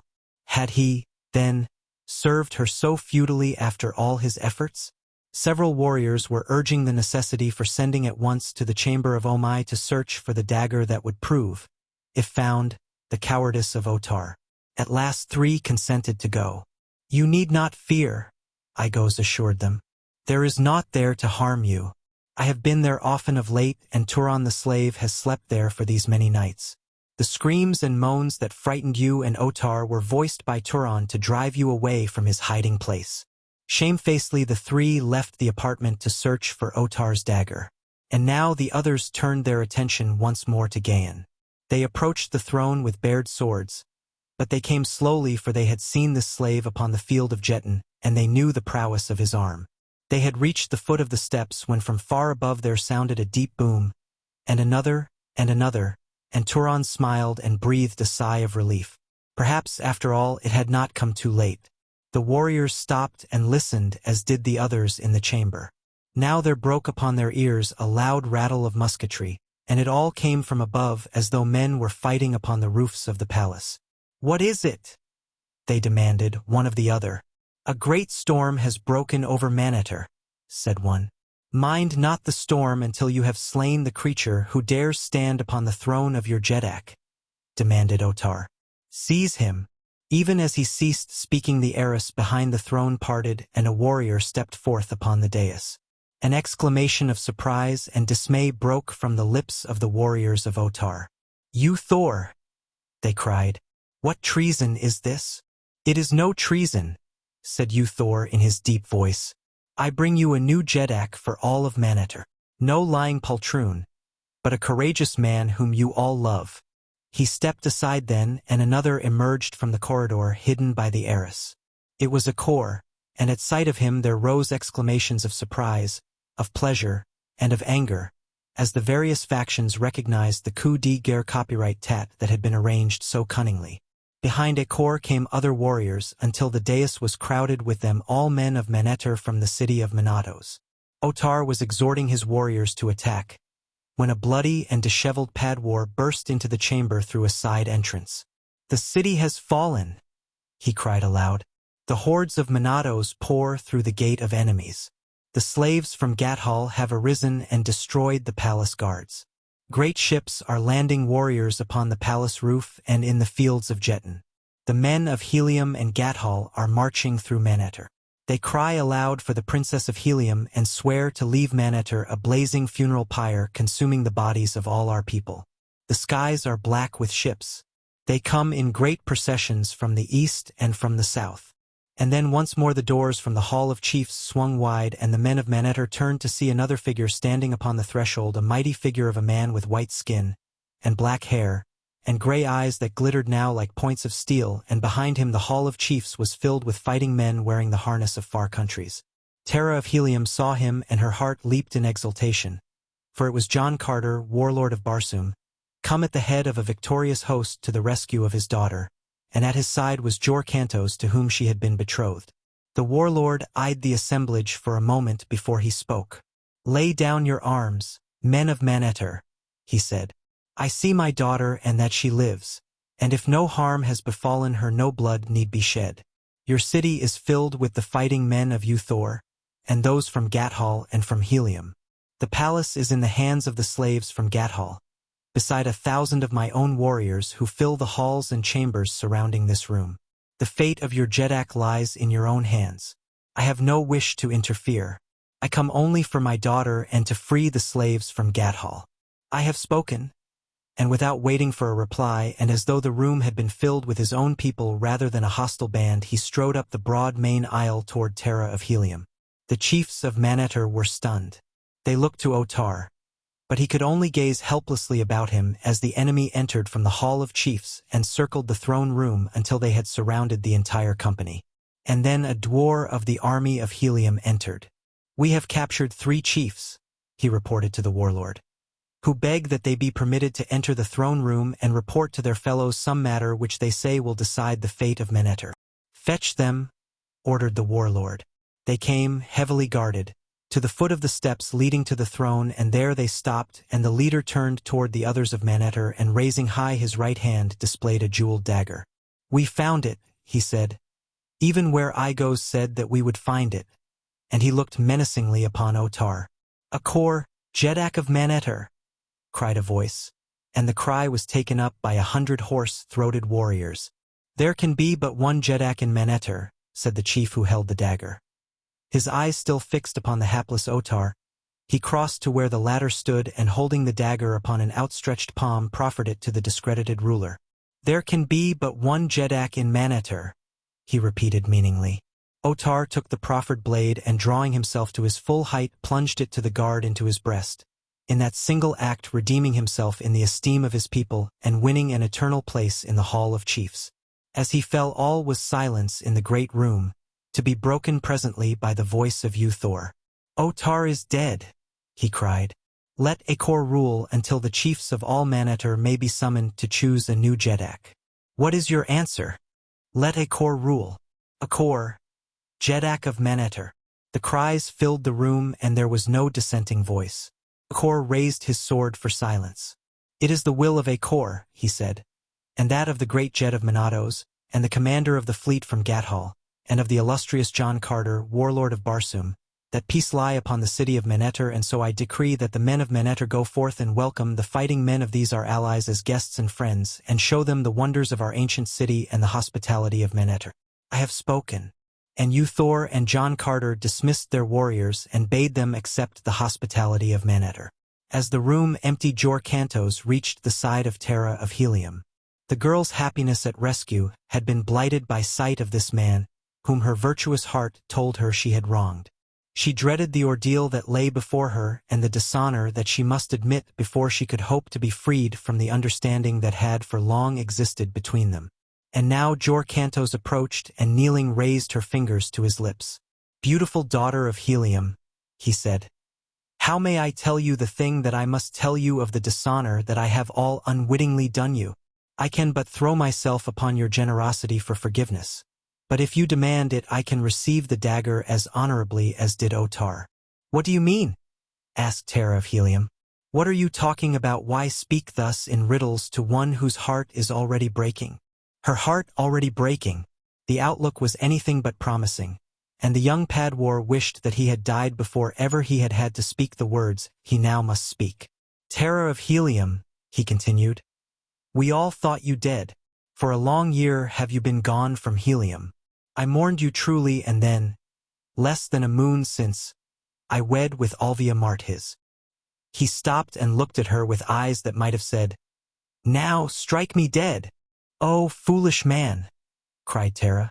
"Nothing you could have done could have pleased me more. Jor Cantos, I could kiss you." "I do not think that Alvia Marthiz would mind," he said, his face now wreathed with smiles. As they spoke, a body of men had entered the throne room and approached the dais. They were tall men trapped in plain harness, absolutely without ornamentation. Just as their leader reached the dais, Tara had turned to Gahan, motioning him to join them. "Jor Cantos," she said, "I bring you Turon the Pan, whose loyalty and bravery have won my love." John Carter and the leader of the new-come warriors, who were standing near, looked quickly at the little group. The former smiled an inscrutable smile. The latter addressed the Princess of Helium. "Turon the Pan, he cried. "Know you not, fair daughter of Helium, that this man you call Pan is Gahan, Jet of Gathol?" For just a moment Tara of Helium looked her surprise, and then she shrugged her beautiful shoulders as she turned her head to cast her eyes over one of them at Gahan of Gathol. "Jed or Pan, she said. "What difference does it make what one's slave has been?" And she laughed roguishly into the smiling face of her lover.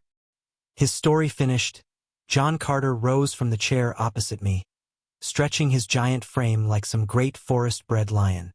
"You must go," I cried, for I hated to see him leave, and it seemed that he had been with me but a moment. "The sky is already red beyond those beautiful hills of yours," he replied, "and it will soon be day. Just one question before you go," I begged. "Well," he assented good-naturedly. "How was Gahan able to enter the throne room garbed in Otar's trappings?" I asked. "It was simple for Gahan of Gathol," replied the warlord. "With the assistance of Igos, he crept into the Hall of Chiefs before the ceremony, while the throne room and Hall of Chiefs were vacated to receive the bride. He came from the pits through the corridor that opened behind the arras at the rear of the throne, and passing into the Hall of Chiefs took his place upon the back of a riderless thoat, whose warrior was in Igos' repair room. When Otar entered and came near him, Gahan fell upon him and struck him with the butt of a heavy spear. He thought that he had killed him and was surprised when Otar appeared to denounce him. "And Gek? What became of Gek?" I insisted. After leading Valdor and Floren to Tara's disabled flyer, which they repaired, he accompanied them to Gathol, from where a message was sent to me in Helium. He then led a large party, including a Kor and Uthor, from the roof, where our ships landed them, down a spiral runway into the palace, and guided them to the throne room. We took him back to Helium with us, where he still lives, with his single Riker, which we found all but starved to death in the pits of Manetter. But come, no more questions now. I accompanied him to the East Arcade, where the red dawn was glowing beyond the arches. "Goodbye," he said. "I can scarce believe that it is really you," I exclaimed. "Tomorrow I will be sure that I have dreamed all this." He laughed and, drawing his sword, scratched a rude cross upon the concrete of one of the arches. "If you are in doubt tomorrow," he said, "come and see if you dreamed this." A moment later he was gone. Jetan or Martian Chess. For those who care for such things and would like to try the game, I give the rules of Jetan as they were given me by John Carter. By writing the names and moves of the various pieces on bits of paper and pasting them on ordinary checkermen, the game may be played quite as well as with the ornate pieces used upon Mars. The board. Square board consisting of 100 alternate black and orange squares. The pieces, in order as they stand upon the board in the first row, from left to right of each player. Warrior. 2 feathers. 2 spaces straight in any direction or combination. Padwar. 2 feathers, 2 spaces diagonal in any direction or combination. Dwar, 3 feathers, 3 spaces straight in any direction or combination. Flyer, 3-bladed propeller, 3 spaces diagonal in any direction or combination, and may jump intervening pieces. Chief, diadem with 10 jewels, 3 spaces in any direction, straight or diagonal or combination. Princess, diadem with 1 jewel, same as chief except may jump intervening pieces. Flyer, see above. Dwar, see above. Padwar, see above. Warrior, see above. And in the second row from left to right. Thoat, mounted warrior 2 feathers, 2 spaces, 1 straight and 1 diagonal in any direction. Panthans, 8 of them 1 feather, 1 space, forward, side, or diagonal, but not backward. Thoat, see above. The game is played with 20 black pieces by one player and 20 orange by his opponent, and is presumed to have originally represented a battle between the black race of the south and the yellow race of the north.